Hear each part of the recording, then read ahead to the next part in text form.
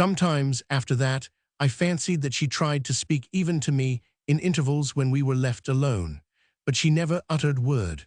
The doctor always had some new project for her participating in amusements away from home with her mother and Mrs. Markleham, who was very fond of amusements and very easily dissatisfied with anything else, entered into them with great goodwill and was loud in her commendations. But Annie, in a spiritless, unhappy way, only went whither she was led and seemed to have no care for anything. I did not know what to think, neither did my aunt, who must have walked, at various times, 100 miles in her uncertainty. What was strangest of all was that the only real relief which seemed to make its way into the secret region of this domestic unhappiness made its way there in the person of Mr. Dick. What his thoughts were on the subject, or what his observation was, I am as unable to explain, as I dare say he would have been to assist me in the task. But as I have recorded in the narrative of my school days, his veneration for the doctor was unbounded, and there is a subtlety of perception in real attachment, even when it is borne towards man by one of the lower animals, which leaves the highest intellect behind. To this mind of the heart, if I may call it so, in Mr. Dick, some bright ray of the truth shot straight. He had proudly resumed his privilege, in many of his spare hours, of walking up and down the garden with the doctor, as he had been accustomed to pace up and down the doctor's walk at Canterbury. But matters were no sooner in this state than he devoted all his spare time and got up earlier to make it more to these perambulations. If he had never been so happy as when the doctor read that marvelous performance, the dictionary, to him, he was now quite miserable unless the doctor pulled it out of his pocket and began. When the doctor and I were engaged, he now fell into the custom of walking up and down with Mrs. Strong and helping her to trim her favorite flowers or weed the beds. I dare say he rarely spoke a dozen words in an hour, but his quiet interest and his wistful face found immediate response in both their breasts. Each knew that the other liked him and that he loved both, and he became what no one else could be, a link between them.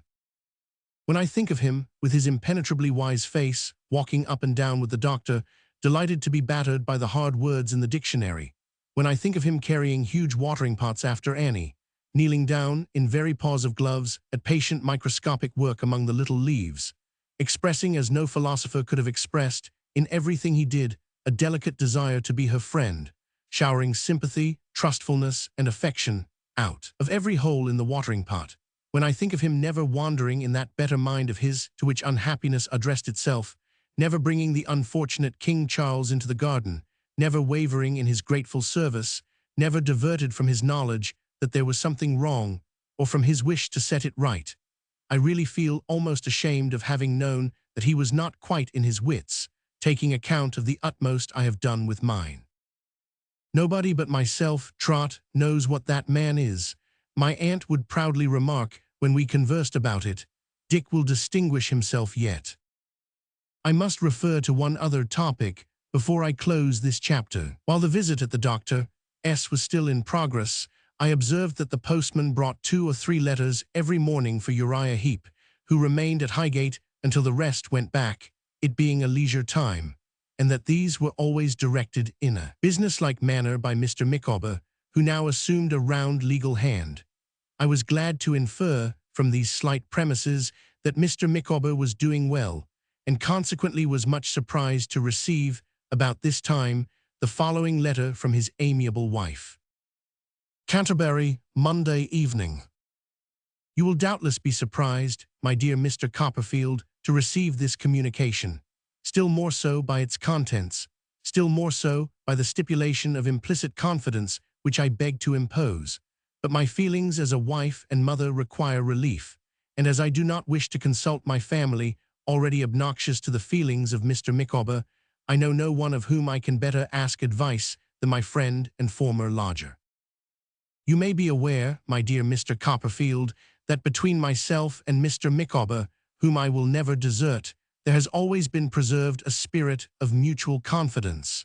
Mr. Micawber may have occasionally given a bill without consulting me, or he may have misled me as to the period when that obligation would become due.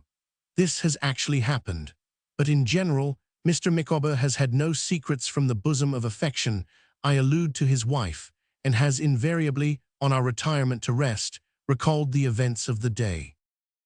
You will picture to yourself, my dear Mr. Copperfield, what the poignancy of my feelings must be when I inform you that Mr. Micawber is entirely changed.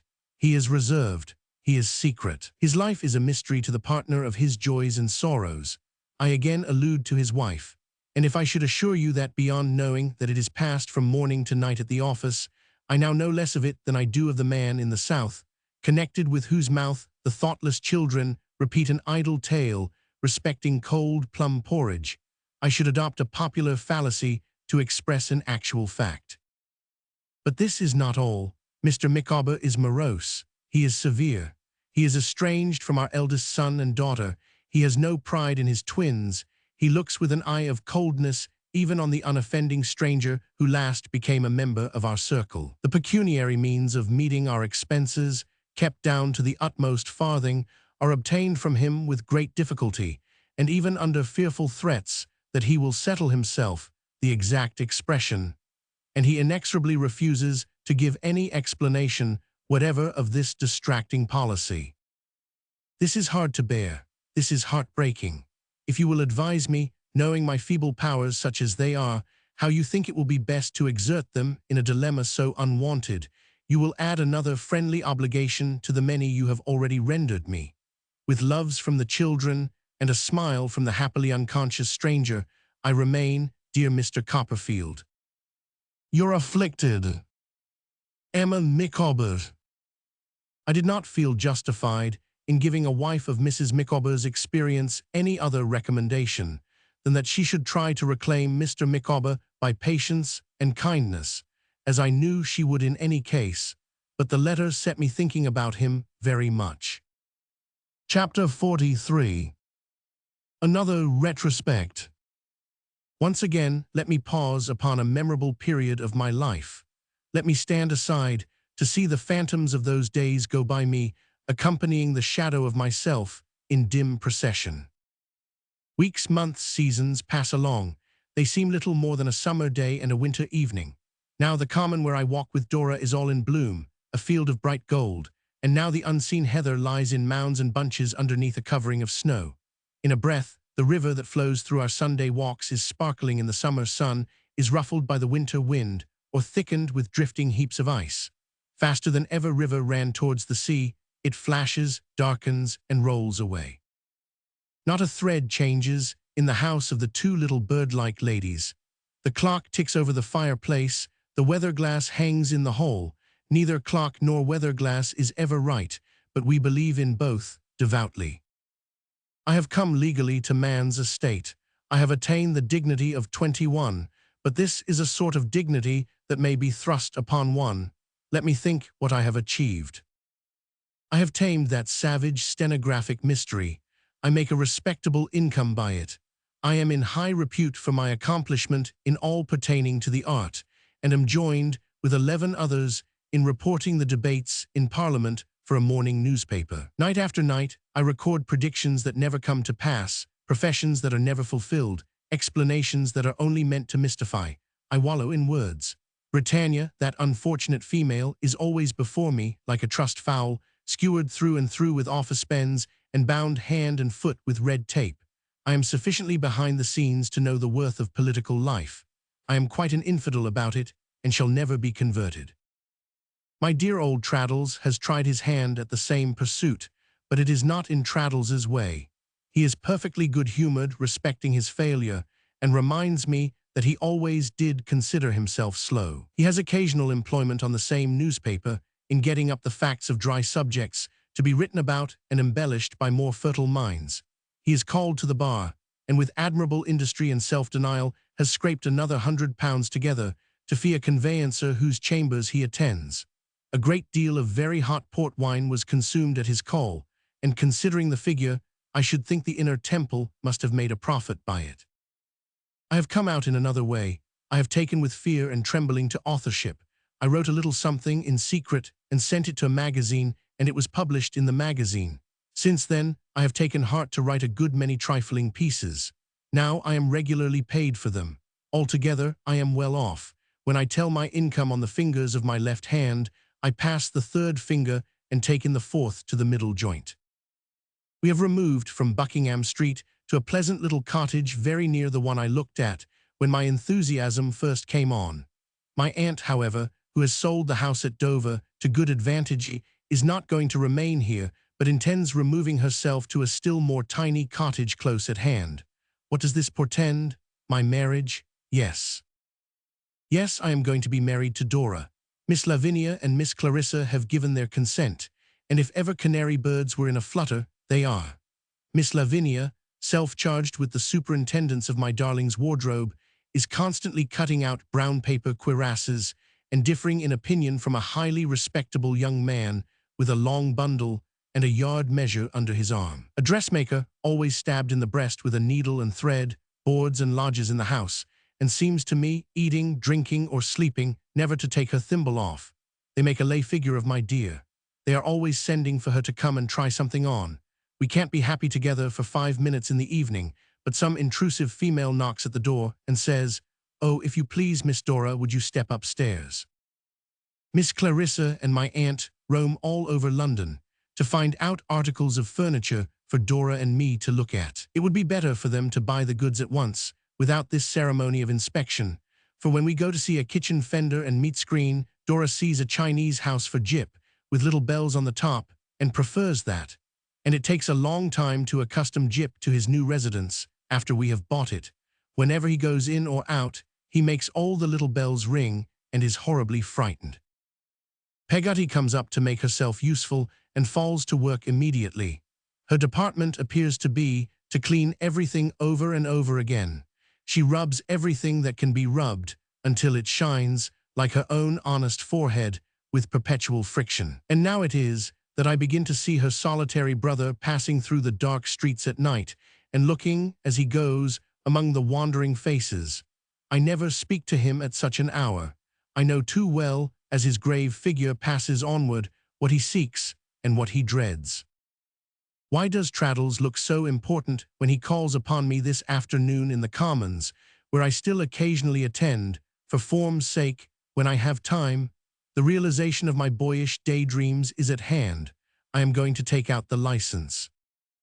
It is a little document to do so much, and Traddles contemplates it as it lies upon my desk, half in admiration, half in awe. There are the names, in the sweet old visionary connection, David Copperfield and Dora Spenlow, and there in the corner is that parental institution, the Stamp Office, which is so benignantly interested in the various transactions of human life, looking down upon our union. And there is the Archbishop of Canterbury invoking a blessing on us in print, and doing it as cheap as could possibly be expected. Nevertheless, I am in a dream, a flustered, happy, hurried dream. I can't believe that it is going to be, and yet I can't believe but that everyone I pass in the street must have some kind of perception that I am to be married the day after tomorrow. The surrogate knows me when I go down to be sworn, and disposes of me easily as if there were a Masonic understanding between us. Traddles is not at all wanted, but is in attendance as my general backer. I hope the next time you come here, my dear fellow, I say to Traddles, it will be on the same errand for yourself, and I hope it will be soon. Thank you for your good wishes, my dear Copperfield, he replies. I hope so too. It's a satisfaction to know that she'll wait for me any length of time, and that she really is the dearest girl. When are you to meet her at the coach? I ask. At 7, says Traddles, looking at his plain old silver watch, the very watch he once took a wheel out of, at school, to make a watermill. That is about Miss Wickfield's time, is it not? A little earlier. Her time is 8:30. I assure you, my dear boy, says Traddles, I am almost as pleased as if I were going to be married myself, to think that this event is coming to such a happy termination. And really the great friendship and consideration of personally associating Sophie with the joyful occasion and inviting her to be a bridesmaid in conjunction with Miss Wickfield demands my warmest thanks. I am extremely sensible of it. I hear him and shake hands with him, and we talk and walk and dine and so on, but I don't believe it. Nothing is real. Sophie arrives at the house of Dora's aunts in due course. She has the most agreeable of faces, not absolutely beautiful, but extraordinarily pleasant, and is one of the most genial, unaffected, frank, engaging creatures I have ever seen. Traddles presents her to us with great pride, and rubs his hands for 10 minutes by the clock, with every individual hair upon his head standing on tiptoe, when I congratulate him in a corner on his choice. I have brought Agnes from the Canterbury coach, and her cheerful and beautiful face is among us for the second time. Agnes has a great liking for Traddles, and it is capital to see them meet, and to observe the glory of Traddles as he commends the dearest girl in the world to her acquaintance. Still, I don't believe it. We have a delightful evening and are supremely happy, but I don't believe it yet. I can't collect myself. I can't check off my happiness as it takes place. I feel in a misty and unsettled kind of state, as if I had got up very early in the morning a week or two ago and had never been to bed since. I can't make out when yesterday was. I seem to have been carrying the license about in my pocket many months. Next day, too, when we all go in a flock to see the house, our house, Dora's and mine, I am quite unable to regard myself as its master. I seem to be there by permission of somebody else. I half expect the real master to come home presently and say he is glad to see me. Such a beautiful little house as it is, with everything so bright and new, with the flowers on the carpets looking as if freshly gathered, and the green leaves on the paper as if they had just come out, with the spotless muslin curtains and the blushing rose-colored furniture, and Dora's garden hat with the blue ribbon. Do I remember now how I loved her in such another hat when I first knew her? Already hanging on its little peg, the guitar case quite at home on its heels in a corner, and everybody tumbling over Jip's pagoda, which is much too big for the establishment. Another happy evening, quite as unreal as all the rest of it, and I steal into the usual room before going away. Dora is not there. I suppose they have not done trying on yet. Miss Lavinia peeps in and tells me mysteriously that she will not be long. She is rather long, notwithstanding, but by and by I hear a rustling at the door and someone taps. I say, "Come in," but someone taps again. I go to the door, wondering who it is. There I meet a pair of bright eyes and a blushing face. They are Dora's eyes and face, and Miss Lavinia has dressed her in tomorrow's dress, bonnet and all, for me to see. I take my little wife to my heart, and Miss Lavinia gives a little scream because I tumble the bonnet, and Dora laughs and cries at once because I am so pleased, and I believe it less than ever. "Do you think it pretty, Dodie?" says Dora. "Pretty? I should rather think I did." "And are you sure you like me very much?" says Dora.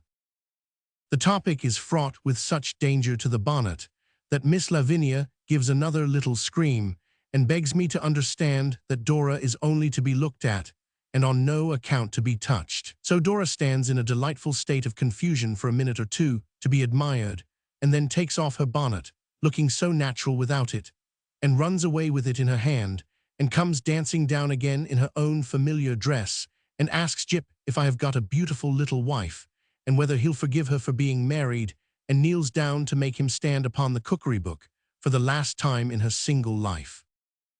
I go home, more incredulous than ever, to a lodging that I have hard by, and get up very early in the morning to ride to the Highgate Road and fetch my aunt.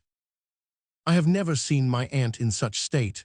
She is dressed in lavender-colored silk and has a white bonnet on and is amazing. Janet has dressed her and is there to look at me. Peggotty is ready to go to church, intending to behold the ceremony from the gallery. Mr. Dick, who is to give my darling to me at the altar, has had his hair curled. Traddles, whom I have taken up by appointment at the turnpike, presents a dazzling combination of cream color and light blue, and both he and Mr. Dick have a general effect about them of being all gloves. No doubt I see this, because I know it is so, but I am astray and seem to see nothing, nor do I believe anything whatever.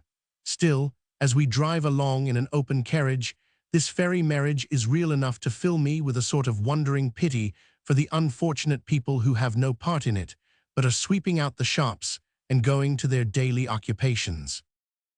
My aunt sits with my hand in hers all the way. When we stop a little way short of the church to put down Peggotty, whom we have brought on the box, she gives it a squeeze and me a kiss. God bless you, Trot. My own boy never could be dearer. I think of poor dear baby this morning. So do I, and of all I owe to you, dear aunt. Tut, child, says my aunt, and gives her hand in overflowing cordiality to Traddles, who then gives his to Mr. Dick, who then gives his to me, who then gives mine to Traddles, and then we come to the church door. The church is calm enough, I am sure, but it might be a steam power loom in full action for any sedative effect it has on me. I am too far gone for that. The rest is all a more or less incoherent dream. A dream of their coming in with Dora, of the pew opener arranging us, like a drill sergeant, before the altar rails, of my wondering, even then, why pew openers must always be the most disagreeable females procurable, and whether there is any religious dread of a disastrous infection of good humor which renders it indispensable to set those vessels of vinegar upon the road to heaven. Of the clergyman and clerk appearing, of a few boatmen and some other people strolling in, of an ancient mariner behind me strongly flavoring the church with rum, of the service beginning in a deep voice and our all being very attentive, of Miss Lavinia, who acts as a semi-auxiliary bridesmaid, being the first to cry, and of her doing homage, as I take it, to the memory of Pidger in sobs, of Miss Clarissa applying a smelling bottle, of Agnes taking care of Dora, of my aunt endeavoring to represent herself as a model of sternness, with tears rolling down her face, of little Dora trembling very much and making her responses in faint whispers, of our kneeling down together, side by side, of Dora's trembling less and less, but always clasping Agnes by the hand, of the service being got through, quietly and gravely, of our all looking at each other in an April state of smiles and tears when it is over, of my young wife being hysterical in the vestry and crying for her poor papa, her dear papa, of her soon cheering up again and our signing the register all round, of my going into the gallery for Peggotty to bring her to sign it, of Peggotty's hugging me in a corner and telling me she saw my own dear mother married, of its being over and our going away, of my walking so proudly and lovingly down the aisle with my sweet wife upon my arm, through a mist of half-seen people, pulpits, monuments, pews, fonts, organs, and church windows, in which there flutter faint airs of association with my childish church at home, so long ago. I am married. Of their whispering as we pass, what a youthful couple we are, and what a pretty little wife she is. Of our all being so merry and talkative in the carriage going back.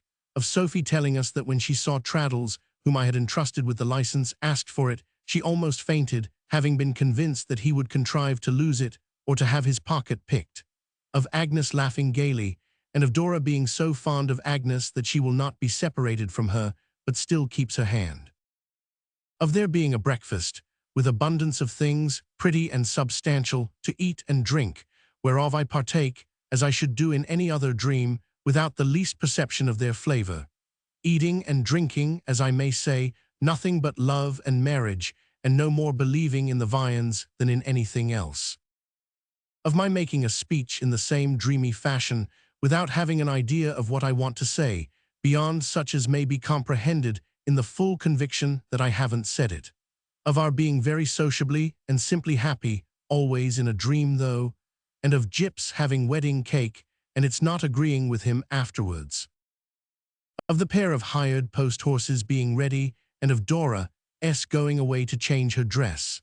Of my aunt and Miss Clarissa remaining with us, and our walking in the garden, and my aunt, who has made quite a speech at breakfast touching Dora's aunts, being mightily amused with herself, but a little proud of it too. Of Dora's being ready, and of Miss Lavinia's hovering about her, loth to lose the pretty toy that has given her so much pleasant occupation. Of Dora's making a long series of surprised discoveries that she has forgotten all sorts of little things, and of everybody's running everywhere to fetch them. Of their all closing about Dora, when at last she begins to say goodbye, looking, with their bright colors and ribbons, like a bed of flowers. Of my darling being almost smothered among the flowers, and coming out, laughing and crying both together, to my jealous arms.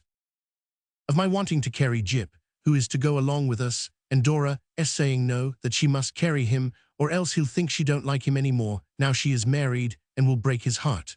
Of our going arm in arm and Dora stopping and looking back and saying, if I have ever been cross or ungrateful to anybody, don't remember it, and bursting into tears. Of her waving her little hand and our going away once more.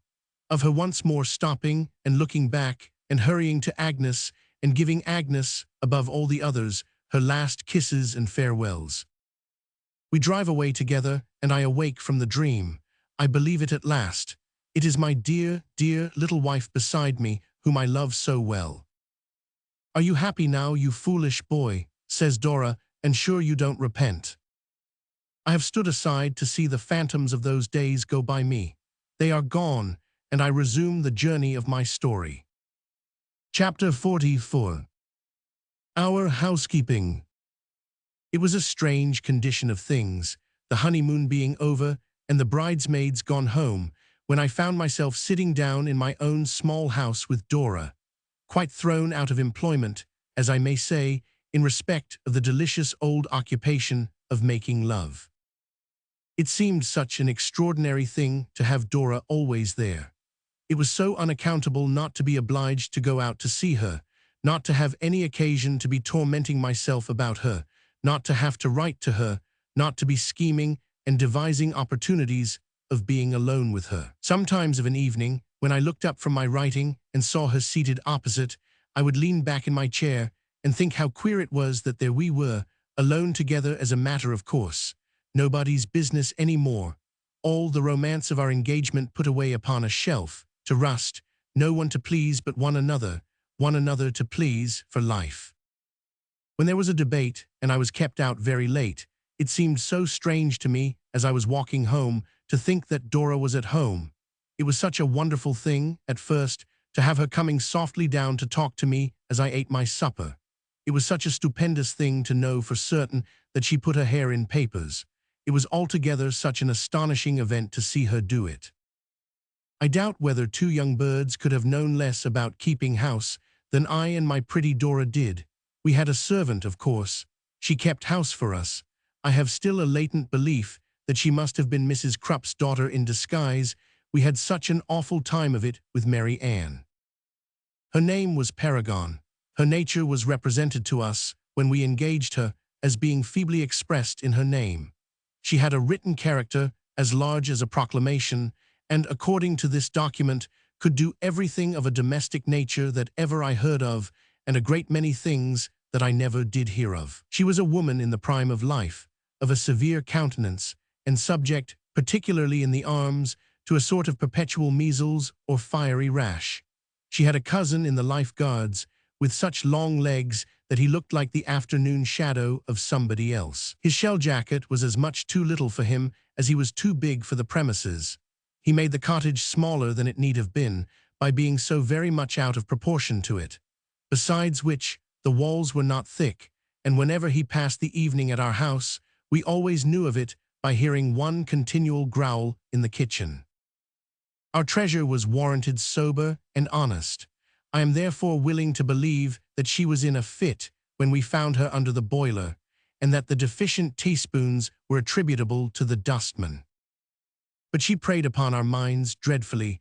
We felt our inexperience and were unable to help ourselves. We should have been at her mercy if she had had any, but she was a remorseless woman and had none. She was the cause of our first little quarrel. "My dearest life," I said one day to Dora, "do you think Mary Ann has any idea of time?" "Why, Dodie?" inquired Dora, looking up innocently from her drawing.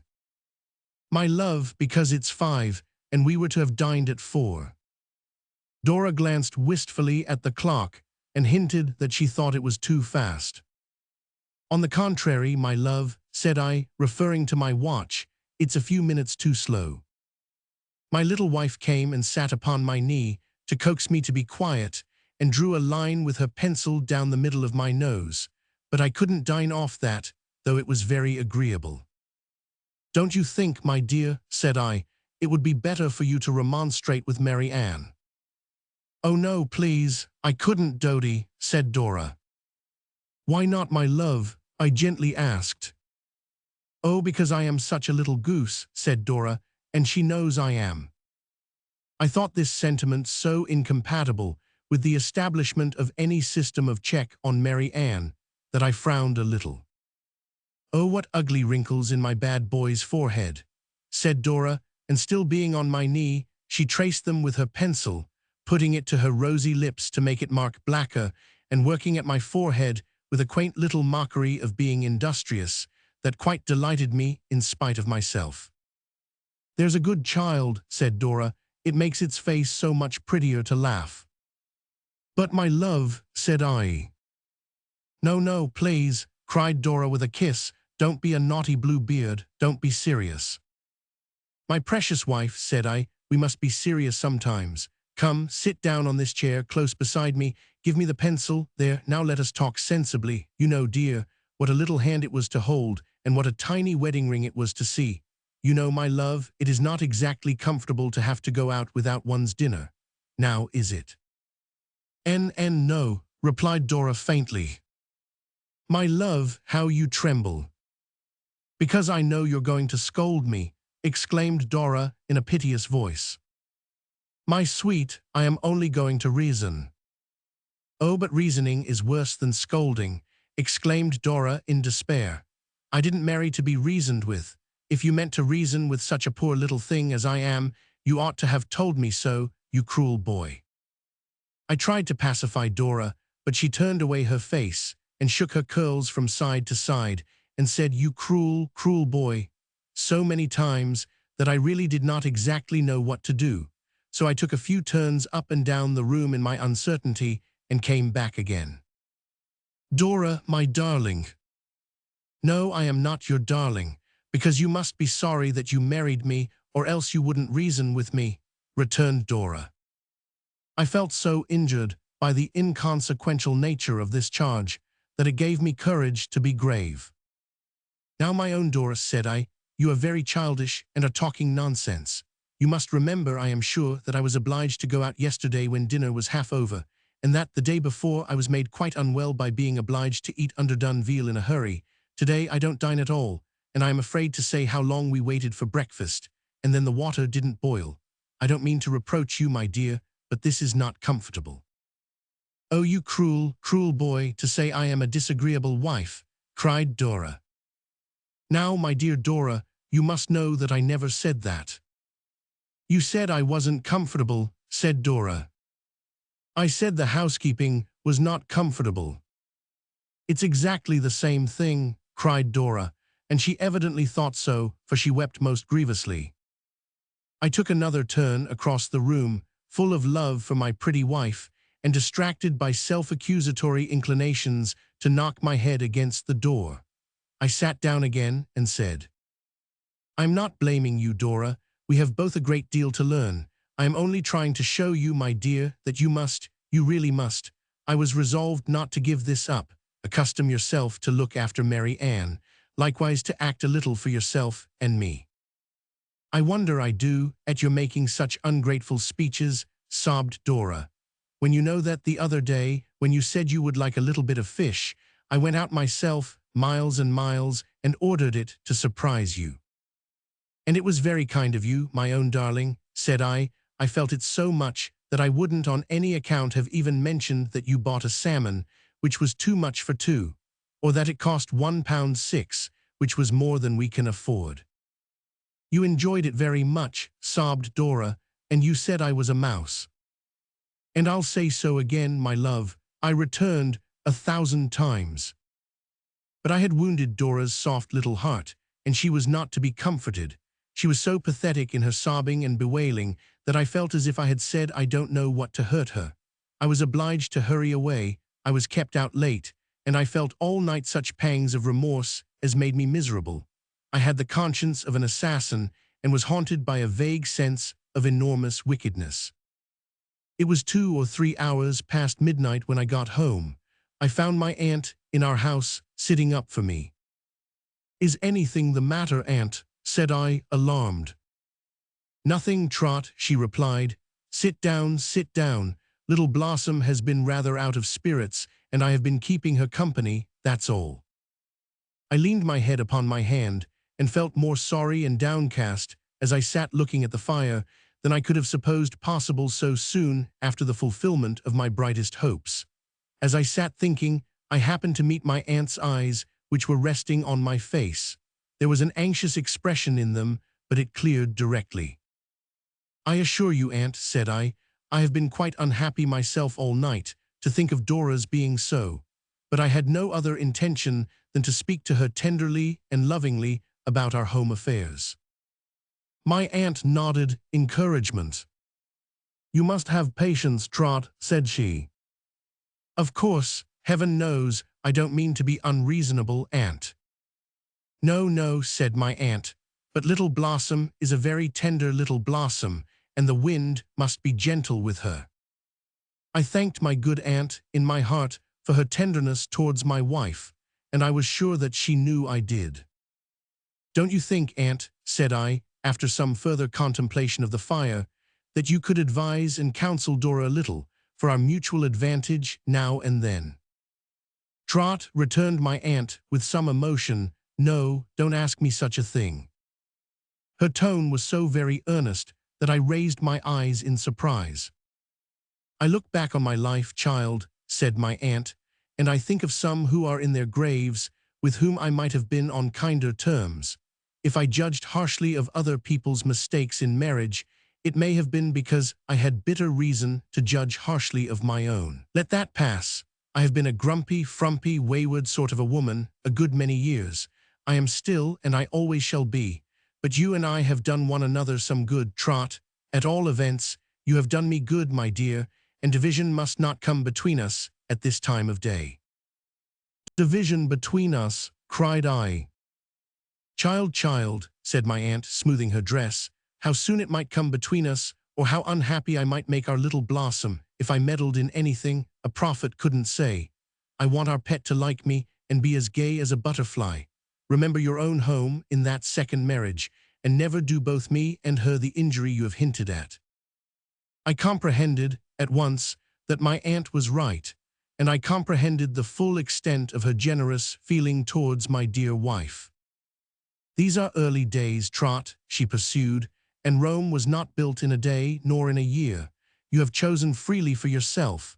A cloud passed over her face for a moment, I thought, "and you have chosen a very pretty and a very affectionate creature. It will be your duty, and it will be your pleasure too, of course I know that. I am not delivering a lecture to estimate her as you chose her by the qualities she has, and not by the qualities she may not have. The latter you must develop in her, if you can. And if you cannot, child," here my aunt rubbed her nose, "you must just accustom yourself to do without 'em. But remember, my dear, your future is between you two. No one can assist you. You are to work it out for yourselves. This is marriage, Trot, and heaven bless you both in it, for a pair of babes in the wood as you are." My aunt said this in a sprightly way, and gave me a kiss to ratify the blessing. "Now," said she, "light my little lantern, and see me into my bandbox by the garden path," for there was a communication between our cottages in that direction. "Give Betsey Trotwood's love to Blossom when you come back, and whatever you do, Trot, never dream of setting Betsey up as a scarecrow, for if I ever saw her in the glass, she's quite grim enough and gaunt enough in her private capacity." With this my aunt tied her head up in a handkerchief, with which she was accustomed to make a bundle of it on such occasions, and I escorted her home. As she stood in her garden, holding up her little lantern to light me back, I thought her observation of me had an anxious air again, but I was too much occupied in pondering on what she had said, and too much impressed, for the first time in reality, by the conviction that Dora and I had indeed to work out our future for ourselves, and that no one could assist us, to take much notice of it. Dora came stealing down in her little slippers to meet me now that I was alone, and cried upon my shoulder and said I had been hard-hearted and she had been naughty, and I said much the same thing in effect, I believe, and we made it up, and agreed that our first little difference was to be our last, and that we were never to have another if we lived 100 years. The next domestic trial we went through was the ordeal of servants. Mary Ann's cousin deserted into our coal hole, and was brought out, to our great amazement, by a piquet of his companions in arms, who took him away handcuffed in a procession that covered our front garden with ignominy. This nerved me to get rid of Mary Ann, who went so mildly on receipt of wages that I was surprised, until I found out about the teaspoons, and also about the little sums she had borrowed in my name of the tradespeople without authority.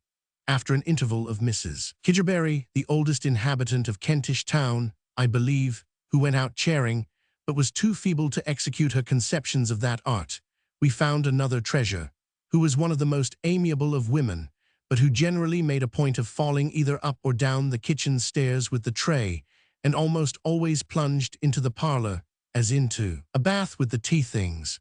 The ravages committed by this unfortunate, rendering her dismissal necessary, she was succeeded, with intervals of Mrs. Kidgerbury, by a long line of incapables, terminating in a young person of genteel appearance who went to Greenwich Fair in Dora's bonnet, after whom I remember nothing but an average equality of failure.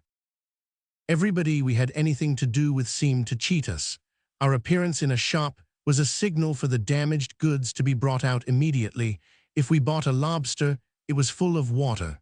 All our meat turned out to be tough, and there was hardly any crust to our loaves. In search of the principle on which joints ought to be roasted enough, and not too much, I myself referred to the cookery book, and found it there established as the allowance of 1/4 of an hour to every pound, and say 1/4 over. But the principle always failed us by some curious fatality, and we never could hit any medium between redness and cinders. I had reason to believe that in accomplishing these failures, we incurred a far greater expense than if we had achieved a series of triumphs. It appeared to me, on looking over the tradesmen's books, as if we might have kept the basement story paved with butter, such was the extensive scale of our consumption of that article. I don't know whether the excise returns of the period may have exhibited any increase in the demand for pepper, but if our performances did not affect the market, I should say several families must have left off using it. And the most wonderful fact of all was that we never had anything in the house. As to the washerwoman pawning the clothes, and coming in a state of penitent intoxication to apologize, I suppose that might have happened several times to anybody. Also the chimney on fire, the parish engine, and perjury on the part of the beadle. But I apprehend that we were personally unfortunate in engaging a servant with a taste for cordials, who swelled our running account for porter at the public-house by such inexplicable items as quartern rum shrub Mrs. C, half-quartern gin and cloves Mrs. C, glass rum and peppermint Mrs. C. The parenthesis always referring to Dora, who was supposed, it appeared on explanation, to have imbibed the whole of these refreshments. One of our first feats in the housekeeping way was a little dinner to Traddles. I met him in town and asked him to walk out with me that afternoon. He readily consenting, I wrote to Dora saying I would bring him home. It was pleasant weather, and on the road we made my domestic happiness the theme of conversation. Traddles was very full of it, and said that, picturing himself with such a home, and Sophie waiting and preparing for him, he could think of nothing wanting to complete his bliss. I could not have wished for a prettier little wife at the opposite end of the table, but I certainly could have wished, when we sate down, for a little more room. I did not know how it was, but though there were only 2 of us, we were at once always cramped for room, and yet had always room enough to lose everything in. I suspect it may have been because nothing had a place of its own, except Jip's pagoda, which invariably blocked up the main thoroughfare. On the present occasion, Traddles was so hemmed in by the pagoda and the guitar case, and Dora's flower painting, and my writing table, that I had serious doubts of the possibility of his using his knife and fork. But he protested, with his own good humor, "Oceans of room, Copperfield. I assure you, oceans." Our housekeeping. There was another thing I could have wished, namely, that Jip had never been encouraged to walk about the tablecloth during dinner. I began to think there was something disorderly in his being there at all, even if he had not been in the habit of putting his foot in the salt or the melted butter. On this occasion, he seemed to think he was introduced expressly to keep Traddles at bay, and he barked at my old friend and made short runs at his plate with such undaunted pertinacity that he may be said to have engrossed the conversation. However, as I knew how tender-hearted my dear Dora was, and how sensitive she would be to any slight upon her favorite, I hinted no objection. For similar reasons, I made no allusion to the skirmishing plates upon the floor, or to the disreputable appearance of the castors, which were all at 6s and 7s, and looked drunk. or to the further blockade of Traddles by wandering vegetable dishes and jugs. I could not help wondering in my own mind, as I contemplated the boiled leg of mutton before me, previous to carving it, how it came to pass that our joints of meat were of such extraordinary shapes, and whether our butcher contracted for all the deformed sheep that came into the world. But I kept my reflections to myself. "My love," said I to Dora, "what have you got in that dish?" I could not imagine why Dora had been making tempting little faces at me, as if she wanted to kiss me. "Oysters, dear," said Dora timidly. "Was that your thought?" said I, delighted. "Yes, Dodie," said Dora. "There never was a happier one," I exclaimed, laying down the carving knife and fork. "There is nothing Traddles likes so much." "Yes, Dodie," said Dora, "and so I bought a beautiful little barrel of them, and the man said they were very good. But I am afraid there's something the matter with them. They don't seem right." Here Dora shook her head, and diamonds twinkled in her eyes. "They are only opened in both shells," said I. "Take the top one off, my love." "But it won't come off," said Dora, trying very hard and looking very much distressed. "Do you know, Copperfield," said Traddles, cheerfully examining the dish, "I think it is in consequence, they are capital oysters, but I think it is in consequence of their never having been opened." They never had been opened, and we had no oyster knives, and couldn't have used them if we had, so we looked at the oysters and ate the mutton. At least we ate as much of it as was done and made up with capers. If I had permitted him, I am satisfied that Traddles would have made a perfect savage of himself and eaten a plateful of raw meat to express enjoyment of the repast. But I would hear of no such immolation on the altar of friendship, and we had a course of bacon instead, there happening, by good fortune, to be cold bacon in the larder. My poor little wife was in such affliction when she thought I should be annoyed, and in such a state of joy when she found I was not, that the discomfiture I had subdued very soon vanished, and we passed a happy evening, Dora sitting with her arm on my chair while Traddles and I discussed a glass of wine, and taking every opportunity of whispering in my ear that it was so good of me not to be a cruel, cross old boy. By and by she made tea for us, which it was so pretty to see her do, as if she were busying herself with a set of dolls' tea things, that I was not particular about the quality of the beverage. Then Traddles and I played a game or two at cribbage, and Dora singing to the guitar the while. It seemed to me as if our courtship and marriage were a tender dream of mine, and the night when I first listened to her voice were not yet over. When Traddles went away, and I came back into the parlor from seeing him out, my wife planted her chair close to mine and sat down by my side. "I am very sorry," she said. "Will you try to teach me, Dodie?" "I must teach myself first, Dora," said I. "I am as bad as you, love." "Ah, but you can learn," she returned, "and you are a clever, clever man." "Nonsense, mouse," said I. "I wish," resumed my wife, after a long silence, "that I could have gone down into the country for a whole year and lived with Agnes." Her hands were clasped upon my shoulder, and her chin rested on them, and her blue eyes looked quietly into mine. "Why so?" I asked. "I think she might have improved me, and I think I might have learnt from her," said Dora. "All in good time, my love. Agnes has had her father to take care of for these many years, you should remember. Even when she was quite a child, she was the Agnes whom we know," said I. "Will you call me a name I want you to call me?" inquired Dora, without moving. "What is it?" I asked with a smile. "It's a stupid name," she said, shaking her curls for a moment. "Childwife." I laughingly asked my childwife what her fancy was in desiring to be so called. She answered without moving, otherwise than as the arm I twined about her may have brought her blue eyes nearer to me. "I don't mean, you silly fellow, that you should use the name instead of Dora. I only mean that you should think of me that way. When you're going to be angry with me, say to yourself, 'It's only my childwife.' When I am very disappointing, say, 'I knew a long time ago that she would make but a childwife.' When you miss what I should like to be, and I think can never be, say, 'Still my foolish childwife loves me,' for indeed I do." I had not been serious with her, having no idea, until now, that she was serious herself. But her affectionate nature was so happy in what I now said to her with my whole heart, that her face became a laughing one before her glittering eyes were dry. She was soon my child wife indeed, sitting down on the floor outside the Chinese house, ringing all the little bells one after another to punish Jip for his recent bad behavior, while Jip lay blinking in the doorway with his head out, even too lazy to be teased. This appeal of Dora's made a strong impression on me. I look back on the time I write of. I invoke the innocent figure that I dearly loved, to come out from the mists and shadows of the past and turn its gentle head towards me once again, and I can still declare that this one little speech was constantly in my memory. I may not have used it to the best account.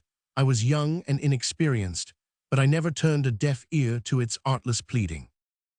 Dora told me, shortly afterwards, that she was going to be a wonderful housekeeper. Accordingly, she polished the tablets, pointed the pencil, bought an immense account book, carefully stitched up with a needle and thread all the leaves of the cookery book which Jip had torn, and made quite a desperate little attempt to be good, as she called it. But the figures had the old obstinate propensity, they would not add up. When she had entered 2 or 3 laborious items in the account book, Jip would walk over the page, wagging his tail, and smear them all out. Her own little right-hand middle finger got steeped to the very bone in ink, and I think that was the only decided result attained. Sometimes, of an evening, when I was at home and at work, for I wrote a good deal now, and was beginning in a small way to be known as a writer, I would lay down my pen and watch my child wife trying to be good. First of all, she would bring out the immense account book and lay it down upon the table with a deep sigh. Then she would open it at the place where Jip had made it illegible last night and call Jip up to look at his misdeeds. This would occasion a diversion in Jip's favor and some inking of his nose, perhaps, as a penalty. Then she would tell Jip to lie down on the table instantly, like a lion, which was one of his tricks, though I cannot say the likeness was striking, and if he were in an obedient humor, he would obey. Then she would take up a pen and begin to write and find a hair in it. Then she would take up another pen and begin to write and find that it spluttered. Then she would take up another pen and begin to write and say in a low voice, "Oh, it's a talking pen and will disturb Dodie." And then she would give it up as a bad job and put the account book away after pretending to crush the lion with it. Or if she were in a very sedate and serious state of mind, she would sit down with the tablets and a little basket of bills and other documents, which looked more like curl papers than anything else, and endeavor to get some result out of them. After severely comparing one with another and making entries on the tablets and blotting them out, and counting all the fingers of her left hand over and over again, backwards and forwards, she would be so vexed and discouraged, and would look so unhappy that it gave me pain to see her bright face clouded, and for me, and I would go softly to her and say, "What's the matter, Dora?" Dora would look up hopelessly and reply, "They won't come right, they make my head ache so, and they won't do anything I want." Then I would say, "Now let us try together, let me show you, Dora."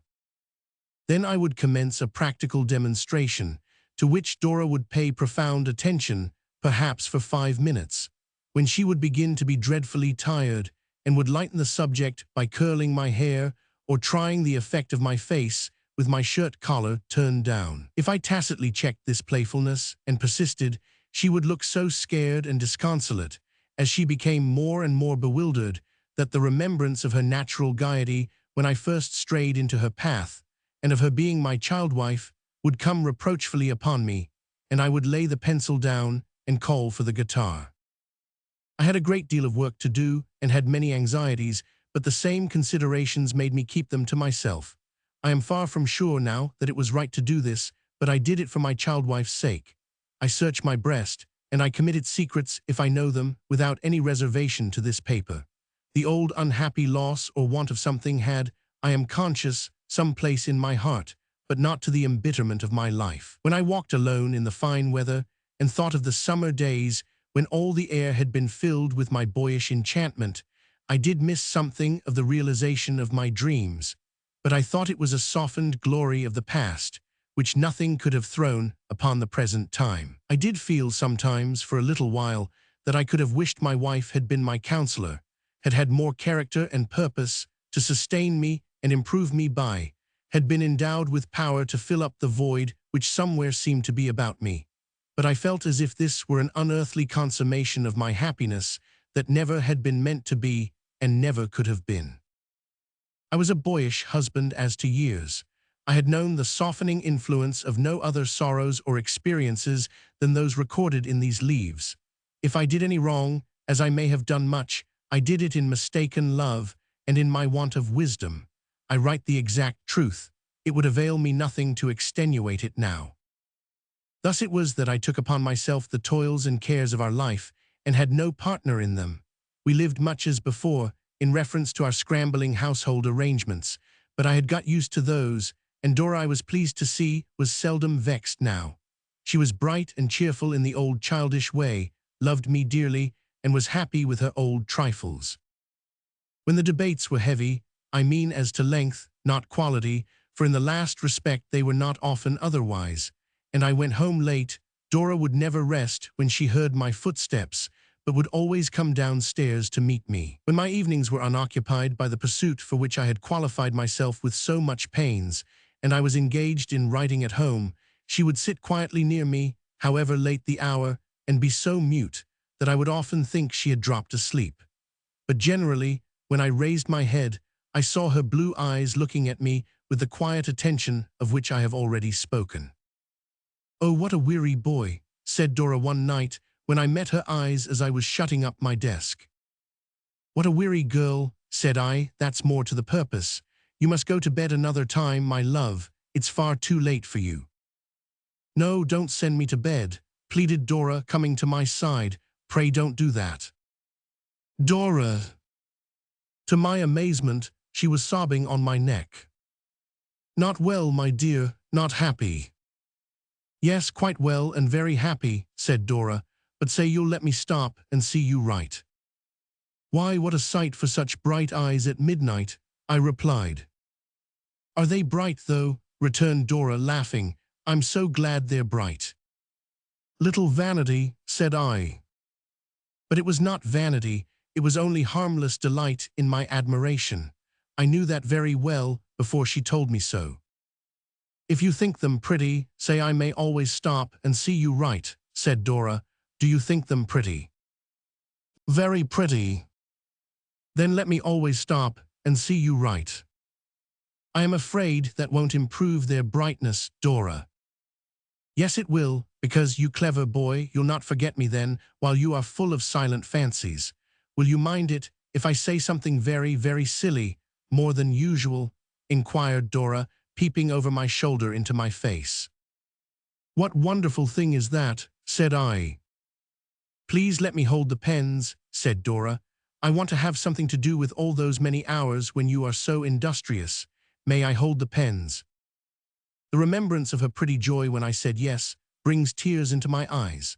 The next time I sat down to write, and regularly afterwards, she sat in her old place with a spare bundle of pens at her side. Her triumph in this connection with my work, and her delight when I wanted a new pen, which I very often feigned to do, suggested to me a new way of pleasing my child wife. I occasionally made a pretense of wanting a page or two of manuscript copied.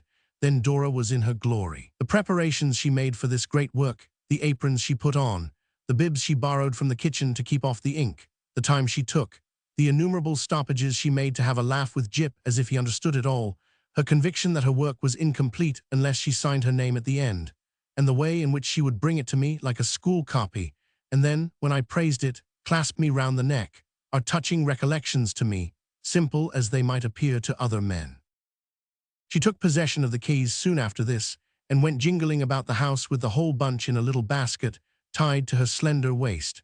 I seldom found that the places to which they belonged were locked, or that they were of any use except as a plaything for Jip, but Dora was pleased, and that pleased me. She was quite satisfied that a good deal was affected by this make-believe of housekeeping, and was as merry as if we had been keeping a baby house for a joke. So we went on. Dora was hardly less affectionate to my aunt than to me, and often told her of the time when she was afraid she was a cross old thing. I never saw my aunt unbend more systematically to anyone. She courted Jip, though Jip never responded. Listened day after day to the guitar, though I am afraid she had no taste for music. Never attacked the incapables, though the temptation must have been severe.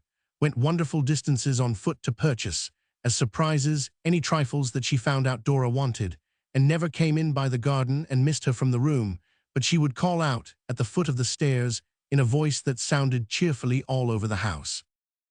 "Where's little Blossom?" Chapter 45.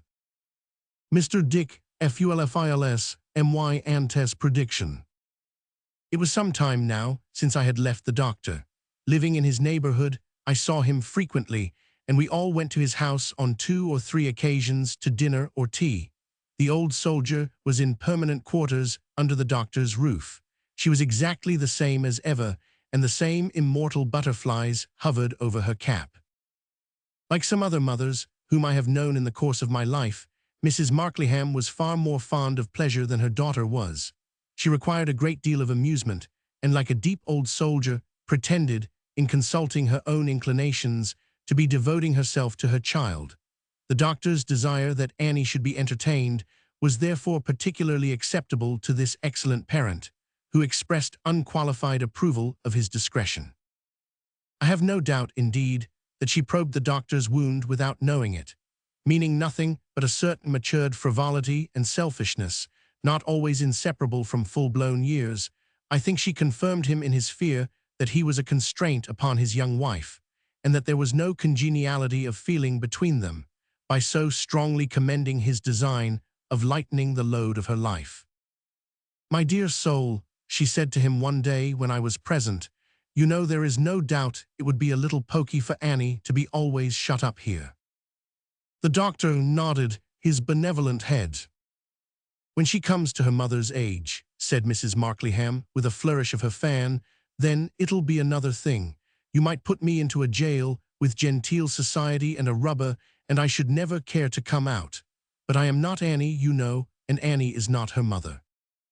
"Surely, surely," said the doctor. "You are the best of creatures. No, I beg your pardon," for the doctor made a gesture of depreciation. "I must say before your face, as I always say behind your back, you are the best of creatures. But of course you don't, now do you, enter into the same pursuits and fancies as Annie?" "No," said the doctor, in a sorrowful tone. "No, of course not," retorted the old soldier. "Take your dictionary, for example. What a useful work a dictionary is. What a necessary work, the meanings of words. Without Dr. Johnson, or somebody of that sort, we might have been at this present moment calling an Italian iron a bedstead. But we can't expect a dictionary, especially when it's making, to interest Annie, can we?" The doctor shook his head.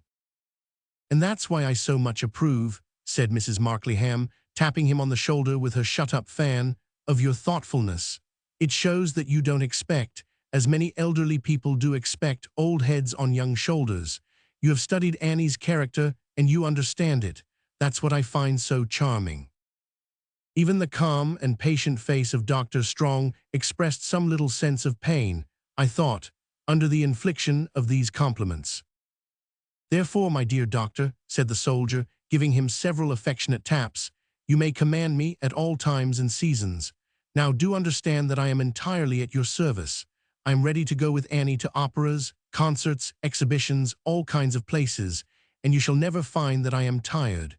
Duty, my dear doctor, before every consideration in the universe." She was as good as her word. She was one of those people who can bear a great deal of pleasure, and she never flinched in her perseverance in the cause. She seldom got hold of the newspaper, which she settled herself down in the softest chair in the house to read through an eyeglass every day for 2 hours, but she found out something that she was certain Annie would like to see.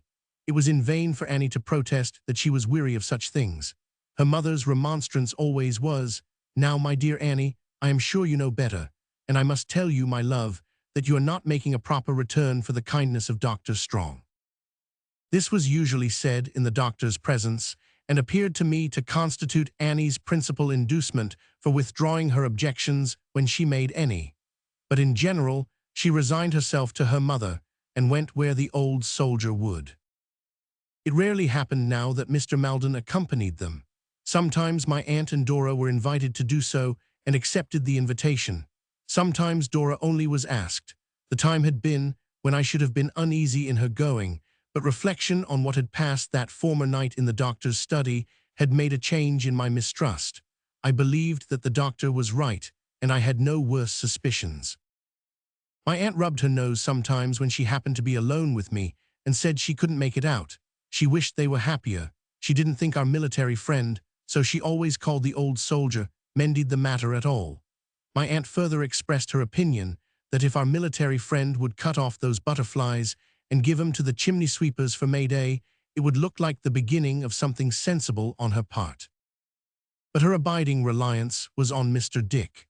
That man had evidently an idea in his head, she said, and if he could only once pen it up into a corner, which was his great difficulty, he would distinguish himself in some extraordinary manner. Unconscious of this prediction, Mr. Dick continued to occupy precisely the same ground in reference to the doctor and to Mrs. Strong. He seemed neither to advance nor to recede. He appeared to have settled into his original foundation, like a building, and I must confess that my faith in his ever-moving was not much greater than if he had been a building. But one night, when I had been married some months, Mr. Dick put his head into the parlor, where I was writing alone, Dora having gone out with my aunt to take tea with the two little birds, and said, with a significant cough, "You couldn't speak to me without inconveniencing yourself, Trotwood, I am afraid." "Certainly, Mr. Dick," said I, "come in." "Trotwood," said Mr. Dick, laying his finger on the side of his nose after he had shaken hands with me, "before I sit down, I wish to make an observation. You know your aunt?" "A little," I replied. "She is the most wonderful woman in the world, sir." After the delivery of this communication, which he shot out of himself as if he were loaded with it, Mr. Dick sat down with greater gravity than usual and looked at me. "Now, boy," said Mr. Dick, "I am going to put a question to you." "As many as you please," said I. "What do you consider me, sir?" asked Mr. Dick, folding his arms. "A dear old friend," said I. "Thank you, Trotwood," returned Mr. Dick, laughing and reaching across in high glee to shake hands with me. "But I mean, boy," resuming his gravity, "what do you consider me in this respect?" touching his forehead. I was puzzled how to answer, but he helped me with a word. "Weak," said Mr. Dick. "Well," I replied dubiously, "rather so." "Exactly," cried Mr. Dick, who seemed quite enchanted by my reply. "That is, Trotwood, when they took some of the trouble out of you-know-whose head and put it you-know-where, there was a—" Mr. Dick made his two hands revolve very fast about each other a great number of times, and then brought them into collision and rolled them over and over one another to express confusion. "There was that sort of thing done to me somehow, eh?" I nodded at him, and he nodded back again. "In short, boy," said Mr. Dick, dropping his voice to a whisper, "I am simple." I would have qualified that conclusion, but he stopped me. "Yes, I am. She pretends I am not. She won't hear of it, but I am. I know I am. If she hadn't stood my friend, sir, I should have been shut up to lead a dismal life these many years. But I'll provide for her. I never spend the copying money. I put it in a box. I have made a will. I'll leave it all to her. She shall be rich, noble." Mr. Dick took out his pocket handkerchief and wiped his eyes. He then folded it up with great care, pressed it smooth between his two hands, put it in his pocket, and seemed to put my aunt away with it. "Now you are a scholar, Trotwood," said Mr. Dick. "You are a fine scholar. You know what a learned man, what a great man the doctor is. You know what honor he has always done me, not proud in his wisdom. Humble, condescending even to poor Dick, who is simple and knows nothing. I have sent his name up on a scrap of paper to the kite along the string when it has been in the sky among the larks. The kite has been glad to receive it, sir, and the sky has been brighter with it." I delighted him by saying, most heartily, that the doctor was deserving of our best respect and highest esteem. "And his beautiful wife is a star," said Mr. Dick. "A shining star. I have seen her shine, sir, but," bringing his chair nearer and laying one hand upon my knee, "clouds, sir, clouds." I answered the solicitude which his face expressed by conveying the same expression into my own and shaking my head. "What clouds?" said Mr. Dick. He looked so wistfully into my face, and was so anxious to understand, that I took great pains to answer him slowly and distinctly, as I might have entered on an explanation to a child. "There is some unfortunate division between them," I replied, "some unhappy cause of separation, a secret. It may be inseparable from the discrepancy in their years. It may have grown up out of almost nothing." Mr. Dick, who told off every sentence with a thoughtful nod, paused when I had done, and sat considering, with his eyes upon my face, and his hand upon my knee. "Doctor not angry with her, Trotwood," he said, after some time. "No, devoted to her." "Then I have got it, boy," said Mr. Dick. The sudden exultation with which he slapped me on the knee and leaned back in his chair, with his eyebrows lifted up as high as he could possibly lift them, made me think him farther out of his wits than ever. He became as suddenly grave again, and leaning forward as before, said, first respectfully taking out his pocket handkerchief, as if it really did represent my aunt, "Most wonderful woman in the world, Trotwood, why has she done nothing to set things right?" "Too delicate and difficult a subject for such interference," I replied. "Fine scholar," said Mr. Dick, touching me with his finger, "why has he done nothing?" "For the same reason," I returned. "Then I have got it, boy," said Mr. Dick, and he stood up before me, more exultingly than before, nodding his head, and striking himself repeatedly upon the breast, until one might have supposed that he had nearly nodded and struck all the breath out of his body. "A poor fellow with a craze, sir," said Mr. Dick. "A simpleton, a weak-minded person, present company, you know, striking himself again, may do what wonderful people may not do. I'll bring them together, boy, I'll try. They'll not blame me, they'll not object to me. They'll not mind what I do if it's wrong. I'm only Mr. Dick. And who minds Dick? Dick's nobody, woo." He blew a slight, contemptuous breath, as if he blew himself away. It was fortunate he had proceeded so far with his mystery, for we heard the coach stop at the little garden gate, which brought my aunt and Dora home. "Not a word, boy," he pursued in a whisper. "Leave all the blame with Dick, simple Dick, mad Dick. I have been thinking, sir, for some time that I was getting it, and now I have got it. After what you have said to me, I am sure I have got it, all right."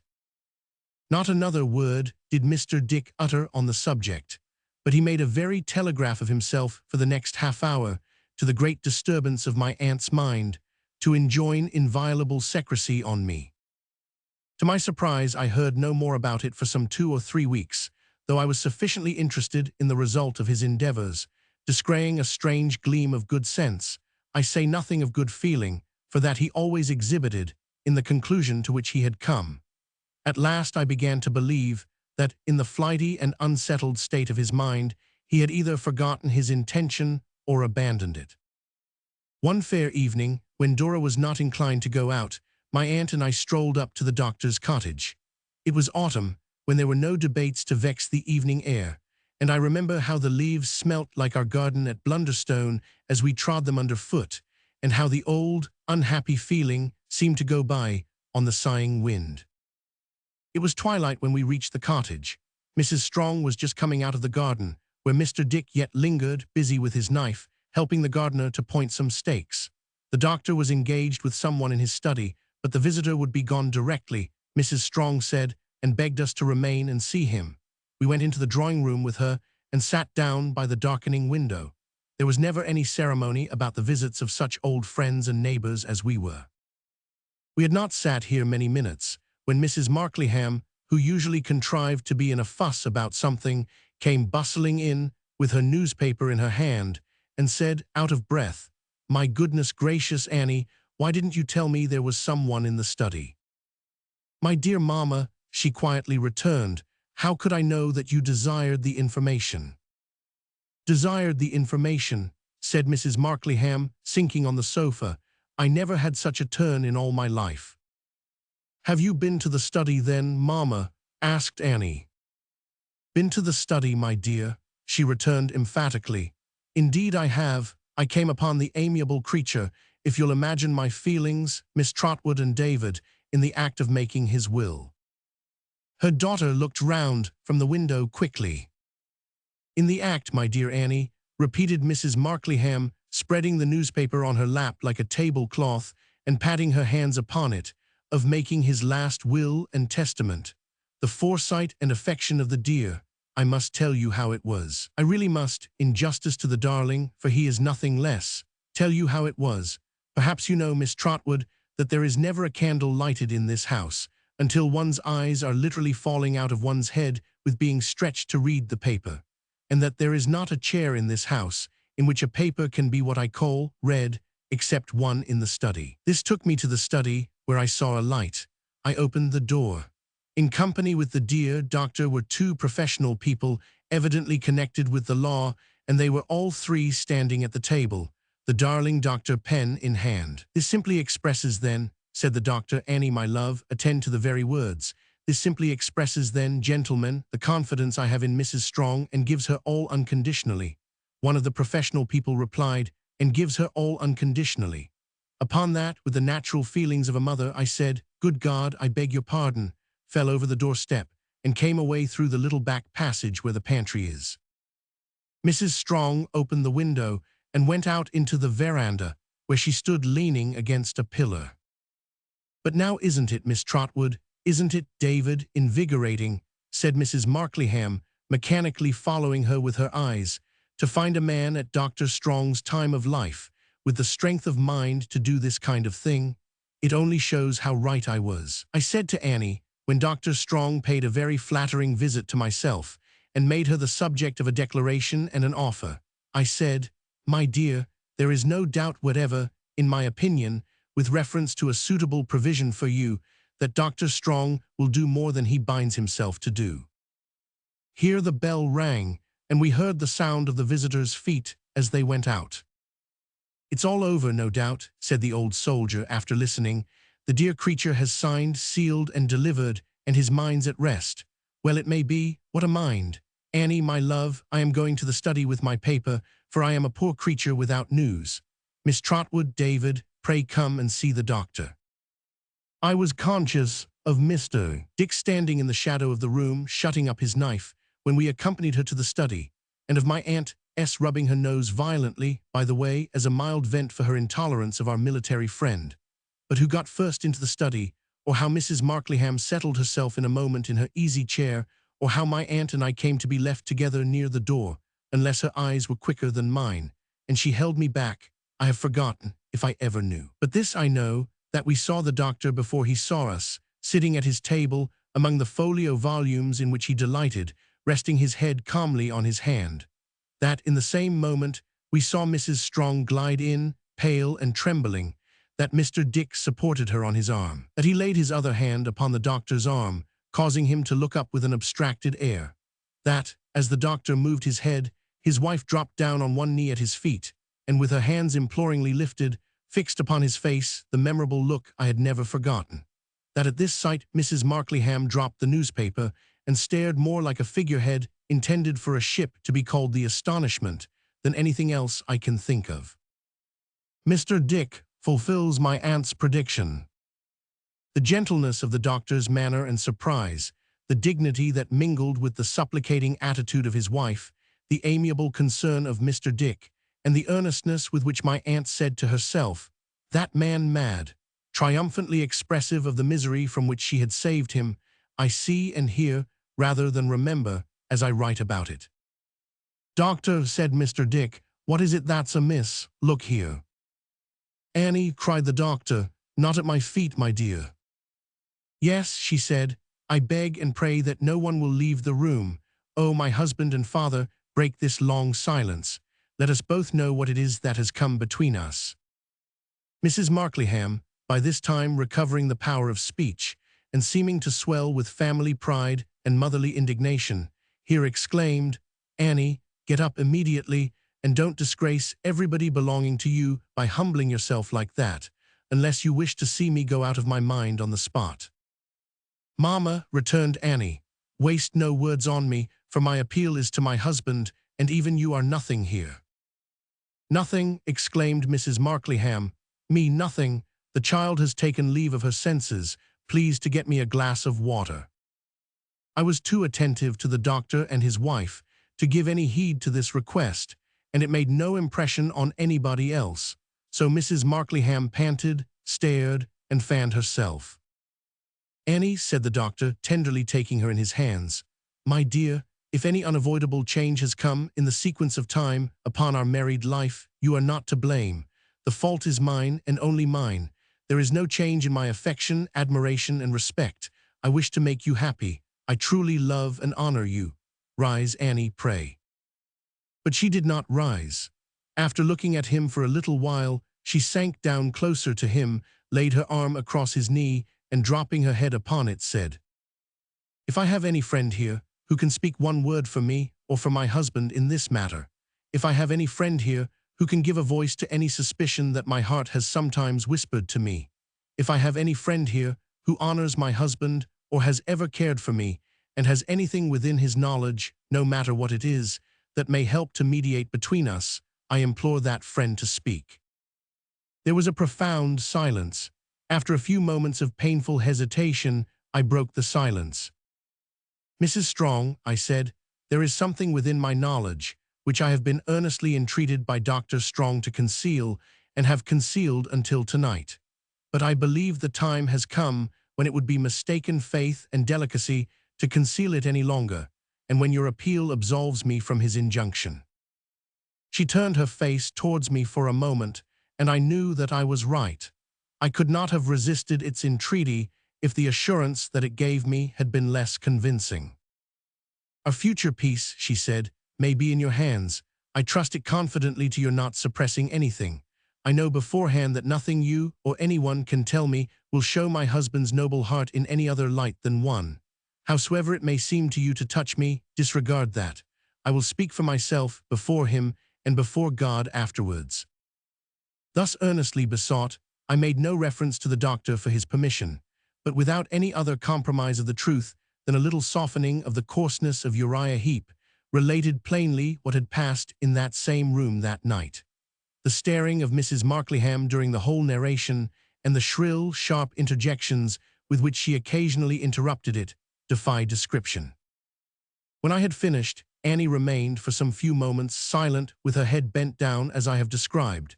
Then she took the doctor's hand, he was sitting in the same attitude as when we had entered the room, and pressed it to her breast and kissed it. Mr. Dick softly raised her, and she stood when she began to speak, leaning on him and looking down upon her husband, from whom she never turned her eyes. "All that has ever been in my mind since I was married," she said in a low, submissive, tender voice, "I will lay bare before you. I could not live and have one reservation, knowing what I know now." "Nay, Annie," said the doctor mildly, "I have never doubted you, my child. There is no need, indeed there is no need, my dear." "There is great need," she answered in the same way, "that I should open my whole heart before the soul of generosity and truth, whom, year by year and day by day, I have loved and venerated more and more, as heaven knows." "Really," interrupted Mrs. Markleham, "if I have any discretion at all." "Which you haven't, you marplot," observed my aunt in an indignant whisper. "I must be permitted to observe that it cannot be requisite to enter into these details." "No one but my husband can judge of that, mamma," said Annie, without removing her eyes from his face, "and he will hear me. If I say anything to give you pain, mamma, forgive me. I have borne pain first, often and long myself." "Upon my word," gasped Mrs. Markleham. "When I was very young," said Annie, "quite a little child, my first associations with knowledge of any kind were inseparable from a patient friend and teacher, the friend of my dead father, who is always dear to me. I can remember nothing that I know without remembering him. He stored my mind with its first treasures and stamped his character upon them all. They never could have been, I think, as good as they have been to me if I had taken them from any other hands." "Makes her mother nothing," exclaimed Mrs. Markleham. "Not so, mamma," said Annie, "but I make him what he was. I must do that. As I grew up, he occupied the same place still. I was proud of his interest, deeply, fondly, gratefully attached to him. I looked up to him. I can hardly describe how, as a father, as a guide, as one whose praise was different from all other praise, as one in whom I could have trusted and confided if I had doubted all the world. You know, mamma, how young and inexperienced I was when you presented him before me of a sudden as a lover. I have mentioned the fact 50 times at least to everybody here, said Mrs. Markleham. Then hold your tongue, for the Lord's sake, and don't mention it any more, muttered my aunt. It was so great a change, so great a loss, I felt it at first, said Annie, still preserving the same look and tone, that I was agitated and distressed. I was but a girl, and when so great a change came in the character in which I had so long looked up to him, I think I was sorry. But nothing could have made him what he used to be again, and I was proud that he should think me so worthy, and we were married. At St. Alphege, Canterbury, observed Mrs. Markleham. Confound the woman, said my aunt, she won't be quiet. I never thought, proceeded Annie, with a heightened colour, of any worldly gain that my husband would bring to me. My young heart had no room in its homage for any such poor reference. Mamma, forgive me when I say that it was you who first presented to my mind the thought that anyone could wrong me and wrong him by such a cruel suspicion. Me, cried Mrs. Markleham.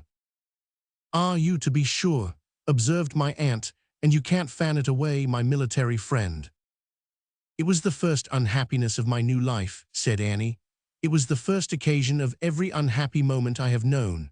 Those moments have been more of late than I can count, but not my generous husband, not for the reason you suppose, for in my heart there is not a thought, a recollection, or a hope that any power could separate from you. She raised her eyes and clasped her hands and looked as beautiful and true, I thought, as any spirit. The doctor looked on her henceforth as steadfastly as she on him. Mamma is blameless, she went on, of having ever urged you for herself, and she is blameless in intention every way, I am sure. But when I saw how many importunate claims that were no claims were pressed upon you in my name, how you were traded on in my name, how generous you were, and how Mr. Wickfield, who had your welfare very much at heart, resented it, the first sense of my exposure to the mean suspicion that my tenderness was bought and sold to you, of all men on earth, fell upon me, like unmerited disgrace, in which I forced you to participate. I cannot tell you what it was, Mamma cannot imagine what it was, to have this dread and trouble always on my mind, yet know in my own soul that on my marriage day I crowned the love and honor of my life. A specimen of the thanks one gets, cried Mrs. Markleham in tears, for taking care of one's family. I wish I was a Turk. I wish you were, with all my heart, and in your native country, said my aunt. It was at that time that Mamma was most solicitous about my cousin Maldon. I had liked him, she spoke softly, but without any hesitation, very much. We had been little lovers once. If circumstances had not happened otherwise, I might have come to persuade myself that I really loved him, and might have married him, and been most wretched.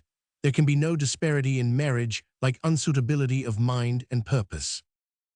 I pondered on those words, even while I was studiously attending to what followed, as if they had some particular interest or some strange application that I could not divine. There can be no disparity in marriage like unsuitability of mind and purpose. No disparity in marriage like unsuitability of mind and purpose. There is nothing, said Annie, that we have in common. I have long found that there is nothing.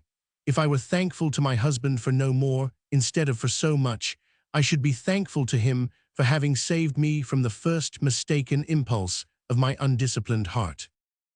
She stood quite still before the doctor and spoke with an earnestness that thrilled me, yet her voice was just as quiet as before.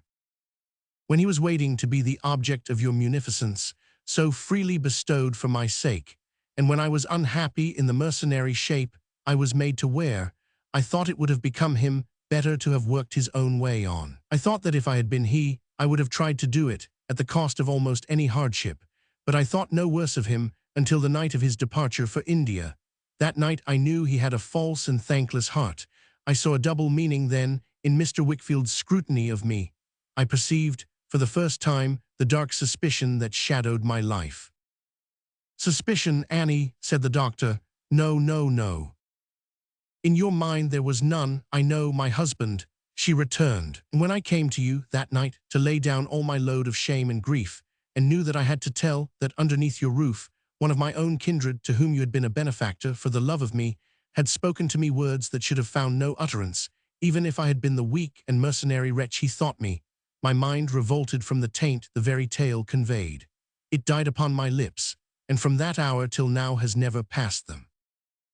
Mrs. Markleham, with a short groan, leaned back in her easy chair, and retired behind her fan, as if she were never coming out any more. I have never, but in your presence, interchanged a word with him from that time, then only when it has been necessary for the avoidance of this explanation. Years have passed since he knew from me what his situation here was. The kindnesses you have secretly done for his advancement, and then disclosed to me, for my surprise and pleasure, have been, you will believe, but aggravations of the unhappiness and burden of my secret. She sunk down gently at the doctor's feet, though he did his utmost to prevent her, and said, looking up tearfully into his face, "Do not speak to me yet. Let me say a little more. Right or wrong, if this were to be done again, I think I should do just the same. You never can know what it was to be devoted to you with those old associations, to find that anyone could be so hard as to suppose that the truth of my heart was bartered away, and to be surrounded by appearances confirming that belief. I was very young and had no adviser. Between Mamma and me, in all relating to you, there was a wide division. If I shrunk into myself, hiding the disrespect I had undergone, it was because I honored you so much, and so much wished that you should honor me." "Annie, my pure heart," said the doctor, "my dear girl. A little more, a very few words more. I used to think there were so many whom you might have married, who would not have brought such charge and trouble on you, and who would have made your home a worthier home. I used to be afraid that I had better have remained your pupil and almost your child. I used to fear that I was so unsuited to your learning and wisdom. If all this made me shrink within myself, as indeed it did, when I had that to tell, it was still because I honored you so much, and hoped that you might one day honor me." "That day has shown this long time, Annie," said the doctor, "and can have but one long night, my dear. Another word, I afterwards meant, steadfastly meant, and purposed to myself, to bear the whole weight of knowing the unworthiness of one to whom you had been so good. And now a last word, dearest and best of friends.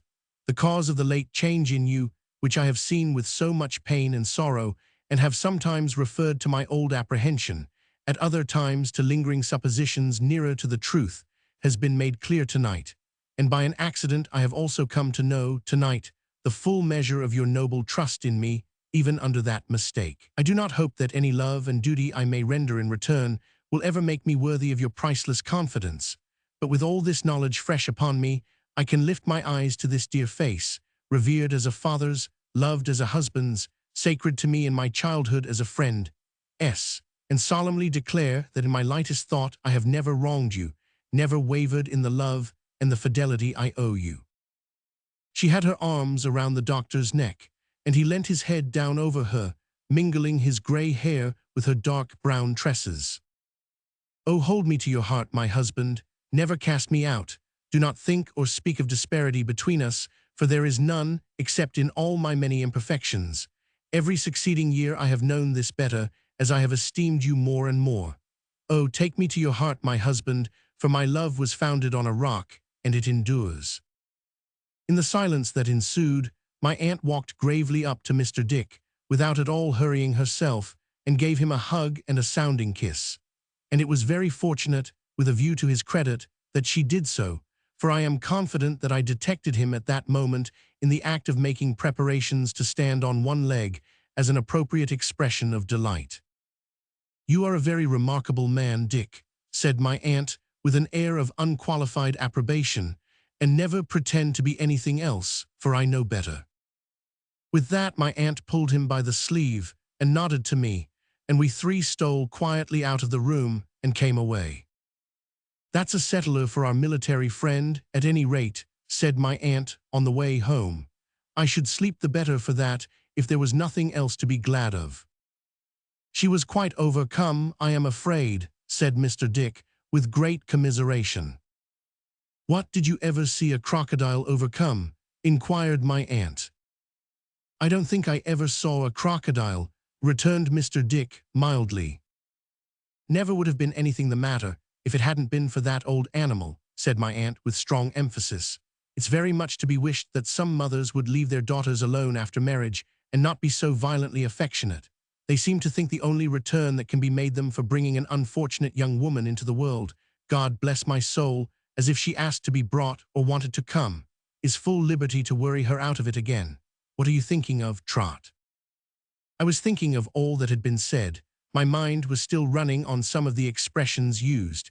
There can be no disparity in marriage like unsuitability of mind and purpose, the first mistaken impulse of an undisciplined heart. My love was founded on a rock, but we were at home, and the trodden leaves were lying underfoot, and the autumn wind was blowing. Chapter 46. Intelligence. I must have been married, if I may trust to my imperfect memory for dates, about a year or so, when one evening, as I was returning from a solitary walk, thinking of the book I was then writing, for my success had steadily increased with my steady application, and I was engaged at that time upon my first work of fiction, I came past Mrs. Steerforth's house. I had often passed it before, during my residence in that neighborhood, though never when I could choose another road. Howbeit, it did sometimes happen that it was not easy to find another without making a long circuit, and so I had passed that way, upon the whole, pretty often. I had never done more than glance at the house, as I went by with a quickened step. It had been uniformly gloomy and dull. None of the best rooms abutted on the road, and the narrow, heavily framed, old-fashioned windows, never cheerful under any circumstances, looked very dismal, close shut, and with their blinds always drawn down. There was a covered way across a little paved court, to an entrance that was never used, and there was one round staircase window, at odds with all the rest, and the only one unshaded by a blind, which had the same unoccupied blank look. I do not remember that I ever saw a light in all the house. If I had been a casual passer-by, I should have probably supposed that some childless person lay dead in it. If I had happily possessed no knowledge of the place, and had seen it often in that changeless state, I should have pleased my fancy with many ingenious speculations, I dare say. As it was, I thought as little of it as I might, but my mind could not go by it and leave it, as my body did, and it usually awakened a long train of meditations. Coming before me, on this particular evening that I mention, mingled with the childish recollections and later fancies, the ghosts of half-formed hopes, the broken shadows of disappointments dimly seen and understood, the blending of experience and imagination, incidental to the occupation with which my thoughts had been busy, it was more than commonly suggestive. I fell into a brown study as I walked on, and a voice at my side made me start. It was a woman's voice, too. I was not long in recollecting Mrs. Steerforth's little parlour-maid, who had formerly worn blue ribbons in her cap. She had taken them out now, to adapt herself, I suppose, to the altered character of the house, and wore but one or two disconsolate bows of sober brown. "If you please, sir, would you have the goodness to walk in and speak to Miss Dartle?" "Has Miss Dartle sent you for me?" I inquired. "Not tonight, sir, but it's just the same. Miss Dartle saw you pass a night or two ago, and I was to sit at work on the staircase, and when I saw you pass again, to ask you to step in and speak to her." I turned back and inquired of my conductor, as we went along, how Mrs. Steerforth was. She said her lady was but poorly, and kept her own room a good deal. When we arrived at the house, I was directed to Miss Dartle in the garden, and left to make my presence known to her myself. She was sitting on a seat at one end of a kind of terrace, overlooking the great city. It was a sombre evening, with a lurid light in the sky, and as I saw the prospect scowling in the distance, with here and there some larger object starting up into the sullen glare, I fancied it was no inapt companion to the memory of this fierce woman. She saw me as I advanced, and rose for a moment to receive me. I thought her then still more colorless and thin than when I had seen her last, the flashing eyes still brighter, and the scars still plainer. Our meeting was not cordial. We had parted angrily on the last occasion, and there was an air of disdain about her which she took no pains to conceal. "I am told you wish to speak to me, Miss Dartle," said I, standing near her, with my hand upon the back of the seat, and declining her gesture of invitation to sit down. "If you please," said she, "pray has this girl been found?" No. And yet she has run away.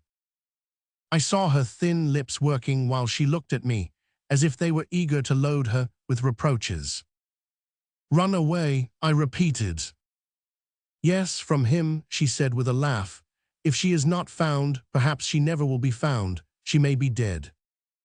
The vaunting cruelty with which she met my glance, I never saw expressed in any other face that ever I have seen. To wish her dead, said I, may be the kindest wish that one of her own sex could bestow upon her. I am glad that time has softened you so much, Miss Dartle. She condescended to make no reply, but turning on me with another scornful laugh, said, The friends of this excellent and much injured young lady are friends of yours. You are their champion and assert their rights. Do you wish to know what is known of her? Yes, said I. She rose with an ill-favored smile, and taking a few steps towards a wall of holly that was near at hand, dividing the lawn from a kitchen garden, said, in a louder voice, Come here, as if she were calling to some unclean beast. You will restrain any demonstrative championship or vengeance in this place, of course, Mr. Copperfield, said she, looking over her shoulder at me with the same expression. I inclined my head without knowing what she meant, and she said, Come here, again, and returned, followed by the respectable Mr. Littimer, who, with undiminished respectability, made me a bow and took up his position behind her. The air of wicked grace, of triumph in which, strange to say, there was yet something feminine and alluring, with which she reclined upon the seat between us and looked at me, was worthy of a cruel princess in a legend. Now, said she imperiously, without glancing at him, and touching the old wound as it throbbed, perhaps, in this instance, with pleasure rather than pain, tell Mr. Copperfield about the flight. Mr. James and myself, ma'am.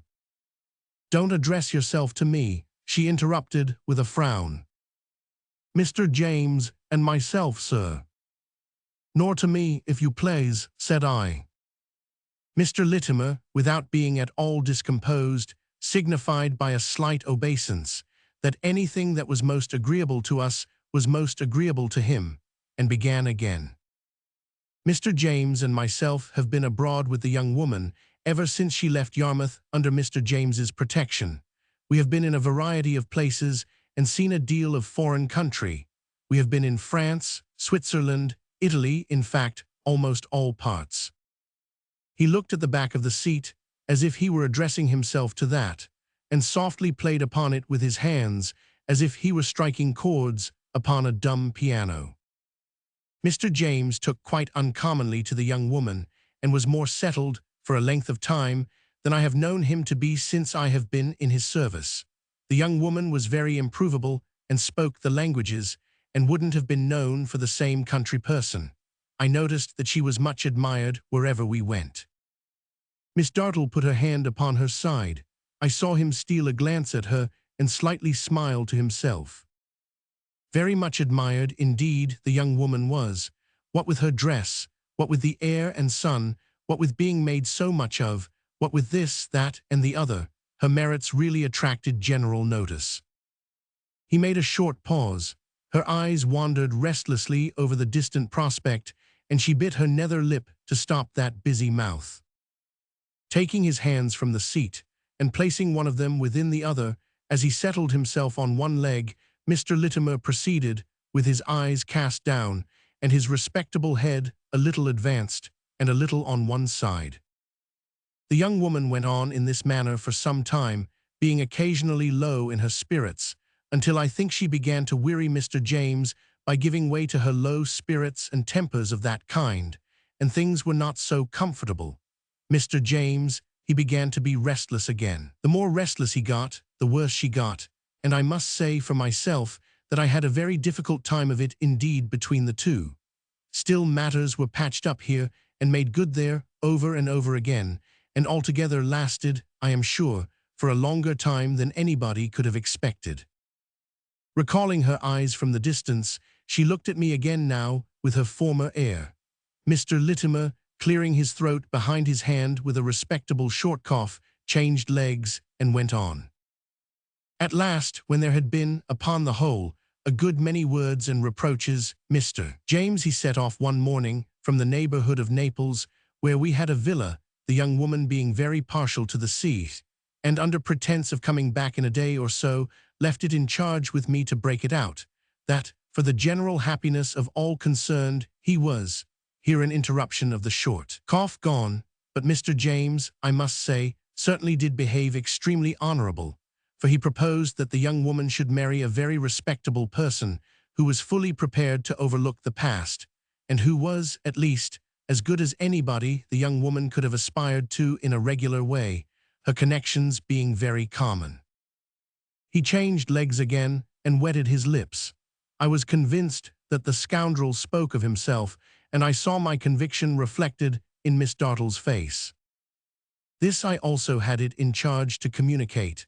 I was willing to do anything to relieve Mr. James from his difficulty and to restore harmony between himself and an affectionate parent who has undergone so much on his account. Therefore, I undertook the commission. The young woman's violence when she came to, after I broke the fact of his departure, was beyond all expectations. She was quite mad and had to be held by force, or, if she couldn't have got to a knife or got to the sea, she'd have beaten her head against the marble floor. Miss Dartle, leaning back upon the seat, with a light of exultation in her face, seemed almost to caress the sounds this fellow had uttered. But when I came to the second part of what had been entrusted to me, said Mr. Littimer, rubbing his hands uneasily, which anybody might have supposed would have been, at all events, appreciated as a kind intention, then the young woman came out in her true colors. A more outrageous person I never did see. Her conduct was surprisingly bad. She had no more gratitude, no more feeling, no more patience, no more reason in her than a stock or a stone. If I hadn't been upon my guard, I am convinced she would have had my blood. I think the better of her for it, said I, indignantly. Mr. Littimer bent his head, as much as to say, indeed, sir, but you're young, and resumed his narrative. It was necessary, in short, for a time, to take away everything nigh her that she could do herself, or anybody else, an injury with, and to shut her up close. Notwithstanding which, she got out in the night, forced the lattice of a window that I had nailed up myself, dropped on a vine that was trailed below, and never has been seen or heard of to my knowledge since. She is dead, perhaps, said Miss Dartle, with a smile, as if she could have spurned the body of the ruined girl. She may have drowned herself, miss, returned Mr. Littimer, catching at an excuse for addressing himself to somebody. It's very possible, or she may have had assistance from the boatmen and the boatmen's wives and children. Being given to low company, she was very much in the habit of talking to them on the beach, Miss Dartle, and sitting by their boats. I have known her do it, when Mr. James has been away whole days. Mr. James was far from pleased to find out once that she had told the children she was a boatman's daughter, and that in her own country, long ago, she had roamed about the beach like them. Oh, Emily, unhappy beauty, what a picture rose before me of her sitting on the far-off shore, among the children like herself when she was innocent, listening to little voices such as might have called her mother had she been a poor man's wife, and to the great voice of the sea with its eternal nevermore. When it was clear that nothing could be done, Miss Dartle. Did I tell you not to speak to me? She said, with stern contempt. You spoke to me, miss, he replied. I beg your pardon, but it's my service to obey. Do your service, she returned. Finish your story and go. When it was clear, he said, with infinite respectability and an obedient bow, that she was not to be found, I went to Mr. James, at the place where it had been agreed that I should write to him, and informed him of what had occurred. Words passed between us in consequence, and I felt it due to my character to leave him. I could bear, and I have borne, a great deal from Mr. James, but he insulted me too far. He hurt me. Knowing the unfortunate difference between himself and his mother, and what her anxiety of mind was likely to be, I took the liberty of coming home to England and relating. For money which I paid him, said Miss Dartle to me. Just so, ma'am, and relating what I knew. I am not aware, said Mr. Littimer, after a moment's reflection, that there is anything else. I am at present out of employment, and should be happy to meet with a respectable situation. Miss Dartle glanced at me as though she would inquire if there were anything that I desired to ask. As there was something which had occurred to my mind, I said in reply, "I could wish to know from this creature." I could not bring myself to utter any more conciliatory word, whether they intercepted a letter that was written to her from home, or whether he supposes that she received it. He remained calm and silent, with his eyes fixed on the ground, and the tip of every finger of his right hand delicately poised against the tip of every finger of his left. Miss Dartle turned her head disdainfully towards him. "I beg your pardon, miss," he said, awakening from his abstraction, "but however submissive to you, I have my position, though a servant. Mr. Copperfield and you, miss, are different people. If Mr. Copperfield wishes to know anything from me, I take the liberty of reminding Mr. Copperfield that he can put a question to me. I have a character to maintain." After a momentary struggle with myself, I turned my eyes upon him and said, "You have heard my question. Consider it addressed to yourself, if you choose. What answer do you make?" "Sir," he rejoined, with an occasional separation and reunion of those delicate tips, "my answer must be qualified, because to betray Mr. James's confidence to his mother and to betray it to you are two different actions. It is not probable, I consider, that Mr. James would encourage the receipt of letters likely to increase low spirits and unpleasantness, but further than that, sir, I should wish to avoid going." "Is that all?" inquired Miss Dartle of me. I indicated that I had nothing more to say, except, I added, as I saw him moving off, that I understand this fellow's part in the wicked story, and that, as I shall make it known to the honest man who has been her father from her childhood, I would recommend him to avoid going too much into public. He had stopped the moment I began, and had listened with his usual repose of manner. "Thank you, sir, but you'll excuse me if I say, sir, that there are neither slaves nor slave drivers in this country, and that people are not allowed to take the law into their own hands. If they do, it is more to their own peril, I believe, than to other people's. Consequently speaking, I am not at all afraid of going wherever I may wish, sir." With that he made me a polite bow, and with another to Miss Dartle, went away through the arch in the wall of holly by which he had come. Miss Dartle and I regarded each other for a little while in silence, her manner being exactly what it was when she had produced the man. "He says besides," she observed with a slow curling of her lip, "that his master, as he hears, is coasting Spain, and this done is a way to gratify his seafaring tastes till he is weary. But that is of no interest to you. Between these two proud persons, mother and son, there is a wider breach than before, and little hope of its healing, for they are one at heart, and time makes each more obstinate and imperious.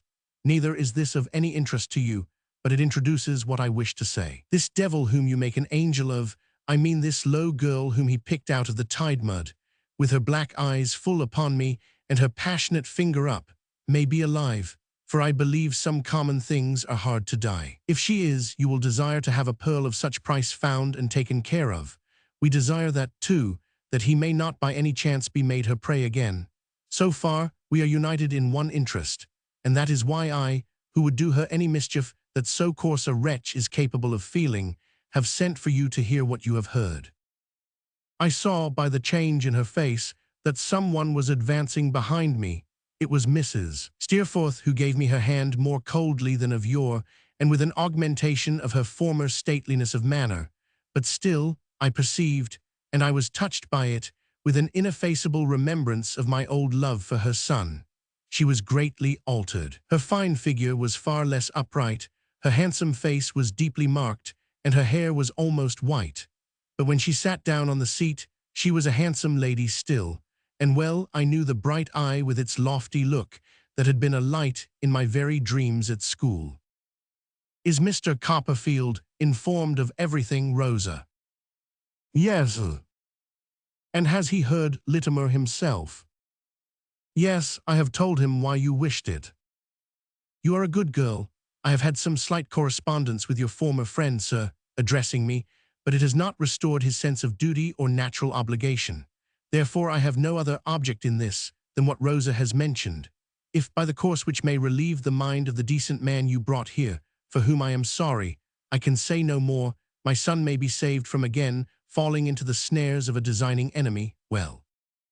She drew herself up and sat looking straight before her, far away. "Madam," I said respectfully, "I understand. I assure you I am in no danger of putting any strained construction on your motives. But I must say, even to you, having known this injured family from childhood, that if you suppose the girl, so deeply wronged, has not been cruelly deluded, and would not rather die 100 deaths than take a cup of water from your son's hand now, you cherish a terrible mistake." "Well, Rosa, well," said Mrs. Steerforth, as the other was about to interpose, "it is no matter, let it be. You are married, sir, I am told." I answered that I had been some time married. "And are doing well. I hear little in the quiet life I led, but I understand you are beginning to be famous." "I have been very fortunate," I said, "and find my name connected with some praise." "You have no mother," in a softened voice. "No." "It is a pity," she returned. "She would have been proud of you. Good night." I took the hand she held out with a dignified, unbending air, and it was as calm in mine as if her breast had been at peace. Her pride could still its very pulses, it appeared, and draw the placid veil before her face, through which she sat looking straight before her on the far distance. As I moved away from them along the terrace, I could not help observing how steadily they both sat gazing on the prospect, and how it thickened and closed around them. Here and there, some early lamps were seen to twinkle in the distant city, and in the eastern quarter of the sky the lurid light still hovered. But from the greater part of the broad valley interposed, a mist was rising like a sea, which, mingling with the darkness, made it seem as if the gathering waters would encompass them. I have reason to remember this, and think of it with awe, for before I looked upon those two again, a stormy sea had risen to their feet. Reflecting on what had been thus told me, I felt it right that it should be communicated to Mr. Peggotty. On the following evening I went into London in quest of him. He was always wandering about from place to place, with his one object of recovering his niece before him, but was more in London than elsewhere. Often and often now had I seen him in the dead of night passing along the streets, searching, among the few who loitered out of doors at those untimely hours, for what he dreaded to find. He kept a lodging over the little chandler's shop in Hungerford Market, which I have had occasion to mention more than once, and from which he first went forth upon his errand of mercy. Hither I directed my walk. On making inquiry for him, I learned from the people of the house that he had not gone out yet, and I should find him in his room upstairs. He was sitting reading by a window in which he kept a few plants. The room was very neat and orderly. I saw in a moment that it was always kept prepared for her reception, and that he never went out, but he thought it possible he might bring her home. He had not heard my tap at the door, and only raised his eyes when I laid my hand upon his shoulder. "Mas'r Davy, thank ye, sir, thank ye hearty for this visit. Sit ye down, you're kindly welcome, sir." "Mr. Peggotty," said I, taking the chair he handed me, "don't expect much. I have heard some news." "Of Em'ly." He put his hand, in a nervous manner, on his mouth, and turned pale as he fixed his eyes on mine. "It gives no clue to where she is, but she is not with him." He sat down, looking intently at me, and listened in profound silence to all I had to tell. I well remember the sense of dignity, beauty even, with which the patient gravity of his face impressed me, when, having gradually removed his eyes from mine, he sat looking downward, leaning his forehead on his hand. He offered no interruption, but remained throughout perfectly still. He seemed to pursue her figure through the narrative, and to let every other shape go by him, as if it were nothing. When I had done, he shaded his face, and continued silent. I looked out of the window for a little while, and occupied myself with the plants. "How do you fare to feel about it, Mas'r Davy?" he inquired at length. "I think that she is living," I replied. "I don't know, maybe the first shock was too rough, and in the wildness of her art, that there blue water as she used to speak on, could she have thought that so many year, because it was to be her grave." He said this, musing, in a low, frightened voice, and walked across the little room. "And yet," he added, "Mas'r Davy, I have felt so sure as she was living, I have knowed, awake and sleeping, as it was so true that I should find her. I have been so led on by it, and held up by it, that I don't believe I can have been deceived. No, Emly's alive." He put his hand down firmly on the table, and set his sunburnt face into a resolute expression. "My niece Emly is alive, sir," he said steadfastly. "I don't know where it comes from or how 'tis, but I am told as she's alive." He looked almost like a man inspired as he said it. I waited for a few moments until he could give me his undivided attention, and then proceeded to explain the precaution that it had occurred to me last night it would be wise to take. "Now, my dear friend," I began. Thank ye, kind sir," he said, grasping my hand in both of his. "If she should make her way to London, which is likely, for where could she lose herself so readily as in this vast city, and what would she wish to do but lose and hide herself if she does not go home?" "And she won't go home," he interposed, shaking his head mournfully. "If she had left of her own accord, she might, not as 'twas, sir." "If she should come here," said I believe there is one person here more likely to discover her than any other in the world. Do you remember, hear what I say, with fortitude, think of your great object. Do you remember Martha of our town?" I needed no other answer than his face. "Do you know that she is in London?" "I have seen her in the streets," he answered with a shiver. "But you don't know," said I, "that Emily was charitable to her with Ham's help long before she fled from home, nor that when we met one night and spoke together in the room yonder over the way, she listened at the door." "Mas'r Davy," he replied in astonishment, "that night when it snewed so hard." "That night I have never seen her since. I went back after parting from you to speak to her, but she was gone. I was unwilling to mention her to you then, and I am now, but she is the person of whom I speak, and with whom I think we should communicate. Do you understand?" "Too well, sir," he replied. We had sunk our voices almost to a whisper and continued to speak in that tone. "You say you have seen her.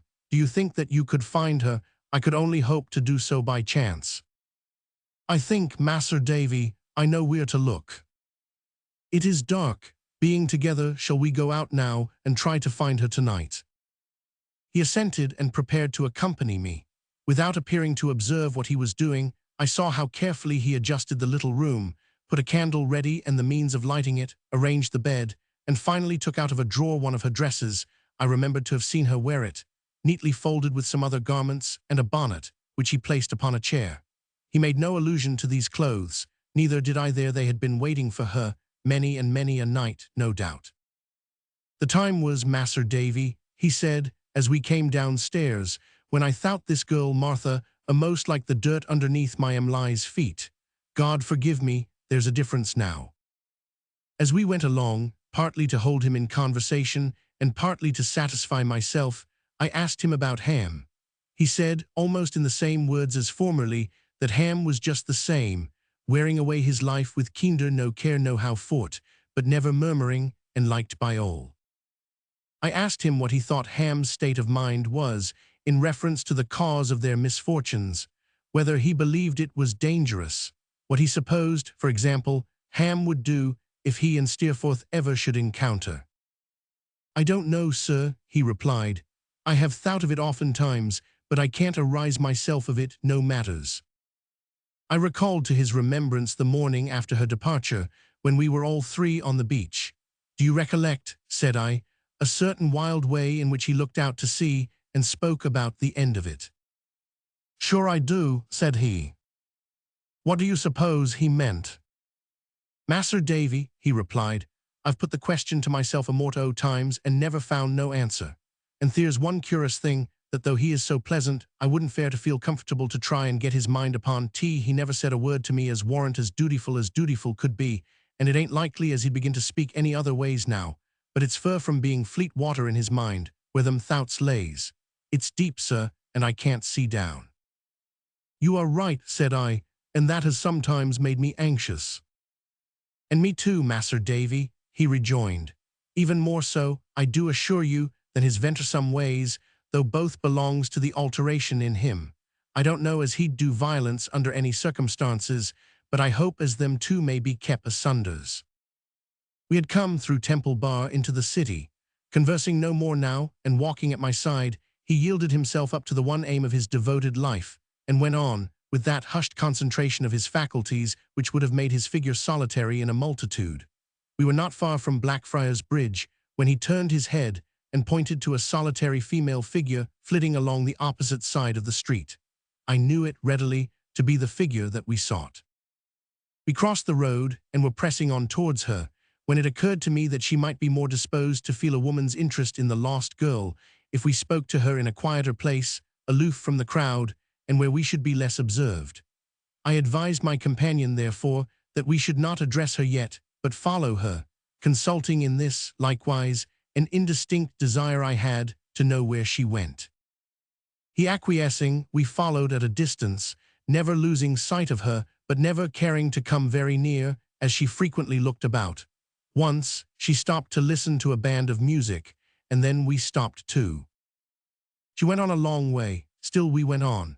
It was evident from the manner in which she held her course that she was going to some fixed destination, and this and her keeping in the busy streets, and I suppose the strange fascination in the secrecy and mystery of so following anyone, made me adhere to my first purpose.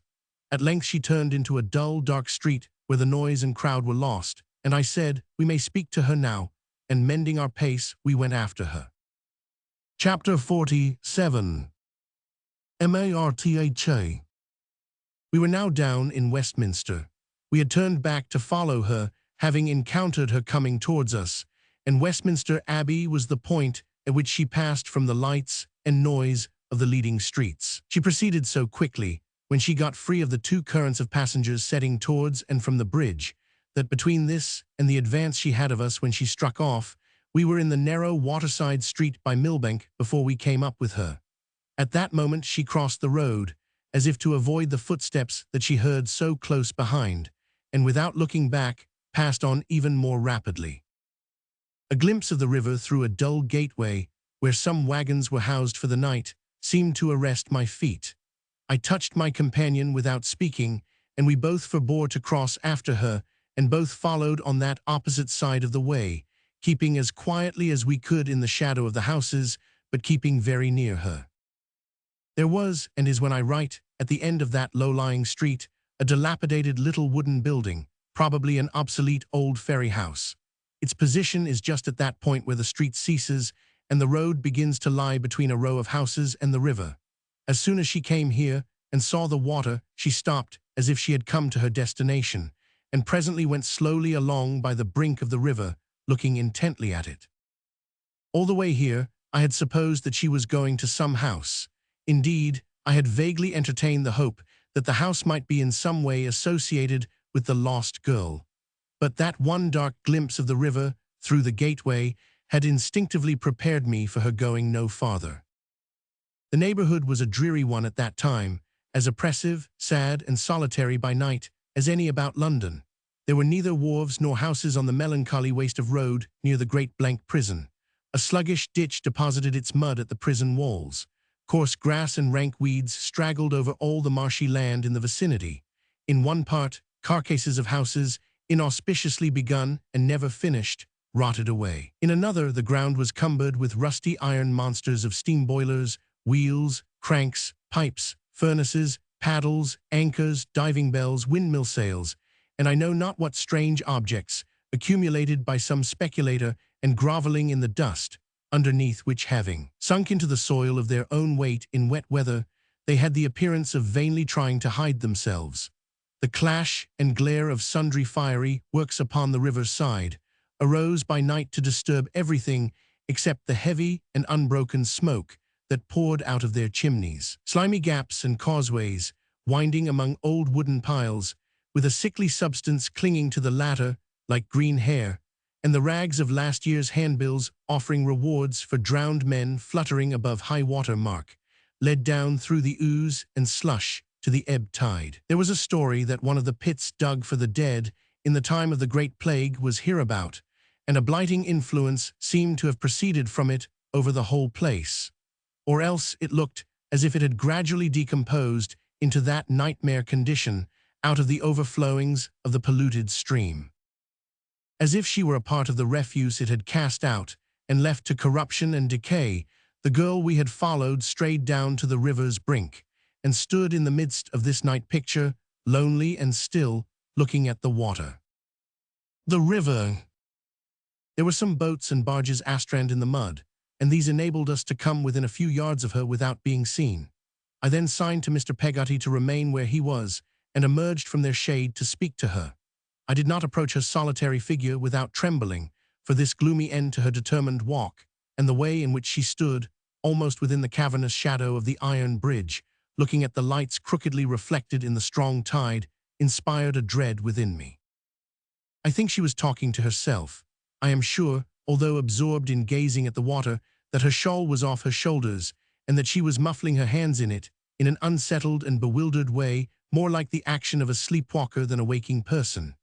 I know, and never can forget, that there was that in her wild manner which gave me no assurance, but that she would sink before my eyes, until I had her arm within my grasp. At the same moment, I said, "Martha." She uttered a terrified scream, and struggled with me with such strength that I doubt if I could have held her alone. But a stronger hand than mine was laid upon her, and when she raised her frightened eyes and saw whose it was, she made but one more effort, and dropped down between us. We carried her away from the water to where there were some dry stones, and there laid her down, crying and moaning. In a little while she sat among the stones, holding her wretched head with both her hands. "Oh, the river," she cried passionately, "oh, the river." "Hush, hush," said I, "calm yourself." But she still repeated the same words, continually exclaiming, "Oh, the river," over and over again. "I know it's like me," she exclaimed. "I know that I belong to it. I know that it's the natural company of such as I am. It comes from country places where there was once no harm in it, and it creeps through the dismal streets, defiled and miserable, and it goes away, like my life, to a great sea that is always troubled, and I feel that I must go with it. I have never known what despair was, except in the tone of those words. I can't keep away from it. I can't forget it. It haunts me day and night. It's the only thing in all the world that I am fit for, or that's fit for me. Oh, the dreadful river." The thought passed through my mind that in the face of my companion, as he looked upon her without speech or motion, I might have read his niece's history if I had known nothing of it. I never saw, in any painting or reality, horror and compassion so impressively blended. He shook as if he would have fallen, and his hand, I touched it with my own, for his appearance alarmed me, was deadly cold. "She is in a state of frenzy," I whispered to him. "She will speak differently in a little time." I don't know what he would have said in answer. He made some motion with his mouth and seemed to think he had spoken, but he had only pointed to her with his outstretched hand. A new burst of crying came upon her now, in which she once more hid her face among the stones and lay before us, a prostrate image of humiliation and ruin. Knowing that this state must pass, before we could speak to her with any hope, I ventured to restrain him when he would have raised her, and we stood by in silence until she became more tranquil. "Martha," said I then, leaning down and helping her to rise. She seemed to want to rise as if with the intention of going away, but she was weak and leaned against a boat. "Do you know who this is, who is with me?" She said faintly, "Yes." "Do you know that we have followed you a long way tonight?" She shook her head. She looked neither at him nor at me, but stood in a humbled attitude, holding her bonnet and shawl in one hand, without appearing conscious of them, and pressing the other, clenched, against her forehead. "Are you composed enough," said I, "to speak on the subject which so interested you? I hope heaven may remember it, that snowy night." Her sobs broke out afresh, and she murmured some inarticulate thanks to me for not having driven her away from the door. "I want to say nothing for myself," she said after a few moments. "I am bad, I am lost, I have no hope at all. But tell him, sir," she had shrunk away from him, "if you don't feel too hard to me to do it, that I never was in any way the cause of his misfortune." "It has never been attributed to you," I returned, earnestly responding to her earnestness. "It was you, if I don't deceive myself," she said in a broken voice, that came into the kitchen the night she took such pity on me, was so gentle to me, didn't shrink away from me like all the rest, and gave me such kind help. Was it you, sir?" "It was," said I. "I should have been in the river long ago," she said, glancing at it with a terrible expression. "If any wrong to her had been upon my mind, I never could have kept out of it a single winter's night if I had not been free of any share in that." "The cause of her flight is too well understood," I said. "You are innocent of any part in it, we thoroughly believe, we know." "Oh, I might have been much the better for her if I had had a better heart," exclaimed the girl with most forlorn regret, "for she was always good to me. She never spoke a word to me but what was pleasant and right. Is it likely I would try to make her what I am myself, knowing what I am myself so well? When I lost everything that makes life dear, the worst of all my thoughts was that I was parted forever from her." Mr. Peggotty, standing with one hand on the gunwale of the boat, and his eyes cast down, put his disengaged hand before his face. "And when I heard what had happened before that snowy night, from some belonging to our town," cried Martha, "the bitterest thought in all my mind was, that the people would remember she once kept company with me, and would say I had corrupted her, when, heaven knows, I would have died to have brought back her good name." Long unused to any self-control, the piercing agony of her remorse and grief was terrible. "To have died would not have been much, what can I say? I would have lived," she cried. "I would have lived to be old in the wretched streets, and to wander about, avoided, in the dark, and to see the day break on the ghastly lines of houses, and remember how the same sun used to shine into my room and wake me once. I would have done even that to save her." Sinking on the stones, she took some in each hand and clenched them up, as if she would have ground them. She writhed into some new posture constantly, stiffening her arms, twisting them before her face, as though to shut out from her eyes the little light there was, and drooping her head, as if it were heavy with insupportable recollections. "What shall I ever do?" she said, fighting thus with her despair. "How can I go on as I am, a solitary curse to myself, a living disgrace to everyone I come near?" Suddenly she turned to my companion. "Stamp upon me, kill me. When she was your pride, you would have thought I had done her harm if I had brushed against her in the street.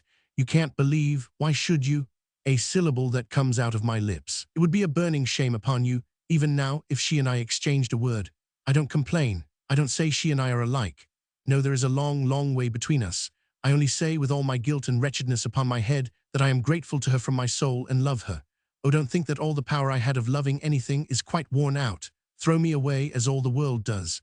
Kill me for being what I am and having ever known her, but don't think that of me." He looked upon her, while she made this supplication, in a wild, distracted manner, and when she was silent, gently raised her. "Martha," said Mr. Peggotty, "God forbid as I should judge you. Forbid as I of all men should do that, my girl. You don't know half the change that's come, in course of time, upon me when you think it likely. Well," he paused a moment, then went on, "you don't understand how 'tis that this here gentleman and me has wished to speak to you. You don't understand what 'tis we has afore us. Listen now." His influence upon her was complete.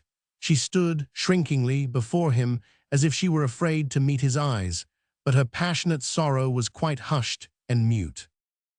"If you heard," said Mr. Peggotty, "out of what passed between Mas'r Davy and me, night when it snew so hard, you know as I have been we're not fur to seek my dear niece. My dear niece," he repeated steadily, "fur she's more dear to me now, Martha, than ever she was dear afore." She put her hands before her face, but otherwise remained quiet. "I have heard her tell," said Mr. Peggotty, "as you was early left fatherless and motherless, with no friend fur to take, in a rough seafaring way, their place. Maybe you can guess that if you'd had such a friend, you'd have got into a way of being fond of him in course of time, and that my niece was kinder daughter-like to me." As she was silently trembling, he put her shawl carefully about her, taking it up from the ground for that purpose. "Whereby," said he, "I know both as she would go to the world's furthest end with me if she could once see me again, and that she would fly to the world's furthest end to keep off seeing me.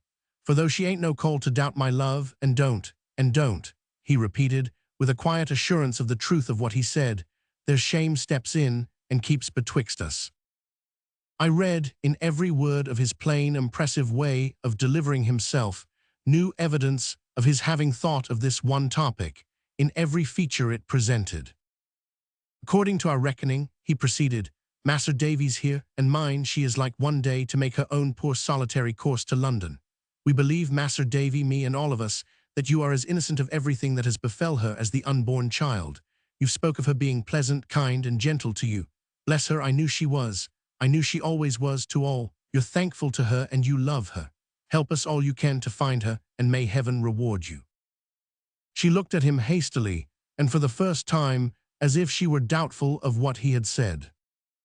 Will you trust me? She asked, in a low voice of astonishment. Full and free, said Mr. Peggotty. To speak to her if I should ever find her, shelter her if I have any shelter to divide with her, and then, without her knowledge, come to you and bring you to her, she asked hurriedly. We both replied together, yes. She lifted up her eyes and solemnly declared that she would devote herself to this task fervently and faithfully, that she would never waver in it, never be diverted from it, never relinquish it, while there was any chance of hope. If she were not true to it, might the object she now had in life, which bound her to something devoid of evil, in its passing away from her, leave her more forlorn and more despairing, if that were possible, than she had been upon the river's brink that night, and then might all help, human and divine, renounce her evermore. She did not raise her voice above her breath or address us, but said this to the night sky, then stood profoundly quiet, looking at the gloomy water. We judged it expedient now to tell her all we knew, which I recounted at length. She listened with great attention, and with a face that often changed, but had the same purpose in all its varying expressions. Her eyes occasionally filled with tears, but those she repressed. It seemed as if her spirit were quite altered, and she could not be too quiet. She asked, when all was told, where we were to be communicated with, if occasion should arise. Under a dull lamp in the road, I wrote our 2 addresses on a leaf of my pocket-book, which I tore out and gave to her, and which she put in her poor bosom. I asked her where she lived herself. She said, after a pause, in no place long, it were better not to know. Mr. Peggotty suggesting to me, in a whisper, what had already occurred to myself, I took out my purse, but I could not prevail upon her to accept any money, nor could I exact any promise from her that she would do so at another time. I represented to her that Mr. Peggotty could not be called, for one in his condition, poor, and that the idea of her engaging in this search, while depending on her own resources, shocked us both. She continued steadfast. In this particular, his influence upon her was equally powerless with mine. She gratefully thanked him, but remained inexorable. There may be work to be got, she said. I'll try. At least take some assistance, I returned, until you have tried. I could not do what I have promised for money, she replied. I could not take it if I was starving. To give me money would be to take away your trust, to take away the object that you have given me, to take away the only certain thing that saves me from the river. In the name of the great judge, said I, before whom you and all of us must stand at his dread time, dismiss that terrible idea. We can all do some good if we will. She trembled, and her lip shook, and her face was paler as she answered. It has been put in your hearts, perhaps, to save a wretched creature for repentance. I am afraid to think so. It seems too bold. If any good should come of me, I might begin to hope, for nothing but harm has ever come of my deeds yet. I am to be trusted, for the first time in a long while, with my miserable life, on account of what you have given me to try for. I know no more, and I can say no more. Again she repressed the tears that had begun to flow, and putting out her trembling hand, and touching Mr. Peggotty, as if there were some healing virtue in him, went away along the desolate road. She had been ill, probably for a long time. I observed, upon that closer opportunity of observation, that she was worn and haggard, and that her sunken eyes expressed privation and endurance.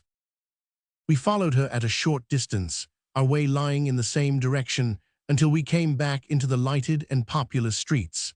I had such implicit confidence in her declaration that I then put it to Mr. Peggotty whether it would not seem, in the onset, like distrusting her, to follow her any further. He being of the same mind, and equally reliant on her, we suffered her to take her own road, and took ours, which was towards Highgate.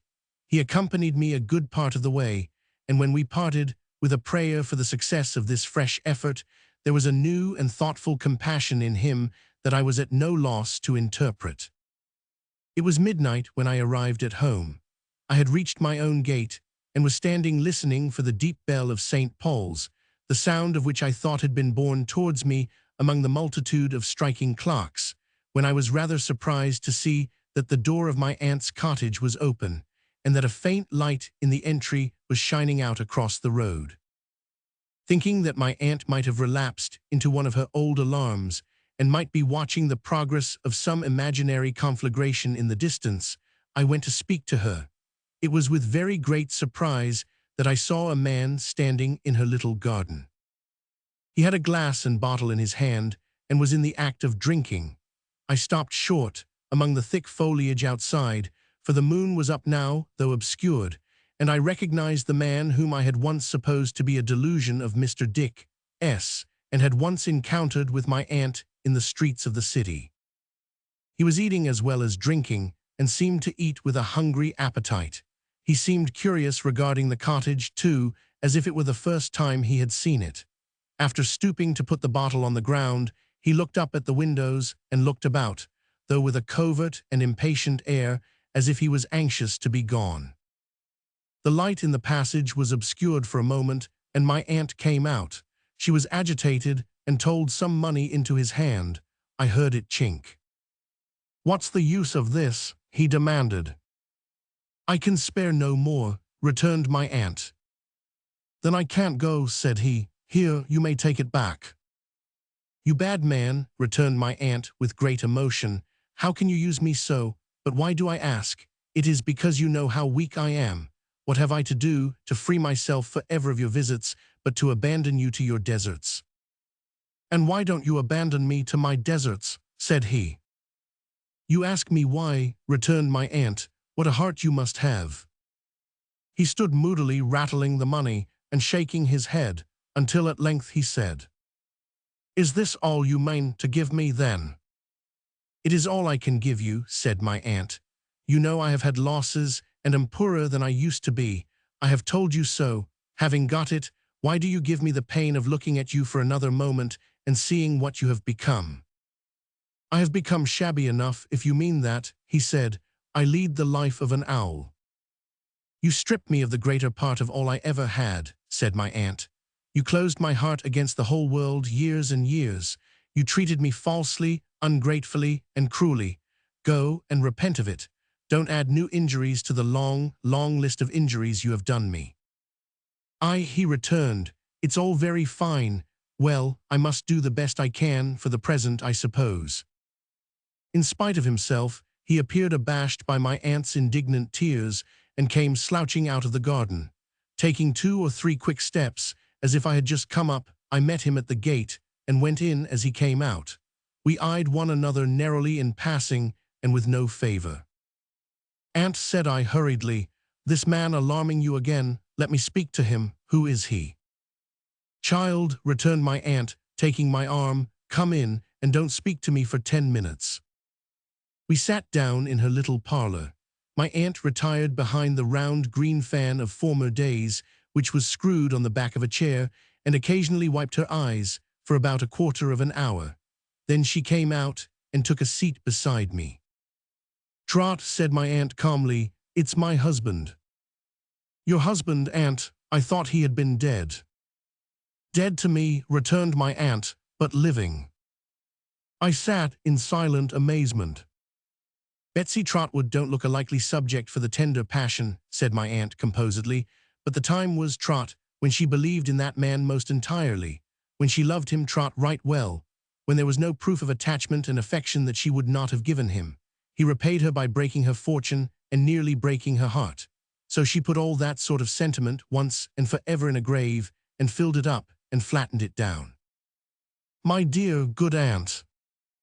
"I left him," my aunt proceeded, laying her hand as usual on the back of mine, "generously.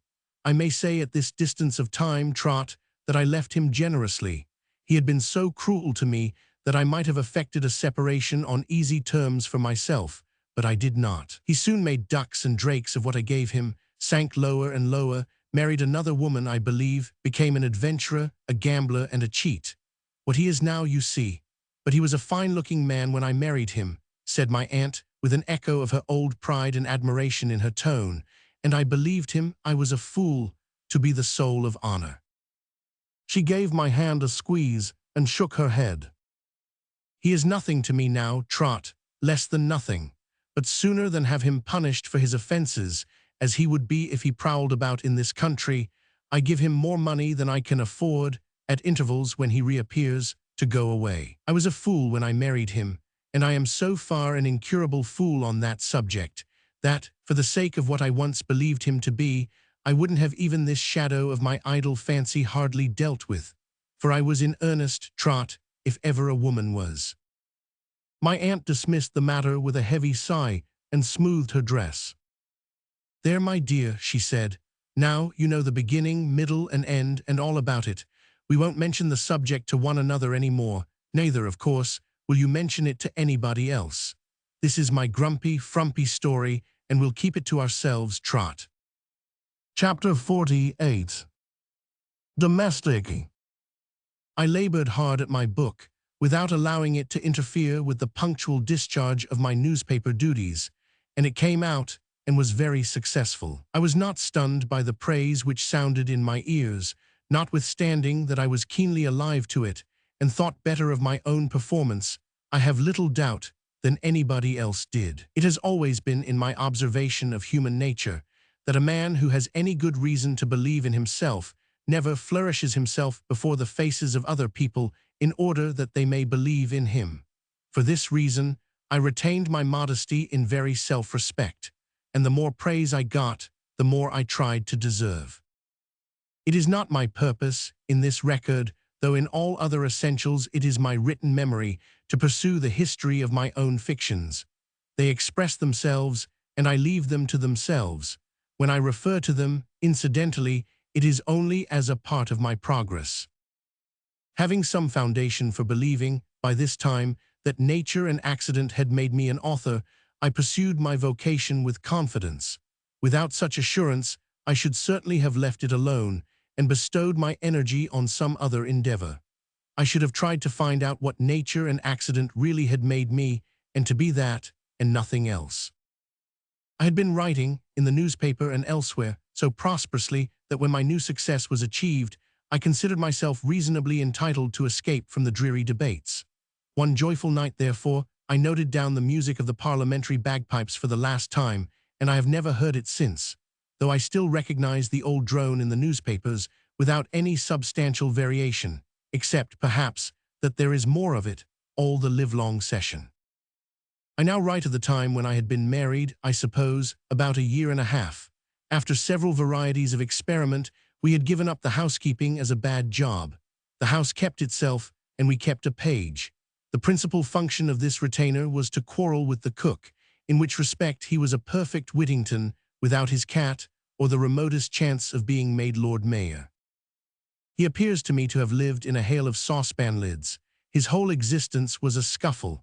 He would shriek for help on the most improper occasions, as when we had a little dinner party or a few friends in the evening, and would come tumbling out of the kitchen with iron missiles flying after him. We wanted to get rid of him, but he was very much attached to us and wouldn't go. He was a tearful boy, and broke into such deplorable lamentations when a cessation of our connection was hinted at that we were obliged to keep him. He had no mother, no anything in the way of a relative that I could discover except a sister who fled to America the moment we had taken him off her hands, and he became quartered on us like a horrible young changeling. He had a lively perception of his own unfortunate state, and was always rubbing his eyes with the sleeve of his jacket, or stooping to blow his nose on the extreme corner of a little pocket handkerchief, which he never would take completely out of his pocket, but always economized and secreted. This unlucky page, engaged in an evil hour at £6.10 per annum, was a source of continual trouble to me. I watched him as he grew, and he grew like scarlet beans, with painful apprehensions of the time when he would begin to shave, even of the days when he would be bald or grey. I saw no prospect of ever getting rid of him, and projecting myself into the future, used to think what an inconvenience he would be when he was an old man. I never expected anything less than this unfortunate's manner of getting me out of my difficulty. He stole Dora's watch, which, like everything else belonging to us, had no particular place of its own, and converting it into money spent the produce. He was always a weak-minded boy, incessantly riding up and down between London and Uxbridge outside the coach. He was taken to Bow Street, as well as I remember, on the completion of his 15th journey, when 4 and 6pence and a second-hand fife which he couldn't play were found upon his person. The surprise and its consequences would have been much less disagreeable to me if he had not been penitent. But he was very penitent indeed, and in a peculiar way, not in the lump, but by installments. For example, the day after that on which I was obliged to appear against him, he made certain revelations touching a hamper in the cellar, which we believed to be full of wine, but which had nothing in it except bottles and corks. We supposed he had now eased his mind, and told the worst he knew of the cook. But a day or two afterwards, his conscience sustained a new twinge, and he disclosed how she had a little girl, who early every morning took away our bread, and also how he himself had been suborned to maintain the milkman in coals. In 2 or 3 days more, I was informed by the authorities of his having led to the discovery of sirloins of beef among the kitchen stuff and sheets in the rag bag. A little while afterwards, he broke out in an entirely new direction and confessed to a knowledge of burglarious intentions as to our premises on the part of the pot boy, who was immediately taken up. I got to be so ashamed of being such a victim that I would have given him any money to hold his tongue, or would have offered a round bribe for his being permitted to run away.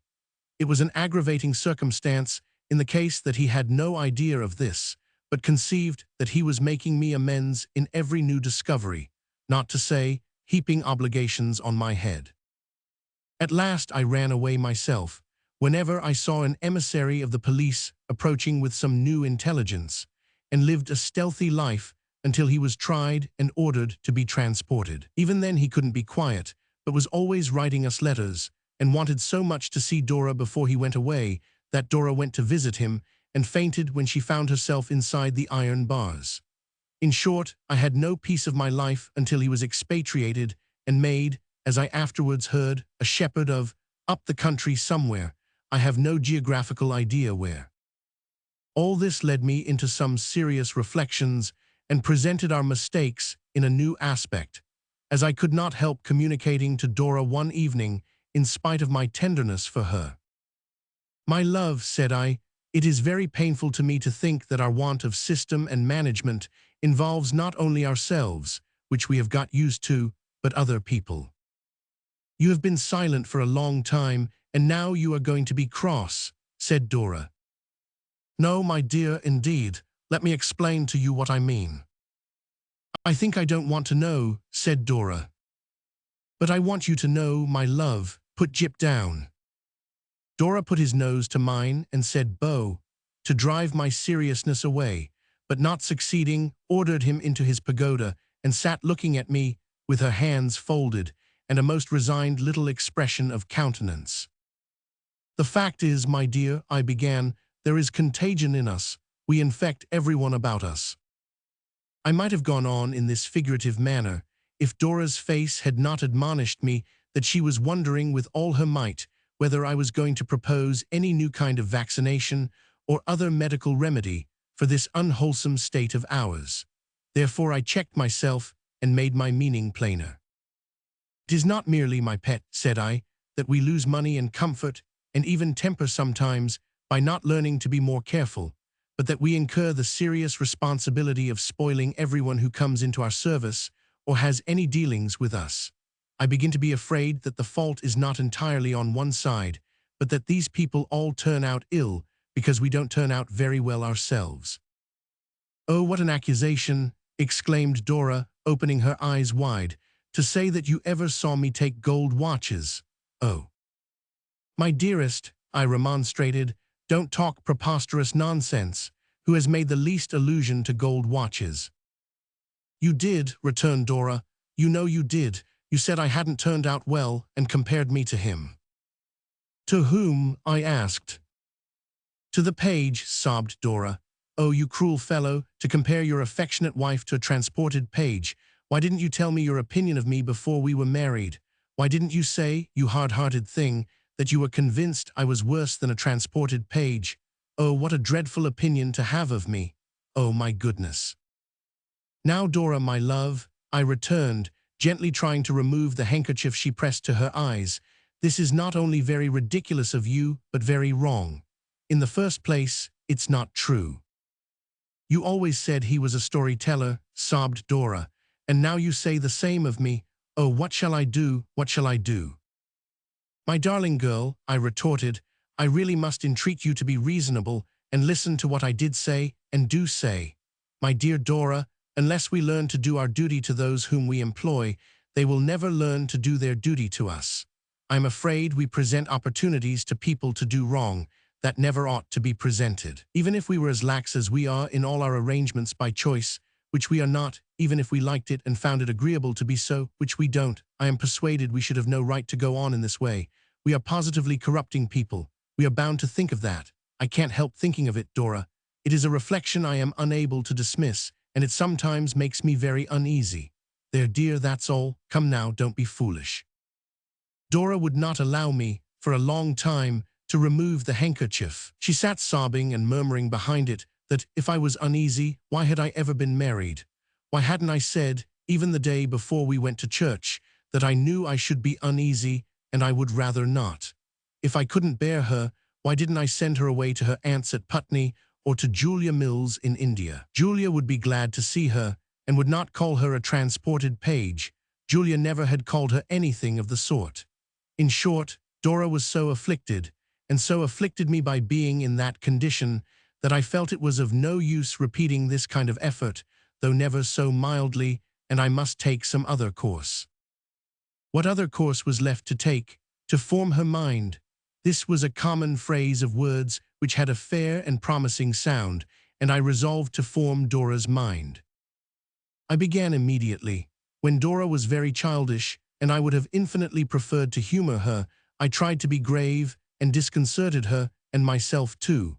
I talked to her on the subjects which occupied my thoughts, and I read Shakespeare to her, and fatigued her to the last degree. I accustomed myself to giving her, as it were quite casually, little scraps of useful information or sound opinion, and she started from them when I let them off, as if they had been crackers. No matter how incidentally or naturally I endeavored to form my little wife's mind, I could not help seeing that she always had an instinctive perception of what I was about, and became a prey to the keenest apprehensions. In particular, it was clear to me that she thought Shakespeare a terrible fellow. The formation went on very slowly. I pressed Traddles into the service without his knowledge, and whenever he came to see us, exploded my minds upon him for the edification of Dora at second hand. The amount of practical wisdom I bestowed upon Traddles in this manner was immense, and of the best quality, but it had no other effect upon Dora than to depress her spirits, and make her always nervous with the dread that it would be her turn next. I found myself in the condition of a schoolmaster, a trap, a pitfall, of always playing spider to Dora's fly, and always pouncing out of my hole to her infinite disturbance. Still looking forward through this intermediate stage, to the time when there should be a perfect sympathy between Dora and me, and when I should have formed her mind to my entire satisfaction, I persevered even for months. Finding at last, however, that, although I had been all this time a very porcupine or hedgehog, bristling all over with determination, I had effected nothing, it began to occur to me that perhaps Dora's mind was already formed. On farther consideration, this appeared so likely that I abandoned my scheme, which had had a more promising appearance in words than in action, resolving henceforth to be satisfied with my child-wife, and to try to change her into nothing else by any process. I was heartily tired of being sagacious and prudent by myself, and of seeing my darling under restraint. So I bought a pretty pair of ear-rings for her and a collar for Jip, and went home one day to make myself agreeable.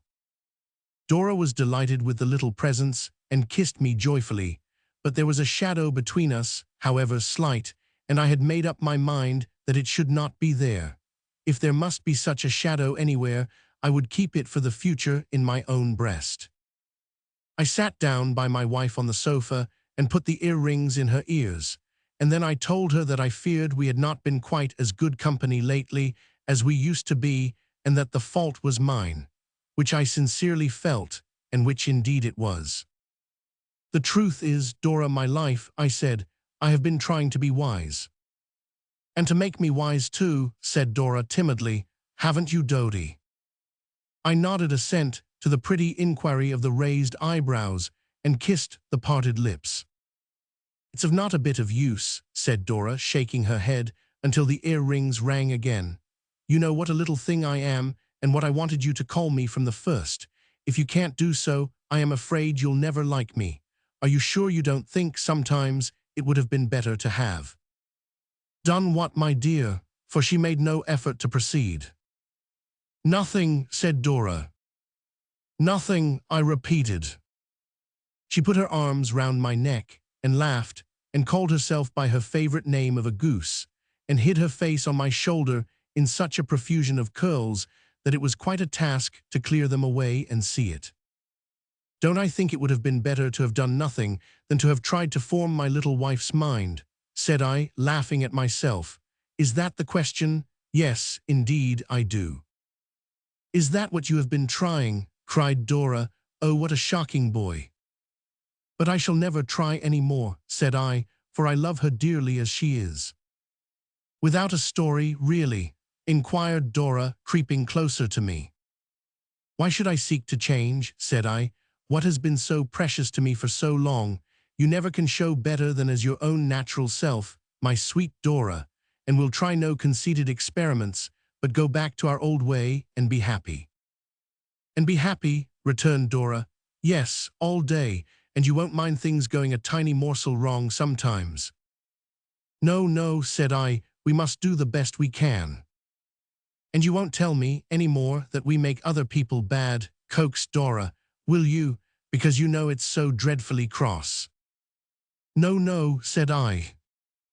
"It's better for me to be stupid than uncomfortable, isn't it?" said Dora. "Better to be naturally Dora than anything else in the world." "In the world? Ah, Dodie, it's a large place." She shook her head, turned her delighted bright eyes up to mine, kissed me, broke into a merry laugh, and sprang away to put on Jip's new collar. So ended my last attempt to make any change in Dora. I had been unhappy in trying it. I could not endure my own solitary wisdom. I could not reconcile it with her former appeal to me as my child-wife. I resolved to do what I could, in a quiet way, to improve our proceedings myself, but I foresaw that my utmost would be very little, or I must degenerate into the spider again, and be forever lying in wait. And the shadow I have mentioned, that was not to be between us any more, but was to rest wholly on my own heart. How did that fall? The old unhappy feeling pervaded my life.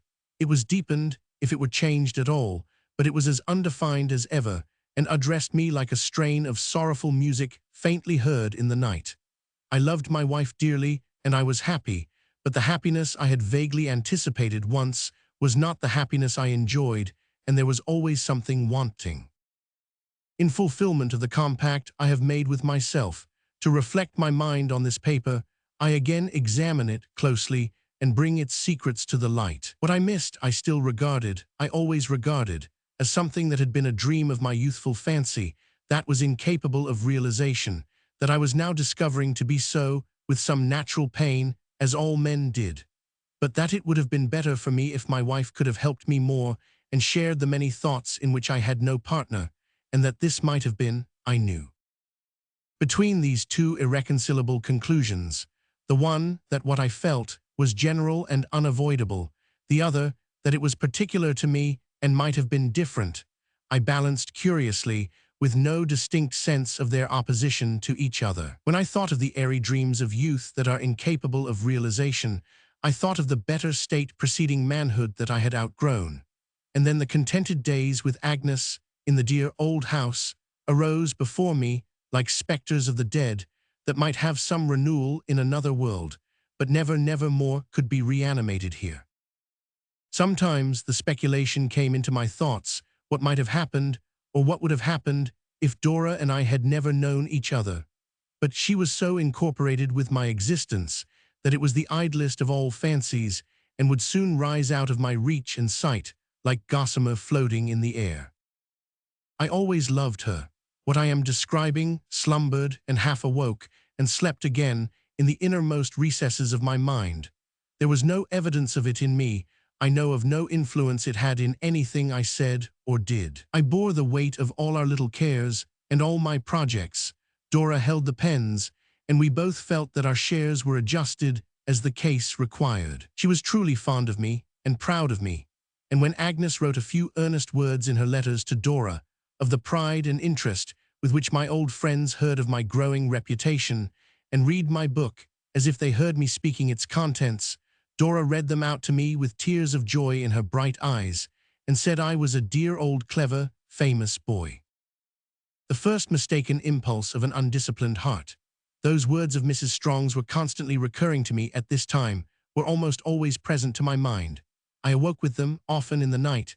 I remember to have even read them in dreams, inscribed upon the walls of houses.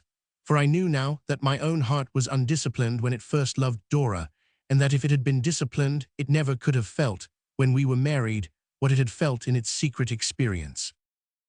There can be no disparity in marriage, like unsuitability of mind and purpose. Those words I remembered too. I had endeavored to adapt Dora to myself and found it impracticable. It remained for me to adapt myself to Dora, to share with her what I could and be happy, to bear on my own shoulders what I must and be happy still. This was the discipline to which I tried to bring my heart when I began to think. It made my second year much happier than my first, and what was better still, made Dora's life all sunshine. But as that year wore on, Dora was not strong. I had hoped that lighter hands than mine would help to mold her character, and that a baby smile upon her breast might change my child-wife to a woman. It was not to be. The spirit fluttered for a moment on the threshold of its little prison, and unconscious of captivity, took wing. "When I can run about again, as I used to do, Aunt," said Dora, "I shall make Jip race. He is getting quite slow and lazy." "I suspect, my dear," said my aunt, quietly working by her side, "he has a worse disorder than that. Age, Dora." "Do you think he is old?" said Dora, astonished. "Oh, how strange it seems that Jip should be old." "It's a complaint we are all liable to, little one, as we get on in life," said my aunt cheerfully.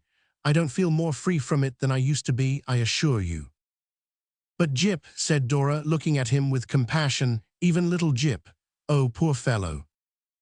"I dare say he'll last a long time yet, Blossom," said my aunt, patting Dora on the cheek, as she leaned out of her couch to look at Jip, who responded by standing on his hind legs and balking himself in various asthmatic attempts to scramble up by the head and shoulders. "He must have a piece of flannel in his house this winter, and I shouldn't wonder if he came out quite fresh again, with the flowers in the spring. Bless the little dog," exclaimed my aunt. "If he had as many lives as a cat, and was on the point of losing 'em all, he'd bark at me with his last breath, I believe." Dora had helped him up on the sofa, where he really was defying my aunt to such a furious extent that he couldn't keep straight, but barked himself sideways. The more my aunt looked at him, the more he reproached her, for she had lately taken to spectacles, and for some inscrutable reason he considered the glasses personal.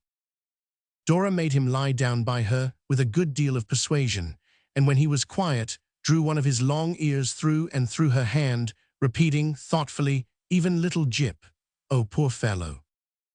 "His lungs are good enough," said my aunt gaily, "and his dislikes are not at all feeble. He has a good many years before him, no doubt. But if you want a dog to race with, little Blossom, he has lived too well for that, and I'll give you one." "Thank you, Aunt," said Dora faintly, "but don't, please." "No," said my aunt, taking off her spectacles. "I couldn't have any other dog but Jip," said Dora. "It would be so unkind to Jip. Besides, I couldn't be such friends with any other dog but Jip, because he wouldn't have known me before I was married and wouldn't have barked at Dodie when he first came to our house. I couldn't care for any other dog but Jip, I am afraid, Aunt." "To be sure," said my aunt, patting her cheek again, "you are right." "You are not offended," said Dora, "are you?" "Why, what a sensitive pet it is. cried my aunt, bending over her affectionately, to think that I could be offended.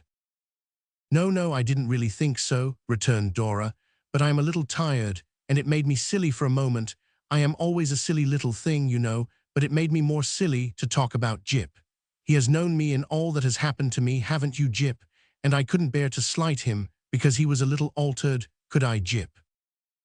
Jip nestled closer to his mistress and lazily licked her hand. You are not so old, Jip, are you, that you'll leave your mistress yet, said Dora. We may keep one another company a little longer. My pretty Dora, when she came down to dinner on the ensuing Sunday and was so glad to see old Traddles, who always dined with us on Sunday, we thought she would be running about as she used to do in a few days. But they said, wait a few days more, and then wait a few days more, and still she neither ran nor walked. She looked very pretty and was very merry, but the little feet that used to be so nimble when they danced round Jip were dull and motionless. I began to carry her downstairs every morning and upstairs every night. She would clasp me round the neck and laugh, the while, as if I did it for a wager. Jip would bark and caper round us and go on before and look back on the landing, breathing short, to see that we were coming. My aunt, the best and most cheerful of nurses, would trudge after us, a moving mass of shawls and pillows. Mr. Dick would not have relinquished his post of candle-bearer to anyone alive. Traddles would be often at the bottom of the staircase, looking on, and taking charge of sportive messages from Dora to the dearest girl in the world. We made quite a gay procession of it, and my child-wife was the gayest there. But sometimes, when I took her up, and felt that she was lighter in my arms, a dead blank feeling came upon me, as if I were approaching to some frozen region yet unseen, that numbed my life. I avoided the recognition of this feeling by any name or by any communing with myself, until one night, when it was very strong upon me, and my aunt had left her with a parting cry of "Good night, little blossom." I sat down at my desk alone, and cried to think, oh, what a fatal name it was, and how the blossom withered in its bloom upon the tree. Chapter 49. I am involved in mystery. I received one morning by the post the following letter, dated Canterbury and addressed to me at Doctors' Commons, which I read with some surprise. My dear sir, circumstances beyond my individual control have, for a considerable lapse of time, effected a severance of that intimacy which, in the limited opportunities conceded to me in the midst of my professional duties, of contemplating the scenes and events of the past, tinged by the prismatic hues of memory, has ever afforded me, as it ever must continue to afford, gratifying emotions of no common description. This fact, my dear sir, combined with the distinguished elevation to which your talents have raised you, deters me from presuming to aspire to the liberty of addressing the companion of my youth by the familiar appellation of Copperfield. It is sufficient to know that the name to which I do myself the honor to refer will ever be treasured among the muniments of our house. I allude to the archives connected with our former lodgers, preserved by Mrs. Micawber, with sentiments of personal esteem amounting to affection. It is not for one situated through his original errors and a fortuitous combination of unpropitious events, as is the foundered bark, if he may be allowed to assume so maritime a denomination, who now takes up the pen to address you. It is not, I repeat, for one so circumstanced to adopt the language of compliment or of congratulation. That he leaves to abler and to purer hands. If your more important avocations should admit of your ever tracing these imperfect characters thus far, which may be or may not be, as circumstances arise, you will naturally inquire by what object am I influenced, then, in inditing the present missive. Allow me to say that I fully defer to the reasonable character of that inquiry and proceed to develop it, premising that it is not an object of a pecuniary nature. Without more directly referring to any latent ability that may possibly exist on my part of wielding the thunderbolt or directing the devouring and avenging flame in any quarter, I may be permitted to observe, in passing, that my brightest visions are forever dispelled, that my peace is shattered, and my power of enjoyment destroyed, that my heart is no longer in the right place, and that I no more walk erect before my fellow man. The canker is in the flower, the cup is bitter to the brim, the worm is at his work, and will soon dispose of his victim. The sooner the better, but I will not digress. Placed in a mental position of peculiar painfulness, beyond the assuaging reach even of Mrs. Micawber's influence, though exercised in the tripartite character of woman, wife, and mother, it is my intention to fly from myself for a short period, and devote a respite of 48 hours to revisiting some metropolitan scenes of past enjoyment. Among other havens of domestic tranquility and peace of mind, my feet will naturally tend towards the King's Bench prison. In stating that I shall be D.V. on the outside of the south wall of that place of incarceration on civil process, the day after tomorrow, at 7 in the evening, precisely, my object in this epistolary communication is accomplished. I do not feel warranted in soliciting my former friend Mr. Copperfield, or my former friend Mr. Thomas Traddles of the Inner Temple, if that gentleman is still existent and forthcoming, to condescend to meet me, and renew, so far as may be, our past relations of the olden time. I confine myself to throwing out the observation that at the hour and place I have indicated may be found such ruined vestiges as yet remains of a fallen tower. Wilkins, Micawber. P.S. It may be advisable to superadd to the above the statement that Mrs. Micawber is not in confidential possession of my intentions. I read the letter over several times, making due allowance for Mr. Micawber's lofty style of composition, and for the extraordinary relish with which he sat down and wrote long letters on all possible and impossible occasions. I still believed that something important lay hidden at the bottom of this roundabout communication. I put it down to think about it, and took it up again to read it once more, and was still pursuing it, when Traddles found me in the height of my perplexity. "My dear fellow," said I never was better pleased to see you. You come to give me the benefit of your sober judgment at a most opportune time. I have received a very singular letter, Traddles, from Mr. Micawber." "No," cried Traddles, "you don't say so, and I have received one from Mrs. Micawber." With that, Traddles, who was flushed with walking, and whose hair, under the combined effects of exercise and excitement, stood on end as if he saw a cheerful ghost, produced his letter and made an exchange with me. I watched him into the heart of Mr. Micawber's letter, and returned the elevation of eyebrows with which he said, wielding the thunderbolt, or directing the devouring and avenging flame, "Bless me, Copperfield," and then entered on the perusal of Mrs. Micawber's epistle. It ran thus: "My best regards to Mr. Thomas Traddles, and if he should still remember one who formerly had the happiness of being well acquainted with him, may I beg a few moments of his leisure time. I assure Mr. T.T. that I would not intrude upon his kindness, were I in any other position than on the confines of distraction. Though harrowing to myself to mention the alienation of Mr. Micawber, formerly so domesticated from his wife and family, is the cause of my addressing my unhappy appeal to Mr. Traddles and soliciting his best indulgence. Mr. T. can form no adequate idea of the change in Mr. Micawber's conduct, of his wildness, of his violence. It has gradually augmented until it assumes the appearance of aberration of intellect. Scarcely a day passes, I assure Mr. Traddles, on which some paroxysm does not take place.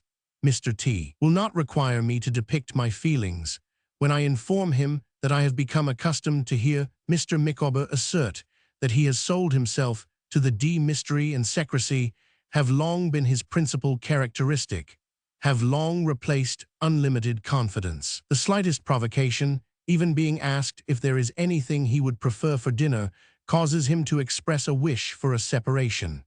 Last night, on being childishly solicited for twopence to buy lemon stunners, a local sweetmeat, he presented an oyster knife at the twins.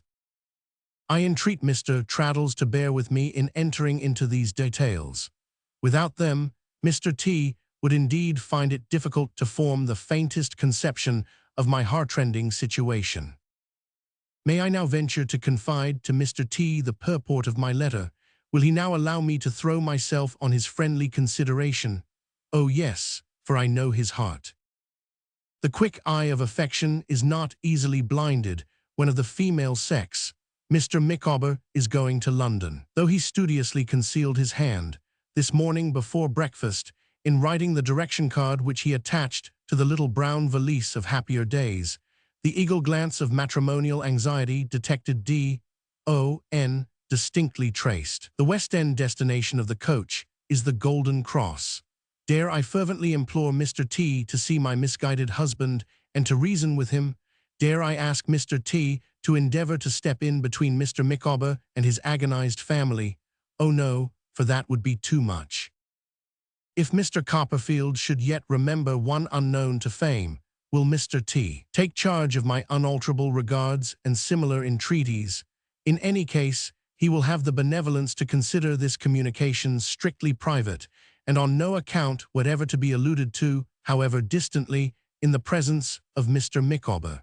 If Mr. T should ever reply to it, which I cannot but feel to be most improbable, a letter addressed to M.E., Post Office, Canterbury, will be fraught with less painful consequences than any addressed immediately to one who subscribes herself in extreme distress. Mr. Thomas Traddles's respectful friend and suppliant, Emma Micawber. "What do you think of that letter?" said Traddles, casting his eyes upon me when I had read it twice. "What do you think of the other?" said I, for he was still reading it with knitted brows.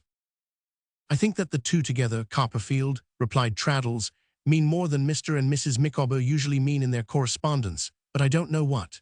They are both written in good faith, I have no doubt, and without any collusion. Poor thing!" He was now alluding to Mrs. Micawber's letter, and we were standing side by side comparing the two. "It will be a charity to write to her, at all events, and tell her that we will not fail to see Mr. Micawber." I acceded to this, the more readily, because I now reproached myself with having treated her former letter rather lightly. It had set me thinking a good deal at the time, as I have mentioned in its place, but my absorption in my own affairs, my experience of the family, and my hearing nothing more, had gradually ended in my dismissing the subject. I had often thought of the Micawbers, but chiefly to wonder what pecuniary liabilities they were establishing in Canterbury, and to recall how shy Mr. Micawber was of me when he became clerk to Uriah Heep. However, I now wrote a comforting letter to Mrs. Micawber in our joint names, and we both signed it. As we walked into town to post it, Traddles and I held a long conference and launched into a number of speculations, which I need not repeat. We took my aunt into our counsels in the afternoon, but our only decided conclusion was that we would be very punctual in keeping Mr. Micawber's appointment. Although we appeared at the stipulated place a quarter of an hour before the time, we found Mr. Micawber already there. He was standing with his arms folded over against the wall, looking at the spikes on the top, with a sentimental expression, as if they were the interlacing boughs of trees that had shaded him in his youth. When we accosted him, his manner was something more confused and something less genteel than of yore. He had relinquished his legal suit of black for the purposes of this excursion and wore the old surtout and tights, but not quite with the old air. He gradually picked up more and more of it as we conversed with him, but his very eyeglass seemed to hang less easily, and his shirt collar, though still of the old formidable dimensions, rather drooped.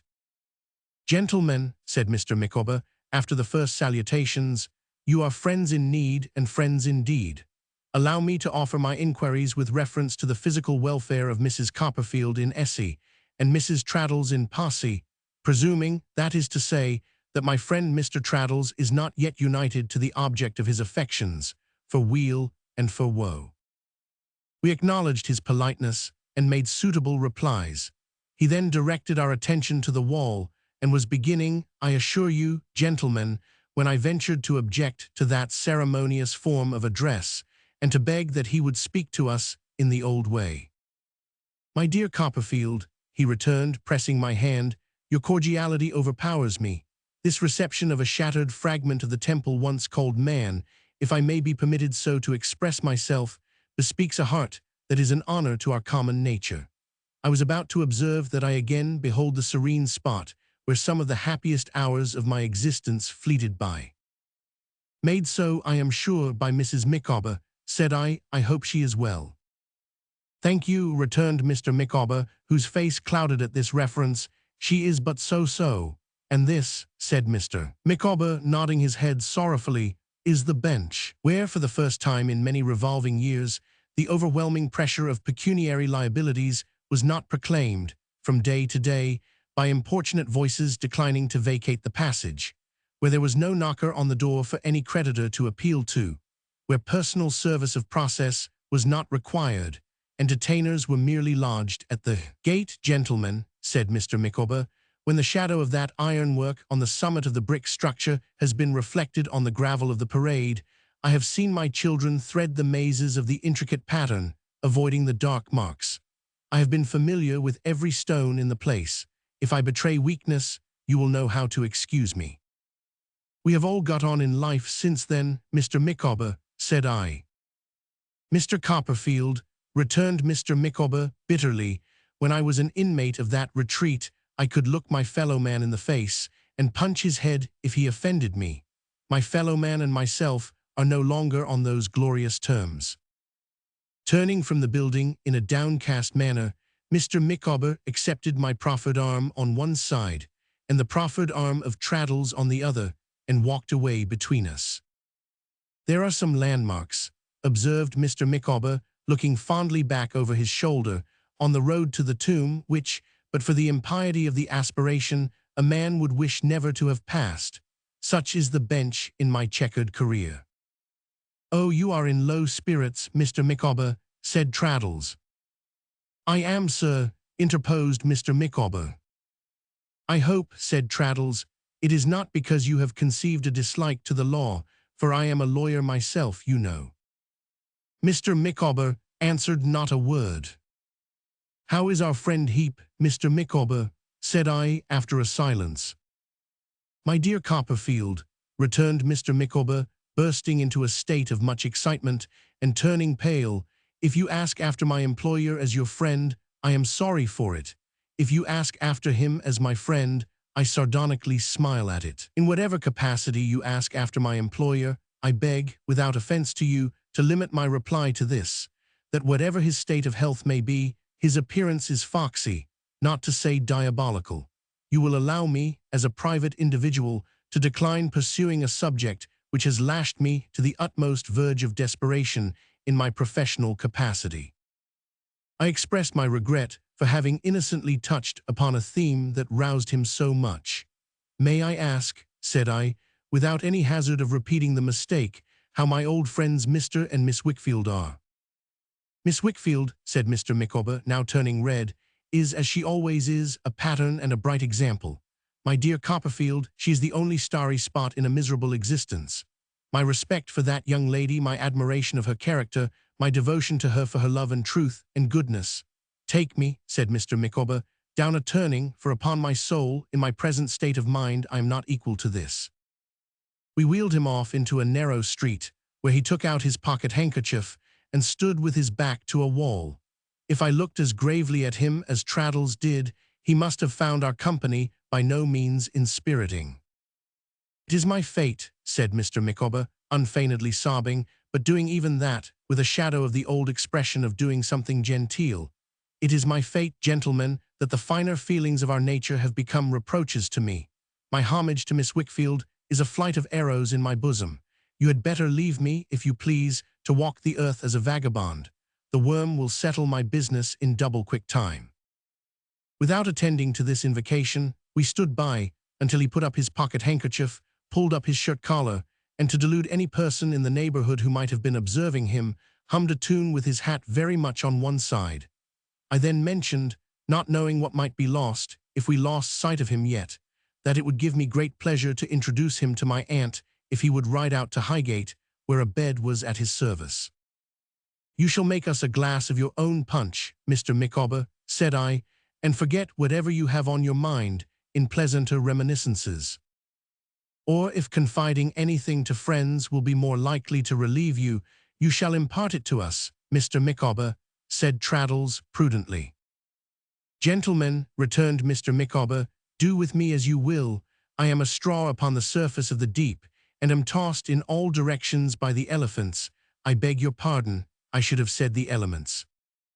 We walked on, arm in arm, again, found the coach in the act of starting, and arrived at Highgate without encountering any difficulties by the way. I was very uneasy and very uncertain in my mind what to say or do for the best. So was Traddles, evidently. Mr. Micawber was for the most part plunged into deep gloom.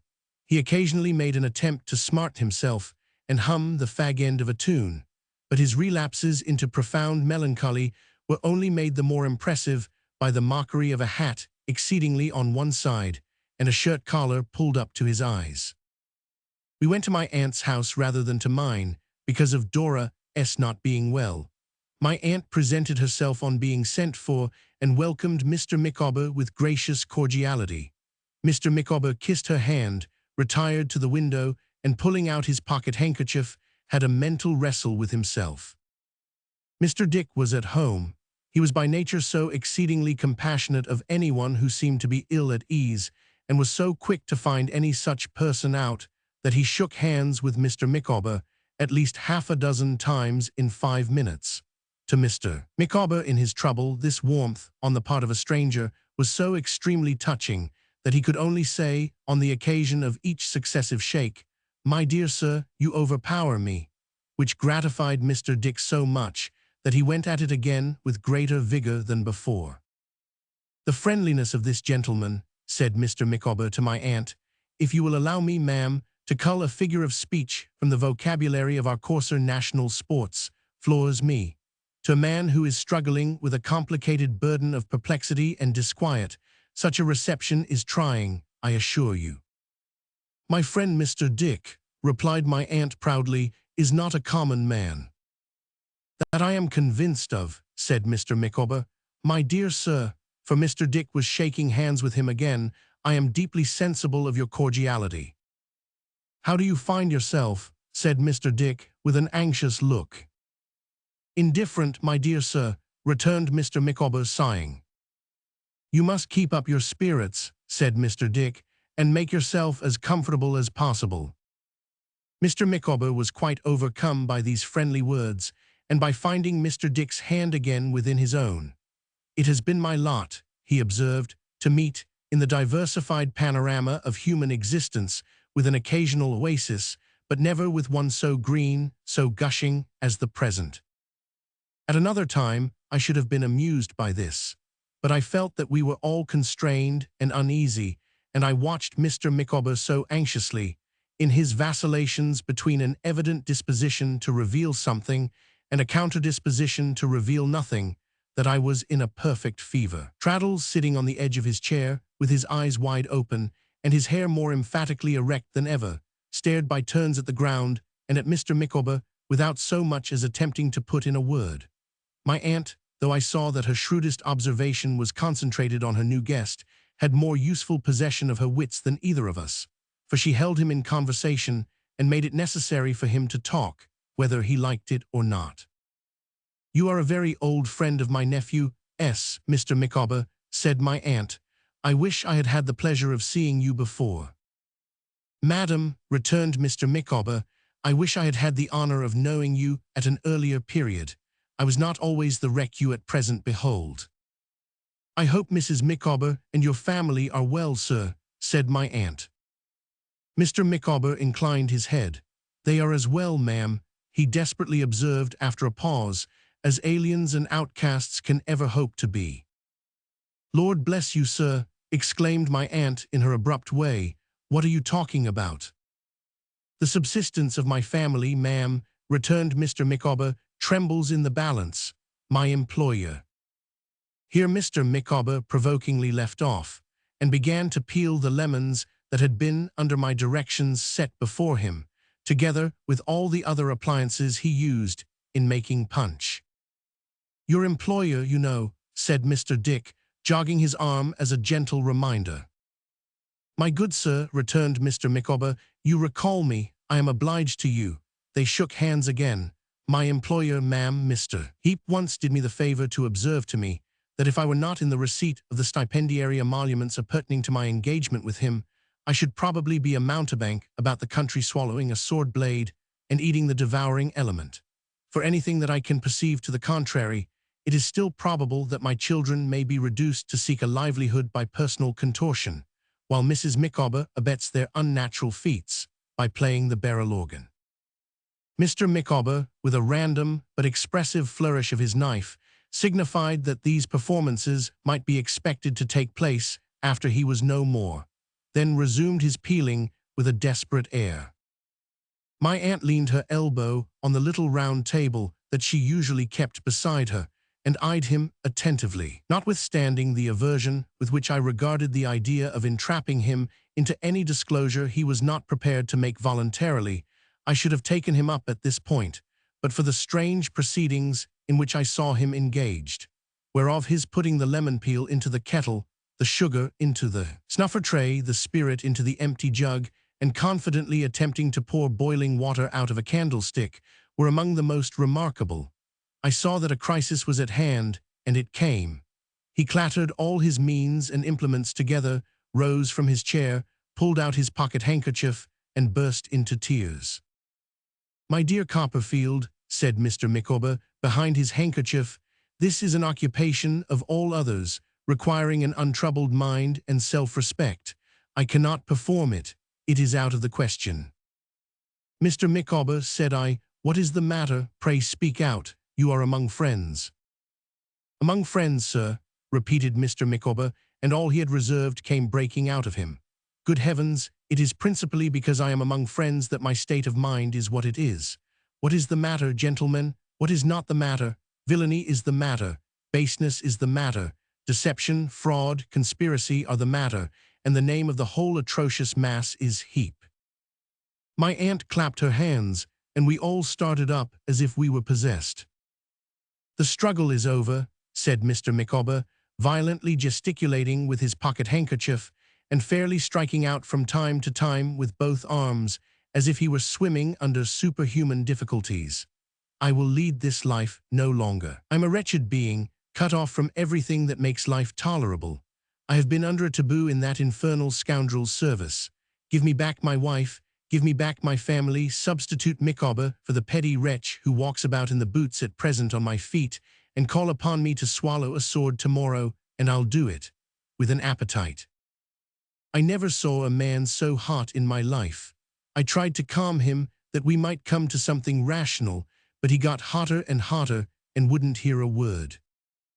"I'll put my hand in no man's hand," said Mr. Micawber, gasping, puffing, and sobbing, to that degree that he was like a man fighting with cold water, "until I have blown to fragments the detestable serpent Heep. I'll partake of no one's hospitality until I have moved Mount Vesuvius to eruption on the abandoned rascal Heep. Refreshment underneath this roof, particularly punch, would choke me unless I had previously choked the eyes out of the head of interminable cheat and liar Heep.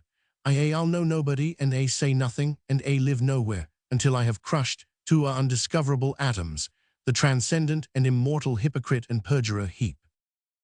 I really had some fear of Mr. Micawber's dying on the spot. The manner in which he struggled through these inarticulate sentences, and whenever he found himself getting near the name of Heep, fought his way on to it, dashed at it in a fainting state, and brought it out with a vehemence little less than marvelous, was frightful.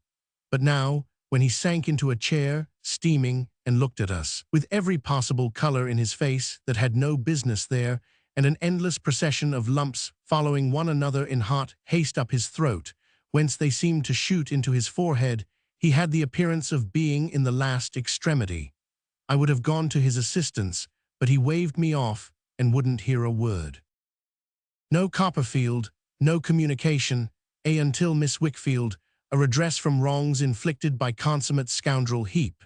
I am quite convinced he could not have uttered 3 words, but for the amazing energy with which this word inspired him when he felt it coming. "Inviolable secret, from the whole world, no exceptions, this day week, at breakfast time, everybody present, including Aunt an extremely friendly gentleman to be at the hotel at Canterbury, where Mrs. Micawber and myself, auld lang syne in chorus, and will expose intolerable ruffian Heep. No more to say, or listen to persuasion, go immediately not capable, a bare society, upon the track of devoted and doomed traitor Heep." With this last repetition of the magic word that had kept him going at all, and in which he surpassed all his previous efforts, Mr. Micawber rushed out of the house, leaving us in a state of excitement, hope, and wonder that reduced us to a condition little better than his own. But even then his passion for writing letters was too strong to be resisted, for while we were yet in the height of our excitement, hope, and wonder, the following pastoral note was brought to me from a neighboring tavern, at which he had called to write it. Most secret and confidential.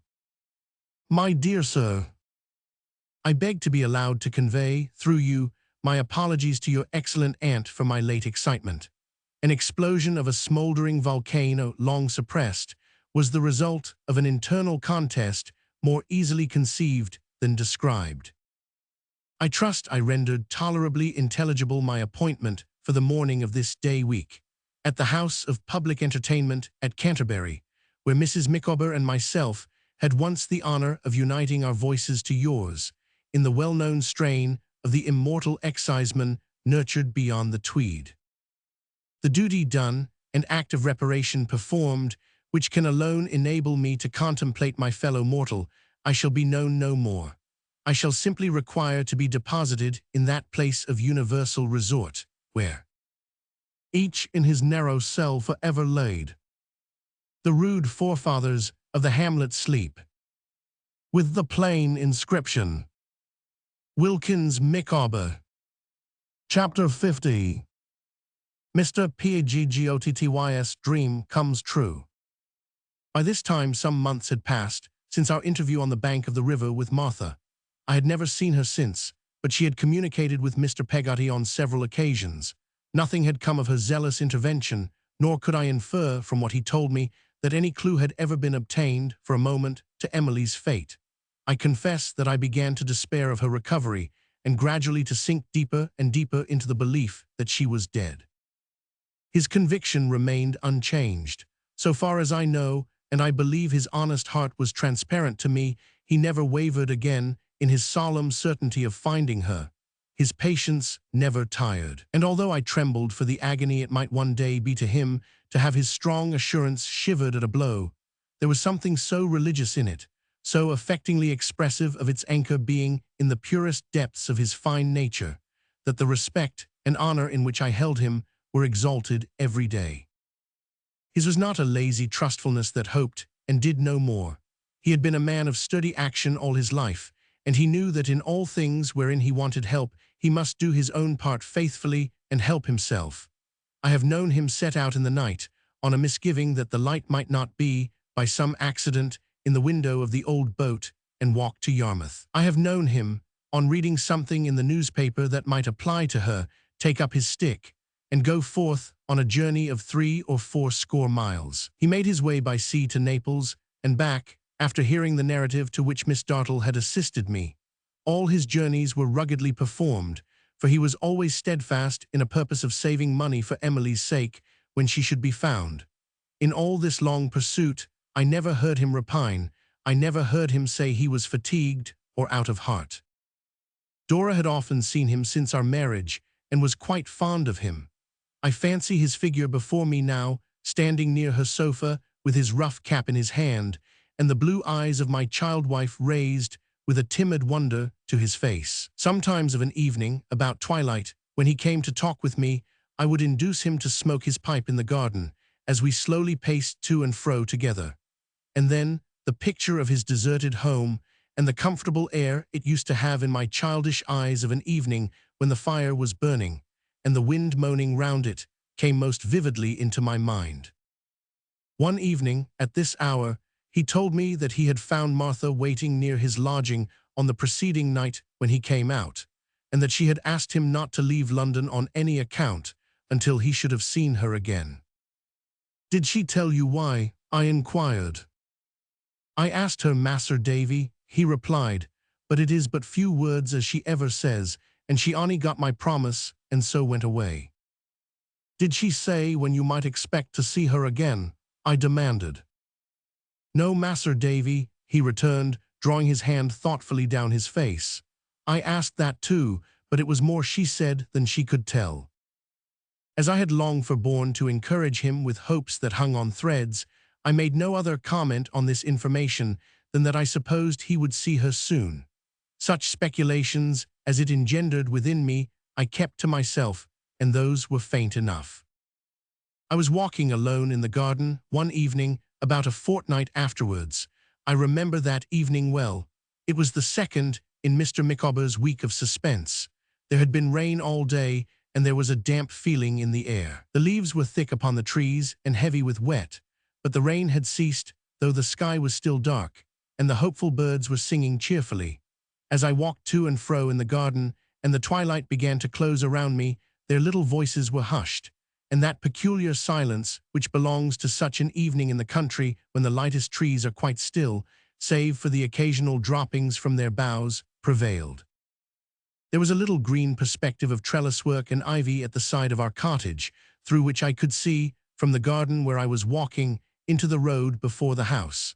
I happened to turn my eyes towards this place, as I was thinking of many things, and I saw a figure beyond, dressed in a plain cloak. It was bending eagerly towards me and beckoning. "Martha," said I, going to it. "Can you come with me?" she inquired in an agitated whisper. "I have been to him, and he is not at home. I wrote down where he was to come and left it on his table with my own hand. They said he would not be out long. I have tidings for him. Can you come directly?" My answer was to pass out at the gate immediately. She made a hasty gesture with her hand, as if to entreat my patience and my silence, and turned towards London, whence, as her dress betokened, she had come expeditiously on foot. I asked her if that were not our destination.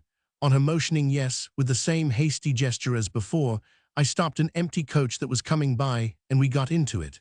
When I asked her where the coachman was to drive, she answered anywhere near Golden Square, and quick, then shrunk into a corner, with one trembling hand before her face, and the other making the former gesture, as if she could not bear a voice. Now much disturbed, and dazzled with conflicting gleams of hope and dread, I looked at her for some explanation, but seeing how strongly she desired to remain quiet, and feeling that it was my own natural inclination too, at such a time, I did not attempt to break the silence. We proceeded without a word being spoken. Sometimes she glanced out of the window, as though she thought we were going slowly, though indeed we were going fast, but otherwise remained exactly as at first. We alighted at one of the entrances to the square she had mentioned, where I directed the coach to wait, not knowing but that we might have some occasion for it. She laid her hand on my arm, and hurried me on to one of the sombre streets, of which there are several in that part, where the houses were once fair dwellings in the occupation of single families, but have, and had, long degenerated into poor lodgings let off in rooms. Entering at the open door of one of these, and releasing my arm, she beckoned me to follow her up the common staircase, which was like a tributary channel to the street. The house swarmed with inmates. As we went up, doors of rooms were opened and people's heads put out, and we passed other people on the stairs who were coming down. In glancing up from the outside, before we entered, I had seen women and children lolling at the windows over flower pots, and we seemed to have attracted their curiosity, for these were principally the observers who looked out of their doors. It was a broad paneled staircase, with massive balustrades of some dark wood, cornices above the doors, ornamented with carved fruit and flowers, and broad seats in the windows. But all these tokens of past grandeur were miserably decayed and dirty. Rot, damp, and age had weakened the flooring, which in many places was unsound and even unsafe. Some attempts had been made, I noticed, to infuse new blood into this dwindling frame, by repairing the costly old woodwork here and there with common deal. But it was like the marriage of a reduced old noble to a plebeian pauper, and each party to the ill-assorted union shrunk away from the other. Several of the back windows on the staircase had been darkened or wholly blocked up. In those that remained, there was scarcely any glass, and through the crumbling frames by which the bad air seemed always to come in and never to go out, I saw, through other glassless windows, into other houses in a similar condition, and looked giddily down into a wretched yard, which was the common dust heap of the mansion. We proceeded to the top story of the house. 2 or 3 times, by the way, I thought I observed in the indistinct light the skirts of a female figure going up before us. As we turned to ascend the last flight of stairs between us and the roof, we caught a full view of this figure pausing for a moment at a door. Then it turned the handle and went in. "What's this?" said Martha in a whisper. "She has gone into my room. I don't know her." I knew her, I had recognized her with amazement for Miss Dartle. I said something to the effect that it was a lady whom I had seen before in a few words to my conductress, and had scarcely done so when we heard her voice in the room, though not, from where we stood, what she was saying. Martha, with an astonished look, repeated her former action and softly led me up the stairs, and then, by a little back door which seemed to have no lock, and which she pushed open with a touch, into a small empty garret with a low sloping roof, little better than a cupboard. Between this and the room she had called hers, there was a small door of communication, standing partly open. Here we stopped, breathless with our ascent, and she placed her hand lightly on my lips. I could only see of the room beyond that it was pretty large, that there was a bed in it, and that there were some common pictures of ships upon the walls. I could not see Miss Dartle or the person whom we had heard her address. Certainly my companion could not, for my position was the best. A dead silence prevailed for some moments. Martha kept one hand on my lips and raised the other in a listening attitude. "It matters little to me her not being at home," said Rosa Dartle haughtily. "I know nothing of her. It is you I come to see." "Me," replied a soft voice.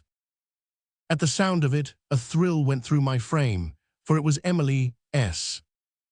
"Yes," returned Miss Dartle, "I have come to look at you. What? You are not ashamed of the face that has done so much?" The resolute and unrelenting hatred of her tone, its cold, stern sharpness, and its mastered rage, presented her before me as if I had seen her standing in the light. I saw the flashing black eyes and the passion-wasted figure, and I saw the scar, with its white track cutting through her lips, quivering and throbbing as she spoke. "I have come to see," she said, "James Steerforth's Fancy, the girl who ran away with him and is the town talk of the commonest people of her native place, the bold, flaunting, practiced companion of persons like James Steerforth. I want to know what such a thing is like." There was a rustle, as if the unhappy girl, on whom she heaped these taunts, ran towards the door, and the speaker swiftly interposed herself before it. It was succeeded by a moment's pause. When Miss Dartle spoke again, it was through her set teeth, and with a stamp upon the ground. "Stay there," she said, "or I'll proclaim you to the house and the whole street. If you try to evade me, I'll stop you, if it's by the hair, and raise the very stones against you." A frightened murmur was the only reply that reached my ears. A silence succeeded. I did not know what to do. Much as I desired to put an end to the interview, I felt that I had no right to present myself, that it was for Mr. Peggotty alone to see her and recover her. Would he never come? I thought impatiently. "So," said Rosa Dartle, with a contemptuous laugh, "I see her at last. Why, he was a poor creature to be taken by that delicate mock modesty and that hanging head." "Oh, for heaven's sake, spare me," exclaimed Emily. "Whoever you are, you know my pitiable story, and for heaven's sake spare me, if you would be spared yourself." "If I would be spared," returned the other fiercely, "what is there in common between us, do you think?" "Nothing but our sex," said Emily, with a burst of tears.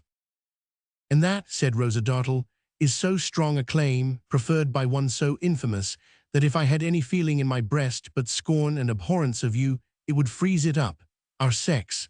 You are an honor to our sex." "I have deserved this," cried Emily, "but it's dreadful. Dear, dear lady, think what I have suffered, and how I am fallen. Oh, Martha, come back. Oh, home, home." Miss Dartle placed herself in a chair, within view of the door, and looked downward, as if Emily were crouching on the floor before her. Being now between me and the light, I could see her curled lip, and her cruel eyes intently fixed on one place, with a greedy triumph. "Listen to what I say," she said, "and reserve your false arts for your dupes. Do you hope to move me by your tears, no more than you could charm me by your smiles, you purchased slave?" "Oh, have some mercy on me," cried Emily. "Show me some compassion, or I shall die mad." "It would be no great penance," said Rosa Dartle, "for your crimes. Do you know what you have done? Do you ever think of the home you have laid waste?" "Oh, is there ever night or day when I don't think of it?"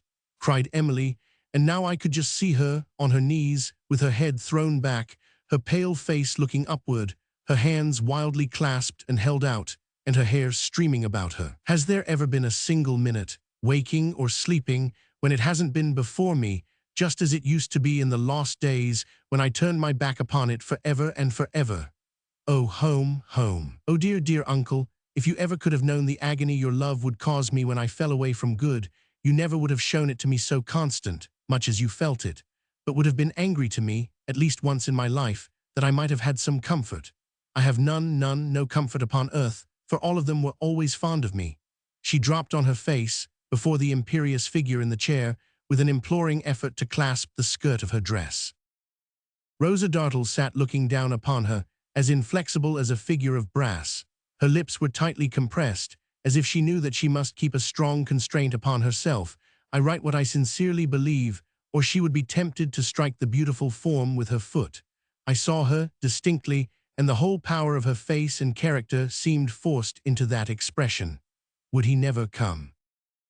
The miserable vanity of these earthworms, she said, when she had so far controlled the angry heavings of her breast that she could trust herself to speak. Your home, do you imagine that I bestow a thought on it, or suppose you could do any harm to that low place, which money would not pay for, and handsomely? Your home, you were a part of the trade of your home, and were bought and sold like any other vendible thing your people dealt in. Oh, not that, cried Emily. Say anything of me, but don't visit my disgrace and shame more than I have done on folks who are as honorable as you. Have some respect for them, as you are a lady, if you have no mercy for me. I speak, she said, not deigning to take any heed of this appeal, and drawing away her dress from the contamination of Emily's touch. I speak of his home, where I live. Here, she said, stretching out her hand with her contemptuous laugh, and looking down upon the prostrate girl, is a worthy cause of division between lady mother and gentleman's son, of grief in a house where she wouldn't have been admitted as a kitchen girl, of anger and repining and reproach. This piece of pollution, picked up from the waterside, to be made much of for an hour, and then tossed back to her original place.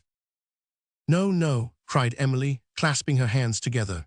When he first came into my way, that the day had never dawned upon me, and he had met me being carried to my grave. I had been brought up as virtuous as you or any lady, and was going to be the wife of as good a man as you or any lady in the world can ever marry. If you live in his home and know him, you know perhaps what his power with a weak, vain girl might be. I don't defend myself, but I know well, and he knows well, or he will know when he comes to die, and his mind is troubled with it, that he used all his power to deceive me, and that I believed him, trusted him, and loved him. Rosa Dartle sprang up from her seat, recoiled, and in recoiling struck at her, with a face of such malignity, so darkened and disfigured by passion, that I had almost thrown myself between them.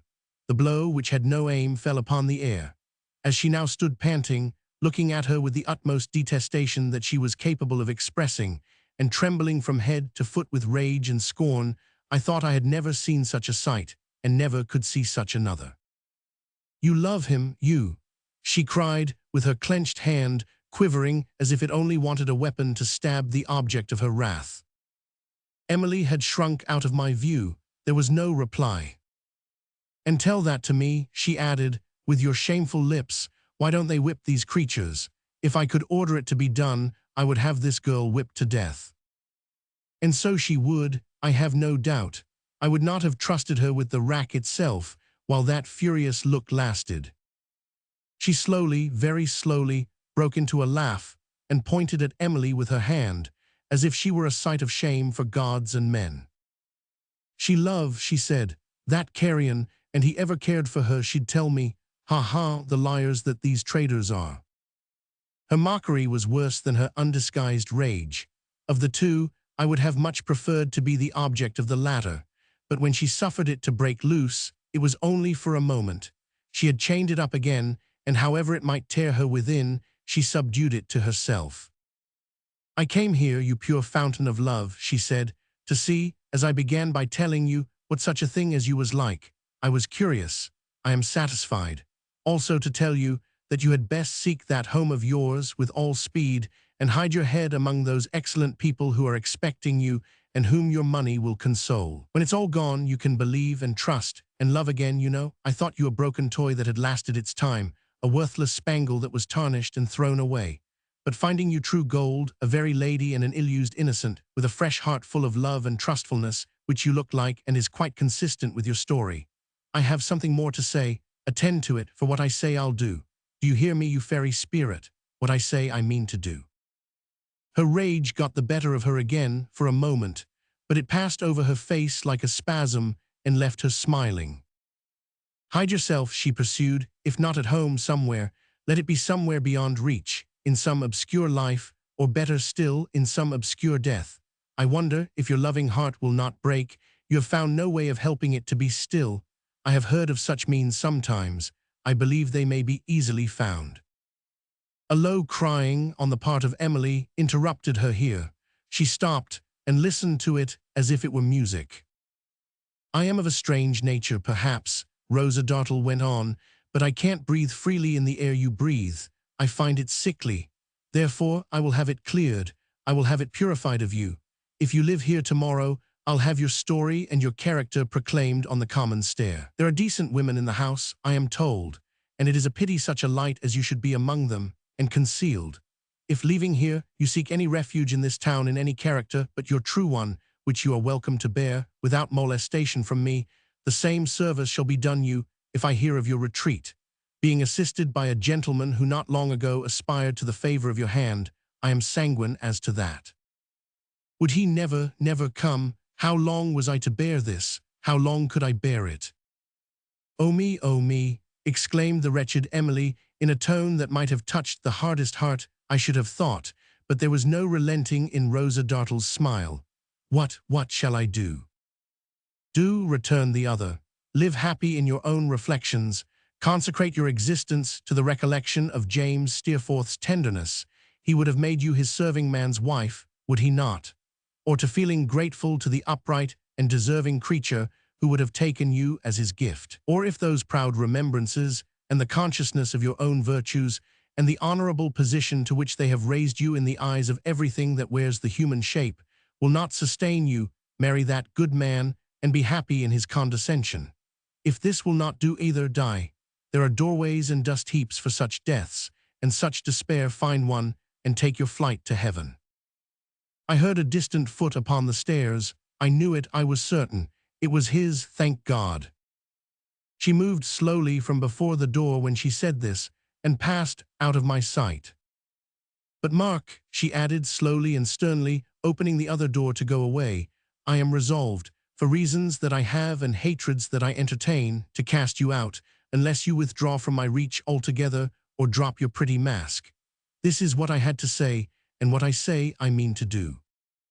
The foot upon the stairs came nearer, nearer, past her as she went down, rushed into the room. "Uncle!" A fearful cry followed the word. I paused a moment, and looking in, saw him supporting her insensible figure in his arms.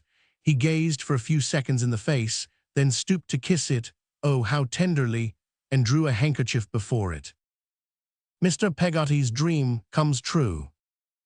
"Mas'r Davy," he said, in a low tremulous voice, when it was covered, "I thank my heavenly Father as my dreams come true. I thank him hearty for having guided of me in his own ways to my darling." With those words he took her up in his arms, and, with the veiled face lying on his bosom and addressed towards his own, carried her, motionless and unconscious, down the stairs. Chapter 51. The beginning of a longer journey.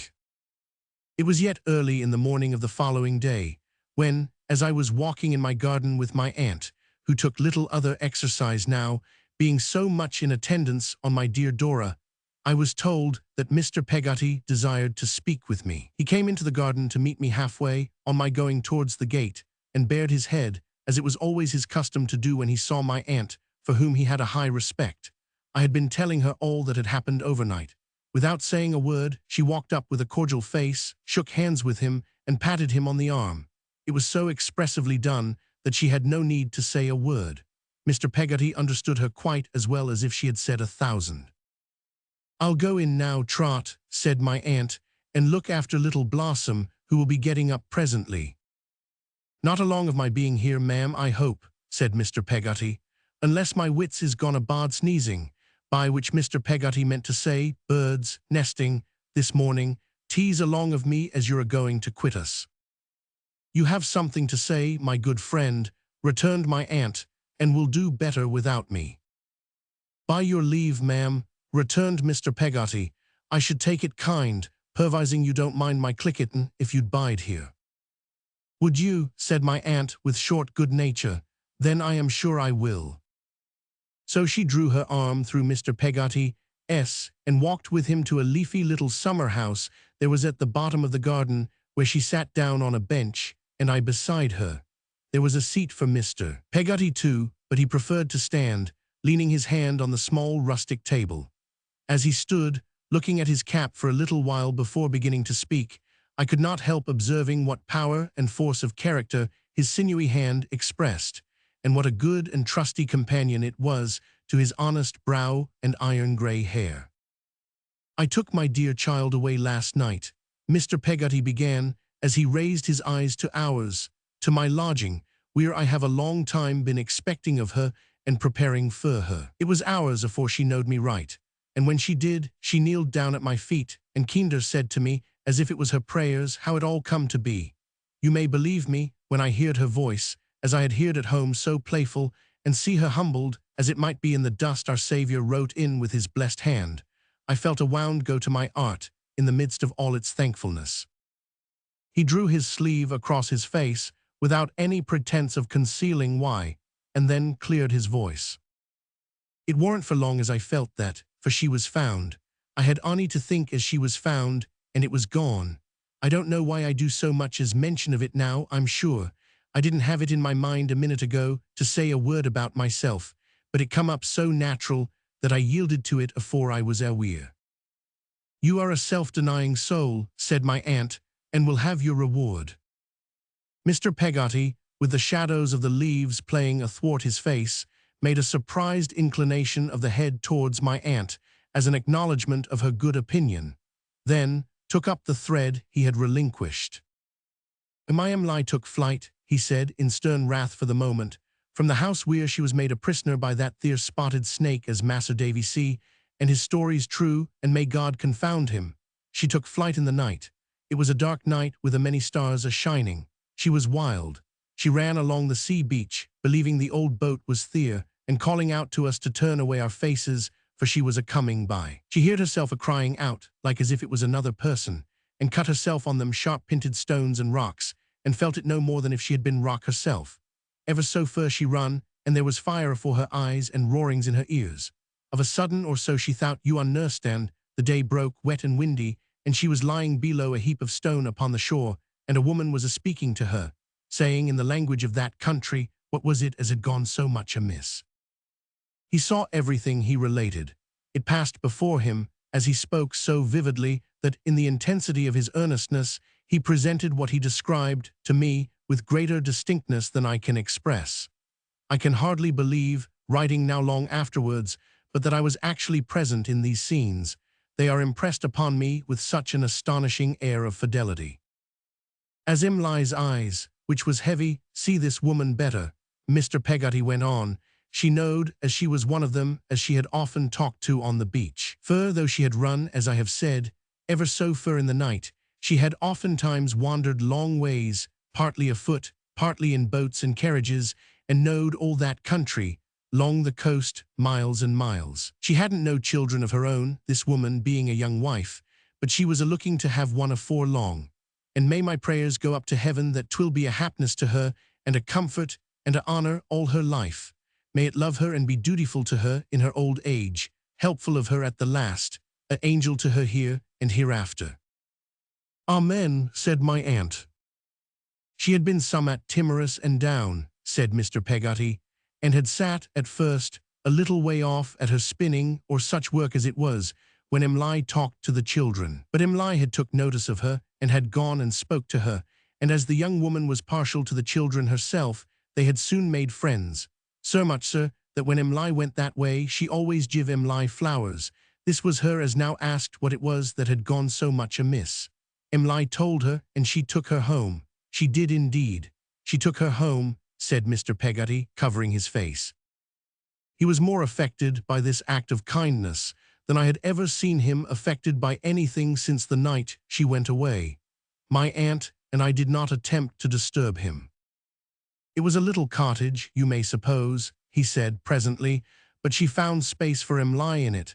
Her husband was away at sea, and she kept it secret, and prevailed upon such neighbors as she had, they was not many near, to keep it secret too. Emily was took bad with fever, and what is very strange to me is, maybe 'tis not so strange to scholars, the language of that country went out of her head, and she could only speak her own, that no one understood. She recollects, as if she had dreamed it, that she lay there, always a-talking her own tongue, always believing as the old boat was round the next pint in the bay, and begging and imploring of 'em to send Thea and tell how she was dying, and bring back a message of forgiveness, if it was ony a word. Almost the whole time she thought, now that him as I made mention on just now was lurking for her underneath the winder, now that him as had brought her to this was in the room, and cried to the good young woman not to give her up, and knowed, at the same time, that she couldn't understand, and dreaded that she must be took away. Likewise the fire was afore her eyes, and the roarings in her ears, and there was no today, nor yesterday, nor yet tomorrow, but everything in her life as ever had been, or as ever could be, and everything as never had been, and as never could be, was a-crowding on her all at once, and nothing clear nor welcome, and yet she sang and laughed about it. How long this lasted I don't know, but then there come a sleep, and in that sleep, from being a many times stronger than her own self, she fell into the weakness of the littlest child. Here he stopped, as if for relief from the terrors of his own description. After being silent for a few moments, he pursued his story. It was a pleasant afternoon when she awoke, and so quiet that there warn't a sound but the rippling of that blue sea without a tide upon the shore. It was her belief at first that she was at home upon a Sunday morning, but the vine leaves as she see at the winder and the hills beyond warn't home and contradicted of her. Then come in her friend to watch alongside of her bed, and then she knowed as the old boat warn't round that next pint in the bay no more, but was fur off, and knowed where she was and why, and broke out a-crying on that good young woman's bosom, where I hope her baby is a-lying now, a-cheering of her with its pretty eyes. He could not speak of this good friend of Emily's without a flow of tears. It was in vain to try. He broke down again, endeavoring to bless her. "That done my Emily good," he resumed, after such emotion as I could not behold without sharing in, and as to my aunt, she wept with all her heart. That done Emily good, and she begun to mend. But the language of that country was quite gone from her, and she was forced to make signs. So she went on, getting better from day to day, slow but sure, and trying to learn the names of common things, names as she seemed never to have heard in all her life, till one evening come, when she was a-setting at her window, looking at a little girl at play upon the beach. And of a sudden this child held out her hand and said, what would be in English, "Fisherman's daughter, here's a shell," for you are to understand that they used at first to call her pretty lady, as the general way in that country is, and that she had taught him to call her fisherman's daughter instead. The child says of a sudden, "Fisherman's daughter, here's a shell." Then Emily understands her, and she answers, bursting out a-crying, and it all comes back. When Emily got strong again, said Mr. Peggotty, after another short interval of silence, she cast about to leave that good young creature and get to her own country. The husband was come home then, and the two together put her aboard a small trader bound to Leghorn, and from that to France. She had a little money, but it was less than little as they would take for all they done. I'm a-most glad on it, though they was so poor. What they done is laid up where neither moth nor rust doth corrupt, and where thieves do not break through nor steal. Mas'r Davy, it'll outlast all the treasure in the world. Emily got to France, and took service to wait on travelling ladies at a inn in the port. There come one day that snake. Let him never come nigh me, I don't know what hurt I might do him. Soon as she see him, without him seeing her, all her fear and wildness returned upon her, and she fled afore the very breath he drawed. She come to England, and was set ashore at Dover. I don't know, said Mr. Peggotty, for sure, when her art begun to fail her, but all the way to England she had thought to come to her dear home. Soon as she got to England, she turned her face towards it. But fear of not being forgive, fear of being pinted at, fear of some of us being dead along of her, fear of many things, turned her from it, keened her by force upon the road. Uncle, uncle, she says to me, the fear of not being worthy to do what my torn and bleeding breast so longed to do was the most frightening fear of all. I turned back, when my heart was full of prayers that I might crawl to the old doorstep in the night, kiss it, lay my wicked face upon it, and there be found dead in the morning. She come, said Mr. Peggotty, dropping his voice to an awe-stricken whisper, to London.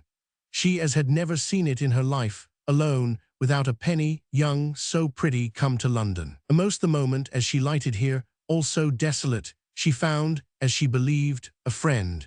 A decent woman as spoke to her about the needlework as she had been brought up to do, about finding plenty of it for her, about a lodging for the night, and making secret inquiration concerning of me and all at home tomorrow. When my child, he said aloud, and with an energy of gratitude that shook him from head to foot, stood upon the brink of more than I can say or think on Martha, true to her promise, saved her. I could not repress a cry of joy. Mas'r Davy, he said, griping my hand in that strong hand of his, it was you as first made mention of her to me. I thank ye, sir, she was honest. She had knowed of her bitter knowledge where to watch and what to do. She had done it, and the Lord was above all. She come, white and hurried, upon him lie in her sleep. She says to her, rise up from worse than death, and come with me. Them belonging to the house would have stopped her, but they might as soon have stopped the sea. Stand away from me, she says.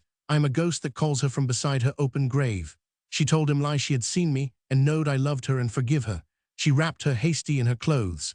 She took her, faint and trembling, on her arm. She heeded no more what they said than if she had had no ears. She walked among 'em with my child, minding only her, and brought her safe out, in the dead of the night, from that black pit of ruin. She attended on him lie, said Mr. Peggotty, who had released my hand, and put his own hand on his heaving chest. She attended to my lie, lying wearied out, and wandering betwixt whiles, till late next day. Then she went in search of me, then in search of you, Mas'r Davy. She didn't tell him lie what she come out fur, lest her art should fail, and she should think of hiding of herself. How the cruel lady knowed of her being there, I can't say. Whether him as I have spoke so much of, chanced to see him going there, or whether, which is most like, to my thinking, he had heard it from the woman, I don't greatly ask myself. My niece is found. All night long, said Mr. Peggotty, we have been together, lie and me. 'Tis little considering the time, as she has said, in words, through them broken-hearted tears. 'Tis less as I have seen of her dear face, as growed into a woman at my hearth. But all night long her arms has been about my neck, and her head has laid here, and we knows full well, as we can put our trust in one another evermore. He ceased to speak, and his hand upon the table rested there in perfect repose, with a resolution in it that might have conquered lions. It was a gleam of light upon me, Trot, said my aunt, drying her eyes, when I formed the resolution of being godmother to your sister Betsey Trotwood, who disappointed me. But next to that, hardly anything would have given me greater pleasure than to be godmother to that good young creature's baby.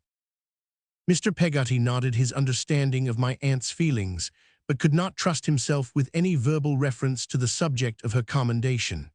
We all remained silent, and occupied with our own reflections, my aunt drying her eyes, and now sobbing convulsively, and now laughing and calling herself a fool, until I spoke. You have quite made up your mind, said I to Mr. Peggotty, as to the future, good friend, I need scarcely ask you.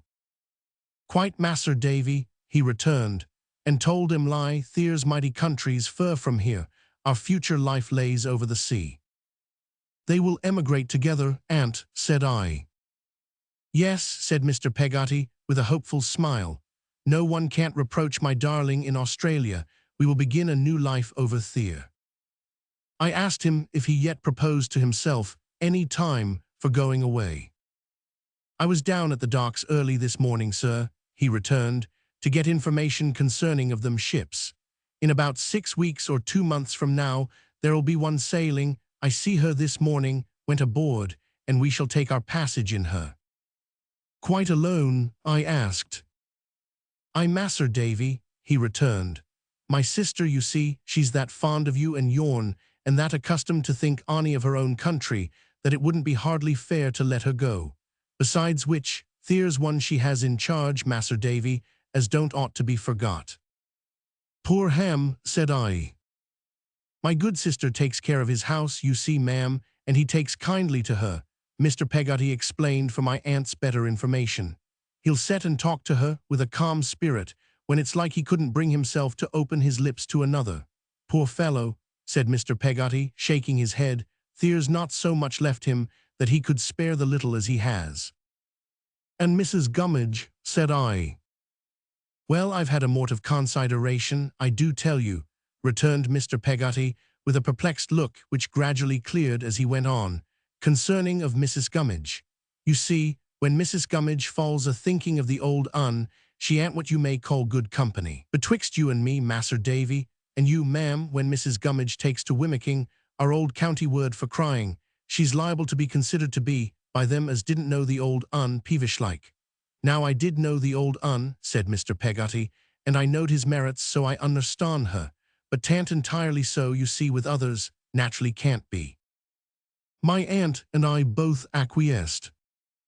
"Weerby," said Mr. Peggotty, "my sister might, I don't say she would, but might find Mrs. Gummidge give her a leetle trouble now and again. Therefore, t'an't my intentions to moor Mrs. Gummidge long with them, but to find a bein' fur her where she can fisherate fur herself.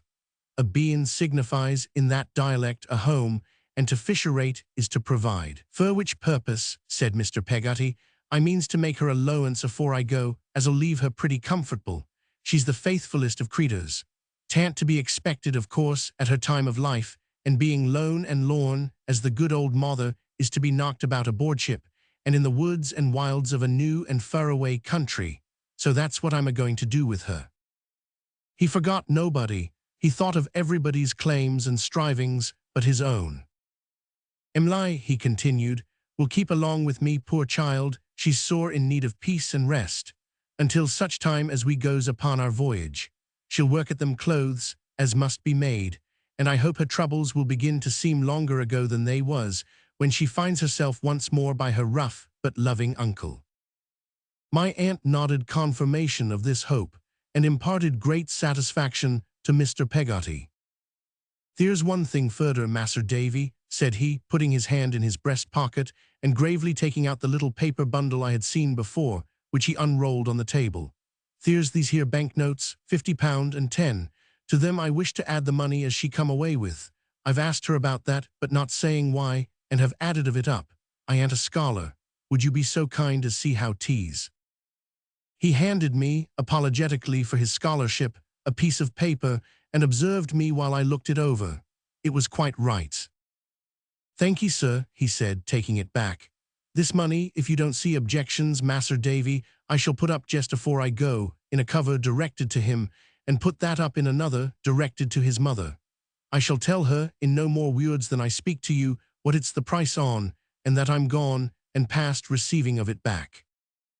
I told him that I thought it would be right to do so, that I was thoroughly convinced it would be, since he felt it to be right. I said that there was only one thing further. He proceeded with a grave smile, when he had made up his little bundle again and put it in his pocket. "But there was two. I warn't sure in my mind, when I come out this morning, as I could go and break to Ham, of my own self, what had so thankfully happened.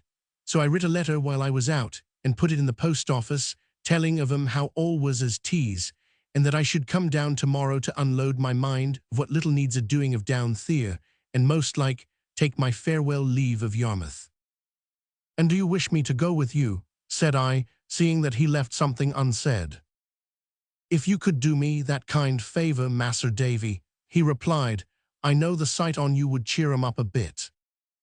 My little Dora being in good spirits, and very desirous that I should go, as I found on talking it over with her, I readily pledged myself to accompany him in accordance with his wish. Next morning, consequently, we were on the Yarmouth coach, and again traveling over the old ground. As we passed along the familiar street at night, Mr. Peggotty, in despite of all my remonstrances, carrying my bag, I glanced into Omer and Joram's shop, and saw my old friend Mr. Omer there, smoking his pipe. I felt reluctant to be present when Mr. Peggotty first met his sister and Ham, and made Mr. Omer my excuse for lingering behind. "How is Mr. Omer after this long time?" said I, going in. He fanned away the smoke of his pipe, that he might get a better view of me, and soon recognized me with great delight. "I should get up, sir, to acknowledge such an honor as this visit," said he, "only my limbs are rather out of sorts, and I am wheeled about. With the exception of my limbs and my breath, howsever, I am as hearty as a man can be, I'm thankful to say." I congratulated him on his contented looks and his good spirits, and saw now that his easy chair went on wheels. "It's an ingenious thing, ain't it?" he inquired, following the direction of my glance and polishing the elbow with his arm. "It runs as light as a feather and tracks as true as a mail coach. Bless you, my little Minnie, my granddaughter, you know, Minnie's child, puts her little strength against the back, gives it a shove, and away we go, as clever and merry as ever you see anything. And I tell you what, it's a most uncommon chair to smoke a pipe in. I never saw such a good old fellow to make the best of a thing and find out the enjoyment of it as Mr. Omer. He was as radiant as if his chair, his asthma, and the failure of his limbs were the various branches of a great invention for enhancing the luxury of a pipe. "I see more of the world, I can assure you," said Mr. Omer, "in this chair than ever I see out of it. You'd be surprised at the number of people that looks in of a day to have a chat. You really would. There's twice as much in the newspaper since I've taken to this chair as there used to be. As to general reading, dear me, what a lot of it I do get through. That's what I feel so strong, you know. If it had been my eyes, what should I have done? If it had been my ears, what should I have done?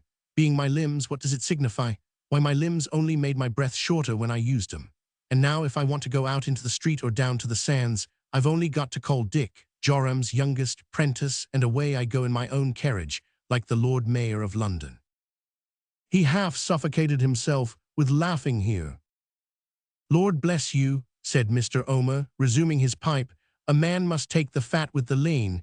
That's what he must make up his mind to in this life. Joram does a fine business, excellent business." "I am very glad to hear it," said I. "I knew you would be," said Mr. Omer, "and Joram and Minnie are like valentines. What more can a man expect? What's his limbs to that?" His supreme contempt for his own limbs, as he sat smoking, was one of the pleasantest oddities I have ever encountered. "And since I've took to general reading, you've took to general writing, eh, sir?" said Mr. Omer, surveying me admiringly. "What a lovely work that was of yours! What expressions in it! I read it every word, and as to feeling sleepy, not at all." I laughingly expressed my satisfaction, but I must confess that I thought this association of ideas significant. "I give you my word and honor, sir," said Mr. Omer, "that when I lay that book upon the table and look at it outside, compact in 3 separate and individual volumes, 1, 2, 3, I'm as proud as Punch to think that I once had the honor of being connected with your family. And dear me, it's a long time ago now, ain't it, over at Blunderstone, with a pretty little party laid along with the other party, and you quite a small party then yourself. Dear, dear." I changed the subject by referring to Emily. After assuring him that I did not forget how interested he had always been in her, and how kindly he had always treated her, I gave him a general account of her restoration to her uncle by the aid of Martha, which I knew would please the old man. He listened with the utmost attention, and said feelingly when I had done, "I am rejoiced at it, sir. It's the best news I have heard for many a day. Dear, dear, dear, and what's going to be undertook for that unfortunate young woman, Martha, now?" "You touch a point that my thoughts have been dwelling on since yesterday," said I, "but on which I can give you no information yet, Mr. Omer. Mr. Peggotty has not alluded to it, and I have a delicacy in doing so. I am sure he has not forgotten it. He forgets nothing that is disinterested and good." "Because you know," said Mr. Omer, taking himself up where he had left off, "whatever is done, I should wish to be a member of. Put me down for anything you may consider right, and let me know. I never could think the girl all bad, and I am glad to find she's not. So will my daughter Minnie be. Young women are contradictory creatures in some things. Her mother was just the same as her, but their hearts are soft and kind. It's all show with Minnie about Martha. Why she should consider it necessary to make any show, I don't undertake to tell you. But it's all show, bless you. She'd do her any kindness in private. So put me down for whatever you may consider right, will you be so good, and drop me a line where to forward it. Dear me, said Mr. Omer, when a man is drawing on to a time of life, where the two ends of life meet, when he finds himself, however hardy he is, being wheeled about for the second time in a speeches of go-kart, he should be overrejoiced to do a kindness if he can. He wants plenty. And I don't speak of myself, particular, said Mr. Omer, because, sir, the way I look at it is that we are all drawing on to the bottom of the hill, whatever age we are, on account of time never standing still for a single moment. So let us always do a kindness and be overrejoiced, to be sure. He knocked the ashes out of his pipe and put it on a ledge in the back of his chair, expressly made for its reception. There's Imlai's cousin, him that she was to have been married to, said Mr. Omer, rubbing his hands feebly, as fine a fellow as there is in Yarmouth. He'll come and talk or read to me in the evening for an hour together sometimes. That's a kindness, I should call it. All his life's a kindness. I am going to see him now, said I. Are you, said Mr. Omer. Tell him I was hearty and sent my respects. Minnie and Joram's at a ball. They would be as proud to see you as I am if they was at home. Minnie won't hardly go out at all, you see, on account of father, as she says. So I swore tonight that if she didn't go, I'd go to bed at 6. In consequence of which, Mr. Omer shook himself and his chair with laughter at the success of his device, she and Joram's at a ball. I shook hands with him and wished him good night. Half a minute, sir, said Mr. Omer. If you was to go without seeing my little elephant, you'd lose the best of sights. You never see such a sight, Minnie. A musical little voice answered, from somewhere upstairs, I am coming, grandfather. And a pretty little girl with long, flaxen, curling hair soon came running into the shop. This is my little elephant, sir, said Mr. Omer, fondling the child. Siamese breed, sir, now little elephant. The little elephant set the door of the parlor open, enabling me to see that, in these latter days, it was converted into a bedroom for Mr. Omer, who could not be easily conveyed upstairs, and then hid her pretty forehead and tumbled her long hair against the back of Mr. Omer's chair. The elephant butts, you know, sir, said Mr. Omer, winking, when he goes at a object. Once elephant, twice, 3 times. At this signal, the little elephant, with a dexterity that was next to marvelous in so small an animal, whisked the chair round with Mr. Omer in it, and rattled it off, pell-mell, into the parlor, without touching the doorpost. Mr. Omer, indescribably enjoying the performance, and looking back at me on the road, as if it were the triumphant issue of his life's exertions. After a stroll about the town, I went to Ham's house. Peggotty had now removed here for good, and had let her own house to the successor of Mr. Barkey's in the carrying business, who had paid her very well for the goodwill, cart, and horse. I believe the very same slow horse that Mr. Barkey's drove was still at work. I found them in the neat kitchen, accompanied by Mrs. Gummidge, who had been fetched from the old boat by Mr. Peggotty himself. I doubt if she could have been induced to desert her post by anyone else. He had evidently told them all. Both Peggotty and Mrs. Gummidge had their aprons to their eyes, and Ham had just stepped out to take a turn on the beach. He presently came home, very glad to see me, and I hoped they were all the better for my being there. We spoke, with some approach to cheerfulness, of Mr. Peggotty's growing rich in a new country, and of the wonders he would describe in his letters. We said nothing of Emily by name, but distantly referred to her more than once. Ham was the serenest of the party. But Peggotty told me, when she lighted me to a little chamber where the crocodile book was lying ready for me on the table, that he always was the same. She believed, she told me, crying, that he was broken-hearted, though he was as full of courage as of sweetness, and worked harder and better than any boat builder in any yard in all that part. There were times, she said, of an evening, when he talked of their old life in the boat-house, and then he mentioned Emily as a child, but he never mentioned her as a woman. I thought I had read in his face that he would like to speak to me alone. I therefore resolved to put myself in his way next evening, as he came home from his work. Having settled this with myself, I fell asleep. That night, for the first time in all those many nights, The candle was taken out of the window. Mr. Peggotty swung in his old hammock in the old boat, and the wind murmured with the old sound round his head. All next day he was occupied in disposing of his fishing boat and tackle, in packing up and sending to London by wagon such of his little domestic possessions as he thought would be useful to him, and in parting with the rest, or bestowing them on Mrs. Gummidge. She was with him all day. As I had a sorrowful wish to see the old place once more before it was locked up, I engaged to meet them there in the evening, but I so arranged it as that I should meet Ham first. It was easy to come in his way, as I knew where he worked.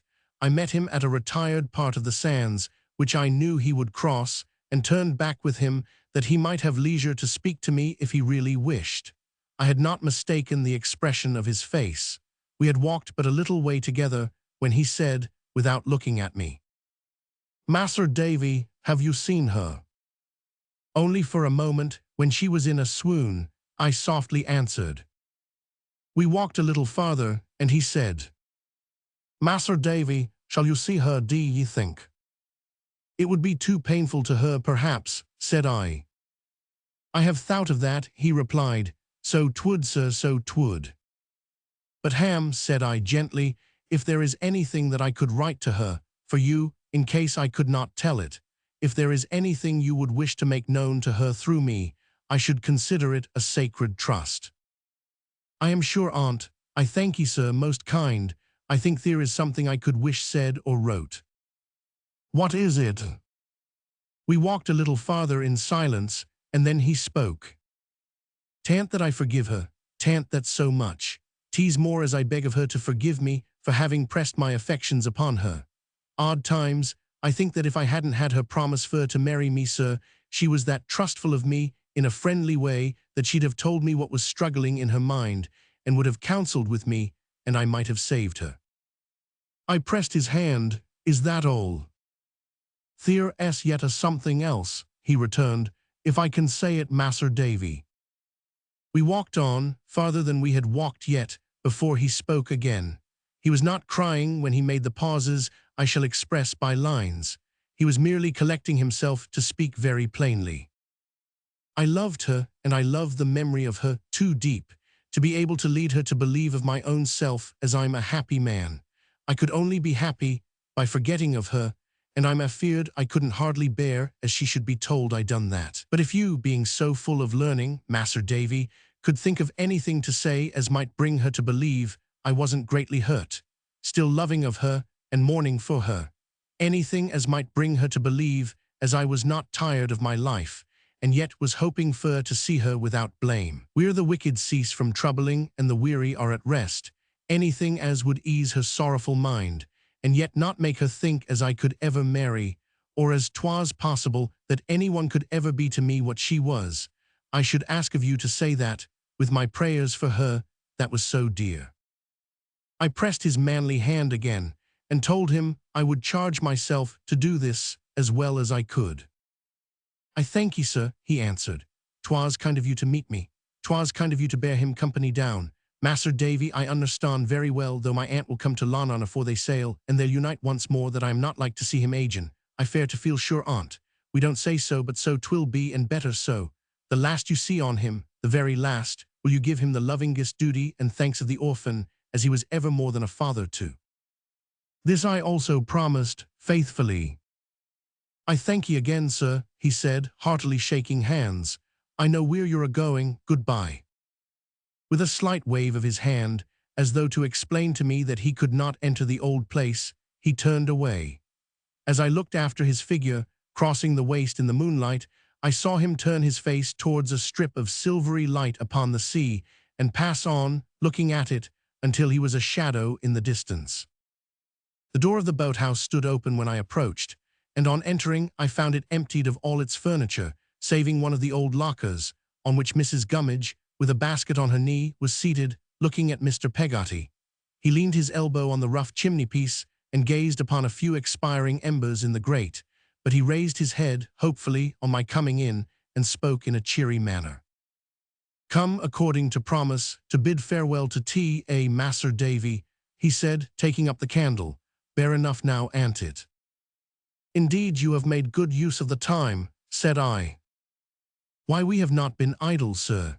Mrs. Gummidge has worked like a— "I don't know what Mrs. Gummidge ain't worked like," said Mr. Peggotty, looking at her, at a loss for a sufficiently approving simile. Mrs. Gummidge, leaning on her basket, made no observation. "There's the very locker that you used to sit on, long with him lie," said Mr. Peggotty in a whisper. "I'm a-going to carry it away with me last of all. And here's your old little bedroom, see, Mas'r Davy, a'most as bleak tonight as art could wish." In truth, the wind, though it was low, had a solemn sound, and crept around the deserted house with a whispered wailing that was very mournful. Everything was gone, down to the little mirror with the oyster-shell frame. I thought of myself lying here when that first great change was being wrought at home. I thought of the blue-eyed child who had enchanted me. I thought of Steerforth, and a foolish, fearful fancy came upon me of his being near at hand and liable to be met at any turn. "'Tis like to be long," said Mr. Peggotty in a low voice, "afore the boat finds new tenants. They look upon tea down here as being unfortnate now." "Does it belong to anybody in the neighborhood?" I asked. "To a mast-maker uptown," said Mr. Peggotty. "I'm a-going to give the key to him tonight." We looked into the other little room, and came back to Mrs. Gummidge, sitting on the locker, whom Mr. Peggotty, putting the light on the chimney-piece, requested to rise, that he might carry it outside the door before extinguishing the candle. "Dan'l," said Mrs. Gummidge, suddenly deserting her basket, and clinging to his arm, "my dear Dan'l, the parting words I speak in this house is, I mustn't be left behind. Don't ye think of leaving me behind, Dan'l. Oh, don't ye ever do it." Mr. Peggotty, taken aback, looked from Mrs. Gummidge to me, and from me to Mrs. Gummidge, as if he had been awakened from a sleep. "Don't ye, dearest Dan'l, don't ye," cried Mrs. Gummidge fervently. "Take me long with you, Dan'l, take me long with you and him lie. I'll be your servant, constant and true. If there's slaves in them parts where you're a-going, I'll be bound to you for one, and happy, but ye leave me behind, Dan'l, that's a dearie dear." "My good soul," said Mr. Peggotty, shaking his head, "you don't know what a long voyage, and what a hard life 'tis." "Yes, I do, Dan'l, I can guess," cried Mrs. Gummidge, "but my parting words under this roof is, I shall go into the house and die if I am not took. I can dig, Dan'l, I can work, I can live hard. I can be loving and patient now, more than you think, Dan'l, if you'll on'y try me. I wouldn't touch the lowance, not if I was dying of want, Dan'l Peggotty, but I'll go with you and him lie, if you'll on'y let me to the world's end. I know how 'tis. I know you think that I am lone and lorn, but dearie love, 'tan't so no more. I ain't sat here so long, a-watching and a-thinking of your trials, without some good being done me. Mas'r Davy, speak to him for me. I knows his ways and him lie, and I knows their sorrows, and can be a comfort to 'em, some odd times, and labour for 'em a-lose. Dan'l, dearie Dan'l, let me go long with you." And Mrs. Gummidge took his hand, and kissed it with a homely pathos and affection, in a homely rapture of devotion and gratitude that he well deserved. We brought the locker out, extinguished the candle, fastened the door on the outside, and left the old boat close shut up, a dark speck in the cloudy night. Next day, when we were returning to London outside the coach, Mrs. Gummidge and her basket were on the seat behind, and Mrs. Gummidge was happy. Chapter 52. I assist A.T. an explosion. When the time Mr. Micawber had appointed so mysteriously was within 24 hours of being come, my aunt and I consulted how we should proceed, for my aunt was very unwilling to leave Dora. Ah, how easily I carried Dora up and down stairs now. We were disposed, notwithstanding Mr. Micawber's stipulation for my aunt's attendance, to arrange that she should stay at home and be represented by Mr. Dick and me. In short, we had resolved to take this course, when Dora again unsettled us by declaring that she never would forgive herself, and never would forgive her bad boy if my aunt remained behind on any pretense. "I won't speak to you," said Dora, shaking her curls at my aunt. "I'll be disagreeable. I'll make Jip bark at you all day. I shall be sure that you really are a cross old thing if you don't go." "Tut, Blossom," laughed my aunt. "You know you can't do without me." "Yes, I can," said Dora. "You are no use to me at all. You never run up and down stairs for me all day long. You never sit and tell me stories about Dodie when his shoes were worn out, and he was covered with dust. Oh, what a poor little mite of a fellow. You never do anything at all to please me, do you, dear? Dora made haste to kiss my aunt and say, yes, you do, I'm only joking, lest my aunt should think she really meant it. But aunt, said Dora coaxingly, now listen, you must go, I shall tease you, till you let me have my own way about it. I shall lead my naughty boy such a life if he don't make you go. I shall make myself so disagreeable, and so will Jip. You'll wish you had gone like a good thing for ever and ever so long if you don't go. Besides, said Dora, putting back her hair and looking wonderingly at my aunt and me, why shouldn't you both go? I'm not very ill indeed, am I? Why, what a question, cried my aunt. What a fancy, said I. Yes, I know I am a silly little thing, said Dora, slowly looking from one of us to the other, and then putting up her pretty lips to kiss us as she lay upon her couch. Well then, you must both go, or I shall not believe you, and then I shall cry.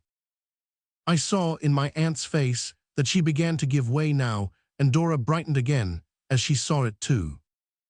You'll come back with so much to tell me that it'll take at least a week to make me understand, said Dora, because I know I shan't understand for a length of time if there's any business in it. And there's sure to be some business in it.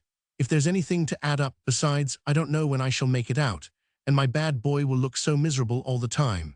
There, now you'll go, won't you? You'll only be gone one night, and Jip will take care of me while you are gone. Dodie will carry me upstairs before you go, and I won't come down again till you come back, and you shall take Agnes a dreadfully scolding letter from me, because she has never been to see us. We agreed without any more consultation that we would both go, and that Dora was a little impostor, who feigned to be rather unwell, because she liked to be petted. She was greatly pleased and very merry, and we four, that is to say, my aunt, Mr. Dick, Traddles, and I, went down to Canterbury by the Dover mail that night. At the hotel where Mr. Micawber had requested us to await him, which we got into with some trouble in the middle of the night, I found a letter importing that he would appear in the morning punctually at 9:30. After which, we went shivering at that uncomfortable hour to our respective beds through various close passages, which smelt as if they had been steeped for ages in a solution of soup and stables. Early in the morning, I sauntered through the dear old tranquil streets, and again mingled with the shadows of the venerable gateways and churches. The rooks were sailing about the cathedral towers, and the towers themselves, overlooking many a long, unaltered mile of the rich country and its pleasant streams, were cutting the bright morning air, as if there were no such thing as change on earth. Yet the bells, when they sounded, told me sorrowfully of change in everything, told me of their own age and my pretty Dora's youth, and of the many, never old, who had lived and loved and died, while the reverberations of the bells had hummed through the rusty armor of the Black Prince hanging up within, and motes upon the deep of time had lost themselves in air, as circles do in water. I looked at the old house from the corner of the street, but did not go nearer to it, lest, being observed, I might unwittingly do any harm to the design I had come to aid. The early sun was striking edgewise on its gables and lattice windows, touching them with gold, and some beams of its old piece seemed to touch my heart.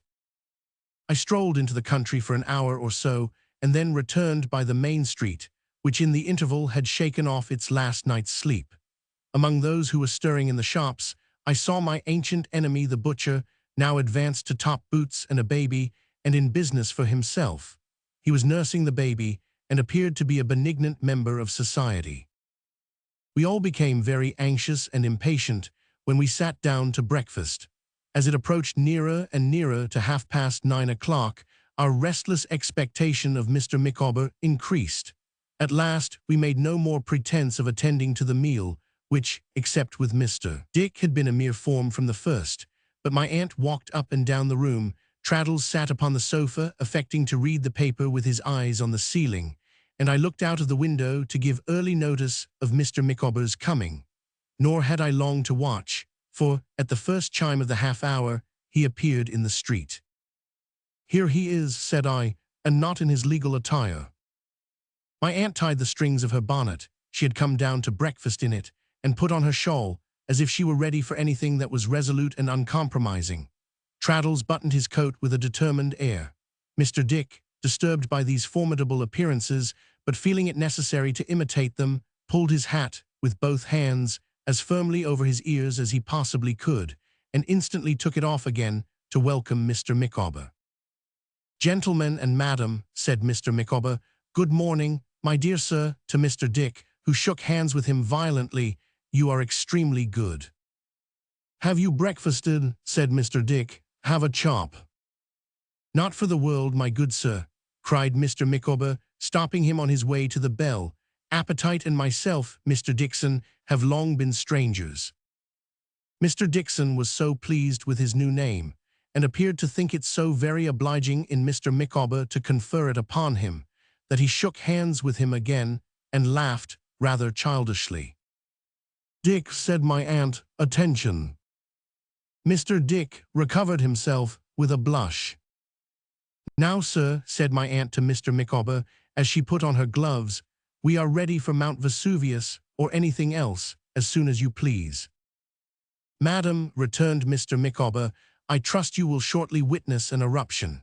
Mr. Traddles, I have your permission, I believe, to mention here that we have been in communication together." "It is undoubtedly the fact, Copperfield," said Traddles, to whom I looked in surprise. "Mr. Micawber has consulted me in reference to what he has in contemplation, and I have advised him to the best of my judgment." "Unless I deceive myself, Mr. Traddles," pursued Mr. Micawber, "what I contemplate is a disclosure of an important nature." "Highly so," said Traddles. "Perhaps under such circumstances, madam and gentlemen," said Mr. Micawber, "you will do me the favor to submit yourselves, for the moment, to the direction of one, who, however unworthy to be regarded in any other light, but as a waif and stray upon the shore of human nature, is still your fellow man, though crushed out of his original form by individual errors and the accumulative force of a combination of circumstances. "We have perfect confidence in you, Mr. Micawber," said I, "and will do what you please." "Mr. Copperfield," returned Mr. Micawber, "your confidence is not, at the existing juncture, ill-bestowed. I would beg to be allowed a start of 5 minutes by the clock, and then to receive the present company, inquiring for Miss Wickfield, at the office of Wickfield and Heep, whose stipendiary I am." My aunt and I looked at Traddles, who nodded his approval. "I have no more," observed Mr. Micawber, "to say at present."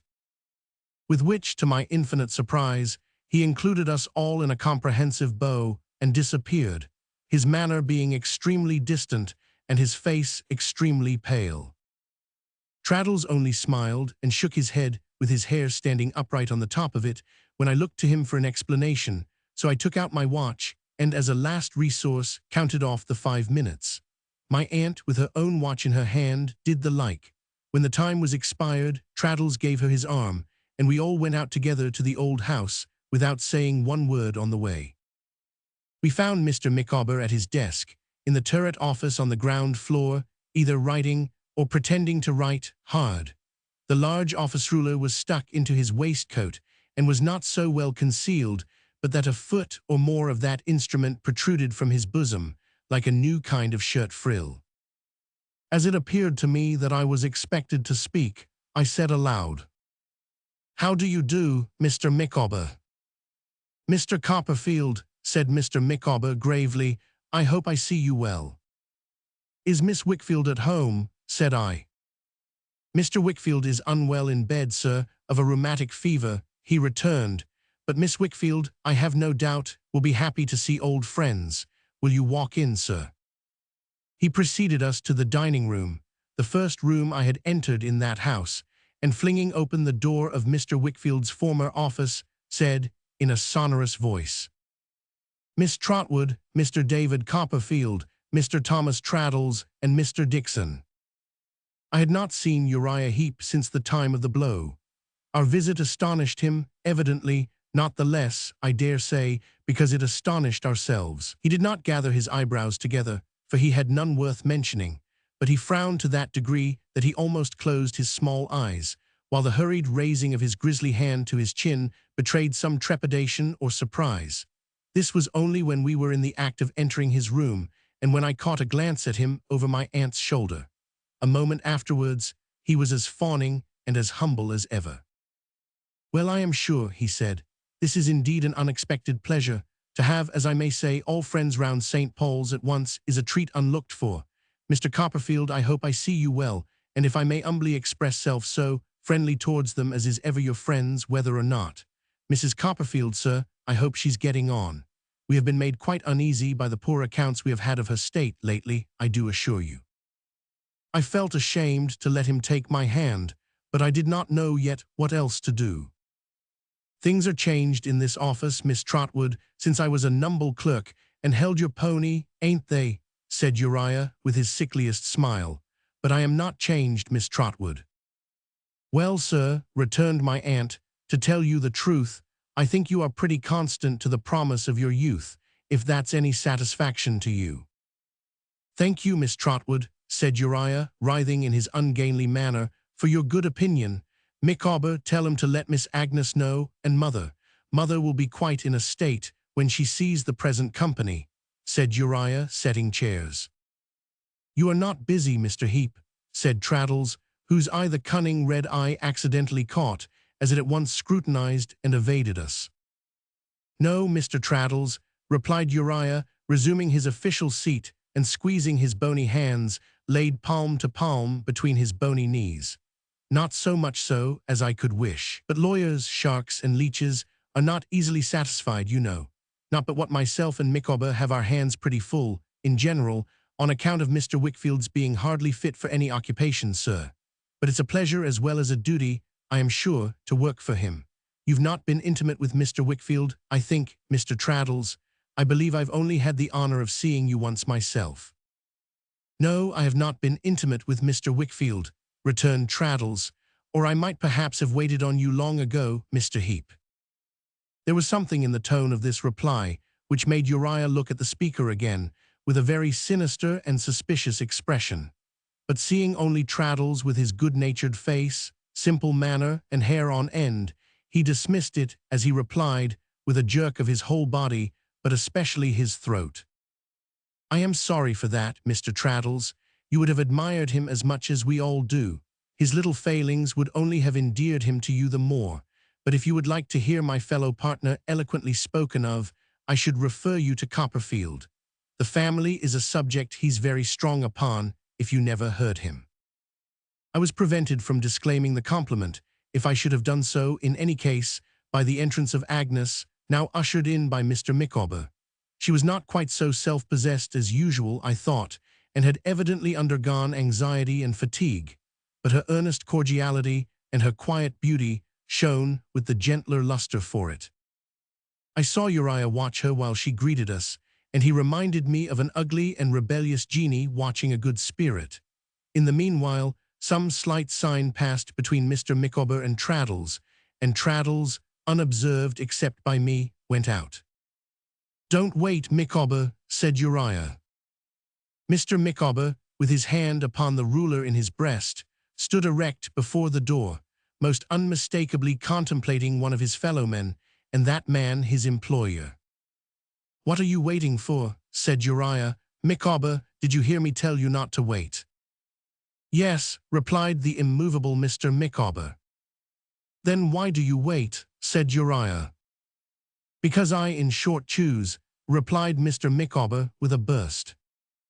Uriah's cheeks lost color, and an unwholesome paleness, still faintly tinged by his pervading red, overspread them. He looked at Mr. Micawber attentively, with his whole face breathing short and quick in every feature. You are a dissipated fellow, as all the world knows, he said, with an effort at a smile, and I am afraid you'll oblige me to get rid of you. Go along, I'll talk to you presently. If there is a scoundrel on this earth, said Mr. Micawber, suddenly breaking out again with the utmost vehemence, with whom I have already talked too much, that scoundrel's name is Heep. Uriah fell back, as if he had been struck or stung. Looking slowly round upon us with the darkest and wickedest expression that his face could wear, he said, in a lower voice, "Oh, this is a conspiracy. You have met here by appointment. You are playing booty with my clerk, are you, Copperfield? Now take care, you'll make nothing of this. We understand each other, you and me. There's no love between us. You were always a puppy with a proud stomach from your first coming here, and you envy me my rise, do you?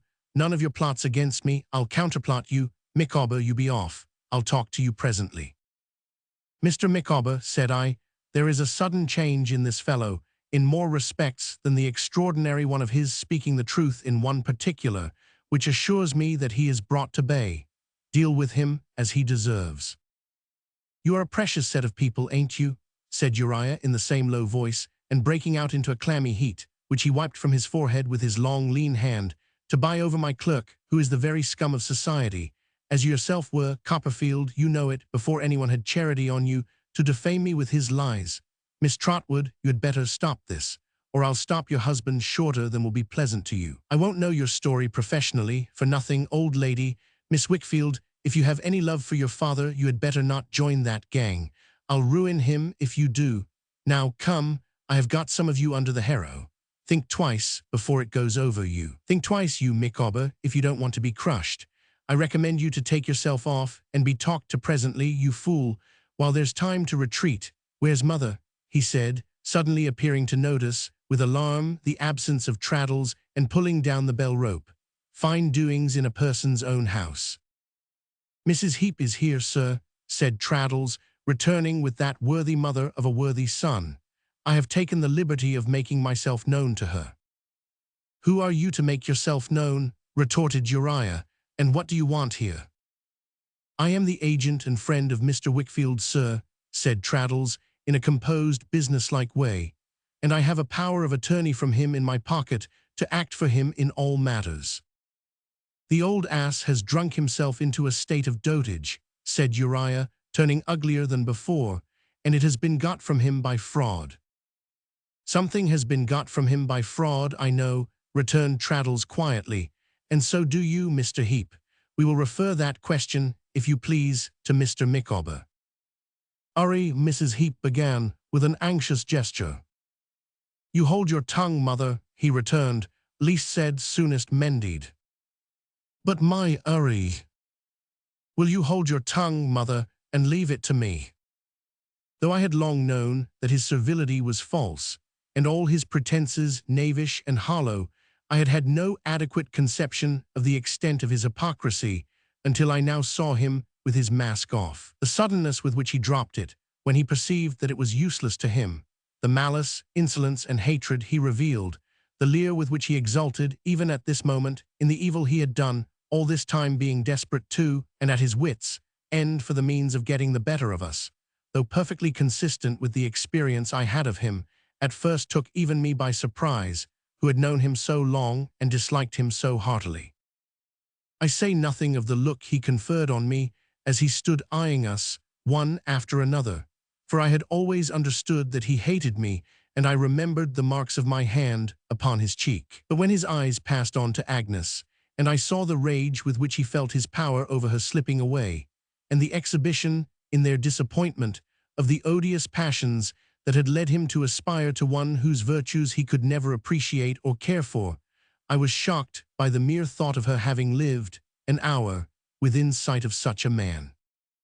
After some rubbing of the lower part of his face, and some looking at us with those bad eyes over his grisly fingers, he made one more address to me, half whining and half abusive. You think it justifiable, do you, Copperfield, you who pride yourself so much on your honor and all the rest of it, to sneak about my place, eavesdropping with my clerk? If it had been me, I shouldn't have wondered, for I don't make myself out a gentleman, though I never was in the streets either, as you were, according to Micawber, but being you. And you're not afraid of doing this either. You don't think at all of what I shall do in return, or of getting yourself into trouble for conspiracy and so forth. Very well, we shall see. Mr. What's-your-name, you are going to refer some question to Micawber. There's your referee. Why don't you make him speak? He has learnt his lesson, I see. Seeing that what he said had no effect on me or any of us, he sat on the edge of his table with his hands in his pockets, and one of his splay feet twisted round the other leg, waiting doggedly for what might follow. Mr. Micawber, whose impetuosity I had restrained thus far with the greatest difficulty, and who had repeatedly interposed with the first syllable of scoundrel, without getting to the second, now burst forward, drew the ruler from his breast, apparently as a defensive weapon, and produced from his pocket a foolscap document folded in the form of a large letter. Opening this packet, with his old flourish, and glancing at the contents, as if he cherished an artistic admiration of their style of composition, he began to read as follows. Dear Miss Trotwood and gentlemen, bless and save the man, exclaimed my aunt in a low voice. He'd write letters by the ream if it was a capital offense.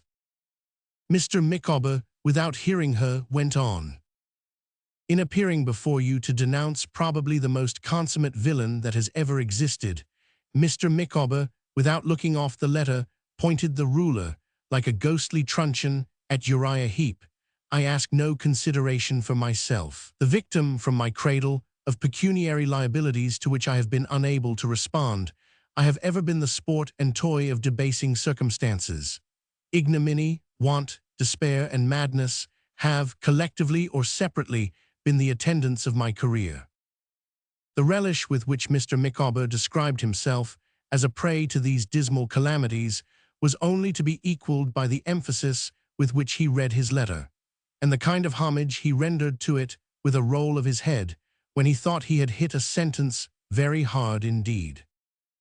In an accumulation of ignominy, want, despair, and madness, I entered the office, or as our lively neighbor the Gaul would term it, the bureau of the firm, nominally conducted under the appellation of Wickfield and Heep, but in reality wielded by Heep alone. Heep and only Heep is the mainspring of that machine. Heep and only Heep is the forger and the cheat. Uriah, more blue than white at these words, made a dart at the letter, as if to tear it in pieces. Mr. Micawber, with a perfect miracle of dexterity or luck, caught his advancing knuckles with the ruler and disabled his right hand. It dropped at the wrist, as if it were broken. The blow sounded as if it had fallen on wood. "The devil take you," said Uriah, writhing in a new way with pain. "I'll be even with you." "Approach me again, you heap of infamy," gasped Mr. Micawber, "and if your head is human, I'll break it. Come on, come on." I think I never saw anything more ridiculous, I was sensible of it, even at the time, than Mr. Micawber making broadsword guards with the ruler and crying, "Come on," while Traddles and I pushed him back into a corner, from which, as often as we got him into it, he persisted in emerging again. His enemy, muttering to himself, after wringing his wounded hand for some time, slowly drew off his neckkerchief and bound it up, then held it in his other hand and sat upon his table with his sullen face looking down. Mr. Micawber, when he was sufficiently cool, proceeded with his letter. The stipendiary emoluments in consideration of which I entered into the service of Heep, always pausing before that word and uttering it with astonishing vigor, were not defined beyond the pittance of 22 shillings and 6 per week. The rest was left contingent on the value of my professional exertions, in other and more expressive words, on the baseness of my nature, the cupidity of my motives, the poverty of my family, the general moral, or rather immoral, resemblance between myself and Heep. Need I say that it soon became necessary for me to solicit from Heep pecuniary advances towards the support of Mrs. Micawber and our blighted but rising family?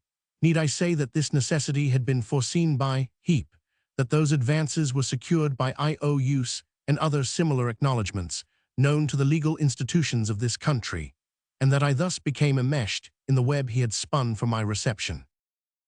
Mr. Micawber's enjoyment of his epistolary powers in describing this unfortunate state of things really seemed to outweigh any pain or anxiety that the reality could have caused him. He read on. Then it was that Heep began to favor me with just so much of his confidence as was necessary to the discharge of his infernal business. Then it was that I began, if I may so Shakespeareanly express myself, to dwindle, peak, and pine. I found that my services were constantly called into requisition for the falsification of business, and the mystification of an individual whom I will designate as Mr. W. That Mr. W. was imposed upon, kept in ignorance, and deluded in every possible way, yet that all this while the ruffian Heep was professing unbounded gratitude to and unbounded friendship for that much abused gentleman. This was bad enough, but as the philosophically Dane observes, with that universal applicability which distinguishes the illustrious ornament of the Elizabethan era, worse remains behind. Mr. Micawber was so very much struck by this happy rounding off with a quotation that he indulged himself, and us, with a second reading of the sentence, under pretense of having lost his place.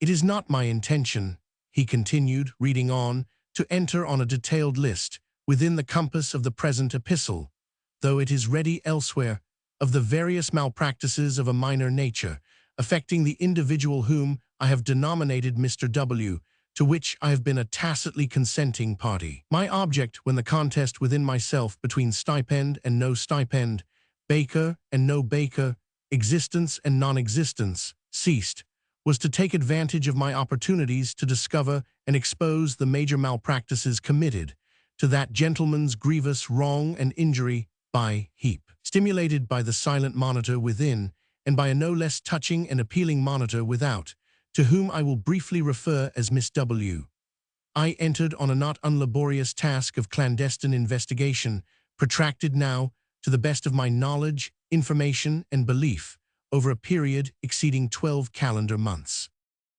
He read this passage as if it were from an Act of Parliament, and appeared majestically refreshed by the sound of the words.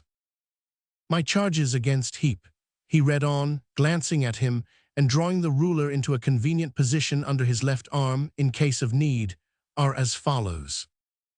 We all held our breath, I think. I am sure Uriah held his. "First," said Mr. Micawber, "when Mr. W.'s faculties and memory for business became, through causes into which it is not necessary or expedient for me to enter, weakened and confused, Heep, designedly perplexed, and complicated the whole of the official transactions. When Mr. W. was least fit to enter on business, Heep was always at hand to force him to enter on it. He obtained Mr. W.'s signature under such circumstances to documents of importance, representing them to be other documents of no importance. He induced Mr. W. to empower him to draw out, thus, one particular sum of trust money, amounting to 12,614, 2 and 9, and employed it to meet pretended business charges and deficiencies which were either already provided for or had never really existed. He gave this proceeding throughout the appearance of having originated in Mr. W.'s own dishonest intention, and of having been accomplished by Mr. W.'s own dishonest act, and has used it ever since to torture and constrain him. "You shall prove this, you Copperfield," said Uriah with a threatening shake of the head, "all in good time." "Ask Heep, Mr. Traddles, who lived in his house after him," said Mr. Micawber, breaking off from the letter. "Will you?" "The fool himself, and lives there now," said Uriah disdainfully. "Ask Heep if he ever kept a pocketbook in that house," said Mr. Micawber. "Will you?" I saw Uriah's lank hand stop, involuntarily, in the scraping of his chin. "Or ask him," said Mr. Micawber, "if he ever burnt one there. If he says yes, and asks you where the ashes are, refer him to Wilkins Micawber, and he will hear of something not at all to his advantage." The triumphant flourish with which Mr. Micawber delivered himself of these words had a powerful effect in alarming the mother, who cried out, in much agitation, "Urry, be humble and make terms, my dear." "Mother," he retorted, "will you keep quiet? You're in a fright, and don't know what you say or mean. Humble," he repeated, looking at me with a snarl. "I've humbled some of 'em for a pretty long time back, humble as I was." Mr. Micawber, genteelly adjusting his chin in his cravat, presently proceeded with his composition. "Second, Heep has, on several occasions, to the best of my knowledge, information, and belief." "But that won't do," muttered Uriah, relieved. "Mother, you keep quiet." "We will endeavor to provide something that will do, and do for you finally, sir, very shortly," replied Mr. Micawber. "Second, Heep has, on several occasions, to the best of my knowledge, information, and belief, systematically forged, to various entries, books, and documents, the signature of Mr. W., and has distinctly done so in one instance, capable of proof by me, to wit, in manner following, that is to say." Again, Mr. Micawber had a relish in this formal piling up of words, which, however ludicrously displayed in his case, was, I must say, not at all peculiar to him. I have observed it, in the course of my life, in numbers of men. It seems to me to be a general rule. In the taking of legal oaths, for instance, deponents seem to enjoy themselves mightily when they come to several good words in succession for the expression of one idea, as that they utterly detest, abominate, and abjure, or so forth, and the old anathemas were made relishing on the same principle. We talk about the tyranny of words, but we like to tyrannize over them too. We are fond of having a large superfluous establishment of words to wait upon us on great occasions. We think it looks important and sounds well. As we are not particular about the meaning of our liveries on state occasions, if they be but fine and numerous enough, so the meaning or necessity of our words is a secondary consideration, if there be but a great parade of them. And as individuals get into trouble by making too great a show of liveries, or as slaves, when they are too numerous, rise against their masters, so I think I could mention a nation that has got into many great difficulties, and will get into many greater, from maintaining too large a retinue of words. Mr. Micawber read on, almost smacking his lips.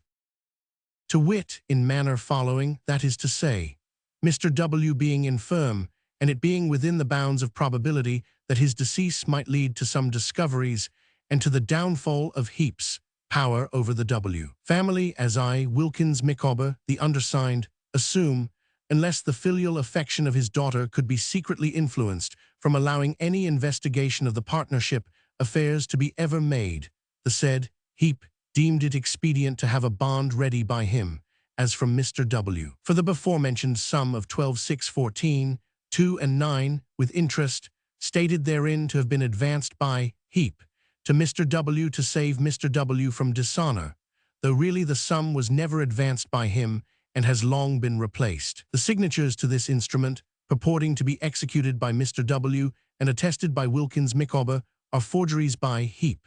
I have in my possession in his hand and pocketbook several similar imitations of Mr. W.'s signature, here and there defaced by fire, but legible to anyone.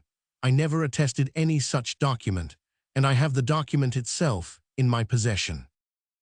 Uriah Heep, with a start, took out of his pocket a bunch of keys and opened a certain drawer, then suddenly bethought himself of what he was about and turned again towards us without looking in it. And I have the document, Mr. Micawber read again, looking about as if it were the text of a sermon, in my possession, that is to say, I had early this morning when this was written, but have since relinquished it to Mr. Traddles. It is quite true, assented Traddles. Uri, cried the mother, be humble and make terms. I know my son will be humble, gentlemen, if you'll give him time to think. Mr. Copperfield, I'm sure you know that he was always very humble, sir. It was singular to see how the mother still held to the old trick, when the son had abandoned it as useless. Mother, he said, with an impatient bite at the handkerchief in which his hand was wrapped, you had better take and fire a loaded gun at me. But I love you, Uri, cried Mrs. Heep, and I have no doubt she did, or that he loved her, however strange it may appear, though to be sure they were a congenial couple, and I can't bear to hear you provoking the gentleman and endangering of yourself more. I told the gentleman at first, when he told me upstairs it was come to light, that I would answer for your being humble and making amends. Oh, see how humble I am, gentlemen, and don't mind him. Why, there's Copperfield, mother, he angrily retorted, pointing his lean finger at me, against whom all his animosity was levelled as the prime mover in the discovery, and I did not undeceive him. There's Copperfield would have given you £100 to say less than you've blurted out. I can't help it, Uri, cried his mother. I can't see you running into danger through carrying your head so high. Better be humble as you always was. He remained for a little, biting the handkerchief, and then said to me with a scowl, What more have you got to bring forward? If anything, go on with it. What do you look at me for? Mr. Micawber promptly resumed his letter, only too glad to revert to a performance with which he was so highly satisfied. Third and last, I am now in a condition to show, by Heep's false books and Heep's real memoranda, beginning with the partially destroyed pocketbook, which I was unable to comprehend, at the time of its accidental discovery by Mrs. Micawber on our taking possession of our present abode, in the locker or bin devoted to the reception of the ashes calcined on our domestic hearth, that the weaknesses, the faults, the very virtues, the parental affections, and the sense of honor of the unhappy Mr. W. have been for years acted on by and warped to the base purposes of Heep. That Mr. W. has been for years deluded and plundered in every conceivable manner to the pecuniary aggrandizement of the avaricious, false, and grasping Heep. That the engrossing object of Heep was next again to subdue Mr. and Miss W. of his ulterior views. In reference to the latter, I say nothing entirely to himself. That his last act, completed but a few months since, was to induce Mr. W. to execute a relinquishment of his share in the partnership, and even a bill of sale on the very furniture of his house, in consideration of a certain annuity, to be well and truly paid by Heep, on the 4 common quarter days in each and every year.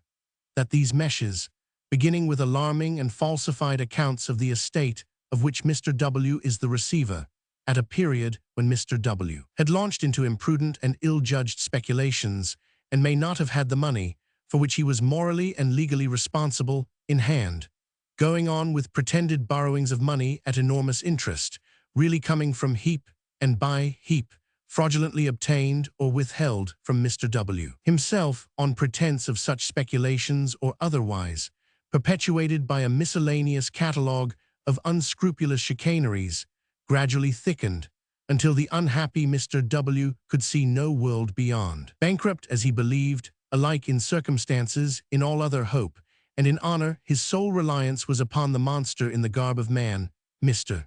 Micawber made a good deal of this as a new turn of expression, who, by making himself necessary to him, had achieved his destruction. All this I undertake to show, probably much more. I whispered a few words to Agnes, who was weeping, half joyfully, half sorrowfully, at my side, and there was a movement among us, as if Mr. Micawber had finished. He said, with exceeding gravity, "Pardon me," and proceeded, with a mixture of the lowest spirits and the most intense enjoyment, to the peroration of his letter. I have now concluded. It merely remains for me to substantiate these accusations, and then, with my ill-starred family, to disappear from the landscape on which we appear to be an encumbrance. That is soon done. It may be reasonably inferred that our baby will first expire of inanition, as being the frailest member of our circle, and that our twins will follow next in order. So be it. For myself, my Canterbury pilgrimage has done much. Imprisonment on civil process and want will soon do more. I trust that the labor and hazard of an investigation, of which the smallest results have been slowly pieced together, in the pressure of arduous avocations, under grinding penurious apprehensions, at rise of morn, at dewy eve, in the shadows of night, under the watchful eye of one whom it was superfluous to call demon, combined with the struggle of parental poverty to turn it, when completed, to the right account, may be as the sprinkling of a few drops of sweet water on my funereal pyre. I ask no more. Let it be, in justice, merely said of me, as of a gallant and eminent naval hero, with whom I have no pretensions to cope, that what I have done, I did, in despite of mercenary and selfish objects. For England, home, and beauty. Remaining always, C.C. Wilkins Micawber.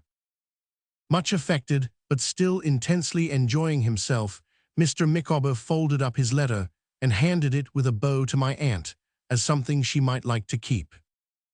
There was, as I had noticed on my first visit long ago, an iron safe in the room. The key was in it. A hasty suspicion seemed to strike Uriah, and with a glance at Mr. Micawber, he went to it and threw the doors clanking open. It was empty. "Where are the books?" he cried with a frightful face. "Some thief has stolen the books." Mr. Micawber tapped himself with the ruler. "I did, when I got the key from you as usual, but a little earlier, and opened it this morning." "Don't be uneasy," said Traddles. "They have come into my possession. I will take care of them, under the authority I mentioned." "You receive stolen goods, do you?" cried Uriah. "Under such circumstances," answered Traddles, "yes." What was my astonishment when I beheld my aunt, who had been profoundly quiet and attentive, make a dart at Uriah Heep and seize him by the collar with both hands. you know what I want, said my aunt. A strait waistcoat, said he. No, my property, returned my aunt. Agnes, my dear, as long as I believed it had been really made away with by your father, I wouldn't, and my dear, I didn't, even to Trot, as he knows, breathe a syllable of its having been placed here for investment. But now I know this fellow's answerable for it, and I'll have it. Trot, come and take it away from him. Whether my aunt supposed, for the moment, that he kept her property in his neck-kerchief, I am sure I don't know, but she certainly pulled at it as if she thought so. I hastened to put myself between them, and to assure her that we would all take care that he should make the utmost restitution of everything he had wrongly got. This, and a few moments' reflection, pacified her, but she was not at all disconcerted by what she had done, though I cannot say as much for her bonnet, and resumed her seat composedly. During the last few minutes, Mrs. Heep had been clamoring to her son to be humble, and had been going down on her knees to all of us in succession, and making the wildest promises. Her son sat her down in his chair, and standing sulkily by her, holding her arm with his hand, but not rudely, said to me, with a ferocious look, "What do you want done?" "I will tell you what must be done," said Traddles. "Has that Copperfield no tongue?" muttered Uriah. "I would do a good deal for you if you could tell me, without lying, that somebody had cut it out." "My Uriah means to be humble," cried his mother. "Don't mind what he says, good gentlemen." "What must be done," said Traddles, "is this. First, the deed of relinquishment that we have heard of must be given over to me now here." "Suppose I haven't got it," he interrupted. "But you have," said Traddles, "therefore you know we won't suppose so. And I cannot help avowing that this was the first occasion on which I really did justice to the clear head, and the plain, patient, practical good sense of my old schoolfellow." "Then," said Traddles, "you must prepare to disgorge all that your rapacity has become possessed of, and to make restoration to the last farthing. All the partnership books and papers must remain in our possession, all your books and papers, all money accounts and securities of both kinds. In short, everything here." "Must it? I don't know that," said Uriah. "I must have time to think about that." "Certainly," replied Traddles, "but in the meanwhile, and until everything is done to our satisfaction, we shall maintain possession of these things, and beg you, in short, compel you, to keep your own room, and hold no communication with anyone." "I won't do it," said Uriah with an oath. "Maidstone jail is a safer place of detention," observed Traddles, "and though the law may be longer in writing us, and may not be able to write us so completely as you can, there is no doubt of its punishing you. Dear me, you know that quite as well as I. Copperfield, will you go round to the Guildhall and bring a couple of officers?" Here Mrs. Heep broke out again, crying on her knees to Agnes to interfere in their behalf, exclaiming that he was very humble, and it was all true, and if he didn't do what we wanted, she would, and much more to the same purpose, being half frantic with fears for her darling. To inquire what he might have done, if he had had any boldness, would be like inquiring what a mongrel cur might do if it had the spirit of a tiger. He was a coward from head to foot, and showed his dastardly nature through his sullenness and mortification as much as at any time of his mean life. "Stop," he growled to me, and wiped his hot face with his hand. "Mother, hold your noise. Well, let him have that deed. Go and fetch it." "Do you help her, Mr. Dick," said Traddles, "if you please." Proud of his commission, and understanding it, Mr. Dick accompanied her as a shepherd's dog might accompany a sheep. But Mrs. Heep gave him little trouble, for she not only returned with the deed, but with the box in which it was, where we found a banker's book and some other papers that were afterwards serviceable. "Good," said Traddles when this was brought. "Now, Mr. Heep, you can retire to think, particularly observing, if you please, that I declare to you, on the part of all present, that there is only one thing to be done, that it is what I have explained, and that it must be done without delay." Uriah, without lifting his eyes from the ground, shuffled across the room with his hand to his chin, and pausing at the door said, "Copperfield, I have always hated you. You've always been an upstart, and you've always been against me." "As I think I told you once before," said I, "it is you who have been, in your greed and cunning, against all the world. It may be profitable to you to reflect, in future, that there never were greed and cunning in the world yet, that did not do too much and overreach themselves. It is as certain as death. Or as certain as they used to teach at school, the same school where I picked up so much humbleness, from 9 o'clock to 11, that labor was a curse, and from 11 o'clock to 1, that it was a blessing and a cheerfulness and a dignity, and I don't know what all said he with a sneer. You preach about as consistent as they did. Won't humbleness go down? I shouldn't have got round my gentleman fellow partner without it, I think. Micawber, you old bully, I'll pay you. Mr. Micawber, supremely defiant of him and his extended finger, and making a great deal of his chest, until he had slunk out at the door, then addressed himself to me, and proffered me the satisfaction of witnessing the re-establishment of mutual confidence between himself and Mrs. Micawber. After which, he invited the company generally to the contemplation of that affecting spectacle. Restoration of mutual confidence between Mr. and Mrs. Micawber. The veil that has long been interposed between Mrs. Micawber and myself is now withdrawn, said Mr. Micawber, and my children and the author of their being can once more come in contact on equal terms.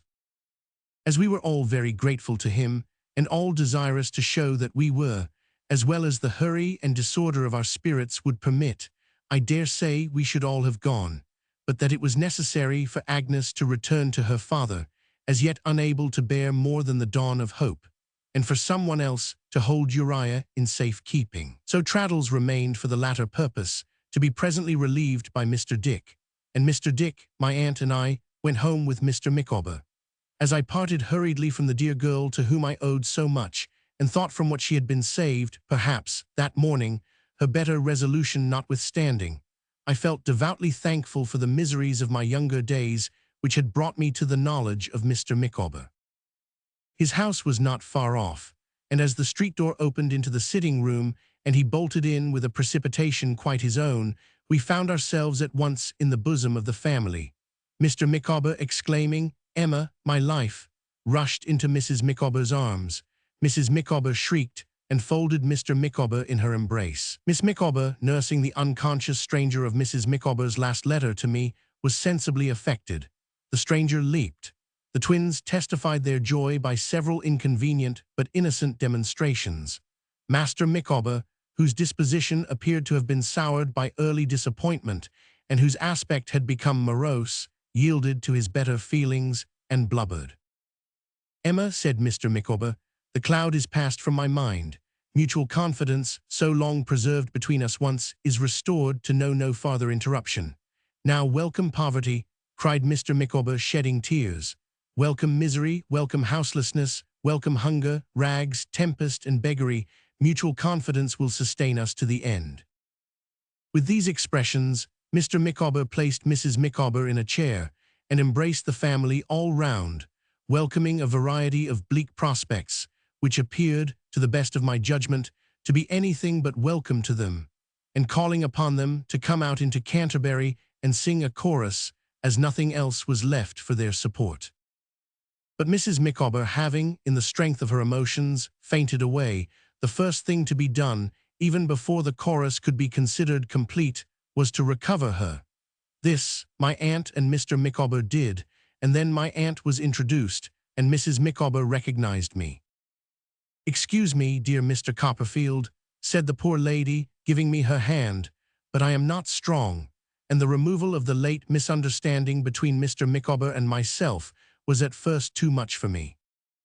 "Is this all your family, ma'am?" said my aunt. "There are no more at present," returned Mrs. Micawber. "Good gracious, I didn't mean that, ma'am," said my aunt. "I mean, are all these yours?" "Madam," replied Mr. Micawber, "it is a true bill." "And that eldest young gentleman now," said my aunt, musing, "what has he been brought up to?" "It was my hope when I came here," said Mr. Micawber, "to have got Wilkins into the church, or perhaps I shall express my meaning more strictly if I say the choir. But there was no vacancy for a tenor in the venerable pile for which this city is so justly eminent, and he has, in short, he has contracted a habit of singing in public houses rather than in sacred edifices." "But he means well," said Mrs. Micawber tenderly. "I dare say, my love," rejoined Mr. Micawber, "that he means particularly well, but I have not yet found that he carries out his meaning in any given direction whatsoever." Master Micawber's moroseness of aspect returned upon him again, and he demanded with some temper what he was to do, whether he had been born a carpenter or a coach painter, any more than he had been born a bird, whether he could go into the next street and open a chemist's shop, whether he could rush to the next assizes and proclaim himself a lawyer, whether he could come out by force at the opera and succeed by violence, whether he could do anything without being brought up to something. My aunt mused a little while and then said, "Mr. Micawber, I wonder you have never turned your thoughts to emigration." "Madam," returned Mr. Micawber, "it was the dream of my youth and the fallacious aspiration of my riper years. I am thoroughly persuaded, by the by, that he had never thought of it in his life." "I," said my aunt, with a glance at me, "why, what a thing it would be for yourselves and your family, Mr. and Mrs. Micawber, if you were to emigrate now." "Capital, madam, capital," urged Mr. Micawber gloomily. "That is the principal, I may say the only difficulty, my dear Mr. Copperfield," assented his wife.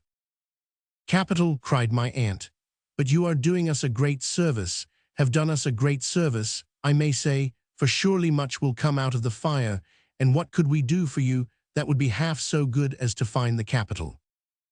"I could not receive it as a gift," said Mr. Micawber, full of fire and animation, "but if a sufficient sum could be advanced, say at 5% interest per annum upon my personal liability, say my notes of hand, at 12, 18, and 24 months, respectively, to allow time for something to turn up." "Could be, can be, and shall be on your own terms," returned my aunt, "if you say the word. Think of this now, both of you. Here are some people David knows, going out to Australia shortly. If you decide to go, why shouldn't you go in the same ship? You may help each other. Think of this now, Mr. and Mrs. Micawber. Take your time and weigh it well." "There is but one question, my dear ma'am, I could wish to ask," said Mrs. Micawber. "The climate, I believe, is healthy." "Finest in the world," said my aunt. "Just so," returned Mrs. Micawber. "Then my question arises. Now are the circumstances of the country such that a man of Mr. Micawber's abilities would have a fair chance of rising in the social scale? I will not say, at present, might he aspire to be governor or anything of that sort, but would there be a reasonable opening for his talents to develop themselves? That would be amply sufficient, and find their own expansion." "No better opening anywhere," said my aunt, "for a man who conducts himself well and is industrious." "For a man who conducts himself well," repeated Mrs. Micawber with her clearest business manner, "and is industrious. Precisely. It is evident to me that Australia is the legitimate sphere of action for Mr. Micawber." "I entertain the conviction, my dear madam," said Mr. Micawber, "that it is, under existing circumstances, the only land, for myself and family, and that something of an extraordinary nature will turn up on that shore. It is no distance, comparatively speaking, and though consideration is due to the kindness of your proposal, I assure you that is a mere matter of form." Shall I ever forget how, in a moment, he was the most sanguine of men, looking on to fortune, or how Mrs. Micawber presently discoursed about the habits of the kangaroo? Shall I ever recall that street of Canterbury on a market day without recalling him as he walked back with us, expressing, in the hardy roving manner he assumed, the unsettled habits of a temporary sojourner in the land, and looking at the bullocks as they came by with the eye of an Australian farmer? Chapter 53. Another retrospect. I must pause yet once again. Oh, my child wife, there is a figure in the moving crowd before my memory, quiet and still, saying in its innocent love and childish beauty, "Stop to think of me, turn to look upon the little blossom as it flutters to the ground." I do, all else grows dim and fades away. I am again with Dora in our cottage. I do not know how long she has been ill. I am so used to it in feeling that I cannot count the time. It is not really long, in weeks or months, but in my usage and experience, it is a weary, weary while. They have left off telling me to wait a few days more. I have begun to fear, remotely, that the day may never shine when I shall see my child wife running in the sunlight with her old friend Jip. He is, as it were suddenly, grown very old. It may be that he misses in his mistress something that enlivened him and made him younger, but he mopes, and his sight is weak, and his limbs are feeble, and my aunt is sorry that he objects to her no more, but creeps near her as he lies on Dora's bed. She's sitting at the bedside, and mildly licks her hand. Dora lies smiling on us, and is beautiful, and utters no hasty or complaining word. She says that we are very good to her, that her dear old careful boy is tiring himself out. She knows that my aunt has no sleep, yet is always wakeful, active, and kind. Sometimes the little bird-like ladies come to see her, and then we talk about our wedding day and all that happy time. What a strange rest and pause in my life there seems to be, and in all life, within doors and without, when I sit in the quiet, shaded, orderly room, with the blue eyes of my child-wife turned towards me, and her little fingers twining round my hand. Many and many an hour I sit thus, but of all those times, 3 times come the freshest on my mind. It is morning, and Dora, made so trim by my aunt's hands, shows me how her pretty hair will curl upon the pillow yet, and how long and bright it is, and how she likes to have it loosely gathered in that net she wears. Not that I am vain of it now, you mocking boy, she says when I smile, but because you used to say you thought it so beautiful, and because, when I first began to think about you, I used to peep in the glass and wonder whether you would like very much to have a lock of it. Oh, what a foolish fellow you were, Dodie, when I gave you one. That was on the day when you were painting the flowers I had given you, Dora, and when I told you how much in love I was. Ah, but I didn't like to tell you, says Dora, then how I had cried over them, because I believed you really liked me. When I can run about again as I used to do, Dodie, let us go and see those places where we were such a silly couple, shall we? And take some of the old walks, and not forget poor Papa. Yes, we will, and have some happy days, so you must make haste to get well, my dear. Oh, I shall soon do that. I am so much better you don't know. It is evening, and I sit in the same chair, by the same bed, with the same face turned towards me. We have been silent, and there is a smile upon her face. I have ceased to carry my light burden up and down stairs now. She lies here all the day. Dodie. My dear Dora. You won't think what I am going to say unreasonable after what you told me such a little while ago of Mr. Wickfield's not being well. I want to see Agnes. Very much I want to see her. I will write to her, my dear. Will you? Directly. What a good, kind boy, Dodie, take me on your arm. Indeed, my dear, it's not a whim, it's not a foolish fancy. I want, very much indeed, to see her. I am certain of it. I have only to tell her so, and she is sure to come. You are very lonely when you go downstairs now, Dora whispers, with her arm about my neck. How can I be otherwise, my own love, when I see your empty chair? My empty chair, she clings to me for a little while in silence. And you really miss me, Dodie, looking up and brightly smiling, even poor giddy stupid me. My heart, who is there upon earth that I could miss so much? Oh, husband, I am so glad yet so sorry, creeping closer to me and folding me in both her arms. She laughs and sobs and then is quiet and quite happy.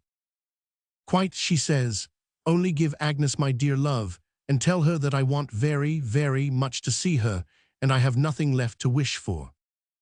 Except to get well again, Dora. Ah, Dodie, sometimes I think, you know I always was a silly little thing, that will never be. Don't say so, Dora, dearest love, don't think so. I won't if I can help it, Dodie, but I am very happy, though my dear boy is so lonely by himself, before his child-wife's empty chair. It is night, and I am with her still. Agnes has arrived, has been among us for a whole day and an evening. She, my aunt, and I have sat with Dora since the morning, all together. We have not talked much, but Dora has been perfectly contented and cheerful. We are now alone. Do I know now that my child-wife will soon leave me? They have told me so. They have told me nothing new to my thoughts, but I am far from sure that I have taken that truth to heart. I cannot master it. I have withdrawn by myself many times today to weep. I have remembered who wept for a parting between the living and the dead. I have bethought me of all that gracious and compassionate history. I have tried to resign myself and to console myself, and that I hope I may have done imperfectly, but what I cannot firmly settle in my mind is that the end will absolutely come. I hold her hand in mine, I hold her heart in mine, I see her love for me, alive in all its strength. I cannot shut out a pale, lingering shadow of belief that she will be spared. I am going to speak to you, Dodie. I am going to say something I have often thought of saying lately. You won't mind? With a gentle look. Mind, my darling. Because I don't know what you will think, or what you may have thought sometimes. Perhaps you have often thought the same. Dodie, dear, I am afraid I was too young. I lay my face upon the pillow by her, and she looks into my eyes and speaks very softly. Gradually, as she goes on, I feel, with a stricken heart, that she is speaking of herself as past. I am afraid, dear, I was too young. I don't mean in years only, but in experience and thoughts and everything. I was such a silly little creature. I am afraid it would have been better if we had only loved each other as a boy and girl and forgotten it. I have begun to think I was not fit to be a wife. I try to stay my tears and to reply, "Oh, Dora, love, as fit as I to be a husband." I don't know, with the old shake of her curls. Perhaps, but if I had been more fit to be married, I might have made you more so too. Besides, you are very clever, and I never was. We have been very happy, my sweet Dora. I was very happy, very, but as years went on, my dear boy would have wearied of his child-wife. She would have been less and less a companion for him. He would have been more and more sensible of what was wanting in his home. She wouldn't have improved. It is better as it is. Oh, Dora, dearest, dearest, do not speak to me so. Every word seems a reproach. No, not a syllable, she answers, kissing me. Oh, my dear, you never deserved it, and I loved you far too well to say a reproachful word to you in earnest. It was all the merit I had, except being pretty, or you thought me so. Is it lonely downstairs, Dodie? Very, very.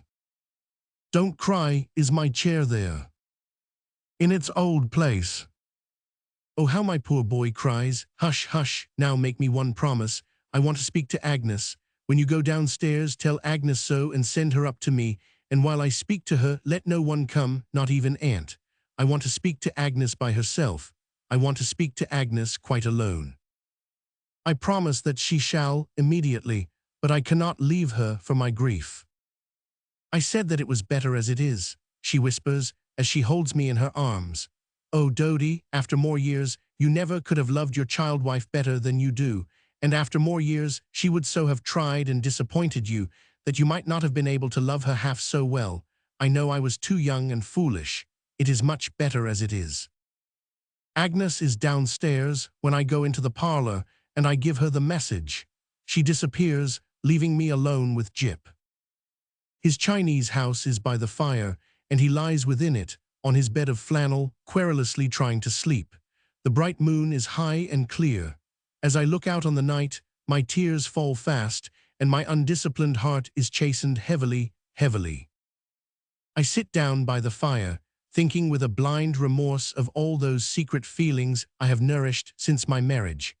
I think of every little trifle between me and Dora and feel the truth that trifles make the sum of life. Ever rising from the sea of my remembrance is the image of the dear child as I knew her first, graced by my young love, and by her own, with every fascination wherein such love is rich.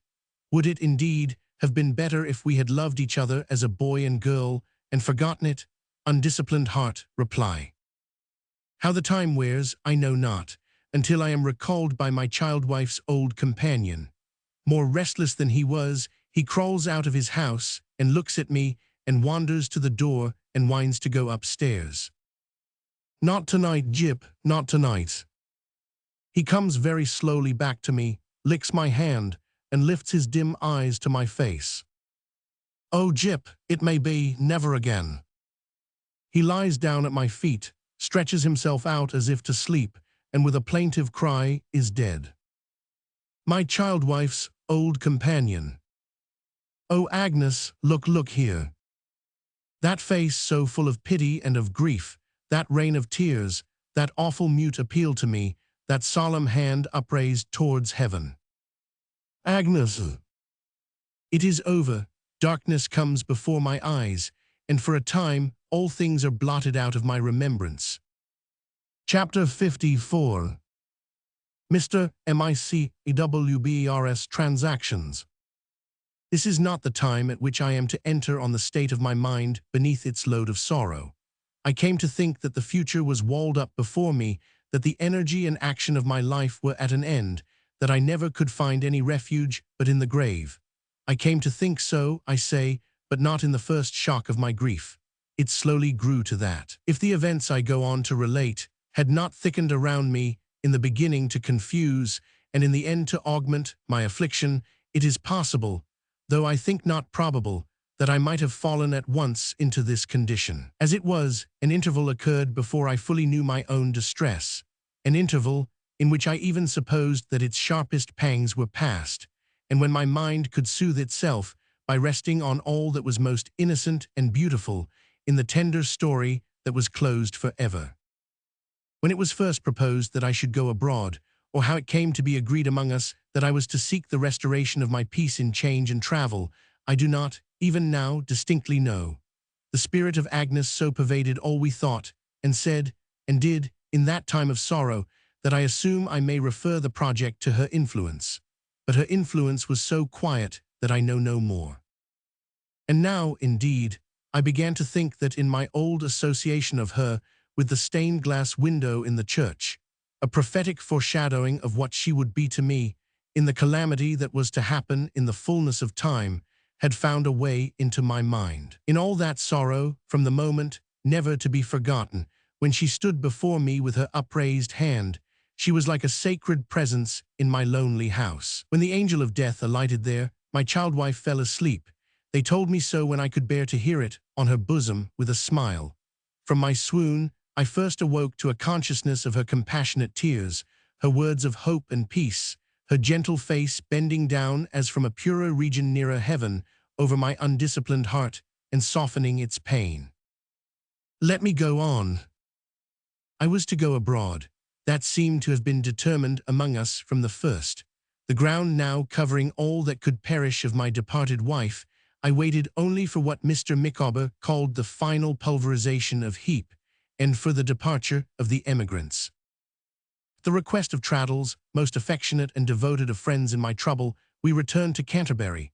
I mean my Aunt Agnes and I. We proceeded by appointment straight to Mr. Micawber's house, where, and at Mr. Wickfield's, my friend had been laboring ever since our explosive meeting.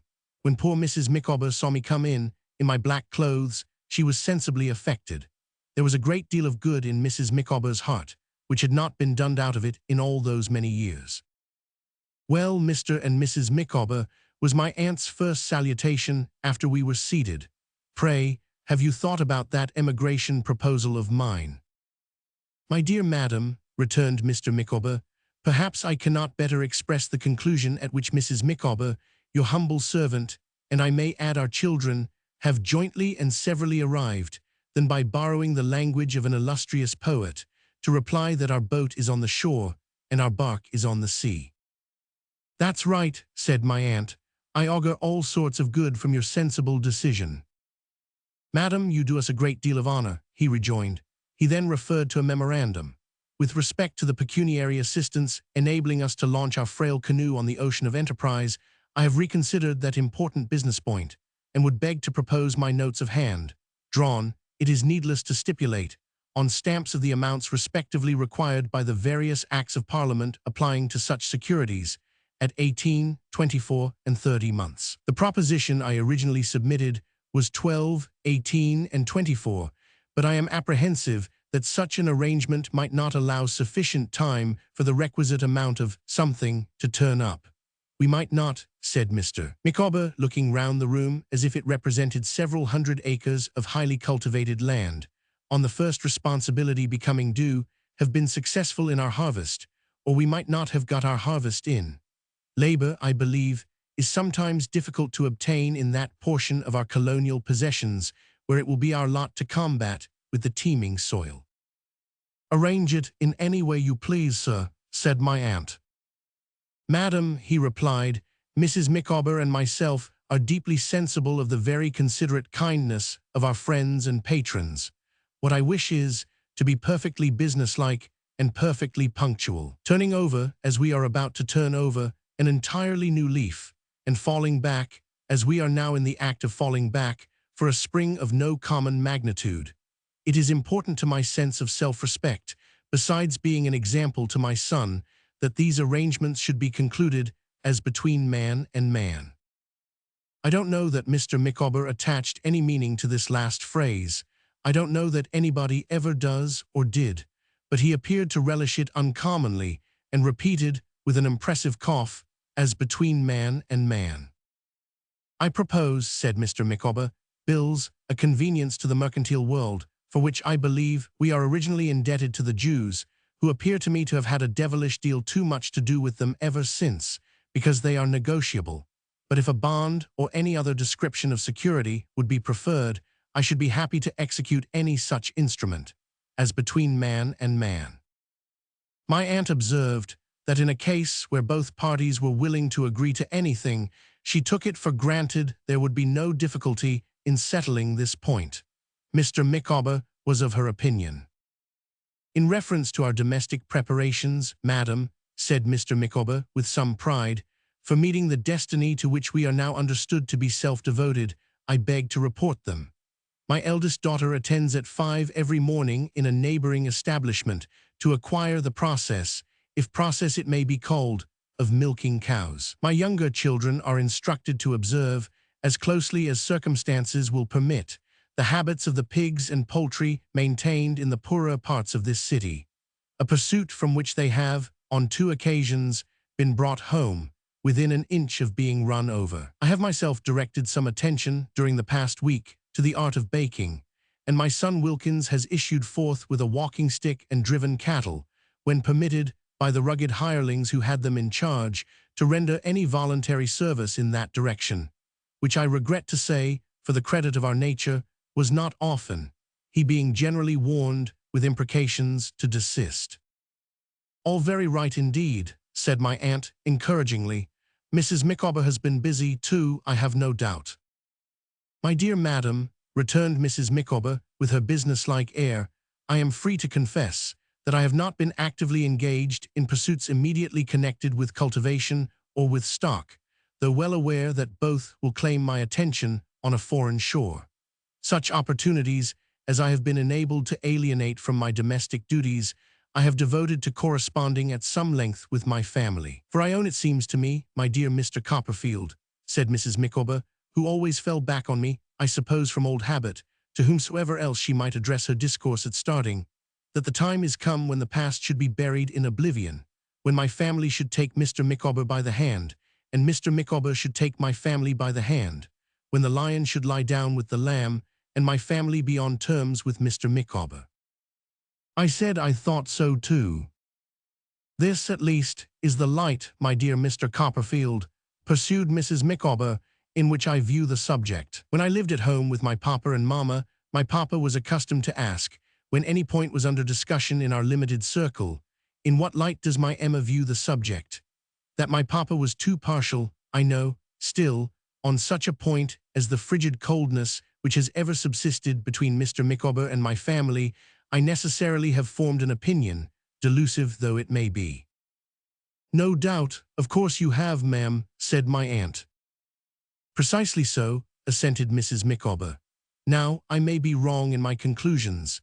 It is very likely that I am, but my individual impression is that the gulf between my family and Mr. Micawber may be traced to an apprehension, on the part of my family, that Mr. Micawber would require pecuniary accommodation. I cannot help thinking," said Mrs. Micawber, with an air of deep sagacity, "that there are members of my family who have been apprehensive that Mr. Micawber would solicit them for their names. I do not mean to be conferred in baptism upon our children, but to be inscribed on bills of exchange and negotiated in the money market." The look of penetration with which Mrs. Micawber announced this discovery, as if no one had ever thought of it before, seemed rather to astonish my aunt, who abruptly replied, "Well, ma'am, upon the whole, I shouldn't wonder if you were right." Mr. Micawber being now on the eve of casting off the pecuniary shackles that have so long enthralled him, said Mrs. Micawber, and of commencing a new career in a country where there is sufficient range for his abilities, which, in my opinion, is exceedingly important. Mr. Micawber's abilities peculiarly requiring space. It seems to me that my family should signalize the occasion by coming forward. What I could wish to see would be a meeting between Mr. Micawber and my family at a festive entertainment, to be given at my family's expense, where Mr. Micawber's health and prosperity being proposed by some leading member of my family, Mr. Micawber might have an opportunity of developing his views. "My dear," said Mr. Micawber, with some heat, "it may be better for me to state distinctly at once that if I were to develop my views to that assembled group, they would possibly be found of an offensive nature, my impression being that your family are, in the aggregate, impertinent snobs, and, in detail, unmitigated ruffians." "Micawber," said Mrs. Micawber, shaking her head, "no, you have never understood them, and they have never understood you." Mr. Micawber coughed. "They have never understood you, Micawber," said his wife. "They may be incapable of it. If so, that is their misfortune. I can pity their misfortune." "I am extremely sorry, my dear Emma," said Mr. Micawber, relenting, "to have been betrayed into any expressions that might, even remotely, have the appearance of being strong expressions. All I would say is that I can go abroad without your family coming forward to favor me, in short, with a parting shove of their cold shoulders, and that, upon the whole, I would rather leave England with such impetus as I possess than derive any acceleration of it from that quarter. At the same time, my dear, if they should condescend to reply to your communications, which our joint experience renders most improbable, far be it from me to be a barrier to your wishes." The matter being thus amicably settled, Mr. Micawber gave Mrs. Micawber his arm, and, glancing at the heap of books and papers lying before Traddles on the table, said they would leave us to ourselves, which they ceremoniously did. "My dear Copperfield," said Traddles, leaning back in his chair when they were gone, and looking at me with an affection that made his eyes red, and his hair all kinds of shapes, "I don't make any excuse for troubling you with business, because I know you are deeply interested in it, and it may divert your thoughts. My dear boy, I hope you're not worn out." "I am quite myself," said I, after a pause. "We have more cause to think of my aunt than of anyone. You know how much she has done." "Surely, surely," answered Traddles. "Who can forget it?" "But even that is not all," said I. "During the last fortnight some new trouble has vexed her, and she has been in and out of London every day. Several times she has gone out early and been absent until evening. Last night, Traddles, with this journey before her, it was almost midnight before she came home. You know what her consideration for others is. She will not tell me what has happened to distress her." My aunt, very pale, and with deep lines in her face, sat immovable until I had finished, when some stray tears found their way to her cheeks, and she put her hand on mine. "It's nothing, Trot, it's nothing. There will be no more of it. You shall know by and by. Now, Agnes, my dear, let us attend to these affairs." "I must do Mr. Micawber the justice to say," Traddles began, "that although he would appear not to have worked to any good account for himself, he is a most untiring man when he works for other people. I never saw such a fellow. If he always goes on in the same way, he must be, virtually, about 200 years old at present. The heat into which he has been continually putting himself, and the distracted and impetuous manner in which he has been diving, day and night, among papers and books, to say nothing of the immense number of letters he has written me between this house and Mr. Wickfield's, and often across the table when he has been sitting opposite, and might much more easily have spoken, is quite extraordinary." "Letters," cried my aunt. "I believe he dreams in letters." "There's Mr. Dick, too," said Traddles, "has been doing wonders. As soon as he was released from overlooking Uriah Heep, whom he kept in such charge as I never saw exceeded, he began to devote himself to Mr. Wickfield. And really his anxiety to be of use in the investigations we have been making, and his real usefulness in extracting and copying and fetching and carrying, have been quite stimulating to us." "Dick is a very remarkable man," exclaimed my aunt, "and I always said he was. Trot, you know it." "I am happy to say, Miss Wickfield," pursued Traddles, at once with great delicacy and with great earnestness, that in your absence Mr. Wickfield has considerably improved. Relieved of the incubus that had fastened upon him for so long a time, and of the dreadful apprehensions under which he had lived, he is hardly the same person. At times, even his impaired power of concentrating his memory and attention on particular points of business has recovered itself very much, and he has been able to assist us in making some things clear that we should have found very difficult indeed, if not hopeless, without him. But what I have to do is to come to results, which are short enough, not to gossip on all the hopeful circumstances I have observed, or I shall never have done. His natural manner and agreeable simplicity made it transparent that he said this to put us in good heart, and to enable Agnes to hear her father mentioned with greater confidence, but it was not the less pleasant for that. "Now let me see," said Traddles, looking among the papers on the table. "Having counted our funds, and reduced to order a great mass of unintentional confusion in the first place, and of willful confusion and falsification in the second, we take it to be clear that Mr. Wickfield might now wind up his business and his agency trust, and exhibit no deficiency or defalcation whatever." "Oh, thank heaven!" cried Agnes fervently.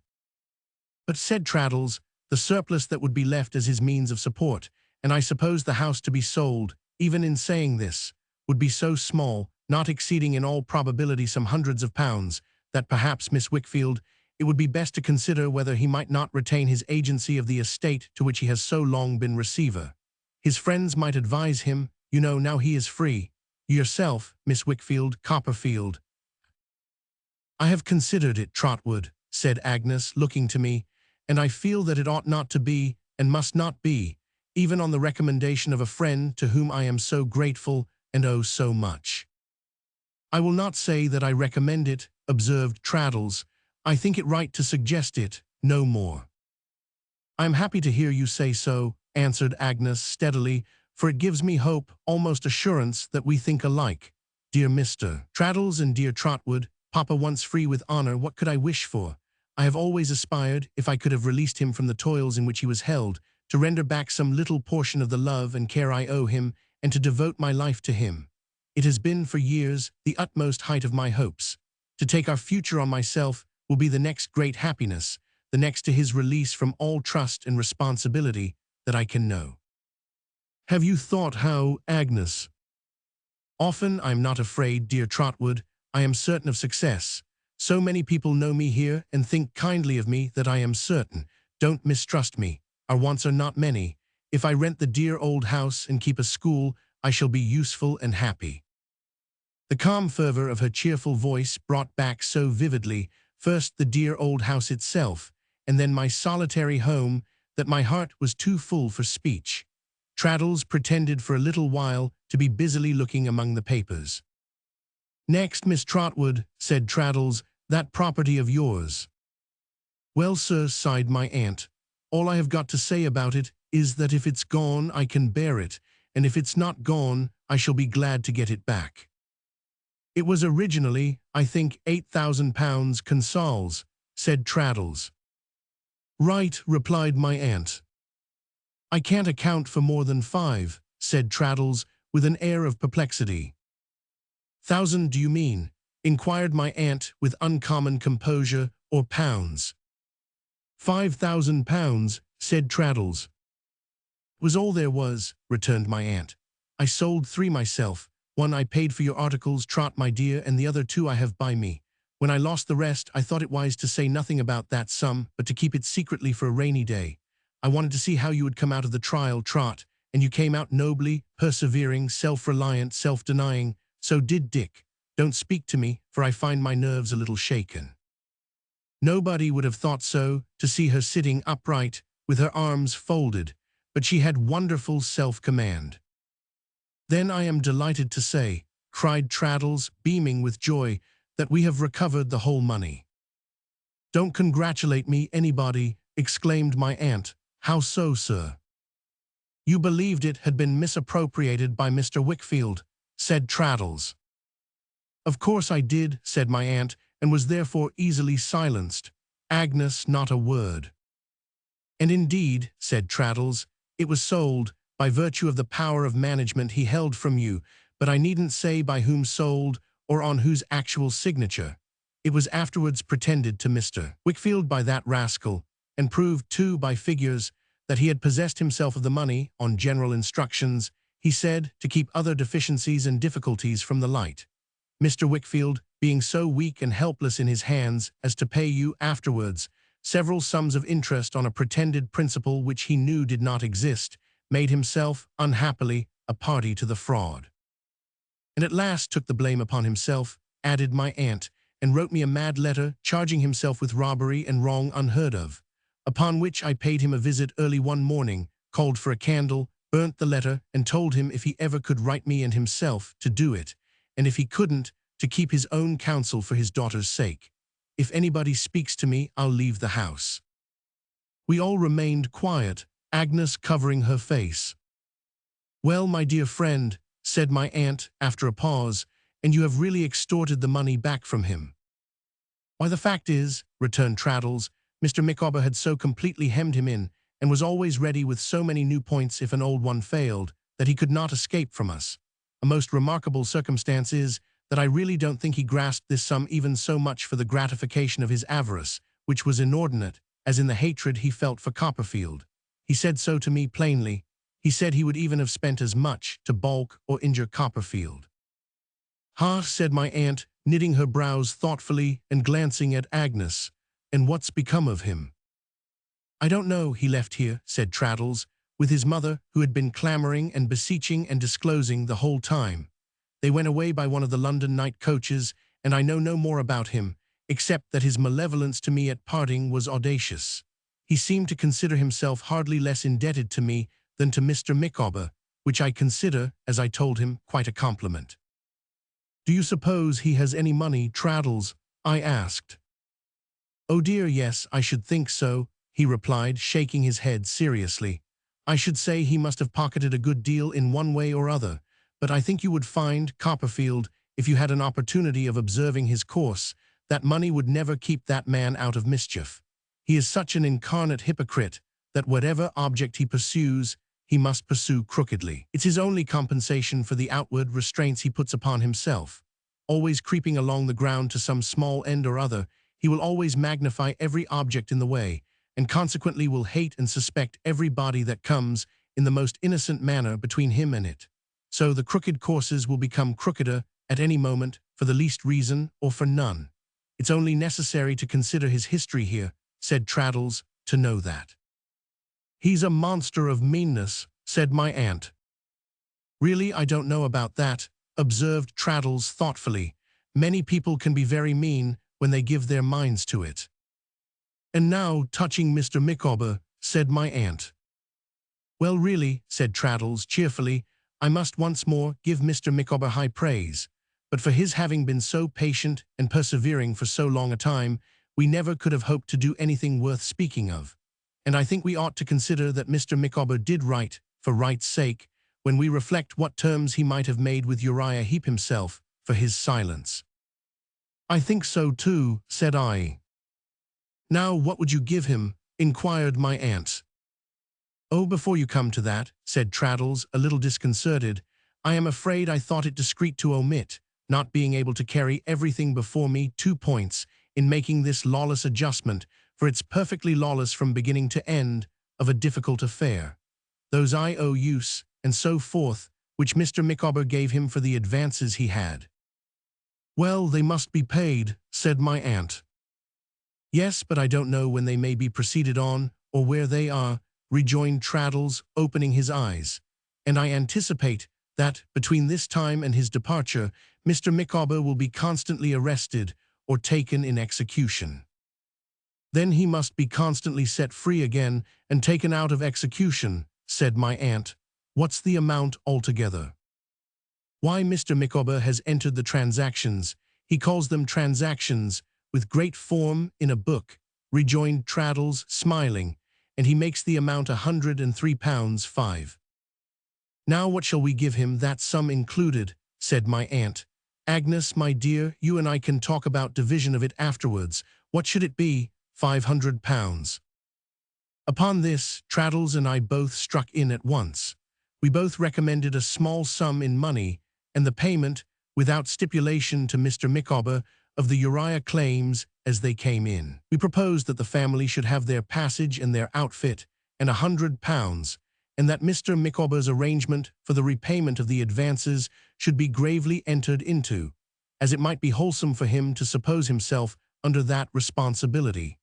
To this, I added the suggestion that I should give some explanation of his character and history to Mr. Peggotty, who I knew could be relied on, and that to Mr. Peggotty should be quietly entrusted the discretion of advancing another £100. I further proposed to interest Mr. Micawber in Mr. Peggotty by confiding so much of Mr. Peggotty's story to him as I might feel justified in relating or might think expedient, and to endeavour to bring each of them to bear upon the other for the common advantage.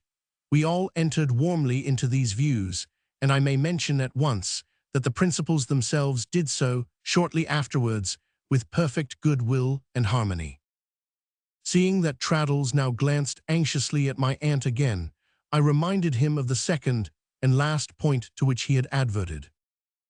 You and your aunt will excuse me, Copperfield, if I touch upon a painful theme, as I greatly fear I shall, said Traddles, hesitating, but I think it necessary to bring it to your recollection.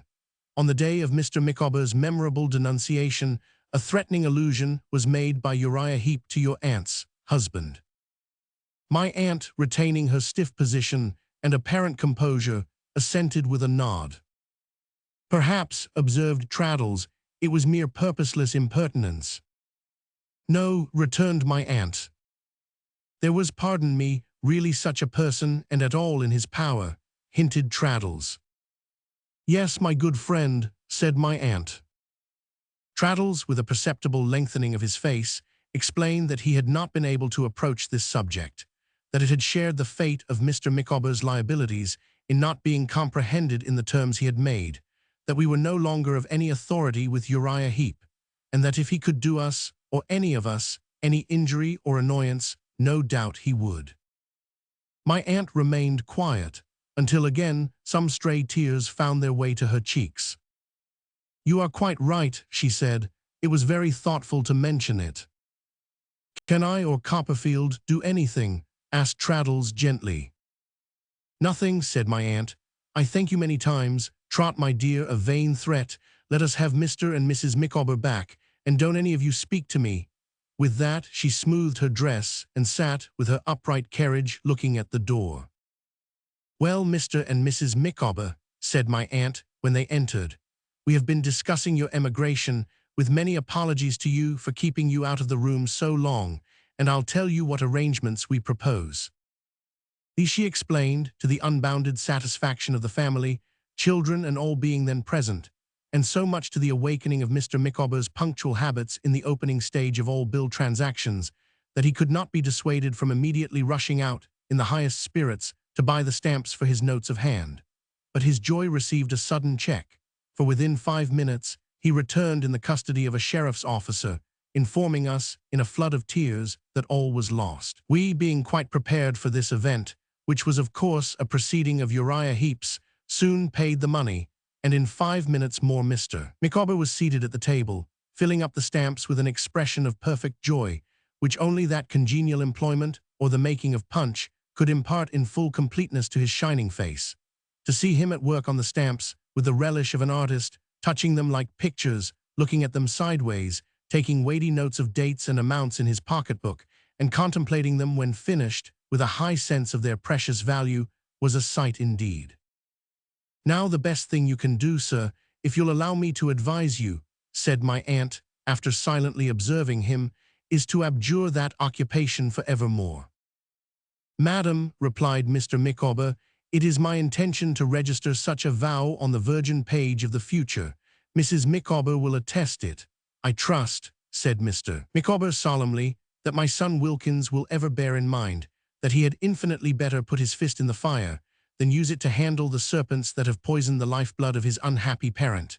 Deeply affected, and changed in a moment to the image of despair, Mr. Micawber regarded the serpents with a look of gloomy abhorrence, in which his late admiration of them was not quite subdued, folded them up, and put them in his pocket. This closed the proceedings of the evening. We were weary with sorrow and fatigue, and my aunt and I were to return to London on the morrow. It was arranged that the Micawbers should follow us after effecting a sale of their goods to a broker, that Mr. Wickfield's affairs should be brought to a settlement with all convenient speed under the direction of Traddles, and that Agnes should also come to London, pending those arrangements. We passed the night at the old house, which, freed from the presence of the Heeps, seemed purged of a disease, and I lay in my old room, like a shipwrecked wanderer come home. We went back next day to my aunt's house, not to mine, and when she and I sat alone, as of old, before going to bed, she said, "Trot, do you really wish to know what I have had upon my mind lately?" "Indeed I do, aunt. If there ever was a time when I felt unwilling that you should have a sorrow or anxiety which I could not share, it is now."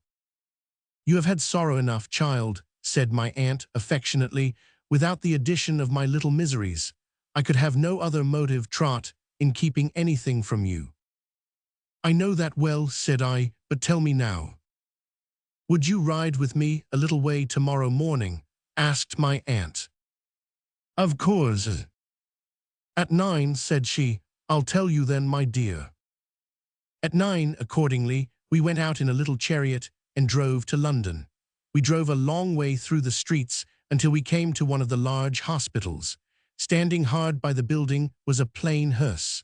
The driver recognized my aunt, and in obedience to a motion of her hand at the window, drove slowly off, we following. "You understand it now, Trot," said my aunt. "He is gone." "Did he die in the hospital?" "Yes." She sat immovable beside me, but again I saw the stray tears on her face. "He was there once before," said my aunt presently. "He was ailing a long time, a shattered, broken man these many years. When he knew his state in this last illness, he asked them to send for me. He was sorry then, very sorry." "You went, I know, aunt." "I went. I was with him a good deal afterwards." "He died the night before we went to Canterbury," said I. My aunt nodded. "No one can harm him now," she said. It was a vain threat. We drove away, out of town, to the churchyard at Hornsey. "Better here than in the streets," said my aunt. "He was born here." We alighted and followed the plain coffin to a corner I remember well, where the service was read consigning it to the dust. "36 years ago this day, my dear," said my aunt, as we walked back to the chariot, "I was married. God forgive us all." We took our seats in silence, and so she sat beside me for a long time, holding my hand. At length she suddenly burst into tears and said, "He was a fine-looking man when I married him, Trot, and he was sadly changed." It did not last long. After the relief of tears, she soon became composed and even cheerful. Her nerves were a little shaken, she said, or she would not have given way to it. God forgive us all. So we rode back to her little cottage at Highgate, where we found the following short note, which had arrived by that morning's post from Mr. Micawber. "Canterbury, Friday. My dear Madam and Copperfield, the fair land of promise lately looming on the horizon is again enveloped in impenetrable mists, and forever withdrawn from the eyes of a drifting wretch whose doom is sealed. Another writ has been issued in His Majesty's High Court of King's Bench at Westminster, in another cause of Heep v. Micawber, and the defendant in that cause is the prey of the sheriff having legal jurisdiction in this bailiwick. Now's the day, and now's the hour.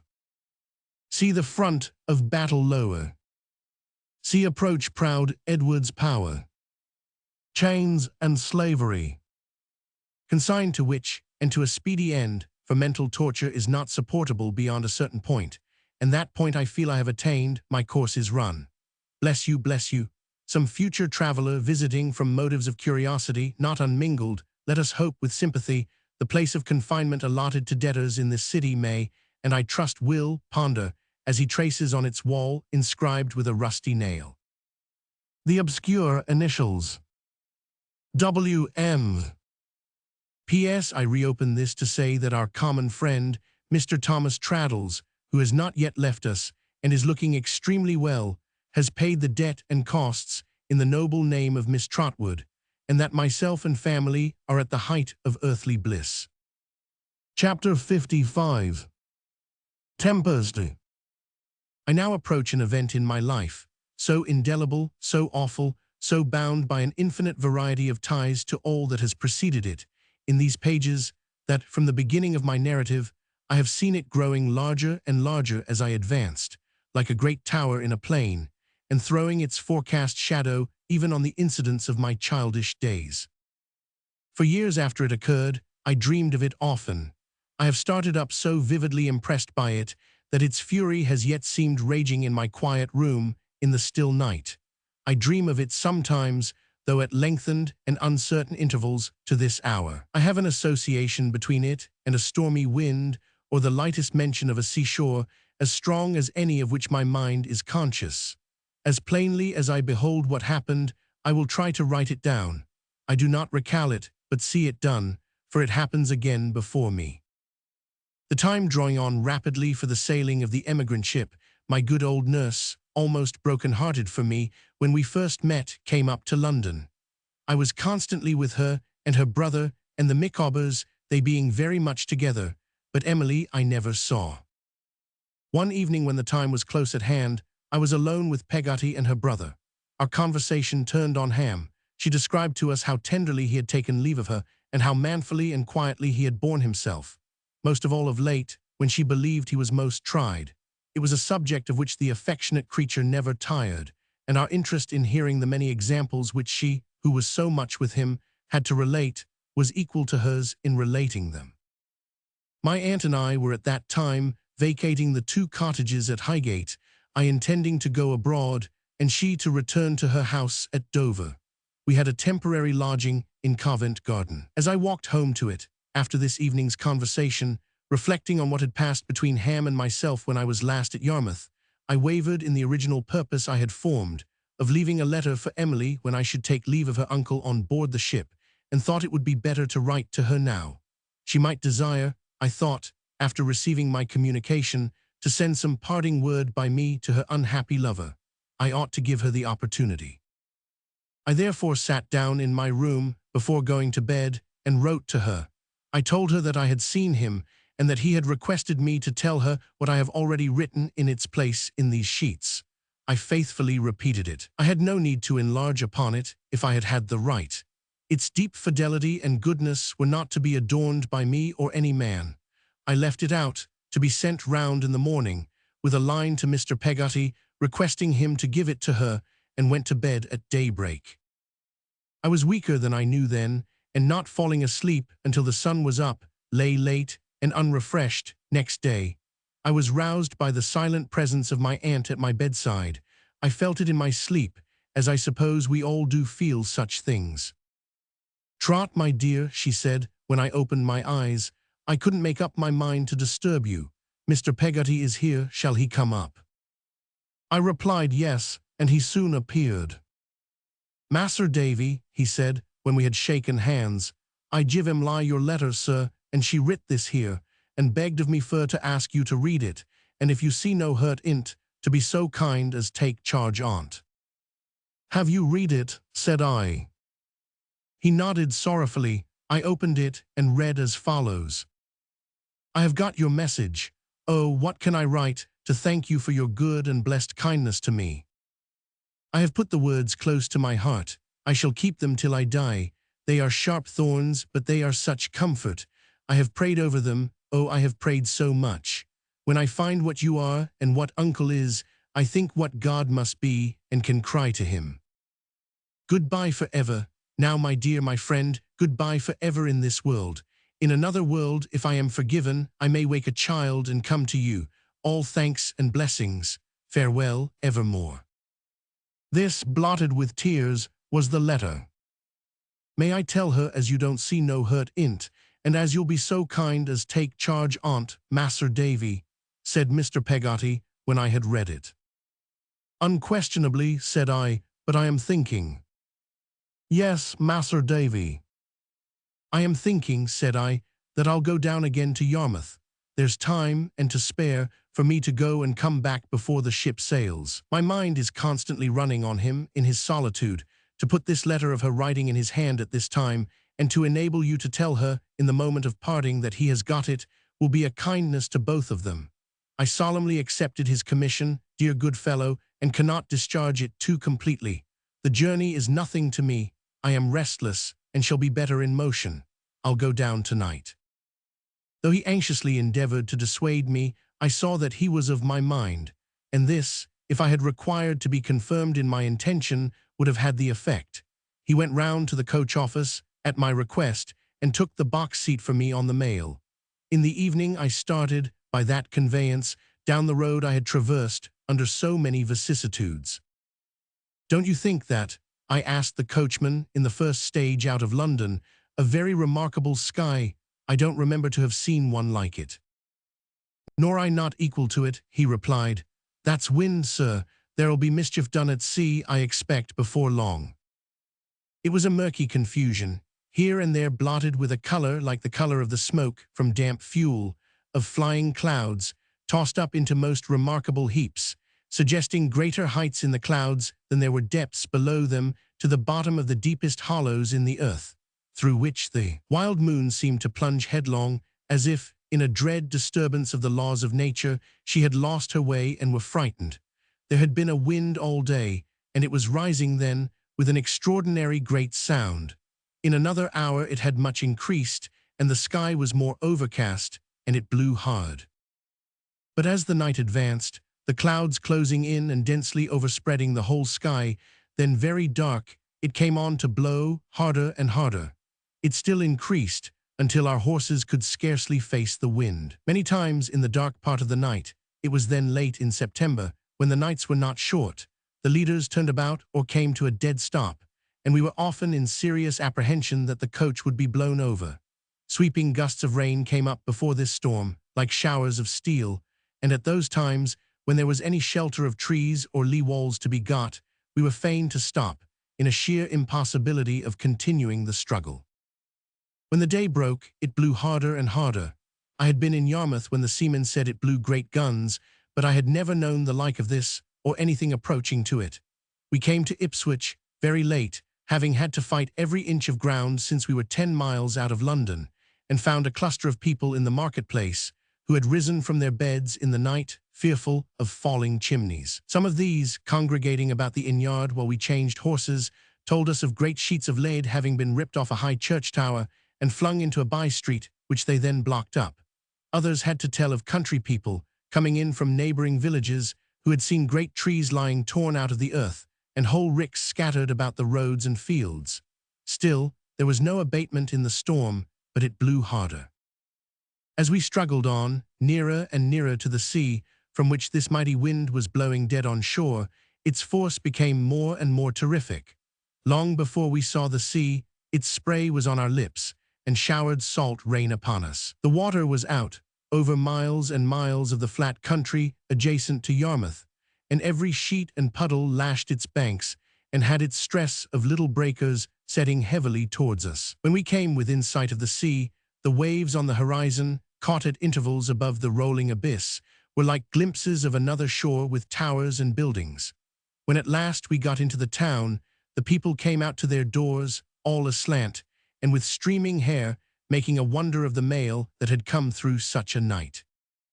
I put up at the old inn, and went down to look at the sea, staggering along the street, which was strewn with sand and seaweed, and with flying blotches of sea foam, afraid of falling slates and tiles, and holding by people I met at angry corners. Coming near the beach, I saw not only the boatmen, but half the people of the town, lurking behind buildings, some, now and then braving the fury of the storm to look away to sea, and blown sheer out of their course in trying to get zigzag back. Joining these groups, I found bewailing women whose husbands were away in herring or oyster boats, which there was too much reason to think might have foundered before they could run in anywhere for safety. Grizzled old sailors were among the people, shaking their heads as they looked from water to sky and muttering to one another. Shipowners, excited and uneasy, children huddling together and peering into older faces, even stout mariners, disturbed and anxious, leveling their glasses at the sea from behind places of shelter, as if they were surveying an enemy. The tremendous sea itself, when I could find sufficient pause to look at it, in the agitation of the blinding wind, the flying stones and sand, and the awful noise, confounded me. As the high watery walls came rolling in, and at their highest, tumbled into surf, they looked as if the least would engulf the town. As the receding wave swept back with a hoarse roar, it seemed to scoop out deep caves in the beach, as if its purpose were to undermine the earth. When some white-headed billows thundered on and dashed themselves to pieces before they reached the land, every fragment of the late whole seemed possessed by the full might of its wrath, rushing to be gathered to the composition of another monster. Undulating hills were changed to valleys, undulating valleys, with a solitary stormbird sometimes skimming through them, were lifted up to hills. Masses of water shivered and shook the beach with a booming sound. Every shape tumultuously rolled on as soon as made, to change its shape and place, and beat another shape and place away. The ideal shore on the horizon, with its towers and buildings, rose and fell. The clouds flew fast and thick. I seemed to see a rending and upheaving of all nature. Not finding Ham among the people whom this memorable wind, for it is still remembered down there, as the greatest ever known to blow upon that coast, had brought together, I made my way to his house. It was shut, and as no one answered to my knocking, I went, by back ways and by lanes, to the yard where he worked. I learned there that he had gone to Lowestoft to meet some sudden exigency of ship repairing in which his skill was required, but that he would be back tomorrow morning in good time. I went back to the inn, and when I had washed and dressed and tried to sleep, but in vain, it was 5 o'clock in the afternoon. I had not sat 5 minutes by the coffee-room fire, when the waiter, coming to stir it as an excuse for talking, told me that 2 colliers had gone down with all hands a few miles away, and that some other ships had been seen laboring hard in the roads, and trying in great distress to keep offshore. Mercy on them and on all poor sailors, said he, if we had another night like the last. I was very much depressed in spirits, very solitary, and felt an uneasiness in Ham's not being there, disproportionate to the occasion. I was seriously affected, without knowing how much, by late events, and my long exposure to the fierce wind had confused me. There was that jumble in my thoughts and recollections that I had lost the clear arrangement of time and distance. Thus, if I had gone out into the town, I should not have been surprised, I think, to encounter someone who I knew must be then in London. So to speak, there was in these respects a curious inattention in my mind, yet it was busy, too, with all the remembrances the place naturally awakened, and they were particularly distinct and vivid. In this state, the waiter's dismal intelligence about the ships immediately connected itself, without any effort of my volition, with my uneasiness about Ham. I was persuaded that I had an apprehension of his returning from Lowestoft by sea and being lost. This grew so strong with me that I resolved to go back to the yard before I took my dinner, and ask the boat builder if he thought his attempting to return by sea at all likely. If he gave me the least reason to think so, I would go over to Lowestoft and prevent it by bringing him with me. I hastily ordered my dinner and went back to the yard. I was none too soon, for the boat builder, with a lantern in his hand, was locking the yard gate. He quite laughed when I asked him the question, and said there was no fear, no man in his senses or out of them would put off in such a gale of wind, least of all Ham Peggotty, who had been born to seafaring. So sensible of this beforehand that I had really felt ashamed of doing what I was nevertheless impelled to do, I went back to the inn. If such a wind could rise, I think it was rising. The howl and roar, the rattling of the doors and windows, the rumbling in the chimneys, the apparent rocking of the very house that sheltered me, and the prodigious tumult of the sea were more fearful than in the morning. But there was now a great darkness besides, and that invested the storm with new terrors, real and fanciful. I could not eat, I could not sit still, I could not continue steadfast to anything. Something within me, faintly answering to the storm without, tossed up the depths of my memory and made a tumult in them. Yet, in all the hurry of my thoughts, wild running with the thundering sea, the storm and my uneasiness regarding Ham were always in the foreground. My dinner went away almost untasted, and I tried to refresh myself with a glass or two of wine. In vain. I fell into a dull slumber before the fire, without losing my consciousness, either of the uproar out of doors or of the place in which I was. Both became overshadowed by a new and indefinable horror, and when I awoke, or rather when I shook off the lethargy that bound me in my chair, my whole frame thrilled with objectless and unintelligible fear. I walked to and fro, tried to read an old gazetteer, listened to the awful noises, looked at faces, scenes, and figures in the fire. At length, the steady ticking of the undisturbed clock on the wall tormented me to that degree that I resolved to go to bed. It was reassuring, on such a night, to be told that some of the inn-servants had agreed together to sit up until morning. I went to bed, exceedingly weary and heavy, but on my lying down, all such sensations vanished, as if by magic, and I was broad awake, with every sense refined. For hours I lay there, listening to the wind and water, imagining now that I heard shrieks out at sea, now that I distinctly heard the firing of signal guns, and now the fall of houses in the town. I got up several times and looked out, but could see nothing, except the reflection in the window panes of the faint candle I had left burning, and of my own haggard face looking in at me from the black void. At length my restlessness attained to such a pitch that I hurried on my clothes and went downstairs.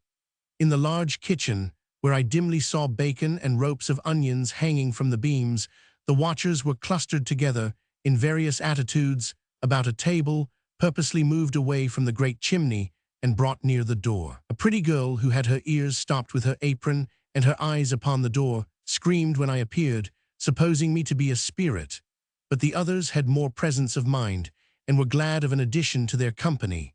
One man, referring to the topic they had been discussing, asked me whether I thought the souls of the collier crews who had gone down were out in the storm. I remained there, I dare say, 2 hours. Once I opened the yard gate and looked into the empty street. The sand, the seaweed, and the flakes of foam were driving by, and I was obliged to call for assistance before I could shut the gate again and make it fast against the wind. There was a dark gloom in my solitary chamber when I at length returned to it, but I was tired now, and getting into bed again, fell off a tower and down a precipice into the depths of sleep. I have an impression that for a long time, though I dreamed of being elsewhere and in a variety of scenes, it was always blowing in my dream. At length I lost that feeble hold upon reality and was engaged with 2 dear friends, but who they were I don't know, at the siege of some town in a roar of cannonading. The thunder of the cannon was so loud and incessant that I could not hear something I much desired to hear until I made a great exertion and awoke. It was broad day, 8 or 9 o'clock, the storm raging in lieu of the batteries, and someone knocking and calling at my door. "What is the matter?" I cried. "A wreck close by." I sprung out of bed and asked what wreck. "A schooner from Spain or Portugal, laden with fruit and wine. Make haste, sir, if you want to see her. It's thought, down on the beach, she'll go to pieces every moment." The excited voice went clamoring along the staircase, and I wrapped myself in my clothes as quickly as I could and ran into the street. Numbers of people were there before me, all running in one direction, to the beach. I ran the same way, outstripping a good many, and soon came facing the wild sea. The wind might by this time have lulled a little, though not more sensibly than if the cannonading I had dreamed of had been diminished by the silencing of half a dozen guns out of hundreds. But the sea, having upon it the additional agitation of the whole night, was infinitely more terrific than when I had seen it last. Every appearance it had then presented bore the expression of being swelled, and the height to which the breakers rose, and looking over one another, bore one another down, and rolled in interminable hosts, was most appalling. In the difficulty of hearing anything but wind and waves, and in the crowd, and the unspeakable confusion, and my first breathless efforts to stand against the weather, I was so confused that I looked out to sea for the wreck, and saw nothing but the foaming heads of the great waves. A half-dressed boatman, standing next me, pointed with his bare arm, a tattooed arrow on it, pointing in the same direction to the left. Then, oh great heaven, I saw it, close in upon us. One mast was broken short off, 6 or 8 feet from the deck, and lay over the side, entangled in a maze of sail and rigging, and all that ruin, as the ship rolled and beat, which she did without a moment's pause, and with a violence quite inconceivable, beat the side as if it would stave it in. Some efforts were even then being made to cut this portion of the wreck away, for as the ship, which was broadside on, turned towards us in her rolling, I plainly descried her people at work with axes, especially one active figure with long curling hair, conspicuous among the rest. But a great cry, which was audible even above the wind and water, rose from the shore at this moment. The sea, sweeping over the rolling wreck, made a clean breach, and carried men, spars, casks, planks, bulwarks, heaps of such toys, into the boiling surge. The second mast was yet standing, with the rags of a rent sail, and a wild confusion of broken cordage flapping to and fro. The ship had struck once, the same boatman hoarsely said in my ear, and then lifted in and struck again. I understood him to add that she was parting amidships, and I could readily suppose so, for the rolling and beating were too tremendous for any human work to suffer long. As he spoke, there was another great cry of pity from the beach. 4 men arose with the wreck out of the deep, clinging to the rigging of the remaining mast. Uppermost, the active figure with the curling hair. There was a bell on board, and as the ship rolled and dashed, like a desperate creature driven mad, now showing us the whole sweep of her deck, as she turned on her beam ends towards the shore, now nothing but her keel, as she sprung wildly over and turned towards the sea, the bell rang, and its sound, the knell of those unhappy men, was borne towards us on the wind. Again we lost her, and again she rose. 2 men were gone. The agony on shore increased. Men groaned and clasped their hands. Women shrieked and turned away their faces. Some ran wildly up and down along the beach, crying for help where no help could be. I found myself one of these, frantically imploring a knot of sailors whom I knew not to let those 2 lost creatures perish before our eyes. They were making out to me in an agitated way, I don't know how, for the little I could hear I was scarcely composed enough to understand, that the lifeboat had been bravely manned an hour ago and could do nothing, and that as no man would be so desperate as to attempt to wade off with a rope and establish a communication with the shore, there was nothing left to try, when I noticed that some new sensation moved the people on the beach, and saw them part, and Ham come breaking through them to the front. I ran to him, as well as I know, to repeat my appeal for help, but distracted though I was, by a sight so new to me and terrible, the determination in his face and his look, out to see exactly the same look as I remembered in connection with the morning after Emily's flight, awoke me to a knowledge of his danger. I held him back with both arms, and implored the men with whom I had been speaking not to listen to him, not to do murder, not to let him stir from off that sand. Another cry arose on shore, and looking to the wreck, we saw the cruel sail, with blow on blow, beat off the lower of the 2 men, and fly up in triumph round the active figure left alone upon the mast. Against such a sight, and against such determination as that of the calmly desperate man who was already accustomed to lead half the people present, I might as hopefully have entreated the wind. "Mas'r Davy," he said, cheerily grasping me by both hands, "if my time is come, 'tis come. If 'tan't, I'll bide it. Lord above bless you and bless all. Mates, make me ready, I'm a-going off."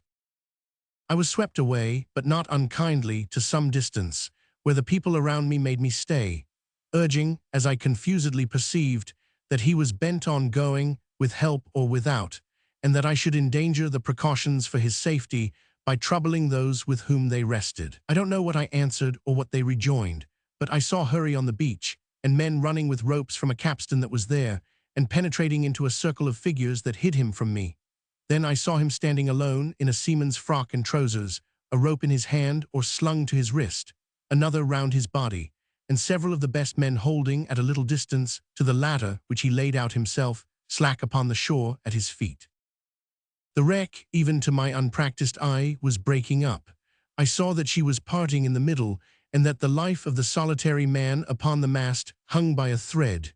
Still, he clung to it. He had a singular red cap on, not like a sailor's cap, but of a finer color, and as the few yielding planks between him and destruction rolled and bulged, and his anticipative death knell rung, he was seen by all of us to wave it. I saw him do it now, and thought I was going distracted, when his action brought an old remembrance to my mind of a once dear friend. Ham watched the sea, standing alone, with the silence of suspended breath behind him and the storm before, until there was a great retiring wave. when with a backward glance at those who held the rope which was made fast round his body, he dashed in after it, and in a moment was buffeting with the water, rising with the hills, falling with the valleys, lost beneath the foam, then drawn again to land. They hauled in hastily. He was hurt. I saw blood on his face from where I stood, but he took no thought of that.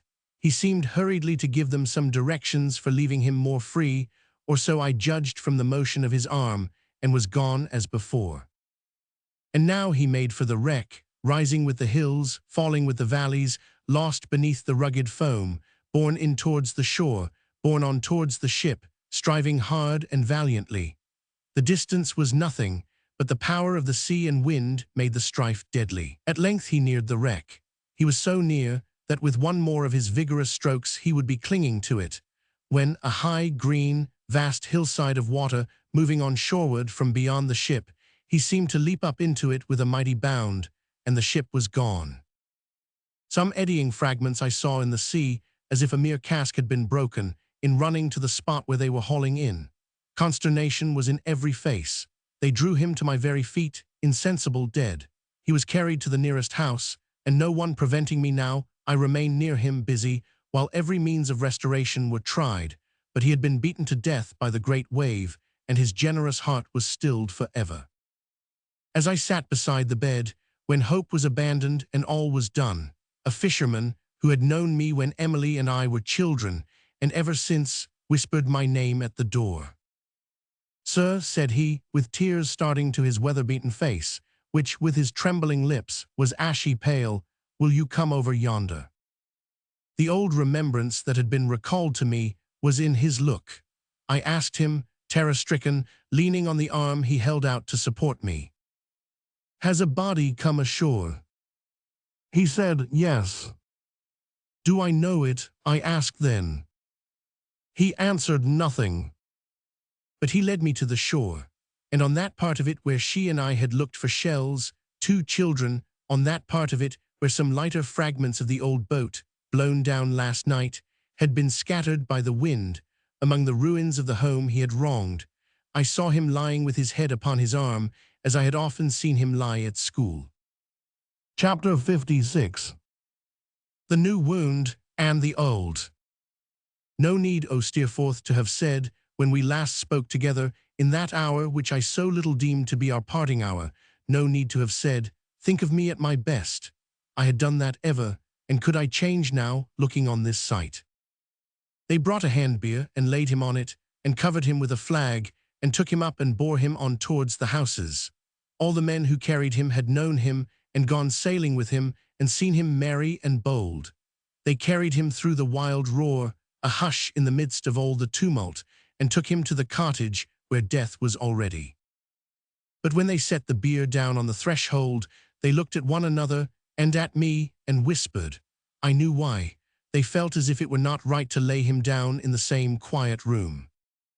We went into the town and took our burden to the inn. So soon as I could at all collect my thoughts, I sent for Joram and begged him to provide me a conveyance in which it could be got to London in the night. I knew that the care of it, and the hard duty of preparing his mother to receive it, could only rest with me, and I was anxious to discharge that duty as faithfully as I could. I chose the night for the journey, that there might be less curiosity when I left the town. But although it was nearly midnight when I came out of the yard in a chaise, followed by what I had in charge, there were many people waiting. At intervals, along the town, and even a little way out upon the road, I saw more. But at length only the bleak night and the open country were around me, and the ashes of my youthful friendship. Upon a mellow autumn day, about noon, when the ground was perfumed by fallen leaves, and many more, in beautiful tints of yellow, red, and brown, yet hung upon the trees, through which the sun was shining, I arrived at Highgate. I walked the last mile, thinking as I went along of what I had to do, and left the carriage that had followed me all through the night, awaiting orders to advance. The house, when I came up to it, looked just the same. Not a blind was raised, no sign of life was in the dull paved court, with its covered way leading to the disused door. The wind had quite gone down, and nothing moved. I had not, at first, the courage to ring at the gate, and when I did ring, my errand seemed to me to be expressed in the very sound of the bell. The little parlour-maid came out, with the key in her hand, and looking earnestly at me as she unlocked the gate, said, "I beg your pardon, sir, are you ill?" "I have been much agitated, and am fatigued." "Is anything the matter, sir, Mr. James?" "Hush," said I. "Yes, something has happened that I have to break to Mrs. Steerforth. She is at home." The girl anxiously replied that her mistress was very seldom out now, even in a carriage, that she kept her room, that she saw no company but would see me. Her mistress was up, she said, and Miss Dartle was with her. What message should she take upstairs? Giving her strict charge to be careful of her manner, and only to carry in my card and say I waited, I sat down in the drawing-room, which we had now reached, until she should come back. Its former pleasant air of occupation was gone, and the shutters were half closed. The harp had not been used for many and many a day. His picture, as a boy, was there.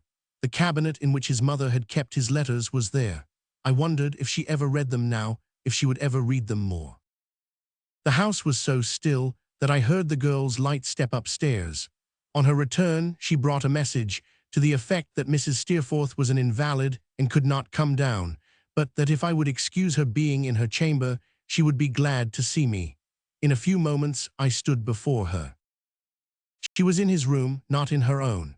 I felt, of course, that she had taken to occupy it in remembrance of him, and that the many tokens of his old sports and accomplishments, by which she was surrounded, remained there just as he had left them for the same reason.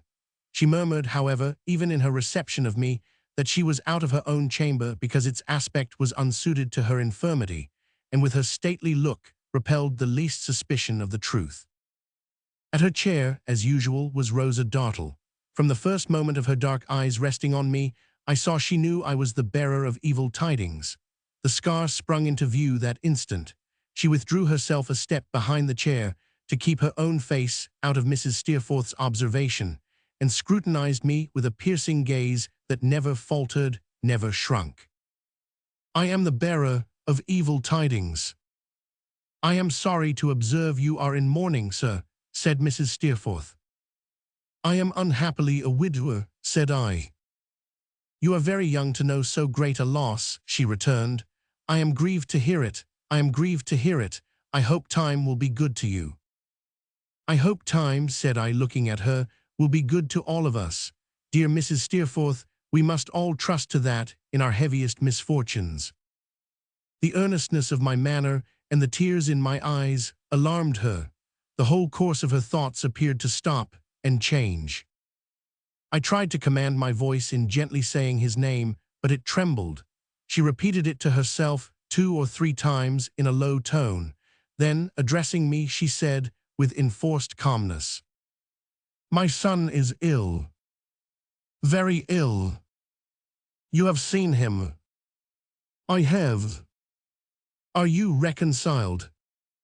I could not say yes, I could not say no. She slightly turned her head towards the spot where Rosa Dartle had been standing at her elbow, and in that moment I said, by the motion of my lips, to Rosa, "Dead." That Mrs. Steerforth might not be induced to look behind her, and read, plainly written, what she was not yet prepared to know, I met her look quickly, but I had seen Rosa Dartle throw her hands up in the air with vehemence of despair and horror, and then clasp them on her face. The handsome lady, so like, oh so like, regarded me with a fixed look and put her hand to her forehead. I besought her to be calm and prepare herself to bear what I had to tell, but I should rather have entreated her to weep, for she sat like a stone figure. "When I was last here," I faltered, "Miss Dartle told me he was sailing here and there. The night before last was a dreadful one at sea. If he were at sea that night, and near a dangerous coast, as it is said he was, and if the vessel that was seen should really be the ship which—" "Rosa," said Mrs. Steerforth, "come to me." She came, but with no sympathy or gentleness. Her eyes gleamed like fire as she confronted his mother, and broke into a frightful laugh. "Now," she said, "is your pride appeased, you madwoman? Now has he made atonement to you with his life? Do you hear? His life." Mrs. Steerforth, fallen back stiffly in her chair, and making no sound but a moan, cast her eyes upon her with a wide stare. I cried Rosa, smiting herself passionately on the breast. Look at me, moan and groan, and look at me, look here, striking the scar, at your dead child's handiwork. The moan the mother uttered from time to time went to my heart, always the same, always inarticulate and stifled, always accompanied with an incapable motion of the head, but with no change of face, always proceeding from a rigid mouth and closed teeth, as if the jaw were locked and the face frozen up in pain. Do you remember when he did this? She proceeded. Do you remember when, in his inheritance of your nature and in your pampering of his pride and passion, he did this and disfigured me for life? Look at me, marked until I die with his high displeasure, and moan and groan for what you made him. Miss Dartle, I entreated her, for heaven's sake. I will speak, she said, turning on me with her lightning eyes. Be silent, you. Look at me, I say, proud mother of a proud false son. Moan for your nurture of him, moan for your corruption of him, moan for your loss of him, moan for mine. She clenched her hand and trembled through her spare, worn figure, as if her passion were killing her by inches. You resent his self-will, she exclaimed. You, injured by his haughty temper, you who opposed to both, when your hair was grey, the qualities which made both when you gave him birth. You, who from his cradle reared him to be what he was, and stunted what he should have been. Are you rewarded now for your years of trouble? Oh, Miss Dartle, shame, oh, cruel. I tell you, she returned, I will speak to her. No power on earth should stop me while I was standing here. Have I been silent all these years, and shall I not speak now? I loved him better than you ever loved him, turning on her fiercely. I could have loved him and asked no return. If I had been his wife, I could have been the slave of his caprices for a word of love a year. I should have been, who knows it better than I? You were exacting, proud, punctilious, selfish. My love would have been devoted, would have trod your paltry whimpering underfoot. With flashing eyes, she stamped upon the ground as if she actually did it. Look here, she said, striking the scar again with a relentless hand. When he grew into the better understanding of what he had done, he saw it and repented of it. I could sing to him and talk to him and show the ardor that I felt in all he did and attain with labor to such knowledge as most interested him, and I attracted him. When he was freshest and truest, he loved me. Yes, he did. Many a time when you were put off with a slight word, he has taken me to his heart. She said it with a taunting pride in the midst of her frenzy, for it was little less, yet with an eager remembrance of it, in which the smouldering embers of a gentler feeling kindled for the moment. I descended, as I might have known I should, but that he fascinated me with his boyish courtship, into a trifle for the occupation of an idle hour, to be dropped and taken up, and trifled with, as the inconstant humor took him. When he grew weary, I grew weary. As his fancy died out, I would no more have tried to strengthen any power I had, than I would have married him on his being forced to take me for his wife. We fell away from one another without a word. Perhaps you saw it and were not sorry. Since then I have been a mere disfigured piece of furniture between you both, having no eyes, no ears, no feelings, no remembrances. Moan, moan for what you made him, not for your love. I tell you that the time was when I loved him better than you ever did. She stood with her bright, angry eyes confronting the wide stare and the set face, and softened no more when the moaning was repeated than if the face had been a picture.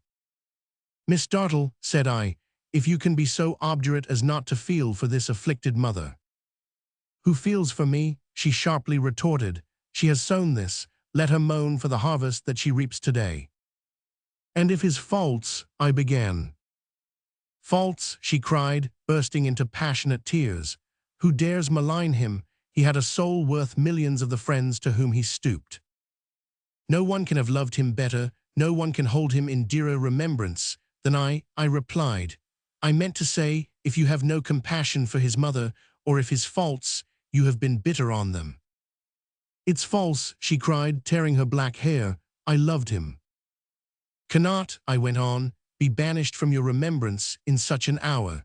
Look at that figure, even as one you have never seen before, and render it some help. All this time the figure was unchanged, and looked unchangeable, motionless, rigid, staring, moaning in the same dumb way from time to time, with the same helpless motion of the head, but giving no other sign of life. Miss Dartle suddenly kneeled down before it, and began to loosen the dress.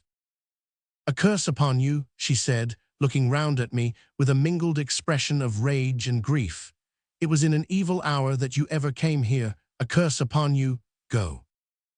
After passing out of the room, I hurried back to ring the bell, the sooner to alarm the servants.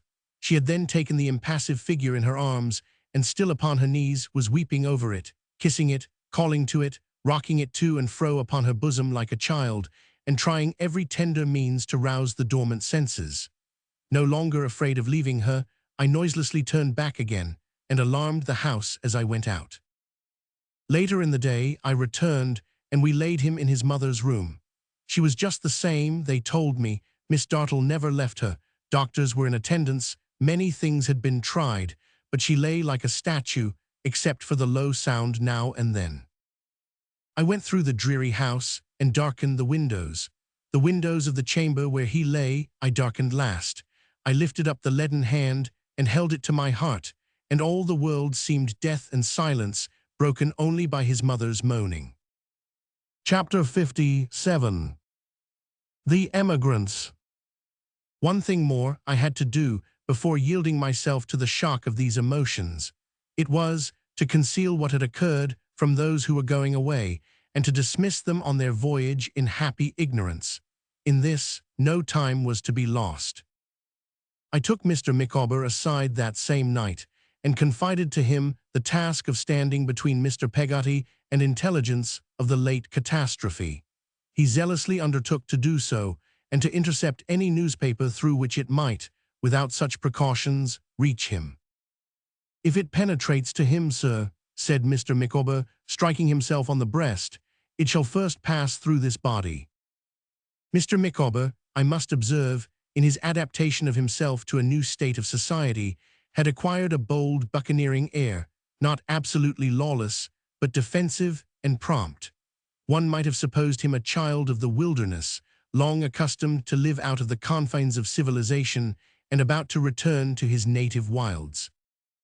He had provided himself, among other things, with a complete suit of oilskin, and a straw hat with a very low crown, pitched or cocked on the outside. In this rough clothing, with a common mariner's telescope under his arm, and a shrewd trick of casting up his eye at the sky as looking out for dirty weather, he was far more nautical, after his manner, than Mr. Peggotty. His whole family, if I may so express it, were cleared for action. I found Mrs. Micawber in the closest and most uncompromising of bonnets, made fast under the chin, and in a shawl which tied her up, as I had been tied up, when my aunt first received me, like a bundle, and was secured behind at the waist, in a strong knot. Miss Micawber I found made snug for stormy weather in the same manner, with nothing superfluous about her. Master Micawber was hardly visible in a Guernsey shirt, and the shaggiest suit of slops I ever saw, and the children were done up, like preserved meats, in impervious cases. Both Mr. Micawber and his eldest son wore their sleeves loosely turned back at the wrists, as being ready to lend a hand in any direction, and to tumble up, or sing out, "Yo heave yo," on the shortest notice. Thus Traddles and I found them at nightfall, assembled on the wooden steps, at that time known as Hungerford Stairs, watching the departure of a boat with some of their property on board. I had told Traddles of the terrible event, and it had greatly shocked him, but there could be no doubt of the kindness of keeping it a secret, and he had come to help me in this last service. It was here that I took Mr. Micawber aside and received his promise. The Micawber family were lodged in a little, dirty, tumble-down public house, which in those days was close to the stairs, and whose protruding wooden rooms overhung the river.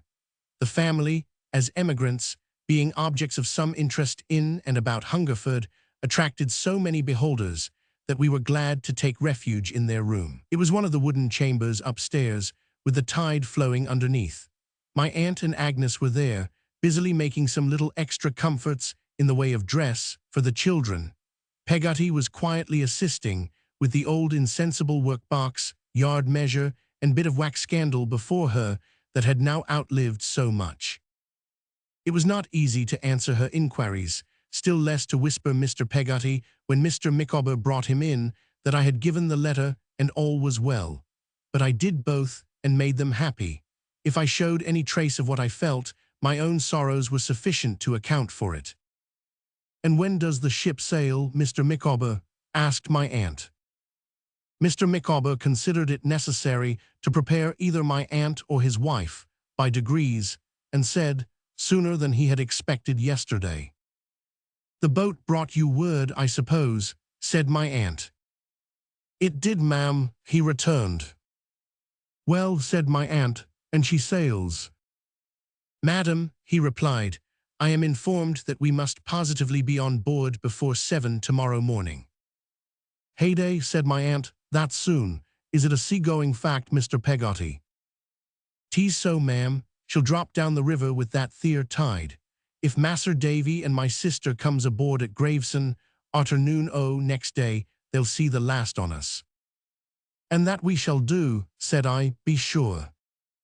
"Until then, and until we are at sea," observed Mr. Micawber, with a glance of intelligence at me, "Mr. Peggotty and myself will constantly keep a double lookout together on our goods and chattels."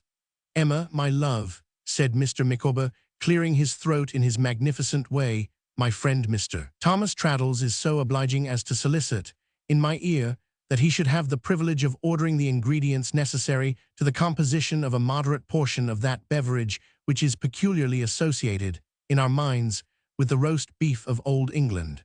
I allude to, in short, punch. Under ordinary circumstances, I should scruple to entreat the indulgence of Miss Trotwood and Miss Wickfield, but I can only say for myself," said my aunt, "that I will drink all happiness and success to you, Mr. Micawber, with the utmost pleasure." "And I too," said Agnes with a smile. Mr. Micawber immediately descended to the bar, where he appeared to be quite at home, and in due time returned with a steaming jug.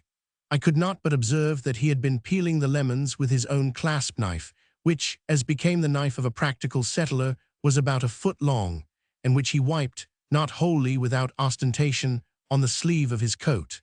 Mrs. Micawber and the two elder members of the family I now found to be provided with similar formidable instruments, while every child had its own wooden spoon attached to its body by a strong line. In a similar anticipation of life afloat, and in the bush, Mr. Micawber, instead of helping Mrs. Micawber and his eldest son and daughter to punch, in wine-glasses, which he might easily have done, for there was a shelf full in the room, served it out to them in a series of villainous little tin pots, and I never saw him enjoy anything so much as drinking out of his own particular pint-pot and putting it in his pocket at the close of the evening. "The luxuries of the old country," said Mr. Micawber, with an intense satisfaction in their renouncement, "we abandon. The denizens of the forest cannot, of course, expect to participate in the refinements of the land of the free."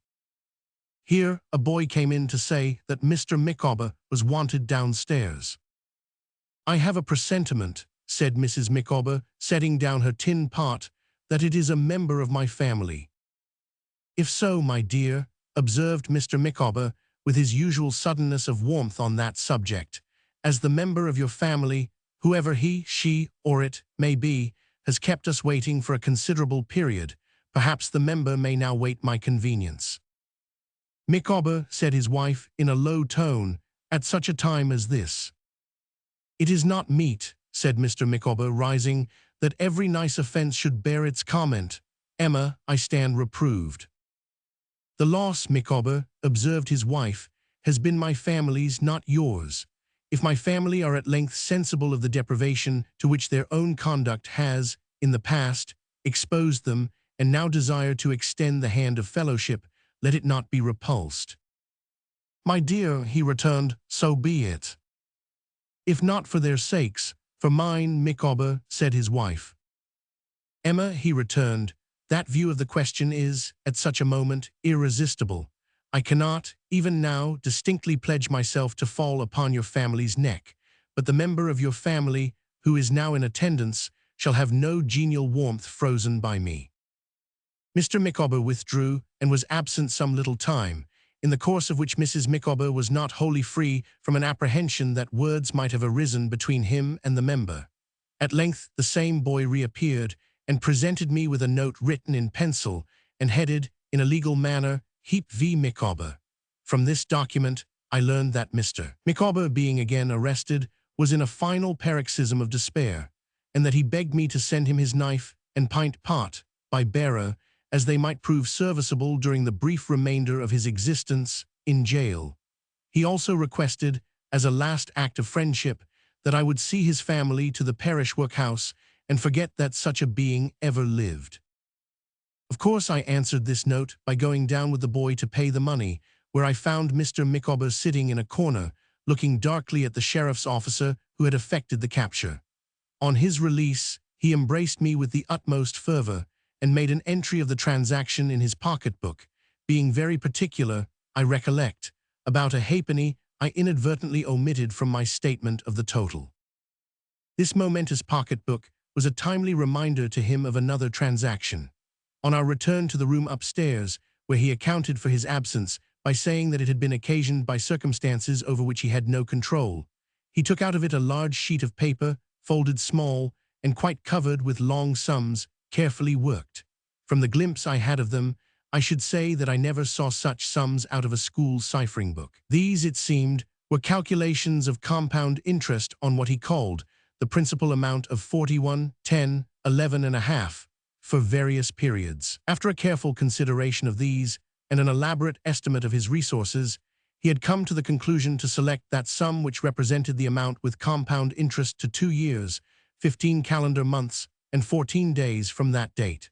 For this he had drawn a note of hand with great neatness, which he handed over to Traddles on the spot, a discharge of his debt in full as between man and man, with many acknowledgments. "I have still a presentiment," said Mrs. Micawber, pensively shaking her head, "that my family will appear on board before we finally depart." Mr. Micawber evidently had his presentiment on the subject too, but he put it in his tin pot and swallowed it. "If you have any opportunity of sending letters home on your passage, Mrs. Micawber," said my aunt, "you must let us hear from you, you know." "My dear Miss Trotwood," she replied, "I shall only be too happy to think that anyone expects to hear from us. I shall not fail to correspond. Mr. Copperfield, I trust, as an old and familiar friend, will not object to receive occasional intelligence, himself, from one who knew him when the twins were yet unconscious." I said that I should hope to hear, whenever she had an opportunity of writing. "Please heaven there will be many such opportunities," said Mr. Micawber. "The ocean in these times is a perfect fleet of ships, and we can hardly fail to encounter many in running over. It is merely crossing," said Mr. Micawber, trifling with his eyeglass, "merely crossing. The distance is quite imaginary." I think now how odd it was, but how wonderfully like Mr. Micawber, that, when he went from London to Canterbury, he should have talked as if he were going to the farthest limits of the earth, and when he went from England to Australia, as if he were going for a little trip across the Channel. "On the voyage I shall endeavour," said Mr. Micawber, "occasionally to spin them a yarn, and the melody of my son Wilkins will, I trust, be acceptable at the galley fire. When Mrs. Micawber has her sea legs on, an expression in which I hope there is no conventional impropriety, she will give them, I dare say, little tafflin. Porpoises and dolphins, I believe, will be frequently observed athwart our bows, and either on the starboard or the larboard quarter, objects of interest will be continually descried. In short," said Mr. Micawber with the old genteel air, "the probability is all will be found so exciting, alow and aloft, that when the lookout, stationed in the maintop, cries land ho, we shall be very considerably astonished." With that he flourished off the contents of his little tin pot, as if he had made the voyage, and had passed a first-class examination before the highest naval authorities. "What I chiefly hope, my dear Mr. Copperfield," said Mrs. Micawber, "is that in some branches of our family we may live again in the old country. Do not frown, Micawber. I do not now refer to my own family, but to our children's children. However vigorous the sapling," said Mrs. Micawber, shaking her head, "I cannot forget the parent tree, and when our race attains to eminence and fortune, I own I should wish that fortune to flow into the coffers of Britannia." "My dear," said Mr. Micawber, "Britannia must take her chance. I am bound to say that she has never done much for me, and that I have no particular wish upon the subject." "Micawber," returned Mrs. Micawber, "there you are wrong. You are going out, Micawber, to this distant clime, to strengthen, not to weaken, the connection between yourself and Albion." "The connection in question, my love," rejoined Mr. Micawber, "has not laid me, I repeat, under that load of personal obligation that I am at all sensitive as to the formation of another connection."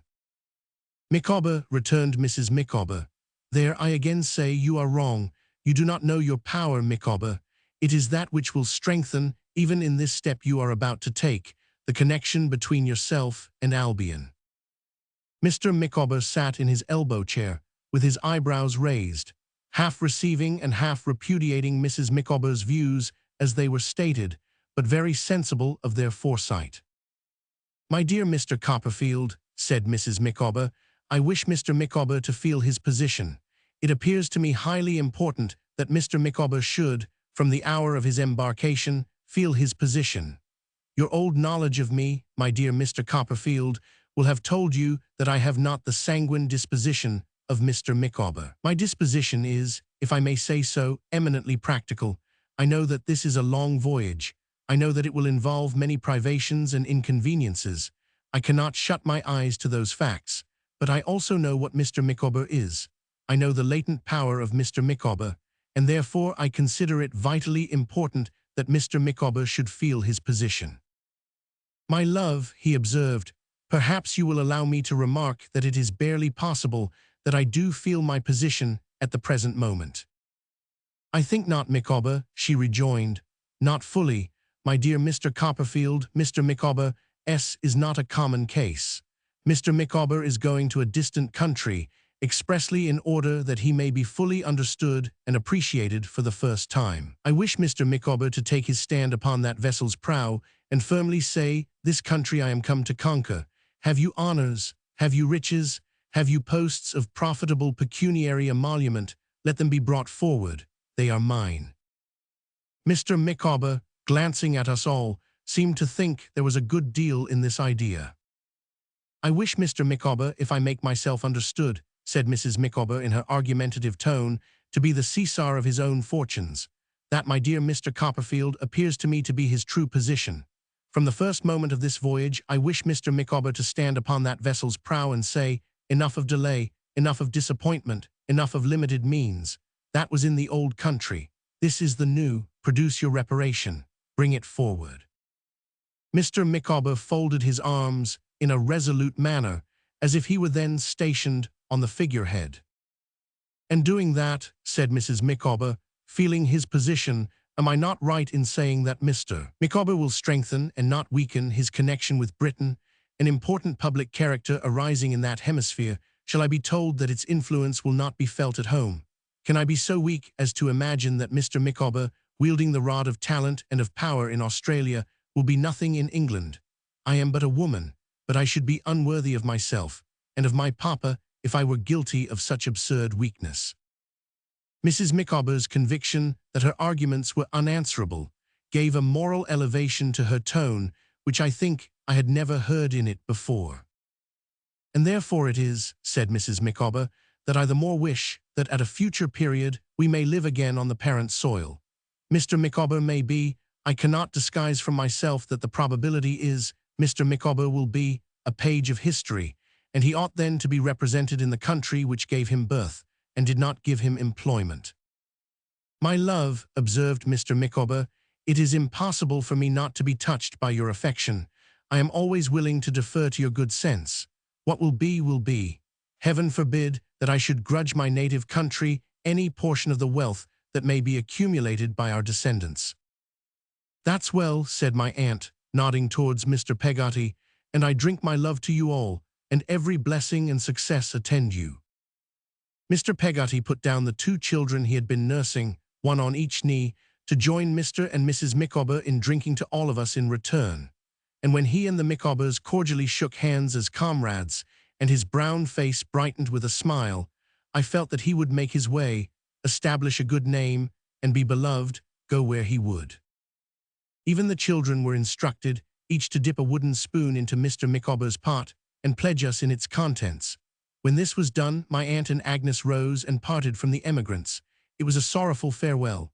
They were all crying, the children hung about Agnes to the last, and we left poor Mrs. Micawber in a very distressed condition, sobbing and weeping by a dim candle, that must have made the room look, from the river, like a miserable lighthouse. I went down again next morning to see that they were away. They had departed in a boat as early as 5 o'clock. It was a wonderful instance to me of the gap such partings make, that although my association of them with the tumble-down public house and the wooden stairs dated only from last night, both seemed dreary and deserted, now that they were gone. In the afternoon of the next day, my old nurse and I went down to Gravesend. We found the ship in the river, surrounded by a crowd of boats, a favorable wind blowing, the signal for sailing at her masthead. I hired a boat directly, and we put off to her, and getting through the little vortex of confusion of which she was the center, went on board. Mr. Peggotty was waiting for us on deck.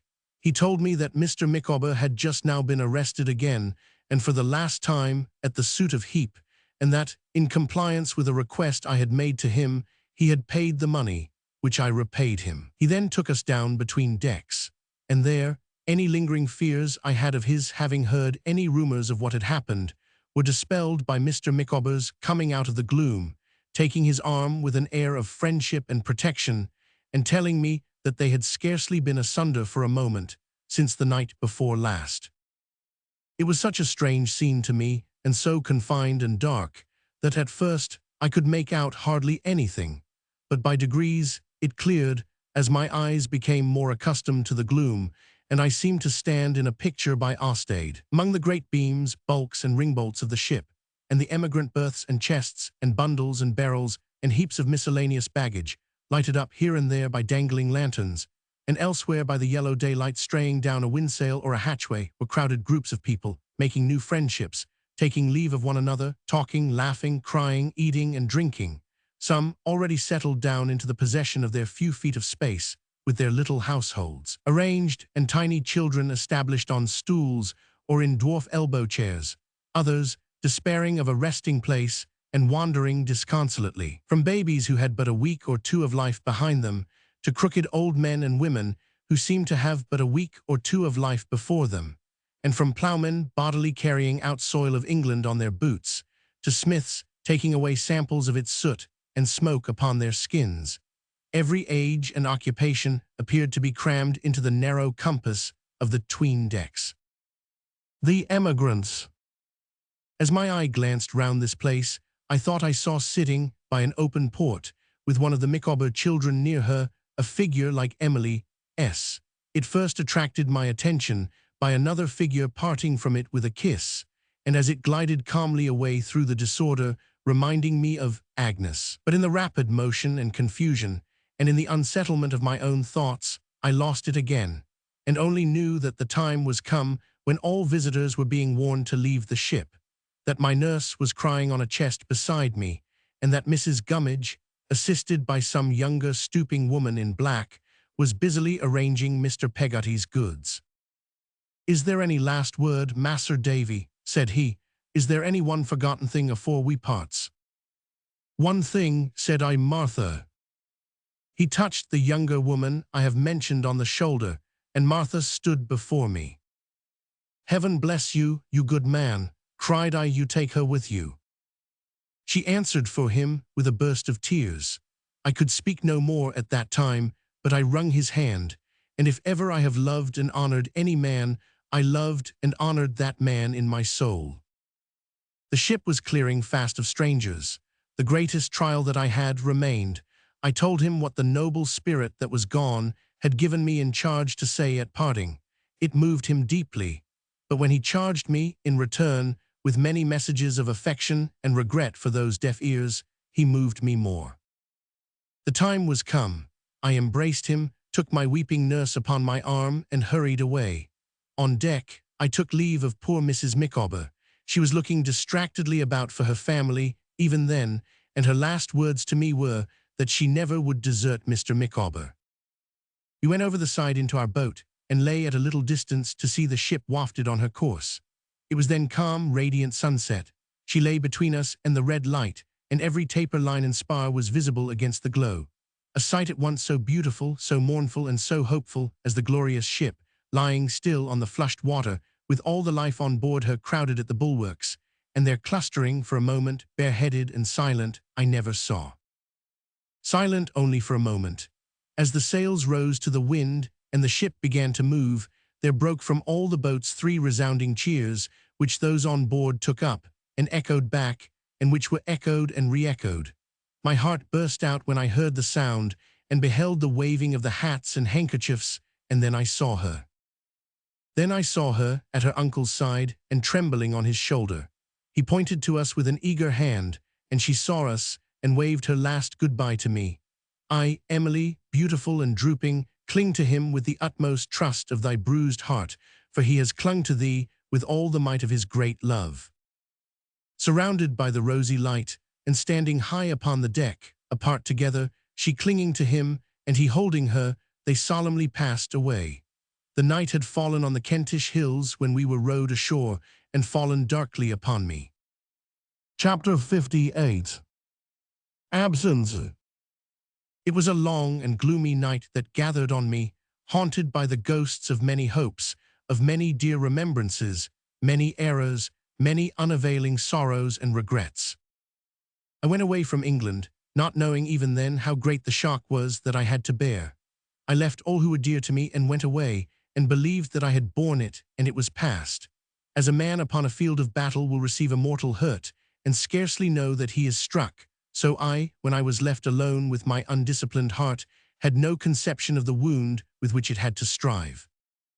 The knowledge came upon me, not quickly, but little by little, and grain by grain. The desolate feeling with which I went abroad deepened and widened hourly. At first it was a heavy sense of loss and sorrow, wherein I could distinguish little else. By imperceptible degrees, it became a hopeless consciousness of all that I had lost, love, friendship, interest, of all that had been shattered, my first trust, my first affection, the whole airy castle of my life, of all that remained, a ruined blank and waste, lying wide around me, unbroken, to the dark horizon. If my grief was selfish, I did not know it to be so. I mourned for my child-wife, taken from her blooming world so young. I mourned for him who might have won the love and admiration of thousands, as he had won mine long ago. I mourned for the broken heart that had found rest in the stormy sea, and for the wandering remnants of the simple home where I had heard the night wind blowing when I was a child. From the accumulated sadness into which I fell, I had at length no hope of ever issuing again. I roamed from place to place, carrying my burden with me everywhere. I felt its whole weight now, and I drooped beneath it, and I said in my heart that it could never be lightened. When this despondency was at its worst, I believed that I should die. Sometimes I thought that I would like to die at home, and actually turned back on my road that I might get there soon. At other times, I passed on farther away, from city to city, seeking I know not what, and trying to leave I know not what behind. It is not in my power to retrace, one by one, all the weary phases of distress of mind through which I passed. There are some dreams that can only be imperfectly and vaguely described, and when I oblige myself to look back on this time of my life, I seem to be recalling such a dream. I see myself passing on among the novelties of foreign towns, palaces, cathedrals, temples, pictures, castles, tombs, fantastic streets, the old abiding places of history and fancy, as a dreamer might, bearing my painful load through all, and hardly conscious of the objects as they fade before me. Listlessness to everything but brooding sorrow was the night that fell on my undisciplined heart. Let me look up from it, as at last I did, thank heaven, and from its long, sad, wretched dream to dawn. For many months I traveled with this ever-darkening cloud upon my mind. Some blind reasons that I had for not returning home, reasons then struggling within me vainly for more distinct expression, kept me on my pilgrimage. Sometimes I had proceeded restlessly from place to place, stopping nowhere. Sometimes I had lingered long in one spot. I had had no purpose, no sustaining soul within me anywhere. I was in Switzerland. I had come out of Italy over one of the great passes of the Alps, and had since wandered with a guide among the byways of the mountains. If those awful solitudes had spoken to my heart, I did not know it. I had found sublimity and wonder in the dread heights and precipices, in the roaring torrents, and the wastes of ice and snow, but as yet they had taught me nothing else. I came, one evening before sunset, down into a valley where I was to rest. In the course of my descent to it, by the winding track along the mountainside, from which I saw it shining far below. I think some long unwanted sense of beauty and tranquility, some softening influence awakened by its peace, moved faintly in my breast. I remember pausing once, with a kind of sorrow that was not all oppressive, not quite despairing. I remember almost hoping that some better change was possible within me. I came into the valley, as the evening sun was shining on the remote heights of snow that closed it in like eternal clouds. The bases of the mountains forming the gorge in which the little village lay were richly green, and high above this gentler vegetation grew forests of dark fir, cleaving the wintry snowdrift, wedge-like and stemming the avalanche. Above these were range upon range of craggy steeps, grey rock, bright ice, and smooth verdure specks of pasture, all gradually blending with the crowning snow. Dotted here and there on the mountain's side, each tiny dot a home, were lonely wooden cottages, so dwarfed by the towering heights that they appeared too small for toys. So did even the clustered village in the valley, with its wooden bridge across the stream, where the stream tumbled over broken rocks and roared away among the trees. In the quiet air, there was a sound of distant singing, shepherd voices, but as one bright evening cloud floated midway along the mountainside, I could almost have believed it came from there and was not earthly music. All at once, in this serenity, great nature spoke to me and soothed me to lay down my weary head upon the grass and weep as I had not wept yet since Dora died. I had found a packet of letters awaiting me but a few minutes before and had strolled out of the village to read them while my supper was making ready. Other packets had missed me, and I had received none for a long time. Beyond a line or two to say that I was well and had arrived at such a place, I had not had fortitude or constancy to write a letter since I left home. The packet was in my hand. I opened it and read the writing of Agnes.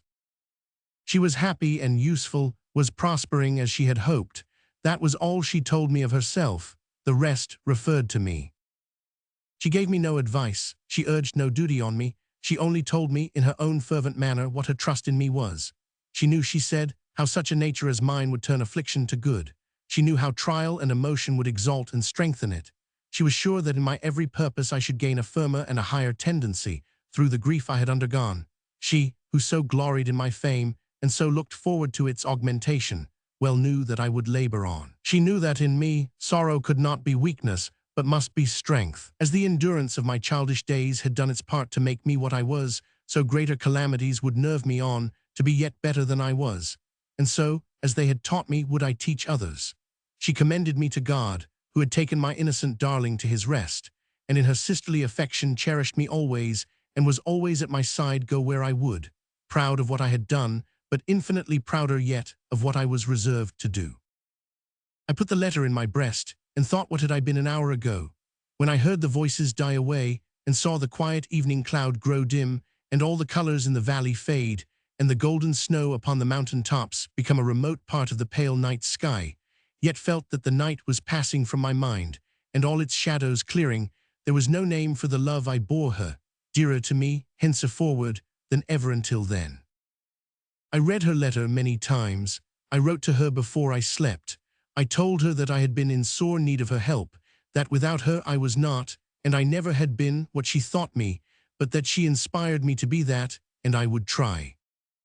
I did try. In 3 months more, a year would have passed since the beginning of my sorrow. I determined to make no resolutions until the expiration of those 3 months, but to try. I lived in that valley and its neighborhood all the time. The 3 months gone, I resolved to remain away from home for some time longer, to settle myself for the present in Switzerland, which was growing dear to me in the remembrance of that evening, to resume my pen, to work. I resorted humbly whither Agnes had commended me. I sought out nature, never sought in vain, and I admitted to my breast the human interest I had lately shrunk from. It was not long before I had almost as many friends in the valley as in Yarmouth, and when I left it, before the winter set in, for Geneva, and came back in the spring, their cordial greetings had a homely sound to me, although they were not conveyed in English words. I worked early and late, patiently and hard. I wrote a story with a purpose growing, not remotely, out of my experience, and sent it to Traddles, and he arranged for its publication very advantageously for me, and the tidings of my growing reputation began to reach me from travelers whom I encountered by chance. After some rest and change, I fell to work, in my old ardent way, on a new fancy which took strong possession of me. As I advanced in the execution of this task, I felt it more and more, and roused my utmost energies to do it well. This was my third work of fiction. It was not half written when, in an interval of rest, I thought of returning home. For a long time, though studying and working patiently, I had accustomed myself to robust exercise. My health, severely impaired when I left England, was quite restored. I had seen much. I had been in many countries, and I hope I had improved my store of knowledge.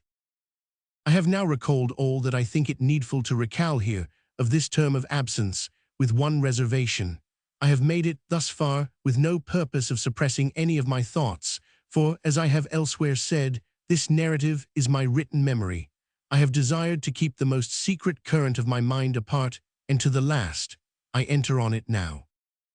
I cannot so completely penetrate the mystery of my own heart, as to know when I began to think that I might have set its earliest and brightest hopes on Agnes. I cannot say at what stage of my grief it first became associated with the reflection that in my wayward boyhood I had thrown away the treasure of her love. I believe I may have heard some whisper of that distant thought in the old unhappy loss or want of something never to be realized, of which I had been sensible. But the thought came into my mind as a new reproach and new regret when I was left so sad and lonely in the world. If at that time I had been much with her, I should, in the weakness of my desolation, have betrayed this. It was what I remotely dreaded when I was first impelled to stay away from England. I could not have borne to lose the smallest portion of her sisterly affection, yet, in that betrayal, I should have set a constraint between us hitherto unknown. I could not forget that the feeling with which she now regarded me had grown up in my own free choice and course, that if she had ever loved me with another love, and I sometimes thought the time was when she might have done so, I had cast it away. It was nothing now that I had accustomed myself to think of her, when we were both mere children, as one who was far removed from my wild fancies. I had bestowed my passionate tenderness upon another object, and what I might have done, I had not done, and what Agnes was to me, I and her own noble heart had made her. In the beginning of the change that gradually worked in me, when I tried to get a better understanding of myself and be a better man, I did glance, through some indefinite probation, to a period when I might possibly hope to cancel the mistaken past, and to be so blessed as to marry her. But as time wore on, this shadowy prospect faded and departed from me. If she had ever loved me then, I should hold her the more sacred, remembering the confidences I had reposed in her, her knowledge of my errant heart, the sacrifice she must have made to be my friend and sister, and the victory she had won. If she had never loved me, could I believe that she would love me now? I had always felt my weakness, in comparison with her constancy and fortitude, and now I felt it more and more. Whatever I might have been to her, or she to me, if I had been more worthy of her long ago, I was not now, and she was not. The time was past. I had let it go by, and had deservedly lost her. That I suffered much in these contentions, that they filled me with unhappiness and remorse, and yet that I had a sustaining sense that it was required of me, in right and honor, to keep away from myself, with shame, the thought of turning to the dear girl in the withering of my hopes, from whom I had frivolously turned when they were bright and fresh, which consideration was at the root of every thought I had concerning her, is all equally true. I made no effort to conceal from myself, now that I loved her, that I was devoted to her, but I brought the assurance home to myself that it was now too late, and that our long-subsisting relation must be undisturbed. I had thought much and often of my Dora's shadowing out to me what might have happened in those years that were destined not to try us. I had considered how the things that never happen are often as much realities to us in their effects as those that are accomplished. The very years she spoke of were realities now for my correction, and would have been one day a little later perhaps, though we had parted in our earliest folly. I endeavored to convert what might have been between myself and Agnes into a means of making me more self-denying, more resolved, more conscious of myself and my defects and errors. Thus, through the reflection that it might have been, I arrived at the conviction that it could never be. These, with their perplexities and inconsistencies, were the shifting quicksands of my mind, from the time of my departure to the time of my return home, 3 years afterwards. 3 years had elapsed since the sailing of the emigrant ship, when, at that same hour of sunset, and in the same place, I stood on the deck of the packet vessel that brought me home, looking on the rosy water where I had seen the image of that ship reflected. 3 years, long in the aggregate, though short as they went by, and home was very dear to me, and Agnes too, but she was not mine, she was never to be mine. She might have been, but that was past. Chapter 59. Return. I landed in London on a wintry autumn evening. It was dark and raining, and I saw more fog and mud in a minute than I had seen in a year. I walked from the custom house to the monument before I found a coach, and although the very house fronts, looking on the swollen gutters, were like old friends to me, I could not but admit that they were very dingy friends. I have often remarked, I suppose everybody has, that one's going away from a familiar place would seem to be the signal for change in it. As I looked out of the coach window and observed that an old house on Fish Street Hill, which had stood untouched by painter, carpenter, or bricklayer for a century, had been pulled down in my absence, and that a neighboring street, of time-honored insalubrity and inconvenience, was being drained and widened, I half expected to find St. Paul's Cathedral looking older. For some changes in the fortunes of my friends, I was prepared. My aunt had long been re-established at Dover, and Traddles had begun to get into some little practice at the bar in the very first term after my departure. He had chambers in Gray's Inn now, and had told me, in his last letters, that he was not without hopes of being soon united to the dearest girl in the world. They expected me home before Christmas, but had no idea of my returning so soon. I had purposely misled them, that I might have the pleasure of taking them by surprise, and yet I was perverse enough to feel a chill and disappointment in receiving no welcome, and rattling, alone and silent, through the misty streets. The well-known shops, however, with their cheerful lights, did something for me, and when I alighted at the door of the Gray's Inn coffee house, I had recovered my spirits. It recalled, at first, that so different time when I had put up at the Golden Cross, and reminded me of the changes that had come to pass since then, but that was natural. "Do you know where Mr. Traddles lives in the inn?" I asked the waiter, as I warmed myself by the coffee-room fire. "Holborn Court, sir, number 2. "Mr. Traddles has a rising reputation among the lawyers, I believe," said I. "Well, sir," returned the waiter, "probably he has, sir, but I am not aware of it myself." This waiter, who was middle-aged and spare, looked for help to a waiter of more authority, a stout, potential old man, with a double chin, in black breeches and stockings, who came out of a place like a churchwarden's pew at the end of the coffee-room, where he kept company with a cash box, a directory, a law list, and other books and papers. "Mr. Traddles," said the spare waiter, "number 2 in the court." The potential waiter waved him away and turned gravely to me. "I was inquiring," said I, "whether Mr. Traddles at number 2 in the court has not a rising reputation among the lawyers."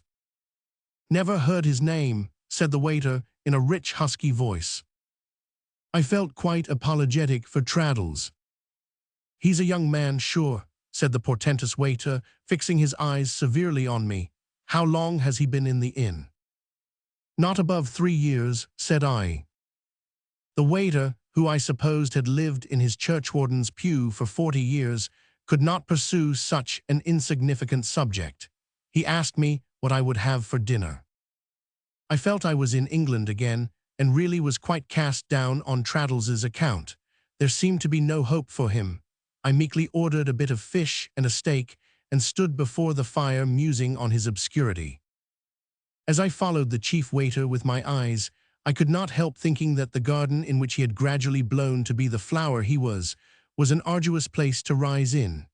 It had such a prescriptive, stiff-necked, long-established, solemn, elderly air. I glanced about the room, which had had its sanded floor sanded, no doubt, in exactly the same manner when the chief waiter was a boy, if he ever was a boy, which appeared improbable, and at the shining tables, where I saw myself reflected in unruffled depths of old mahogany, and at the lamps, without a flaw in their trimming or cleaning, and at the comfortable green curtains, with their pure brass rods, snugly enclosing the boxes, and at the two large coal fires, brightly burning, and at the rows of decanters, burly as if with the consciousness of pipes of expensive old port wine below. And both England and the law appeared to me to be very difficult, indeed to be taken by storm. I went up to my bedroom to change my wet clothes, and the vast extent of that old wainscoted apartment, which was over the archway leading to the inn, I remember, and the sedate immensity of the four-post bedstead, and the indomitable gravity of the chests of drawers, all seemed to unite in sternly frowning on the fortunes of Traddles or on any such daring youth. I came down again to my dinner, and even the slow comfort of the meal and the orderly silence of the place, which was bare of guests, the long vacation not yet being over, were eloquent on the audacity of Traddles and his small hopes of a livelihood for 20 years to come.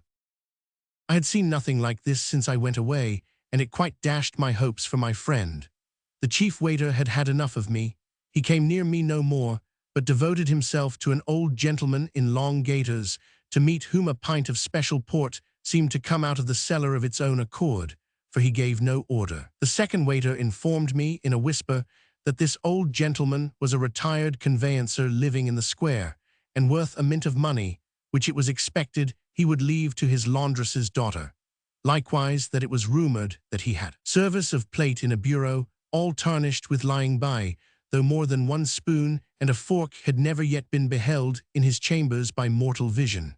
By this time I quite gave Traddles up for lost, and settled in my own mind that there was no hope for him. Being very anxious to see the dear old fellow, nevertheless, I dispatched my dinner, in a manner not at all calculated to raise me in the opinion of the chief waiter, and hurried out by the back way. Number 2 in the court was soon reached, and an inscription on the doorpost informing me that Mr. Traddles occupied a set of chambers on the top story, I ascended the staircase.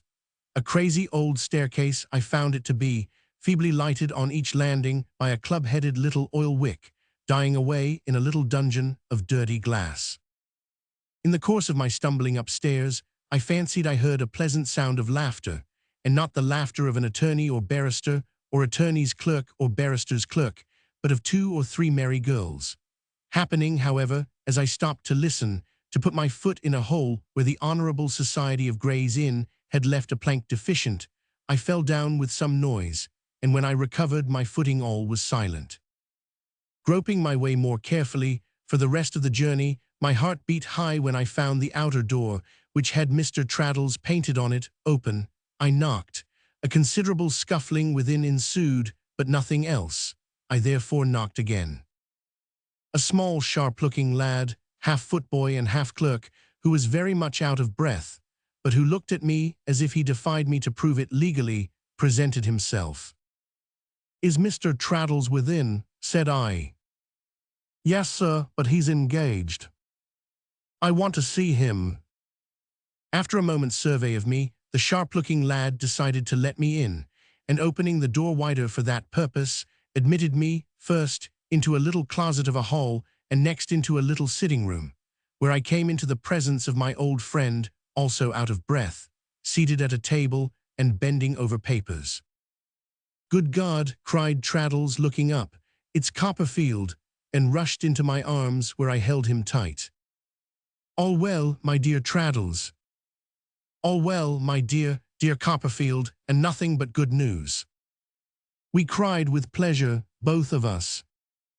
"My dear fellow," said Traddles, rumpling his hair in his excitement, which was a most unnecessary operation, "my dearest Copperfield, my long-lost and most welcome friend, how glad I am to see you. How brown you are, how glad I am. Upon my life and honor, I never was so rejoiced, my beloved Copperfield, never." I was equally at a loss to express my emotions. I was quite unable to speak, at first. "My dear fellow," said Traddles, "and grown so famous, my glorious Copperfield, good gracious me, when did you come, where have you come from, what have you been doing?" Never pausing for an answer to anything he said, Traddles, who had clapped me into an easy chair by the fire, all this time impetuously stirred the fire with one hand, and pulled at my neck-kerchief with the other, under some wild delusion that it was a great coat. Without putting down the poker, he now hugged me again, and I hugged him, and both laughing and both wiping our eyes, we both sat down and shook hands across the hearth. "To think," said Traddles, "that you should have been so nearly coming home as you must have been, my dear old boy, and not at the ceremony." "What ceremony, my dear Traddles?" "Good gracious me," cried Traddles, opening his eyes in his old way, "didn't you get my last letter?" "Certainly not, if it referred to any ceremony." "Why, my dear Copperfield," said Traddles, sticking his hair upright with both hands, and then putting his hands on my knees, "I am married." "Married!" I cried joyfully. "Lord bless me, yes," said Traddles, "by the Reverend Horace, to Sophie down in Devonshire. Why, my dear boy, she's behind the window curtain. Look here." To my amazement, the dearest girl in the world came at that same instant, laughing and blushing from her place of concealment. And a more cheerful, amiable, honest, happy, bright-looking bride, I believe, as I could not help saying on the spot, the world never saw. I kissed her as an old acquaintance should, and wished them joy with all my might of heart. "Dear me," said Traddles, "what a delightful reunion this is. You are so extremely brown, my dear Copperfield. God bless my soul, how happy I am." "And so am I," said I. "And I am sure I am," said the blushing and laughing Sophie. "We are all as happy as possible," said Traddles. "Even the girls are happy. Dear me, I declare I forgot them." "Forgot?" said I. "The girls," said Traddles, "Sophie's sisters, they are staying with us. They have come to have a peep at London. The fact is, when was it you that tumbled upstairs, Copperfield?" "It was," said I, laughing. "Well then, when you tumbled upstairs," said Traddles, "I was romping with the girls. In point of fact, we were playing at Puss in the Corner. But as that wouldn't do in Westminster Hall, and as it wouldn't look quite professional if they were seen by a client, they decamped. And they are now listening, I have no doubt," said Traddles, glancing at the door of another room. "I am sorry," said I, laughing afresh, "to have occasioned such a dispersion." "Upon my word," rejoined Traddles, greatly delighted, "if you had seen them running away and running back again after you had knocked, to pick up the combs they had dropped out of their hair, and going on in the maddest manner, you wouldn't have said so. My love, will you fetch the girls?" Sophie tripped away, and we heard her received in the adjoining room with a peal of laughter. "Really musical, isn't it, my dear Copperfield?" said Traddles. "It's very agreeable to hear. It quite lights up these old rooms.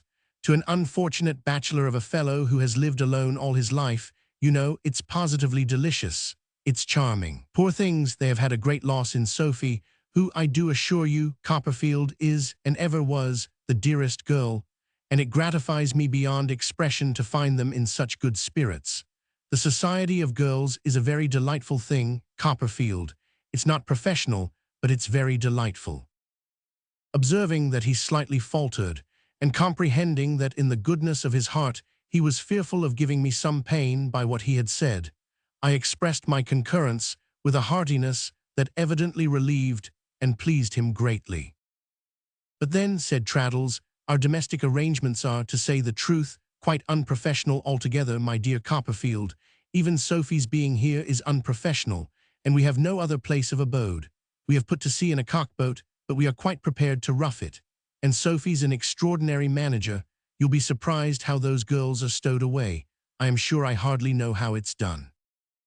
"Are many of the young ladies with you?" I inquired. "The eldest, the beauty, is here," said Traddles in a low, confidential voice, "Caroline, and Sarah's here, the one I mentioned to you as having something the matter with her spine, you know, immensely better, and the two youngest that Sophie educated are with us, and Louis's here." "Indeed," cried I. "Yes," said Traddles. "Now the whole set, I mean the chambers, is only 3 rooms, but Sophie arranges for the girls in the most wonderful way, and they sleep as comfortably as possible. 3 in that room," said Traddles, pointing, "2 in that." I could not help glancing round, in search of the accommodation remaining for Mr. and Mrs. Traddles. Traddles understood me. "Well," said Traddles, We are prepared to rough it, as I said just now, and we did improvise a bed last week upon the floor here. But there's a little room in the roof, a very nice room when you're up there, which Sophie papered herself to surprise me, and that's our room at present. It's a capital little gypsy sort of place. There's quite a view from it. And you are happily married at last, my dear Traddles, said I. How rejoiced I am. Thank you, my dear Copperfield, said Traddles, as we shook hands once more. Yes, I am as happy as it's possible to be. There's your old friend, you see, said Traddles, nodding triumphantly at the flower-pot and stand. And there's the table with the marble top. All the other furniture is plain and serviceable, you perceive. And as to plate, Lord bless you, we haven't so much as a teaspoon. All to be earned, said I cheerfully. Exactly so, replied Traddles, all to be earned. Of course we have something in the shape of teaspoons, because we stir our tea, but they're Britannia metal. The silver will be the brighter when it comes, said I. The very thing we say, cried Traddles. You see, my dear Copperfield, falling again into the low confidential tone, after I had delivered my argument in Do Dem Gypes versus Wigzell, which did me great service with the profession, I went down into Devonshire and had some serious conversation in private with the Reverend Horace. I dwelt upon the fact that Sophie, who I do assure you, Copperfield, is the dearest girl. I am certain she is, said I. She is, indeed, rejoined Traddles, but I am afraid I am wandering from the subject. Did I mention the Reverend Horace? You said that you dwelt upon the fact.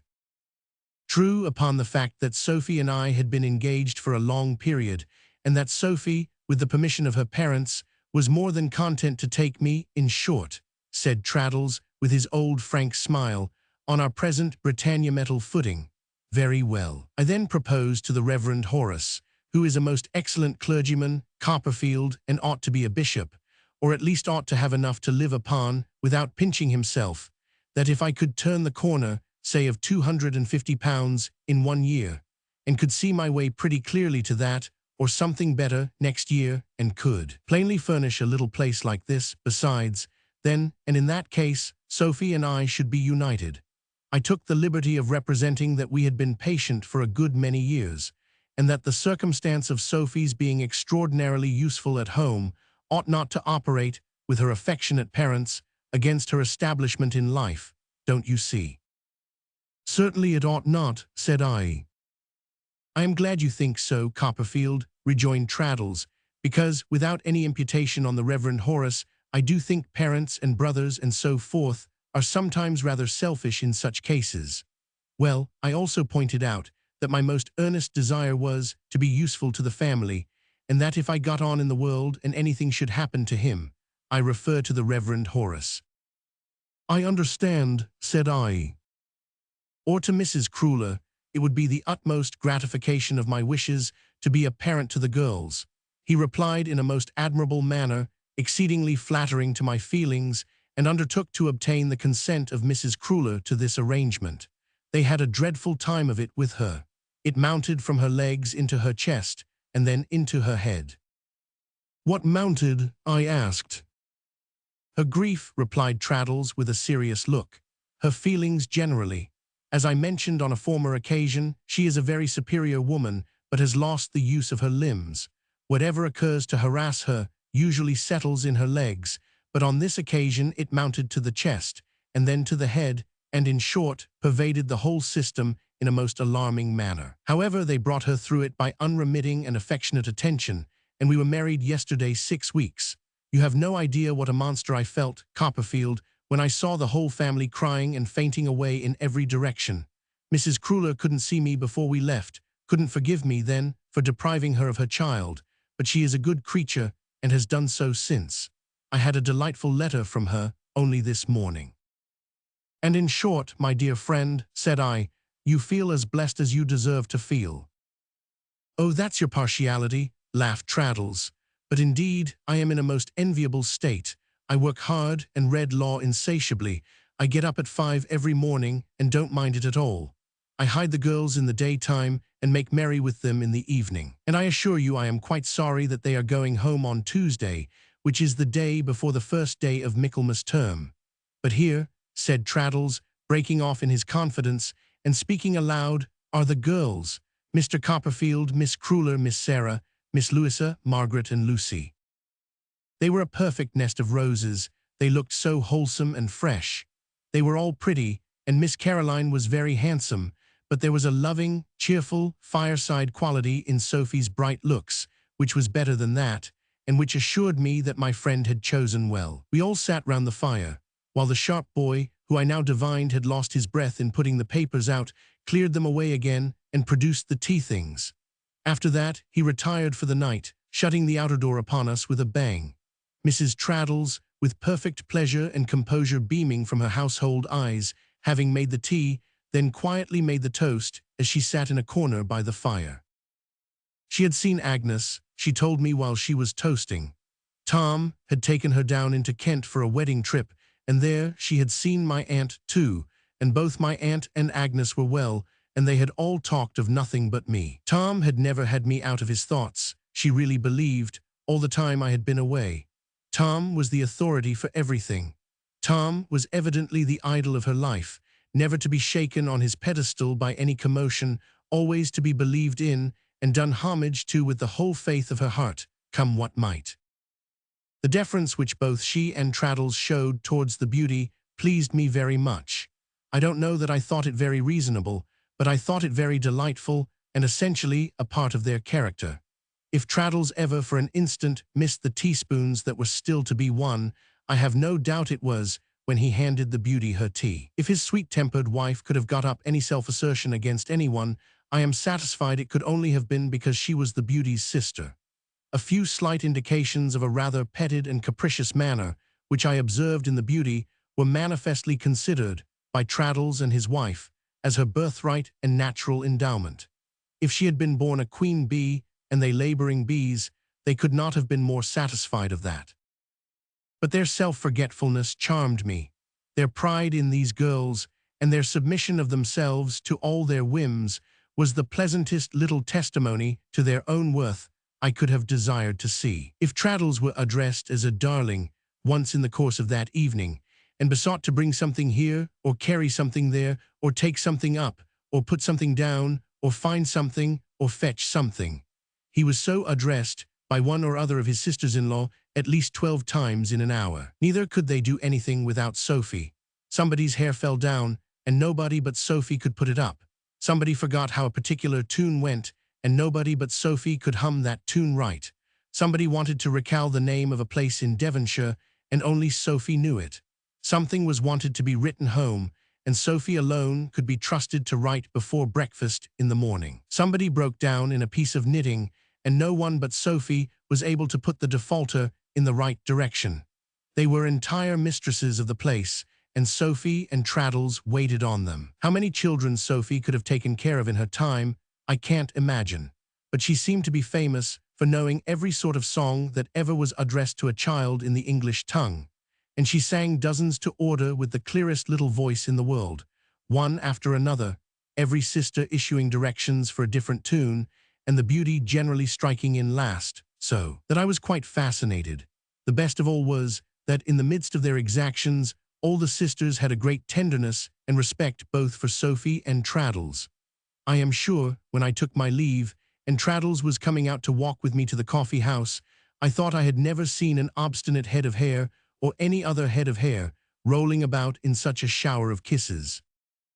Altogether, it was a scene I could not help dwelling on with pleasure, for a long time after I got back, and had wished Traddles good night.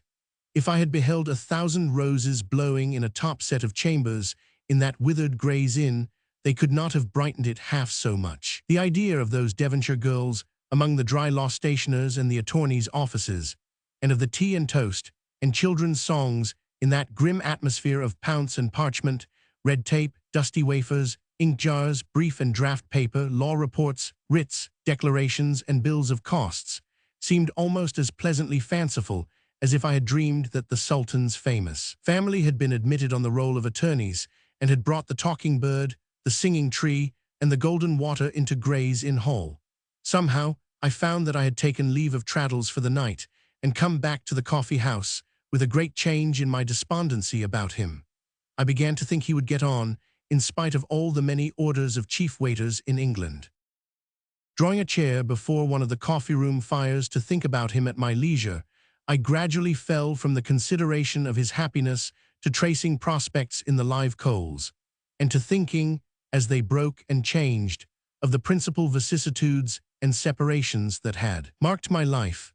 I had not seen a coal fire since I had left England 3 years ago, though many a wood fire had I watched, as it crumbled into hoary ashes and mingled with the feathery heap upon the hearth, which not inaptly figured to me, in my despondency, my own dead hopes.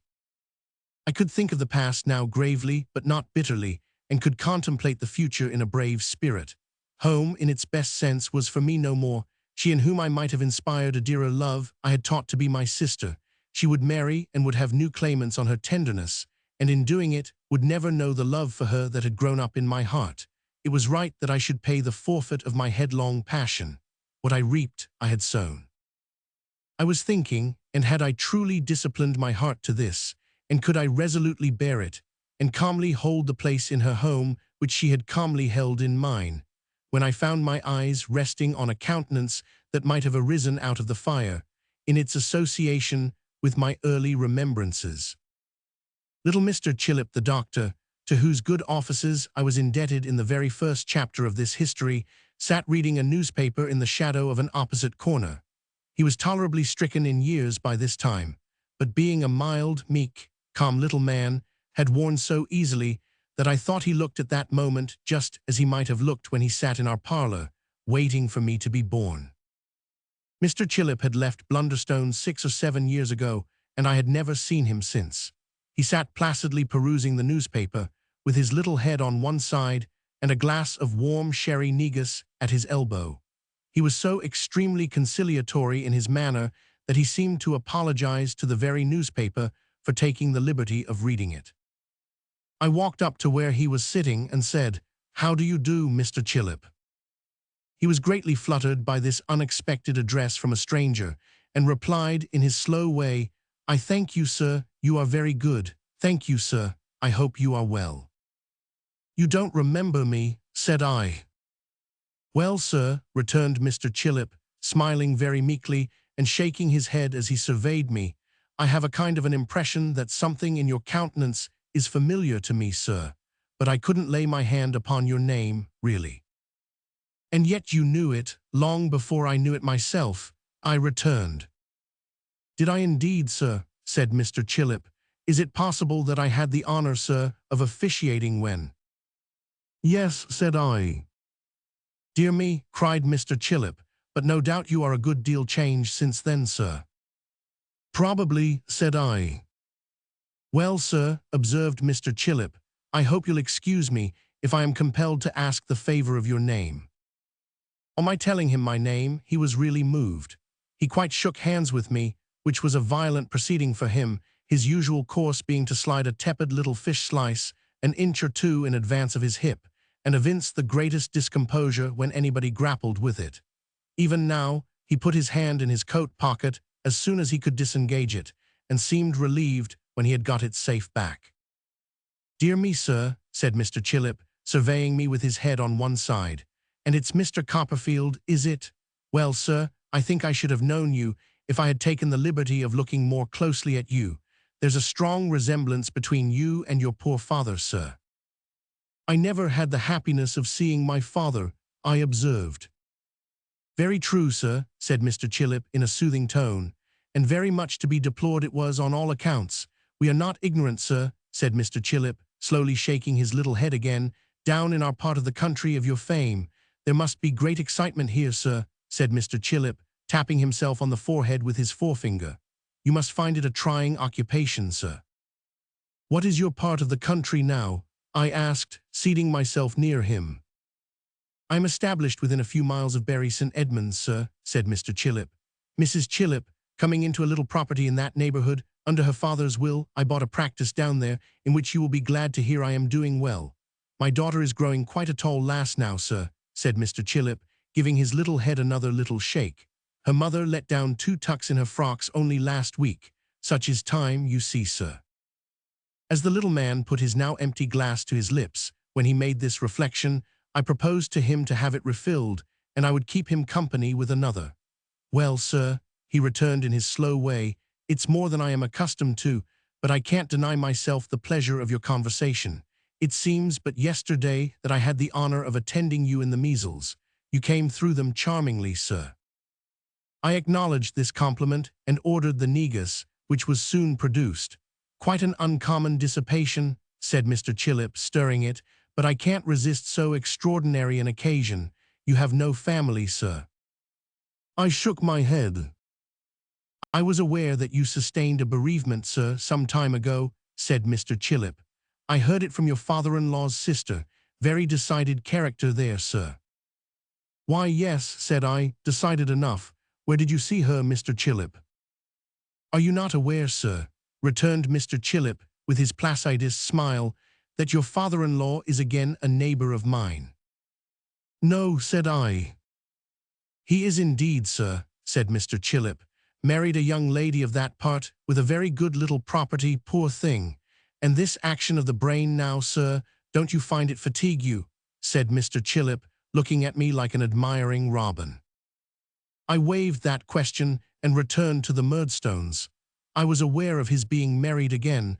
Do you attend the family? I asked. Not regularly. I have been called in, he replied. Strong phrenological development of the organ of firmness in Mr. Murdstone and his sister, sir. I replied with such an expressive look that Mr. Chillip was emboldened by that and the negus together to give his head several short shakes and thoughtfully exclaim, Ah, dear me, we remember old times, Mr. Copperfield. And the brother and sister are pursuing their old course, are they? Said I. Well, sir, replied Mr. Chillip, a medical man, being so much in families, ought to have neither eyes nor ears for anything but his profession. Still, I must say, they are very severe, sir, both as to this life and the next. The next will be regulated without much reference to them, I dare say, I returned. What are they doing as to this? Mr. Chillip shook his head, stirred his negus, and sipped it. She was a charming woman, sir, he observed in a plaintive manner. The present Mrs. Murdstone. A charming woman indeed, sir, said Mr. Chillip. As amiable, I am sure, as it was possible to be. Mrs. Chillip's opinion is that her spirit has been entirely broken since her marriage, and that she is all but melancholy mad. And the ladies, observed Mr. Chillip timorously, are great observers, sir. I suppose she was to be subdued and broken to their detestable mold. Heaven help her, said I, and she has been. Well, sir, there were violent quarrels at first, I assure you, said Mr. Chillip, but she is quite a shadow now. Would it be considered forward if I was to say to you, sir, in confidence, that since the sister came to help, the brother and sister between them have nearly reduced her to a state of imbecility? I told him I could easily believe it. I have no hesitation in saying, said Mr. Chillip, fortifying himself with another sip of negus, between you and me, sir, that her mother died of it, or that tyranny, gloom, and worry have made Mrs. Murdstone nearly imbecile. She was a lively young woman, sir, before marriage, and their gloom and austerity destroyed her. They go about with her, now more like her keepers than her husband and sister-in-law. That was Mrs. Chillip's remark to me only last week. And I assure you, sir, the ladies are great observers. Mrs. Chillip herself is a great observer. Does he gloomily profess to be, I am ashamed to use the word in such association, religious still? I inquired. You anticipate, sir, said Mr. Chillip, his eyelids getting quite red with the unwanted stimulus in which he was indulging. One of Mrs. Chillip's most impressive remarks. Mrs. Chillip, he proceeded, in the calmest and slowest manner, quite electrified me by pointing out that Mr. Murdstone sets up an image of himself and calls it the divine nature. You might have knocked me down on the flat of my back, sir, with the feather of a pen, I assure you, when Mrs. Chillip said so. The ladies are great observers, sir. Intuitively, said I, to his extreme delight. I am very happy to receive such support in my opinion, sir, he rejoined. It is not often that I venture to give a non-medical opinion, I assure you. Mr. Murdstone delivers public addresses sometimes, and it is said, in short, sir, it is said by Mrs. Chillip, that the darker tyrant he has lately been, the more ferocious is his doctrine. I believe Mrs. Chillip to be perfectly right, said I. Mrs. Chillip does go so far as to say, pursued the meekest of little men, much encouraged, that what such people miscall their religion is a vent for their bad humours and arrogance. And do you know, I must say, sir, he continued, mildly laying his head on one side, that I don't find authority for Mr. and Miss Murdstone in the New Testament. I never found it either, said I. In the meantime, sir, said Mr. Chillip, they are much disliked, and as they are very free in consigning everybody who dislikes them to perdition, we really have a good deal of perdition going on in our neighbourhood. However, as Mrs. Chillip says, sir, they undergo a continual punishment, for they are turned inward to feed upon their own hearts, and their own hearts are very bad feeding.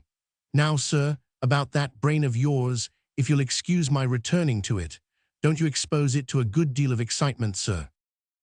I found it not difficult, in the excitement of Mr. Chillip's own brain, under his potations of negus, to divert his attention from this topic to his own affairs, on which, for the next half-hour, he was quite loquacious, giving me to understand, among other pieces of information, that he was then at the Gray's Inn Coffee House to lay his professional evidence before a commission of lunacy, touching the state of mind of a patient who had become deranged from excessive drinking. And I assure you, sir, he said, I am extremely nervous on such occasions. I could not support being what is called bullied, sir. It would quite unman me. Do you know, it was some time before I recovered the conduct of that alarming lady on the night of your birth, Mr. Copperfield.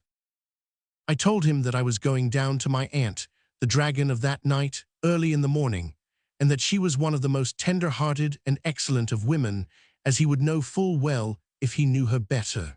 The mere notion of the possibility of his ever seeing her again appeared to terrify him. He replied with a small pale smile, "Is she so indeed, sir, really?" and almost immediately called for a candle and went to bed, as if he were not quite safe anywhere else. He did not actually stagger under the negus, but I should think his placid little pulse must have made 2 or 3 more beats in a minute than it had done since the great night of my aunt's disappointment when she struck at him with her bonnet.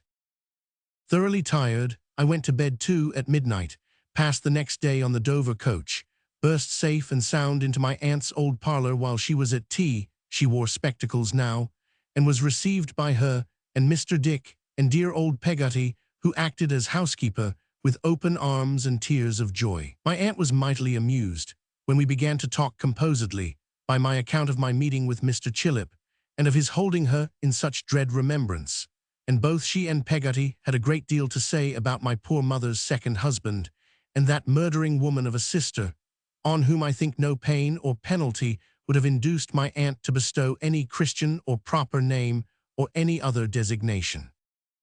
Chapter 60. Agnes. My aunt and I, when we were left alone, talked far into the night, how the emigrants never wrote home otherwise than cheerfully and hopefully, how Mr. Micawber had actually remitted divers small sums of money on account of those pecuniary liabilities, in reference to which he had been so businesslike as between man and man, how Janet, returning into my aunt's service when she came back to Dover, had finally carried out her renunciation of mankind by entering into wedlock with a thriving tavern-keeper, and how my aunt had finally set her seal on the same great principle by aiding and abetting the bride and crowning the marriage ceremony with her presence, were among our topics, already more or less familiar to me through the letters I had had.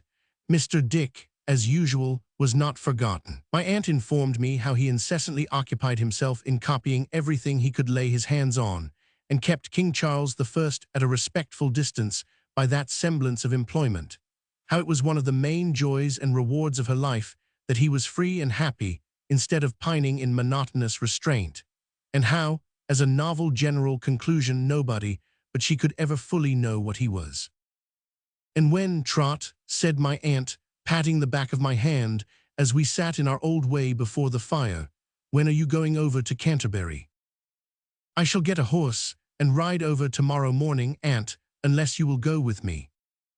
"No," said my aunt in her short, abrupt way, "I mean to stay where I am." "Then I should ride," I said, I could not have come through Canterbury today without stopping if I had been coming to anyone but her." She was pleased, but answered, "Tut, Trot, my old bones would have kept till tomorrow," and softly patted my hand again as I sat looking thoughtfully at the fire.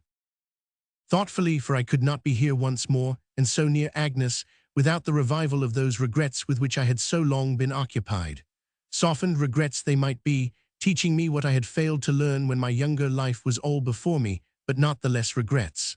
"Oh, Trot," I seemed to hear my aunt say once more, and I understood her better now, "blind, blind, blind."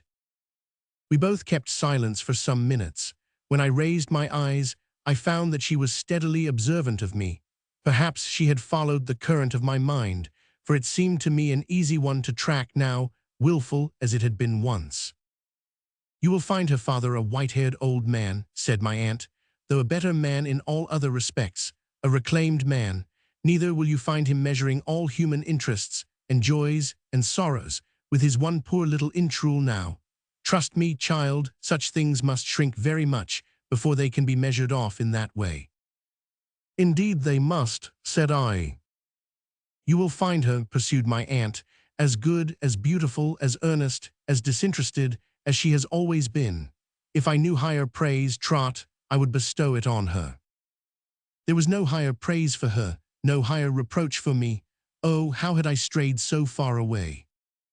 "If she trains the young girls whom she has about her to be like herself," said my aunt, earnest even to the filling of her eyes with tears, "heaven knows, her life will be well employed, useful and happy, as she said that day. How could she be otherwise than useful and happy? Has Agnes any—" I was thinking aloud rather than speaking. "Well, hey, any what?" said my aunt sharply. "Any lover," said I. "A score," cried my aunt, with a kind of indignant pride. "She might have married 20 times, my dear, since you have been gone." "No doubt," said I, "no doubt, but has she any lover who is worthy of her? Agnes could care for no other." My aunt sat musing for a little while, with her chin upon her hand. Slowly raising her eyes to mine, she said, "I suspect she has an attachment, Trot." "A prosperous one," said I. "Trot," returned my aunt gravely, "I can't say. I have no right to tell you even so much. She has never confided it to me, but I suspect it." She looked so attentively and anxiously at me, I even saw her tremble, that I felt now more than ever that she had followed my late thoughts. I summoned all the resolutions I had made in all those many days and nights, and all those many conflicts of my heart. "If it should be so," I began, "and I hope it is." "I don't know that it is," said my aunt curtly. "You must not be ruled by my suspicions. You must keep them secret. They are very slight, perhaps. I have no right to speak."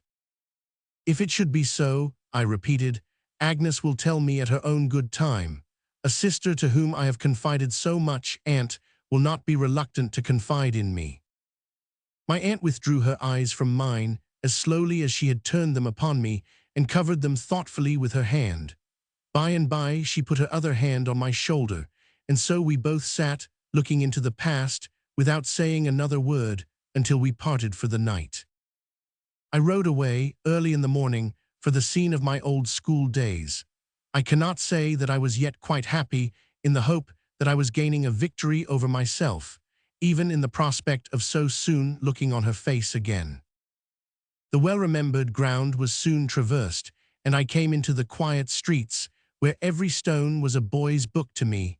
I went on foot to the old house, and went away with a heart too full to enter. I returned, and looking as I passed, through the low window of the turret room where first Uriah Heep and afterwards Mr. Micawber had been wont to sit, saw that it was a little parlor now, and that there was no office. Otherwise the staid old house was, as to its cleanliness and order, still just as it had been when I first saw it. I requested the new maid who admitted me to tell Miss Wickfield that a gentleman who waited on her from a friend abroad was there, and I was shown up the grave old staircase, cautioned of the steps I knew so well, into the unchanged drawing-room. The books that Agnes and I had read together were on their shelves, and the desk, where I had labored at my lessons many a night, stood yet at the same old corner of the table. All the little changes that had crept in when the Heeps were there were changed again. Everything was as it used to be in the happy time. I stood in a window and looked across the ancient street at the opposite houses, recalling how I had watched them on wet afternoons when I first came there, and how I had used to speculate about the people who appeared at any of the windows and had followed them with my eyes up and down stairs, while women went clicking along the pavement in pattens, and the dull rain fell in slanting lines and poured out of the waterspout yonder and flowed into the road. The feeling with which I used to watch the tramps as they came into the town on those wet evenings at dusk and limped past, with their bundles drooping over their shoulders at the ends of sticks, came freshly back to me, fraught, as then, with the smell of damp earth and wet leaves and briar, and the sensation of the very airs that blew upon me in my own toilsome journey. The opening of the little door in the panelled wall made me start and turn. Her beautiful serene eyes met mine as she came towards me. She stopped and laid her hand upon her bosom, and I caught her in my arms. "Agnes, my dear girl, I have come too suddenly upon you." "No, no, I am so rejoiced to see you, Trotwood." "Dear Agnes, the happiness it is to me to see you once again." I folded her to my heart, and for a little while we were both silent. Presently we sat down, side by side, and her angel face was turned upon me with the welcome I had dreamed of, waking and sleeping, for whole years. She was so true, she was so beautiful, she was so good. I owed her so much gratitude, she was so dear to me that I could find no utterance for what I felt. I tried to bless her, tried to thank her, tried to tell her, as I had often done in letters, what an influence she had upon me, but all my efforts were in vain. My love and joy were dumb. With her own sweet tranquillity, she calmed my agitation, led me back to the time of our parting, spoke to me of Emily, whom she had visited in secret many times, spoke to me tenderly of Dora's grave. With the unerring instinct of her noble heart, she touched the chords of my memory so softly and harmoniously that not one jarred within me. I could listen to the sorrowful, distant music and desire to shrink from nothing it awoke. How could I, when, blended with it all, was her dear self, the better angel of my life? "And you, Agnes," I said by and by, "tell me of yourself. You have hardly ever told me of your own life in all this lapse of time." "What should I tell?" she answered with her radiant smile. "Papa is well. You see us here, quiet in our own home, our anxieties set at rest, our home restored to us, and knowing that, dear Trotwood, you know all." "All, Agnes," said I. She looked at me with some fluttering wonder in her face. "Is there nothing else, sister?" I said. Her color, which had just now faded, returned and faded again. She smiled, with a quiet sadness, I thought, and shook her head. I had sought to lead her to what my aunt had hinted at, for sharply painful to me as it must be to receive that confidence, I was to discipline my heart and do my duty to her. I saw, however, that she was uneasy, and I let it pass. "You have much to do, dear Agnes." "With my school," said she, looking up again in all her bright composure. "Yes, it is laborious, is it not?" "The labor is so pleasant," she returned, "that it is scarcely grateful in me to call it by that name." "Nothing good is difficult to you," said I. Her color came and went once more, and once more, as she bent her head, I saw the same sad smile. "You will wait and see Papa," said Agnes cheerfully, "and pass the day with us. Perhaps you will sleep in your own room, we always call it yours." I could not do that, having promised to ride back to my aunt's at night, but I would pass the day there joyfully. "I must be a prisoner for a little while," said Agnes, "but here are the old books, Trotwood, and the old music." "Even the old flowers are here," said I, looking round, "or the old kinds." "I have found a pleasure," returned Agnes, smiling, "while you have been absent, in keeping everything as it used to be when we were children, for we were very happy then, I think." "Heaven knows we were," said I. "And every little thing that has reminded me of my brother," said Agnes, with her cordial eyes turned cheerfully upon me, "has been a welcome companion. Even this," showing me the basket trifle full of keys, still hanging at her side, seems to jingle a kind of old tune. She smiled again, and went out at the door by which she had come. It was for me to guard this sisterly affection with religious care. It was all that I had left myself, and it was a treasure. If I once shook the foundations of the sacred confidence and usage in virtue of which it was given to me, it was lost and could never be recovered.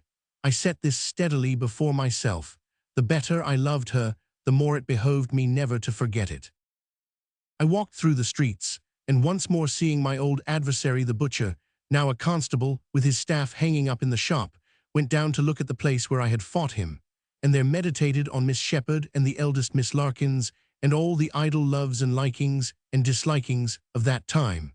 Nothing seemed to have survived that time but Agnes, and she, ever a star above me, was brighter and higher. When I returned, Mr. Wickfield had come home from a garden he had, a couple of miles or so out of the town, where he now employed himself almost every day. I found him as my aunt had described him.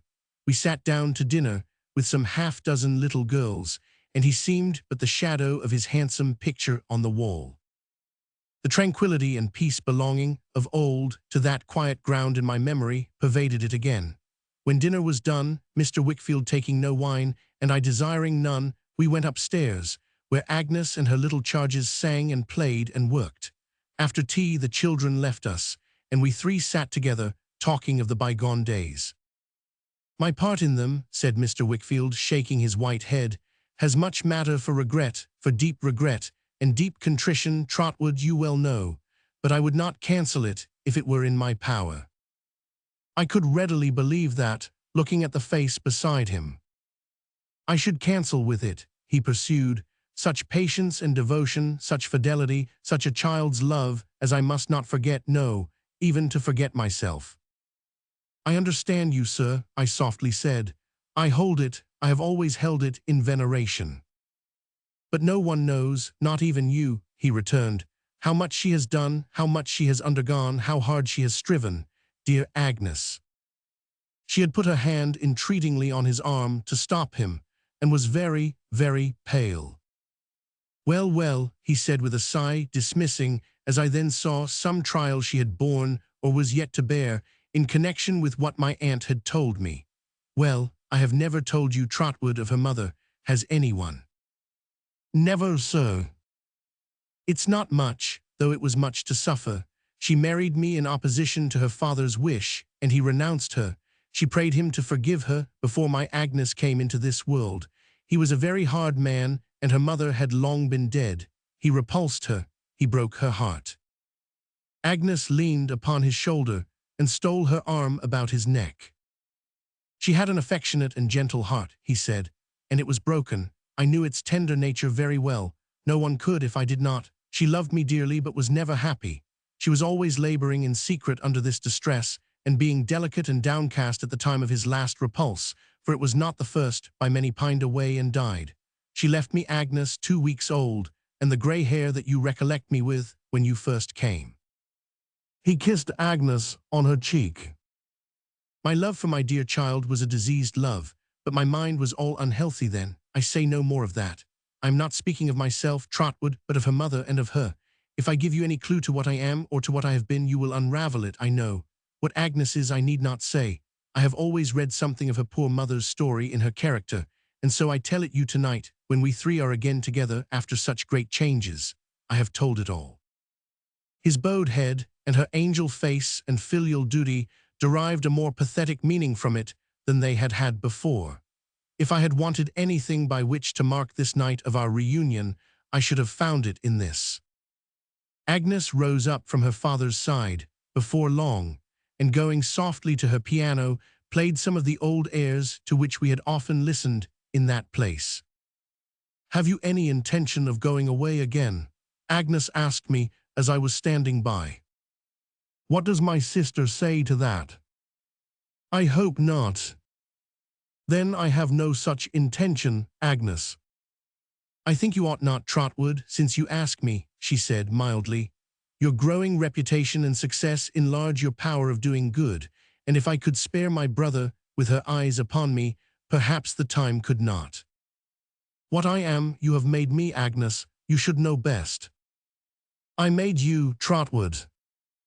Yes, Agnes, my dear girl, I said, bending over her. I tried to tell you, when we met today, something that has been in my thoughts since Dora died.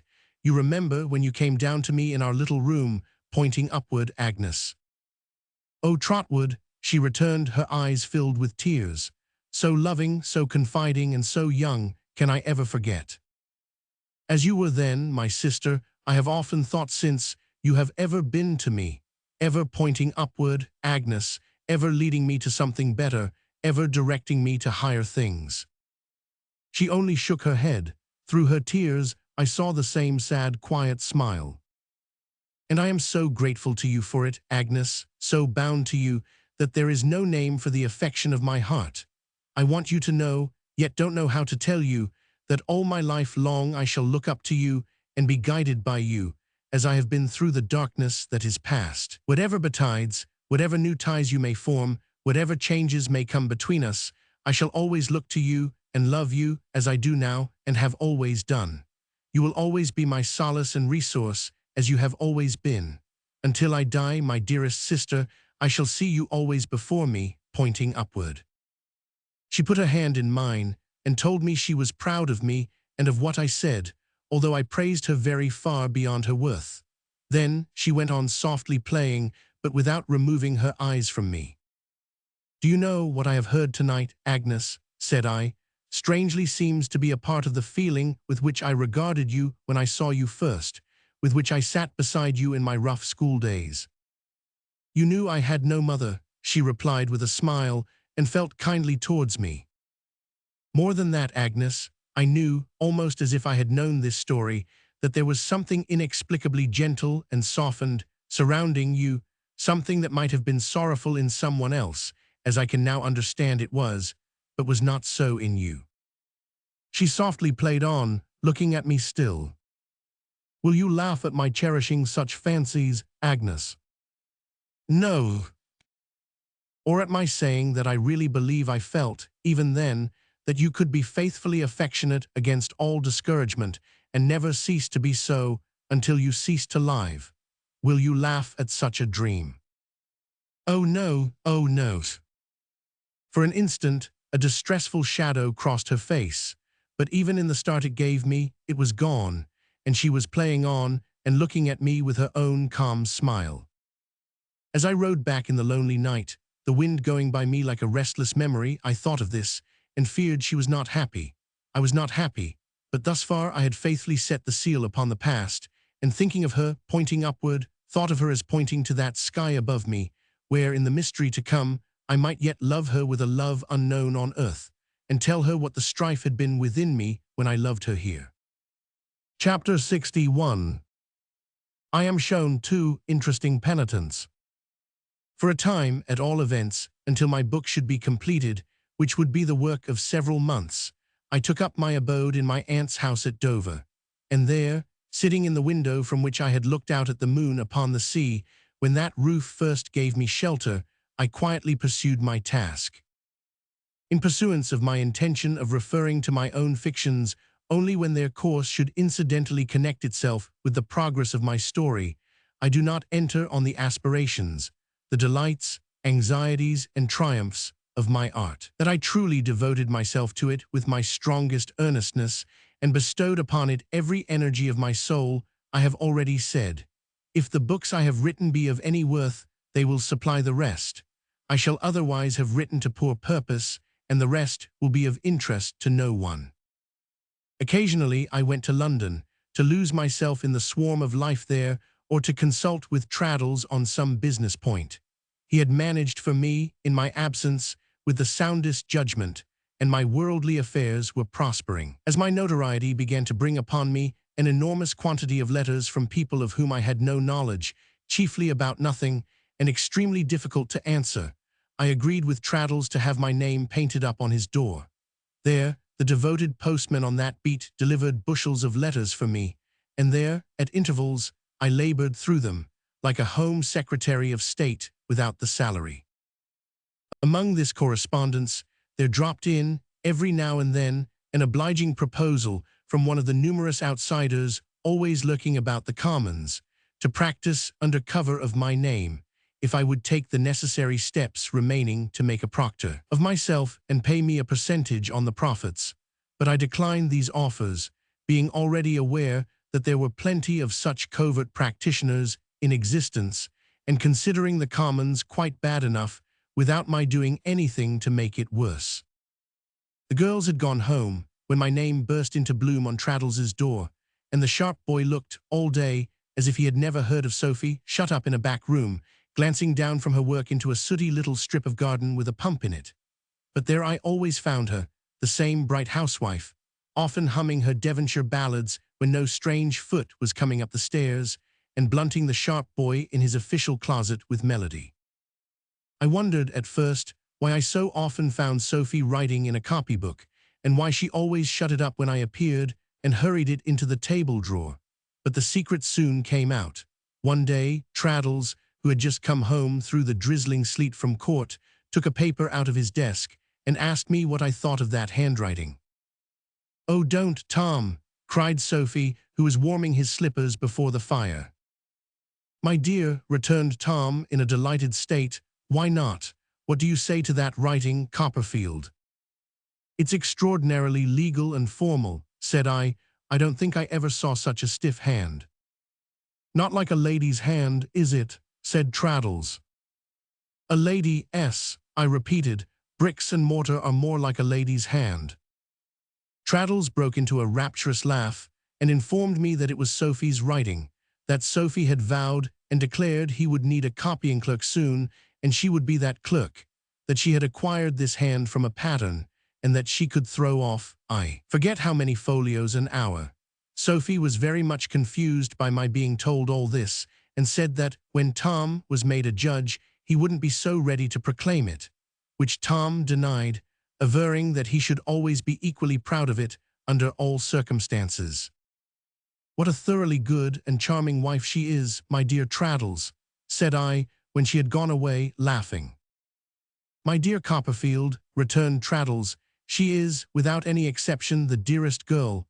The way she manages this place, her punctuality, domestic knowledge, economy, and order, her cheerfulness, Copperfield." "Indeed, you have reason to commend her," I returned. "You are a happy fellow. I believe you make yourselves and each other two of the happiest people in the world." "I am sure we are two of the happiest people," returned Traddles.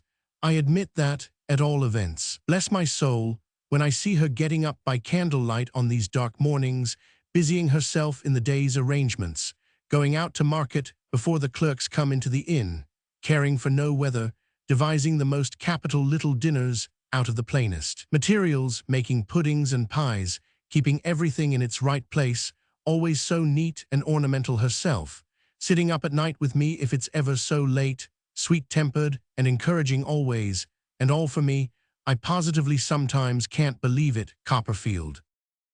He was tender of the very slippers she had been warming as he put them on, and stretched his feet enjoyingly upon the fender. "I positively sometimes can't believe it," said Traddles. "Then our pleasures, dear me, they are inexpensive, but they are quite wonderful. When we are at home here of an evening and shut the outer door and draw those curtains which she made, where could we be more snug? When it's fine and we go out for a walk in the evening, the streets abound in enjoyment for us. We look into the glittering windows of the jewelers' shops, and I show Sophie which of the diamond-eyed serpents, coiled up on white satin rising grounds, I would give her if I could afford it. And Sophie shows me which of the gold watches that are capped and jeweled and engine-turned, and possessed of the horizontal lever-escape movement, and all sorts of things, she would buy for me if she could afford it. And we pick out the spoons and forks, fish slices, butter knives, and sugar tongs we should both prefer if we could both afford it. And really we go away as if we had got them. Then when we stroll into the squares and great streets and see a house to let, sometimes we look up at it and say, how would that do if I was made a judge? And we parcel it out, such a room for us, such rooms for the girls, and so forth, until we settle to our satisfaction that it would do or it wouldn't do, as the case may be. Sometimes we go at half price to the pit of the theatre, the very smell of which is cheap, in my opinion, at the money, and there we thoroughly enjoy the play. which Sophie believes every word of, and so do I in walking home. Perhaps we buy a little bit of something at a cook's shop, or a little lobster at the fishmonger's, and bring it here and make a splendid supper, chatting about what we have seen. Now, you know, Copperfield, if I was Lord Chancellor, we couldn't do this. You would do something, whatever you were, my dear Traddles, thought I, that would be pleasant and amiable. And by the way, I said aloud, I suppose you never draw any skeletons now. Really, replied Traddles, laughing and reddening, I can't wholly deny that I do, my dear Copperfield, for being in one of the back rows of the King's Bench the other day, with a pen in my hand, the fancy came into my head to try how I had preserved that accomplishment. And I am afraid there's a skeleton, in a wig, on the ledge of the desk. After we had both laughed heartily, Traddles wound up by looking with a smile at the fire, and saying, in his forgiving way, "Old Creakle." "I have a letter from that old rascal here," said I, for I never was less disposed to forgive him the way he used to batter Traddles, than when I saw Traddles so ready to forgive him himself. "From Creakle the schoolmaster," exclaimed Traddles. "No. Among the persons who are attracted to me in my rising fame and fortune," said I, looking over my letters, "and who discover that they were always much attached to me, is the self-same Creakle. He is not a schoolmaster now, Traddles. He is retired. He is a Middlesex magistrate." I thought Traddles might be surprised to hear it, but he was not so at all. "How do you suppose he comes to be a Middlesex magistrate?" said I. "Oh dear me," replied Traddles, "it would be very difficult to answer that question.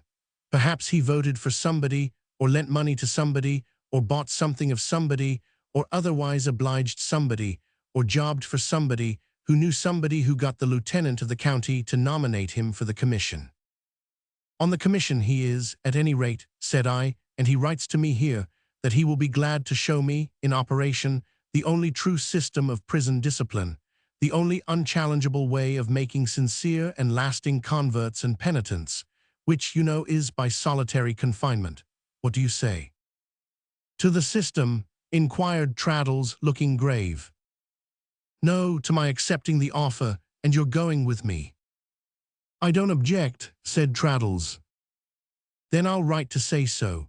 You remember to say nothing of our treatment, this same Creakle turning his son out of doors, I suppose, and the life he used to lead his wife and daughter."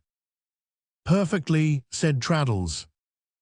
"Yet, if you'll read his letter, you'll find he is the tenderest of men to prisoners convicted of the whole calendar of felonies," said I, "though I can't find that his tenderness extends to any other class of created beings." Traddles shrugged his shoulders and was not at all surprised. I had not expected him to be, and was not surprised myself, or my observation of similar practical satires would have been but scanty. We arranged the time of our visit, and I wrote accordingly to Mr. Creakle that evening. On the appointed day, I think it was the next day, but no matter, Traddles and I repaired to the prison where Mr. Creakle was powerful. It was an immense and solid building, erected at a vast expense. I could not help thinking, as we approached the gate, what an uproar would have been made in the country if any deluded man had proposed to spend one-half the money it had cost on the erection of an industrial school for the young, or a house of refuge for the deserving old. In an office that might have been on the ground floor of the Tower of Babel, it was so massively constructed, we were presented to our old schoolmaster, who was one of a group, composed of 2 or 3 of the busier sort of magistrates and some visitors they had brought. He received me, like a man who had formed my mind in bygone years, and had always loved me tenderly. On my introducing Traddles, Mr. Creakle expressed, in like manner, but in an inferior degree, that he had always been Traddles's guide, philosopher, and friend. Our venerable instructor was a great deal older, and not improved in appearance. His face was as fiery as ever, his eyes were as small, and rather deeper set. The scanty, wet-looking grey hair, by which I remembered him, was almost gone, and the thick veins in his bald head were none the more agreeable to look at. After some conversation among these gentlemen, from which I might have supposed that there was nothing in the world to be legitimately taken into account but the supreme comfort of prisoners at any expense, and nothing on the wide earth to be done outside prison doors, we began our inspection. It being then just dinner time, We went first into the great kitchen, where every prisoner's dinner was in course of being set out separately to be handed to him in his cell, with the regularity and precision of clockwork. I said aside to Traddles that I wondered whether it occurred to anybody that there was a striking contrast between these plentiful repasts of choice quality and the dinners, not to say of paupers, but of soldiers, sailors, laborers, the great bulk of the honest, working community, of whom not one man in 500 ever dined half so well. But I learned that the system required high living, and in short, to dispose of the system once for all, I found that on that head and on all others, the system put an end to all doubts and disposed of all anomalies. Nobody appeared to have the least idea that there was any other system but the system to be considered. As we were going through some of the magnificent passages, I inquired of Mr. Creakle and his friends what was supposed to be the main advantages of this all-governing and universally overriding system. I found them to be the perfect isolation of prisoners, so that no one man in confinement there knew anything about another, and the reduction of prisoners to a wholesome state of mind, leading to sincere contrition and repentance. Now it struck me, when we began to visit individuals in their cells, and to traverse the passages in which those cells were, and to have the manner of the going to chapel and so forth explained to us, that there was a strong probability of the prisoners knowing a good deal about each other and of their carrying on a pretty complete system of intercourse. This, at the time I write, has been proved, I believe, to be the case, but as it would have been flat blasphemy against the system to have hinted such a doubt then, I looked out for the penitents as diligently as I could. And here again I had great misgivings. I found as prevalent a fashion in the form of the penitents as I had left outside in the forms of the coats and waistcoats in the windows of the tailors' shops. I found a vast amount of profession, varying very little in character, varying very little, which I thought exceedingly suspicious, even in words. I found a great many foxes, disparaging whole vineyards of inaccessible grapes, but I found very few foxes whom I would have trusted within reach of a bunch. Above all, I found that the most professing men were the greatest objects of interest, and that their conceit, their vanity, their want of excitement, and their love of deception, which many of them possessed to an almost incredible extent, as their histories showed, all prompted to these professions, and were all gratified by them. However, I heard so repeatedly, in the course of our goings to and fro, of a certain number 27, who was the favorite, and who really appeared to be a model prisoner, that I resolved to suspend my judgment until I should see 27. 28, I understood, was also a bright particular star, but it was his misfortune to have his glory a little dimmed by the extraordinary luster of 27. I heard so much of 27, of his pious admonitions to everybody around him, and of the beautiful letters he constantly wrote to his mother, whom he seemed to consider in a very bad way, that I became quite impatient to see him. I had to restrain my impatience for some time, on account of 27 being reserved for a concluding effect. But at last we came to the door of his cell, and Mr. Creakle, looking through a little hole in it, reported to us, in a state of the greatest admiration, that he was reading a hymn book. There was such a rush of heads immediately to see number 27 reading his hymn book, that the little hole was blocked up, 6 or 7 heads deep. To remedy this inconvenience, and give us an opportunity of conversing with 27 in all his purity, Mr. Creakle directed the door of the cell to be unlocked, and 27 to be invited out into the passage. This was done, and whom should Traddles and I then behold, to our amazement, in this converted number 27, but Uriah Heep. He knew us directly, and said, as he came out, with the old writhe, "How do you do, Mr. Copperfield? How do you do, Mr. Traddles?" This recognition caused a general admiration in the party. I rather thought that everyone was struck by his not being proud and taking notice of us. "Well, 27, said Mr. Creakle, mournfully admiring him, "how do you find yourself today?" "I am very humble, sir," replied Uriah Heep. "You are always so, 27, said Mr. Creakle.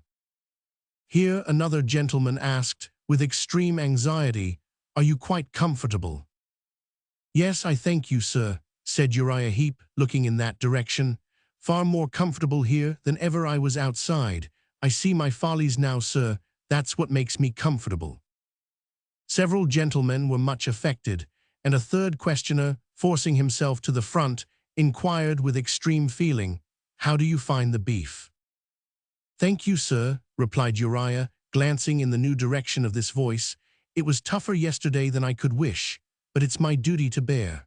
I have committed follies, gentlemen," said Uriah, looking round with a meek smile, "and I ought to bear the consequences without repining." Murmur, partly of gratification at 27's celestial state of mind, and partly of indignation against the contractor who had given him any cause of complaint, a note of which was immediately made by Mr. Creakle.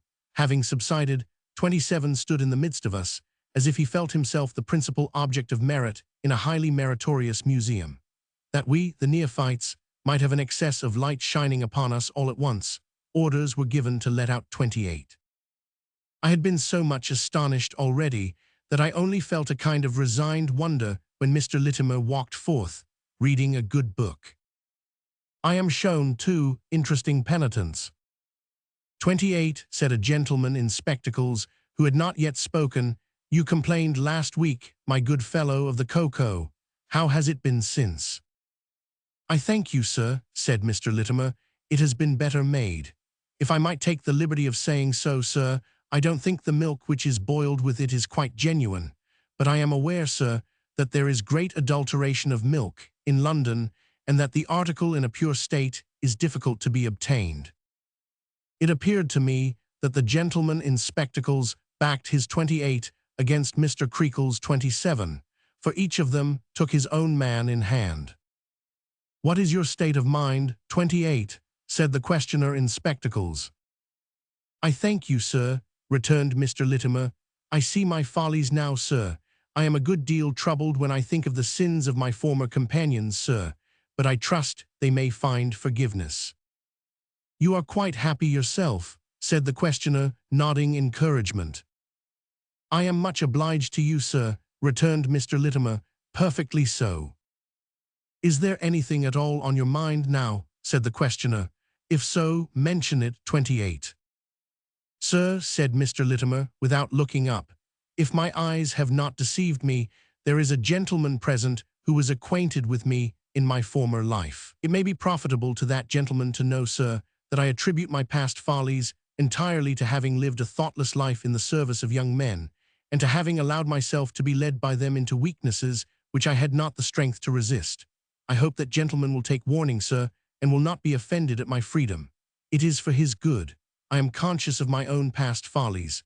I hope he may repent of all the wickedness and sin to which he has been a party."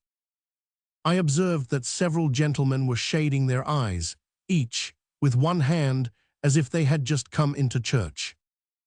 "This does you credit, 28, returned the questioner. "I should have expected it of you. Is there anything else?" "Sir," returned Mr. Littimer, slightly lifting up his eyebrows, but not his eyes, "there was a young woman who fell into dissolute courses that I endeavored to save, sir, but could not rescue. I beg that gentleman, if he has it in his power, to inform that young woman from me that I forgive her bad conduct towards myself, and that I call her to repentance, if he will be so good." "I have no doubt, 28, returned the questioner, "that the gentleman you refer to feels very strongly, as we all must, what you have so properly said. We will not detain you." "I thank you, sir," said Mr. Littimer. "Gentlemen, I wish you a good day, and hoping you and your families will also see your wickedness and amend." With this, number 28 retired, after a glance between him and Uriah, as if they were not altogether unknown to each other through some medium of communication, and a murmur went round the group, as his door shut upon him, that he was a most respectable man and a beautiful case. "Now, 27, said Mr. Creakle, entering on a clear stage with his man, "is there anything that anyone can do for you? If so, mention it." "I would humbly ask, sir," returned Uriah, with a jerk of his malevolent head, "for leave to write again to mother." "It shall certainly be granted," said Mr. Creakle. "Thank you, sir. I am anxious about mother. I am afraid she ain't safe." Somebody incautiously asked, "What from?" but there was a scandalized whisper of "Hush." "Immortally safe, sir," returned Uriah, writhing in the direction of the voice. "I should wish mother to be got into my state. I never should have been got into my present state if I hadn't come here. I wish mother had come here. It would be better for everybody if they got took up and was brought here." This sentiment gave unbounded satisfaction, greater satisfaction, I think, than anything that had passed yet. "Before I come here," said Uriah, stealing a look at us, as if he would have blighted the outer world to which we belonged if he could, "I was given to follies, but now I am sensible of my follies. There's a deal of sin outside. There's a deal of sin in mother. There's nothing but sin everywhere except here." "You are quite changed," said Mr. Creakle. "Oh dear, yes, sir," cried this hopeful penitent. "You wouldn't relapse if you were going out?" asked somebody else. "Oh dear, no, sir." "Well," said Mr. Creakle, "this is very gratifying. You have addressed Mr. Copperfield, 27. Do you wish to say anything further to him?" "You knew me a long time before I came here and was changed, Mr. Copperfield," said Uriah, looking at me, and a more villainous look I never saw, even on his visage. "You knew me when, in spite of my follies, I was humble among them that was proud, and meek among them that was violent. You was violent to me yourself, Mr. Copperfield. Once you struck me a blow in the face, you know." General commiseration, several indignant glances directed at me. "But I forgive you, Mr. Copperfield," said Uriah, making his forgiving nature the subject of a most impious and awful parallel, which I shall not record. "I forgive everybody. It would ill become me to bear malice. I freely forgive you, and I hope you'll curb your passions in future. I hope Mr. W. will repent, and Miss W., and all of that sinful lot. You've been visited with affliction, and I hope it may do you good, but you'd better have come here. Mr. W. had better have come here, and Miss W. too. The best wish I could give you, Mr. Copperfield, and give all of you gentlemen, is that you could be took up and brought here. When I think of my past follies and my present state, I am sure it would be best for you. I pity all who ain't brought here." He sneaked back into his cell, amidst a little chorus of approbation, and both Traddles and I experienced a great relief when he was locked in. It was a characteristic feature in this repentance that I was fain to ask what these two men had done to be there at all. That appeared to be the last thing about which they had anything to say. I addressed myself to one of the two warders, who, I suspected, from certain latent indications in their faces, knew pretty well what all this stir was worth. "Do you know," said I, as we walked along the passage, "what felony was number 27's last folly?" The answer was that it was a bank case. "A fraud on the Bank of England?" I asked. "Yes, sir, fraud, forgery, and conspiracy, he and some others. He set the others on. It was a deep plot for a large sum. Sentence, transportation for life. 27 was the knowingest bird of the lot, and had very nearly kept himself safe, but not quite. The bank was just able to put salt upon his tail, and only just." "Do you know 28's offense?" 28, returned my informant, speaking throughout in a low tone, and looking over his shoulder as we walked along the passage, to guard himself from being overheard in such an unlawful reference to these immaculates by Creakle and the rest. 28, also transportation, got a place, and robbed a young master of a matter of £250 in money and valuables the night before they were going abroad. I particularly recollect his case, from his being took by a dwarf. "A what?" "A little woman, I have forgot her name." "Not Mocher?" "That's it." He had eluded pursuit, and was going to America in a flaxen wig and whiskers, and such a complete disguise as never you see in all your born days. When the little woman, being in Southampton, met him walking along the street, picked him out with her sharp eye in a moment, ran betwixt his legs to upset him, and held on to him like grim death. "Excellent Miss Mocher," cried I. "You'd have said so if you had seen her, standing on a chair in the witness box at his trial, as I did," said my friend. "He cut her face right open, and pounded her in the most brutal manner when she took him, but she never loosed her hold till he was locked up. She held so tight to him, in fact, that the officers were obliged to take 'em both together. She gave her evidence in the gamest way and was highly complimented by the bench and cheered right home to her lodgings. She said in court that she'd have took him single-handed on account of what she knew concerning him if he had been Samson, and it's my belief she would. It was mine too, and I highly respected Miss Mocher for it. We had now seen all there was to see.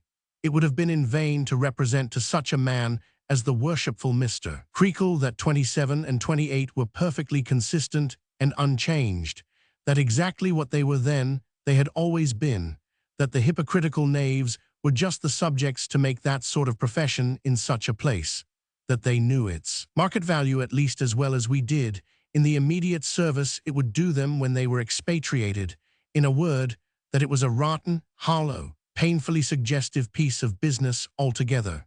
We left them to their system and themselves, and went home wondering. "Perhaps it's a good thing, Traddles," said I, "to have an unsound hobby ridden hard, for it's the sooner ridden to death." "I hope so," replied Traddles. Chapter 62. A light shines on my way. The year came round to Christmas time, and I had been at home above 2 months. I had seen Agnes frequently. However loud the general voice might be in giving me encouragement, and however fervent the emotions and endeavors to which it roused me, I heard her lightest word of praise as I heard nothing else. At least once a week, and sometimes oftener, I rode over there and passed the evening.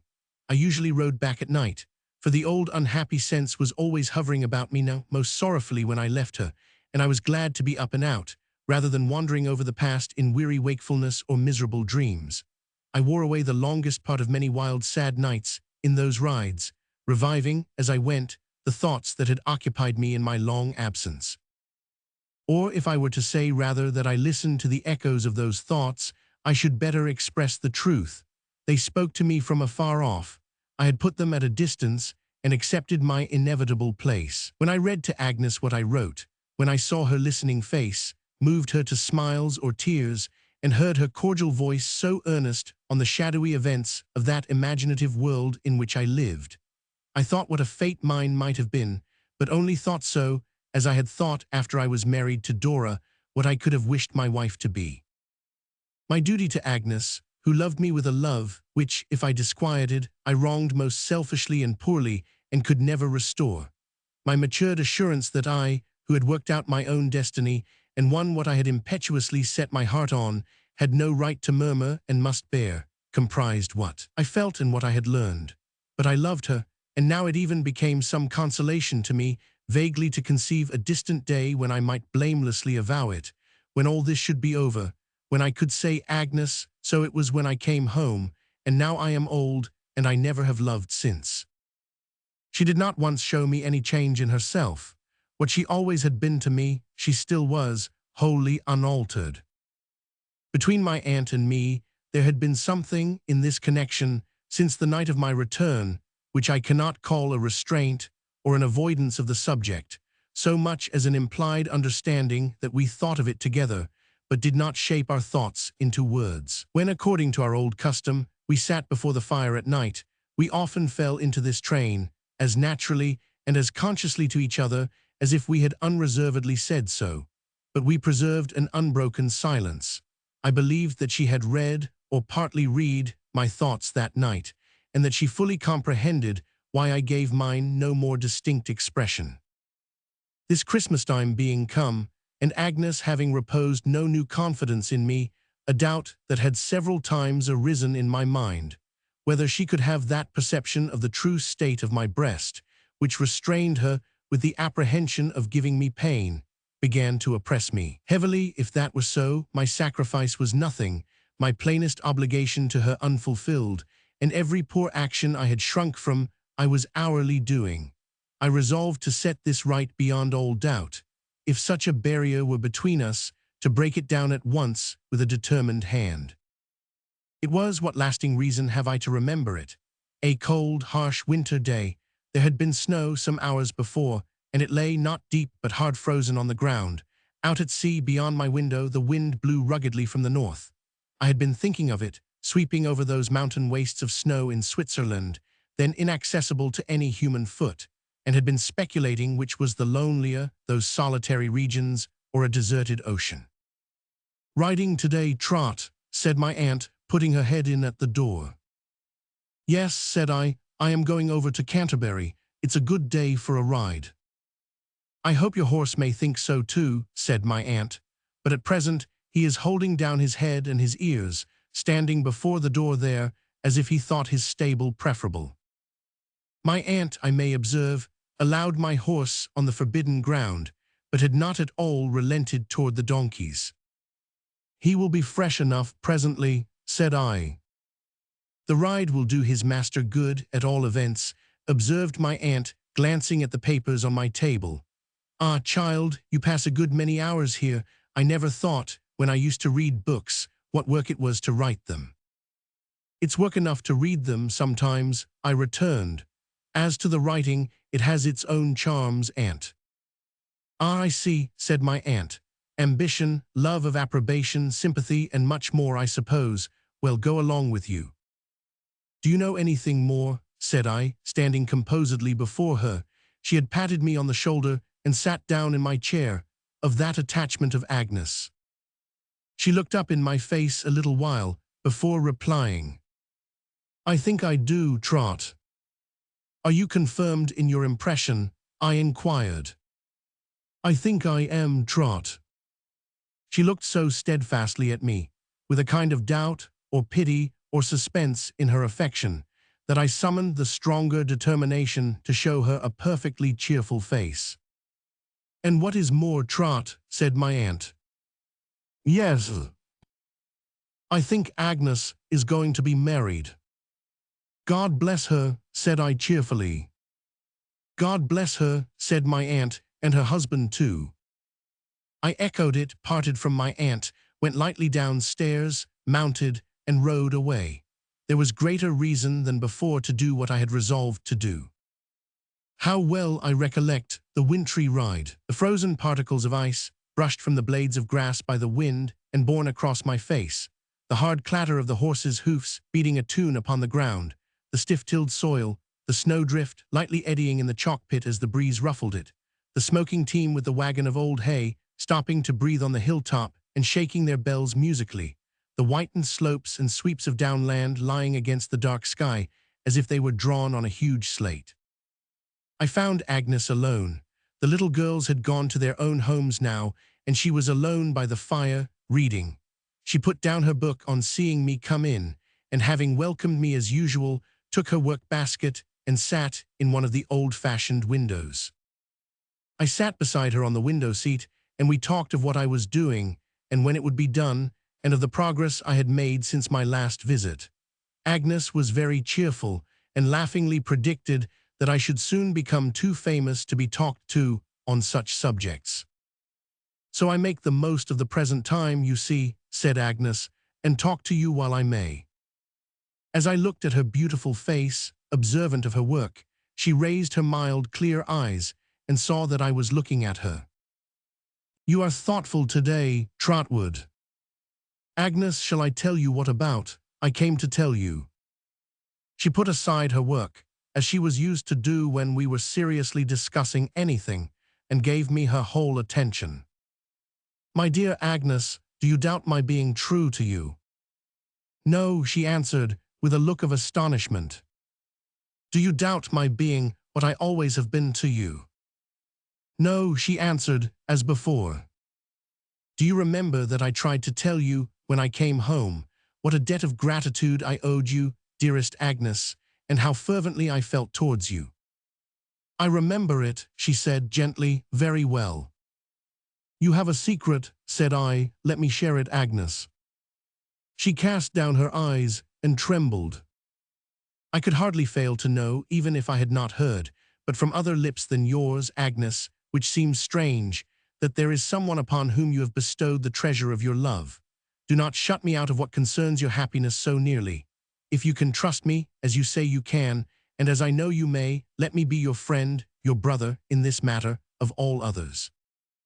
With an appealing, almost a reproachful glance, she rose from the window, and hurrying across the room as if, without knowing where, put her hands before her face, and burst into such tears as smote me to the heart. And yet they awakened something in me, bringing promise to my heart. Without my knowing why, these tears allied themselves with the quietly sad smile which was so fixed in my remembrance, and shook me more with hope than fear or sorrow. Agnes, sister, dearest, what have I done? Let me go away, Trotwood. I am not well, I am not myself. I will speak to you by and by another time. I will write to you, don't speak to me now. Don't. I sought to recollect what she had said when I had spoken to her on that former night, of her affection needing no return. It seemed a very world that I must search through in a moment. Agnes, I cannot bear to see you so, and think that I have been the cause. My dearest girl, dearer to me than anything in life, if you are unhappy, let me share your unhappiness. If you are in need of help or counsel, let me try to give it to you. If you have indeed a burden on your heart, let me try to lighten it. For whom do I live now, Agnes, if it is not for you? Oh, spare me, I am not myself. Another time was all I could distinguish. Was it a selfish error that was leading me away? Or, having once a clue to hope, was there something opening to me that I had not dared to think of? I must say more. I cannot let you leave me so. For heaven's sake, Agnes, let us not mistake each other after all these years, and all that has come and gone with them. I must speak plainly. If you have any lingering thought that I could envy the happiness you will confer, that I could not resign you to a dearer protector of your own choosing, that I could not, from my removed place, be a contented witness of your joy, dismiss it, for I don't deserve it. I have not suffered quite in vain. You have not taught me quite in vain. There is no alloy of self in what I feel for you. She was quiet now. In a little time she turned her pale face towards me and said in a low voice, broken here and there, but very clear, I owe it to your pure friendship for me, Trotwood, which, indeed, I do not doubt. To tell you you are mistaken, I can do no more. If I have sometimes, in the course of years, wanted help and counsel, they have come to me. If I have sometimes been unhappy, the feeling has passed away. If I have ever had a burden on my heart, it has been lightened for me. If I have any secret, it is no new one, and is not what you suppose. I cannot reveal it or divide it. It has long been mine, and must remain mine. Agnes, stay a moment. She was going away, but I detained her. I clasped my arm about her waist. In the course of years, it is not a new one, new thoughts and hopes were whirling through my mind, and all the colors of my life were changing. Dearest Agnes, whom I so respect and honor, whom I so devotedly love, when I came here today, I thought that nothing could have wrested this confession from me. I thought I could have kept it in my bosom all our lives, till we were old. But Agnes, if I have indeed any new-born hope that I may ever call you something more than sister, widely different from sister. Her tears fell fast, but they were not like those she had lately shed, and I saw my hope brighten in them. Agnes, ever my guide and best support, if you had been more mindful of yourself and less of me when we grew up here together, I think my heedless fancy never would have wandered from you. But you were so much better than I, so necessary to me in every boyish hope and disappointment, that to have you to confide in and rely upon in everything became a second nature, supplanting for the time the first and greater one of loving you as I do. Still weeping, but not sadly, joyfully, and clasped in my arms as she had never been, as I had thought she never was to be. When I loved Dora, fondly, Agnes, as you know. Yes, she cried earnestly, I am glad to know it. When I loved her, even then my love would have been incomplete without your sympathy. I had it, and it was perfected.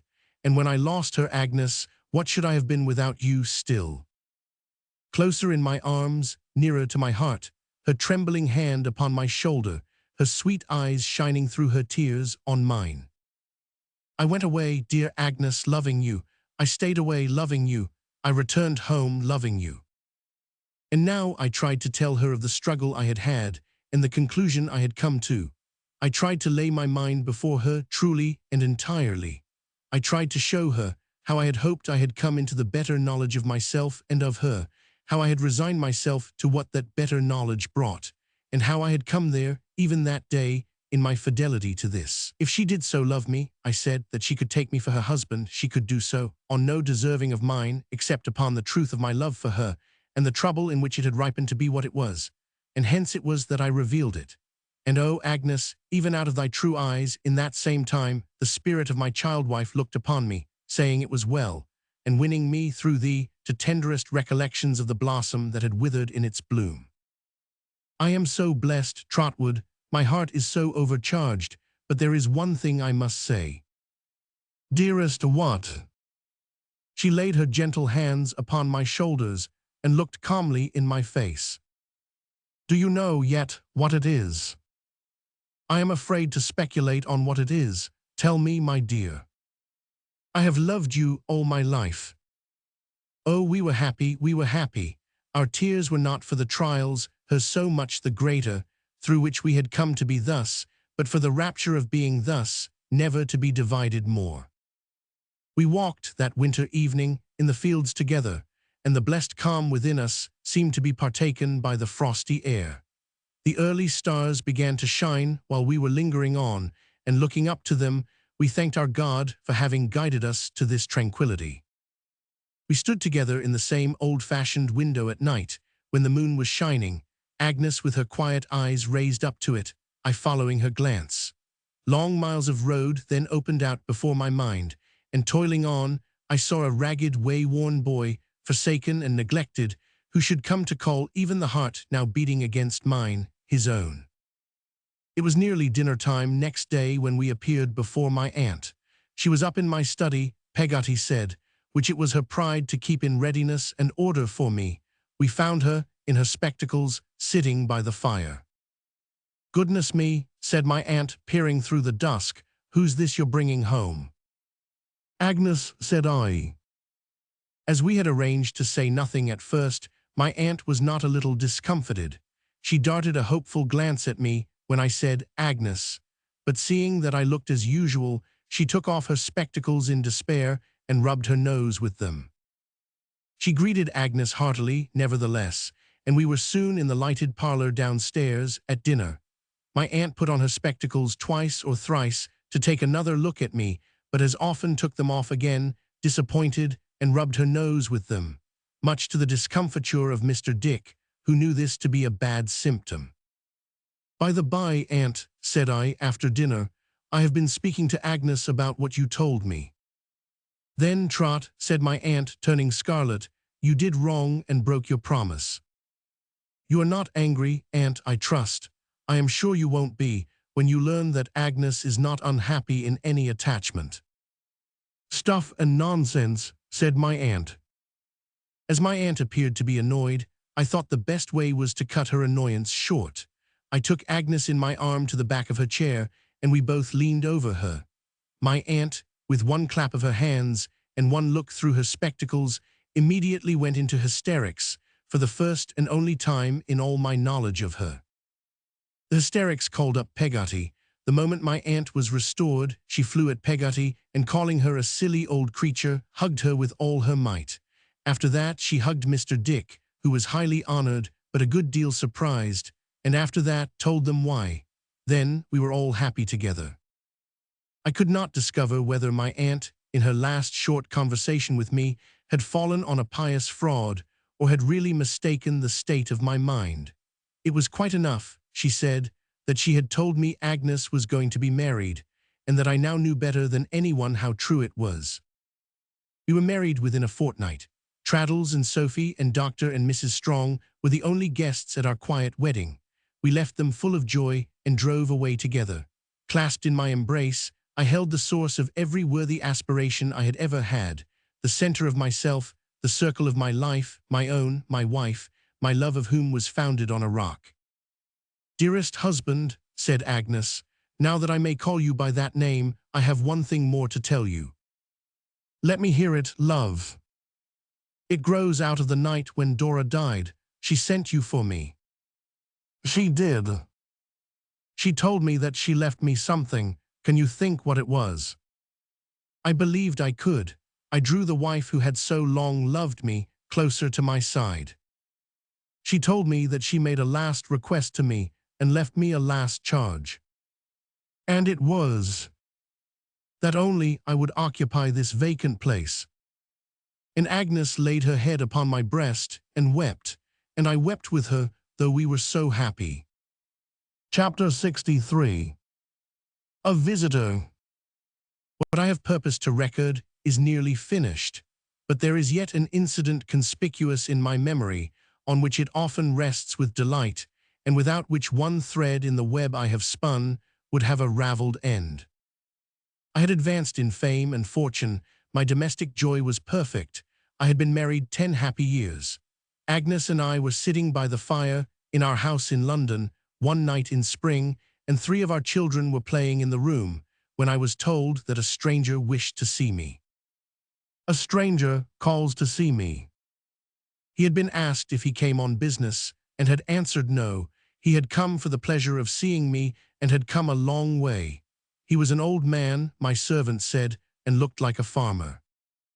As this sounded mysterious to the children, and moreover was like the beginning of a favorite story Agnes used to tell them, introductory to the arrival of a wicked old fairy in a cloak who hated everybody, it produced some commotion. One of our boys laid his head in his mother's lap to be out of harm's way, and little Agnes, our eldest child, left her doll in a chair to represent her, and thrust out her little heap of golden curls from between the window curtains to see what happened next. "Let him come in here," said I.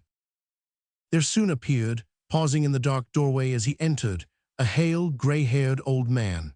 Little Agnes, attracted by his looks, had run to bring him in, and I had not yet clearly seen his face, when my wife, starting up, cried out to me in a pleased and agitated voice that it was Mr. Peggotty. It was Mr. Peggotty, an old man now, but in a ruddy, hearty, strong old age. When our first emotion was over, and he sat before the fire with the children on his knees and the blaze shining on his face, he looked to me as vigorous and robust, withal as handsome an old man as ever I had seen. "Mas'r Davy," said he, and the old name in the old tone fell so naturally on my ear. "Mas'r Davy, 'tis a joyful hour as I see you once more, long with your own true wife." "A joyful hour indeed, old friend," cried I. "And these here pretty ones," said Mr. Peggotty, "to look at these here flowers. Why, Mas'r Davy, you was but the heighth of the littlest of these when I first see you, when Em'ly warn't no bigger, and our poor lad were but a lad." "Time has changed me more than it has changed you since then," said I, "but let these dear rogues go to bed, and as no house in England but this must hold you, tell me where to send for your luggage. Is the old black bag among it, that went so far, I wonder? And then, over a glass of Yarmouth grog, we will have the tidings of 10 years. "Are you alone?" asked Agnes. "Yes, ma'am," he said, kissing her hand, "quite alone." We sat him between us, not knowing how to give him welcome enough, and as I began to listen to his old familiar voice, I could have fancied he was still pursuing his long journey in search of his darling niece. "It's a mort of water," said Mr. Peggotty, "fur to come across, and ony stay a matter of fower weeks, but water, specially when tea's salt, comes natural to me, and friends is dear, and I am here." "Which is verse," said Mr. Peggotty, surprised to find it out, though I hadn't such intentions. "Are you going back those many thousand miles so soon?" asked Agnes. "Yes, ma'am," he returned.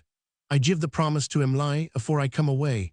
You see, I don't grow younger as the years comes round, and if I hadn't sailed as 'twas, most like I shouldn't never have done tea, and it's a lose been on my mind, as I must come and see Mas'r Davy and your own sweet blooming self in your wedded happiness afore I got to be too old." He looked at us as if he could never feast his eyes on us sufficiently. Agnes laughingly put back some scattered locks of his grey hair that he might see us better. "And now tell us," said I, "everything relating to your fortunes." "Our fortunes, Mas'r Davy," he rejoined, "is soon told. We haven't fared nohows, but fared to thrive. We've a lose thrived. We've worked as we ought to tea, and maybe we lived a leetle hard at first or so, but we have a lose thrived. What with sheep farming, and what with stock farming, and what with one thing and what with t'other, we are as well to do as well could be. Theer es been kinder a blessing fell upon us," said Mr. Peggotty, reverentially inclining his head, and we've done nought but prosper, that is, in the long run. If not yesterday, why then today? If not today, why then tomorrow?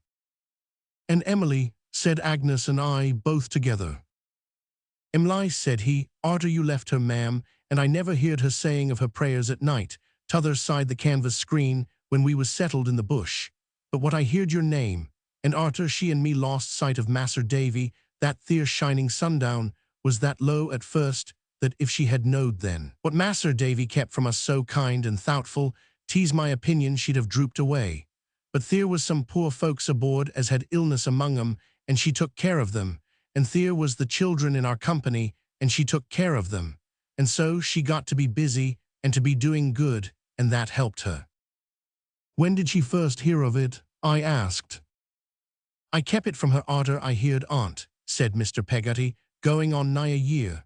We was living then in a solitary place, but among the beautifullest trees, and with the roses a-covering our bein to the roof. There come along one day, when I was out a-working on the land, a traveller from our own Norfolk or Suffolk in England, I don't rightly mind which, and of course we took him in, and give him to eat and drink, and made him welcome. We all do that all the colony over. He'd got an old newspaper with him, and some other account in print of the storm. That's how she knowed it. When I come home at night, I found she knowed it. He dropped his voice as he said these words, and the gravity I so well remembered overspread his face. Did it change her much? We asked. I for a good long time, he said, shaking his head, if not to this present hour, but I think the solitude done her good, and she had a deal to mind in the way of poultry and the like, and minded of it, and come through. I wonder, he said thoughtfully, if you could see my Emily now, Mas'r Davy, whether you'd know her. Is she so altered? I inquired. I don't know, I see her every day and don't know, but odd times I have thought so.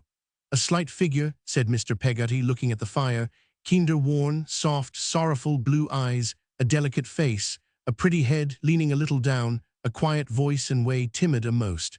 That's Emily. We silently observed him as he sat, still looking at the fire. Some thinks, he said, as her affection was ill-bestowed, some, as her marriage was broke off by death. No one knows how 'tis. She might have married well a mort of times, but uncle, she says to me, that's gone for ever. Cheerful along with me, retired when others is by, fond of going any distance fur to teach a child, or fur to tend a sick person, or fur to do some kindness towards a young girl's wedding, and she's done a many, but has never seen one, fondly loving of her uncle, patient, liked by young and old, sought out by all that has any trouble. That's Emily. He drew his hand across his face, and with a half-suppressed sigh looked up from the fire. Is Martha with you yet? I asked. Martha, he replied, got married, Mas'r Davy, in the 2nd year. A young man, a farm labourer, has come by us on his way to market with his master's drays, a journey of over 500 mile, there and back, made offers fur to take her fur his wives is very scarce there, and then to set up fur their 2 selves in the bush. She spoke to me fur to tell him her true story. I did. They was married, and they live 400 mile away from any voices but their own and the singing birds. Mrs. Gummidge, I suggested. It was a pleasant key to touch, for Mr. Peggotty suddenly burst into a roar of laughter and rubbed his hands up and down his legs, as he had been accustomed to do when he enjoyed himself in the long shipwrecked boat. Would you believe it? He said. Why, someone even made offers fur to marry her. If a ship's cook that was turning settler, Mas'r Davy, didn't make offers fur to marry Mrs. Gummidge, I'm gormed, and I can't say no fairer than that. I never saw Agnes laugh so. This sudden ecstasy on the part of Mr. Peggotty was so delightful to her that she could not leave off laughing, and the more she laughed the more she made me laugh, and the greater Mr. Peggotty's ecstasy became, and the more he rubbed his legs. And what did Mrs. Gummidge say? I asked, when I was grave enough. If you'll believe me, returned Mr. Peggotty, Mrs. Gummidge, stead of saying, thank you, I'm much obleeged to you, I ain't a-going fur to change my condition at my time of life. Upped with a bucket as was standing by, and laid it over that there ship's cook's head, till he sung out for help, and I went in and reskied of him. Mr. Peggotty burst into a great roar of laughter, and Agnes and I both kept him company. But I must say this for the good creature," he resumed, wiping his face when we were quite exhausted. "She has been all she said she'd be to us and more. She's the willingest, the truest, the honestest helping woman, Mas'r Davy, as ever drawed the breath of life. I have never knowed her to be lone and lorn for a single minute, not even when the colony was all afore us, and we was new to it. And thinking of the old un is a thing she never done, I do assure you, since she left England. Now last not least, Mr. Micawber," said I, "he has paid off every obligation he incurred here, even to Traddles's bill, you remember, my dear Agnes, and therefore we may take it for granted that he is doing well. But what is the latest news of him?" Mr. Peggotty, with a smile, put his hand in his breast pocket and produced a flat-folded paper parcel, from which he took out, with much care, a little odd-looking newspaper. "You are to understand, Mas'r Davy," said he, "as we have left the bush now, being so well-to-do, and have gone right away round to Port Middlebay Harbour, we're there's what we call a town." "Mr. Micawber was in the bush near you," said I. "Bless you, yes," said Mr. Peggotty, "and turned to with a will. I never wished to meet a better gentleman for turning to with a will. I've seen that theer bald head of his a-perspiring in the sun, Mas'r Davy, till I a'most thought it would have melted away. And now he's a magistrate." "A magistrate, eh?" said I. Mr. Peggotty pointed to a certain paragraph in the newspaper, where I read aloud as follows, from the Port Middlebay Times. "The public dinner to our distinguished fellow colonist and townsman, Wilkins Micawber, Esquire, Port Middlebay District Magistrate, came off yesterday in the large room of the hotel, which was crowded to suffocation. It is estimated that not fewer than 47 persons must have been accommodated with dinner at one time, exclusive of the company in the passage and on the stairs. The beauty, fashion, and exclusiveness of Port Middlebay flocked to do honor to one so deservedly esteemed, so highly talented, and so widely popular. Dr. Mell, of Colonial Salem House Grammar School, Port Middlebay, presided, and on his right sat the distinguished guest. After the removal of the cloth, and the singing of Non Nobis, beautifully executed, and in which we were at no loss to distinguish the bell-like notes of that gifted amateur, Wilkins Micawber, Esquire, Jr., the usual loyal and patriotic toasts were severally given and rapturously received. Dr. Mell, in a speech replete with feeling, then proposed, "Our distinguished guest, the ornament of our town, may he never leave us but to better himself, and may his success among us be such as to render his bettering himself impossible." The cheering with which the toast was received defies description. Again and again it rose and fell, like the waves of ocean. At length all was hushed, and Wilkins Micawber, Esquire, presented himself to return thanks. Far be it from us, in the present comparatively imperfect state of the resources of our establishment, to endeavor to follow our distinguished townsman through the smoothly flowing periods of his polished and highly ornate address. Suffice it to observe that it was a masterpiece of eloquence, and that those passages in which he more particularly traced his own successful career to its source, and warned the younger portion of his auditory from the shoals of ever-incurring pecuniary liabilities which they were unable to liquidate, brought a tear into the manliest eye present. The remaining toasts were Dr. Mell, Mrs. Micawber, who gracefully bowed her acknowledgments from the side door, where a galaxy of beauty was elevated on chairs, at once to witness and adorn the gratifying scene. Mrs. Ridger Beggs, late Miss Micawber, Mrs. Mell, Wilkins Micawber, Esquire, Jr., who convulsed the assembly by humorously remarking that he found himself unable to return thanks in a speech, but would do so, with their permission, in a song. Mrs. Micawber's family well known, it is needless to remark, in the mother country, CCC. At the conclusion of the proceedings the tables were cleared as if by art magic for dancing. Among the votaries of Terpsichore, who disported themselves until Saul gave warning for departure, Wilkins Micawber, Esquire, Jr., and the lovely and accomplished Miss Helena, fourth daughter of Dr. Mell, were particularly remarkable. I was looking back to the name of Dr. Mell, pleased to have discovered, in these happier circumstances, Mr. Mell, formerly poor pinched usher to my Middlesex magistrate, when Mr. Peggotty, pointing to another part of the paper, my eyes rested on my own name, and I read thus: "To David Copperfield, Esquire, the eminent author. My dear sir, years have elapsed since I had an opportunity of ocularly perusing the lineaments, now familiar to the imaginations of a considerable portion of the civilized world. But my dear sir, though estranged by the force of circumstances over which I have had no control, from the personal society of the friend and companion of my youth, I have not been unmindful of his soaring flight, nor have I been debarred. Though seas between us roared, Burns, from participating in the intellectual feasts he has spread before us. I cannot, therefore, allow of the departure from this place of an individual whom we mutually respect and esteem, without, my dear sir, taking this public opportunity of thanking you on my own behalf, and I may undertake to add, on that of the whole of the inhabitants of Port Middlebay, for the gratification of which you are the ministering agent. Go on, my dear sir, you are not unknown here, you are not unappreciated, though remote, we are neither unfriended, melancholy, nor, I may add, slow. Go on, my dear sir, in your eagle course.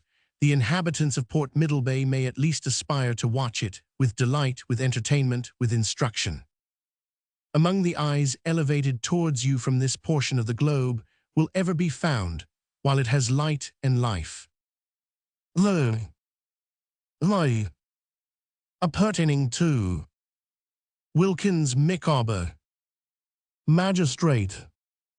I found, on glancing at the remaining contents of the newspaper, that Mr. Micawber was a diligent and esteemed correspondent of that journal. There was another letter from him in the same paper, touching a bridge. There was an advertisement of a collection of similar letters by him, to be shortly republished in a neat volume, with considerable additions, and unless I am very much mistaken, the leading article was his also. We talked much of Mr. Micawber on many other evenings while Mr. Peggotty remained with us. He lived with us during the whole term of his stay, which, I think, was something less than a month, and his sister and my aunt came to London to see him. Agnes and I parted from him aboard ship when he sailed, and we shall never part from him more on earth. But before he left, he went with me to Yarmouth to see a little tablet I had put up in the churchyard to the memory of Ham. While I was copying the plain inscription for him at his request, I saw him stoop and gather a tuft of grass from the grave and a little earth. "For 'em lie," he said, as he put it in his breast. "I promised Mas'r Davy." Chapter 64. A Last Retrospect. And now my written story ends. I look back once more for the last time before I close these leaves. I see myself, with Agnes at my side, journeying along the road of life. I see our children and our friends around us, and I hear the roar of many voices, not indifferent to me as I travel on. What faces are the most distinct to me in the fleeting crowd? Lo, these, all turning to me as I ask my thoughts the question. Here is my aunt, in stronger spectacles, an old woman of 80 years and more, but upright yet, and a steady walker of 6 miles at a stretch in winter weather.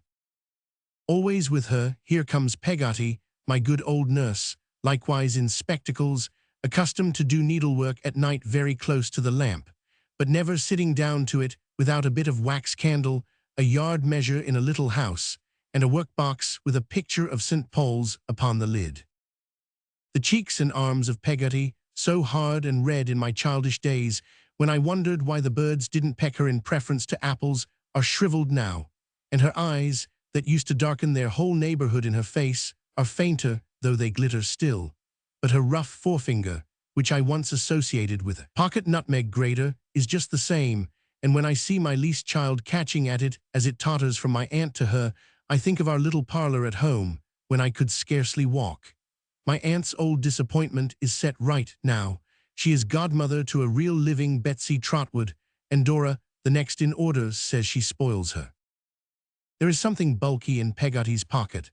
It is nothing smaller than the crocodile book, which is in rather a dilapidated condition by this time, with divers of the leaves torn and stitched across, but which Peggotty exhibits to the children as a precious relic. I find it very curious to see my own infant face looking up at me from the crocodile stories, and to be reminded by it of my old acquaintance Brooks of Sheffield. Among my boys, this summer holiday time, I see an old man making giant kites and gazing at them in the air with a delight for which there are no words. He greets me rapturously and whispers with many nods and winks, "Trotwood, you will be glad to hear that I shall finish the memorial when I have nothing else to do, and that your aunt's the most extraordinary woman in the world, sir." Who is this bent lady, supporting herself by a stick, and showing me a countenance in which there are some traces of old pride and beauty, feebly contending with a querulous, imbecile, fretful wandering of the mind? She is in a garden, and near her stands a sharp, dark, withered woman with a white scar on her lip. Let me hear what they say. Rosa, I have forgotten this gentleman's name. Rosa bends over her and calls to her, "Mr. Copperfield." "I am glad to see you, sir. I am sorry to observe you are in mourning. I hope time will be good to you." Her impatient attendant scolds her, tells her I am not in mourning, bids her look again, tries to rouse her. "You have seen my son, sir," says the elder lady. "Are you reconciled?" Looking fixedly at me, she puts her hand to her forehead and moans. Suddenly she cries in a terrible voice, "Rosa, come to me, he is dead." Rosa, kneeling at her feet, by turns caresses her and quarrels with her, now fiercely telling her, "I loved him better than you ever did," now soothing her to sleep on her breast like a sick child. Thus I leave them, thus I always find them, thus they wear their time away from year to year. What ship comes sailing home from India, and what English lady is this, married to a growling old Scotch C.R. sus with great flaps of ears? Can this be Julia Mills? Indeed it is Julia Mills, peevish and fine, with a black man to carry cards and letters to her on a golden salver, and a copper-colored woman in linen, with a bright handkerchief round her head, to serve her tiffin in her dressing-room. But Julia keeps no diary in these days, never sings affection's dirge, eternally quarrels with the old Scotch C.R. sus, who is a sort of yellow bear with a tanned hide. Julia is steeped in money to the throat, and talks and thinks of nothing else. I liked her better in the desert of Sahara. Or perhaps this is the desert of Sahara, for though Julia has a stately house and mighty company and sumptuous dinners every day, I see no green growth near her, nothing that can ever come to fruit or flower. What Julia calls society, I see, among it Mr. Jack Maldon, from his patent place, sneering at the hand that gave it him, and speaking to me of the doctor as so charmingly antique. But when society is the name for such hollow gentlemen and ladies, Julia, and when its breeding is professed indifference to everything that can advance or can retard mankind, I think we must have lost ourselves in that same desert of Sahara, and had better find the way out. And lo, the doctor, always our good friend, laboring at his dictionary, somewhere about the letter D, and happy in his home and wife. Also the old soldier, on a considerably reduced footing, and by no means so influential as in days of yore.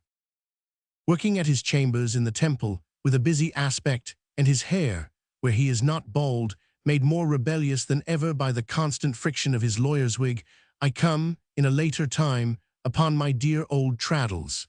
His table is covered with thick piles of papers, and I say, as I look around me, "If Sophie were your clerk, now, Traddles, she would have enough to do." You may say that, my dear Copperfield, but those were capital days, too, in Holborn Court, were they not?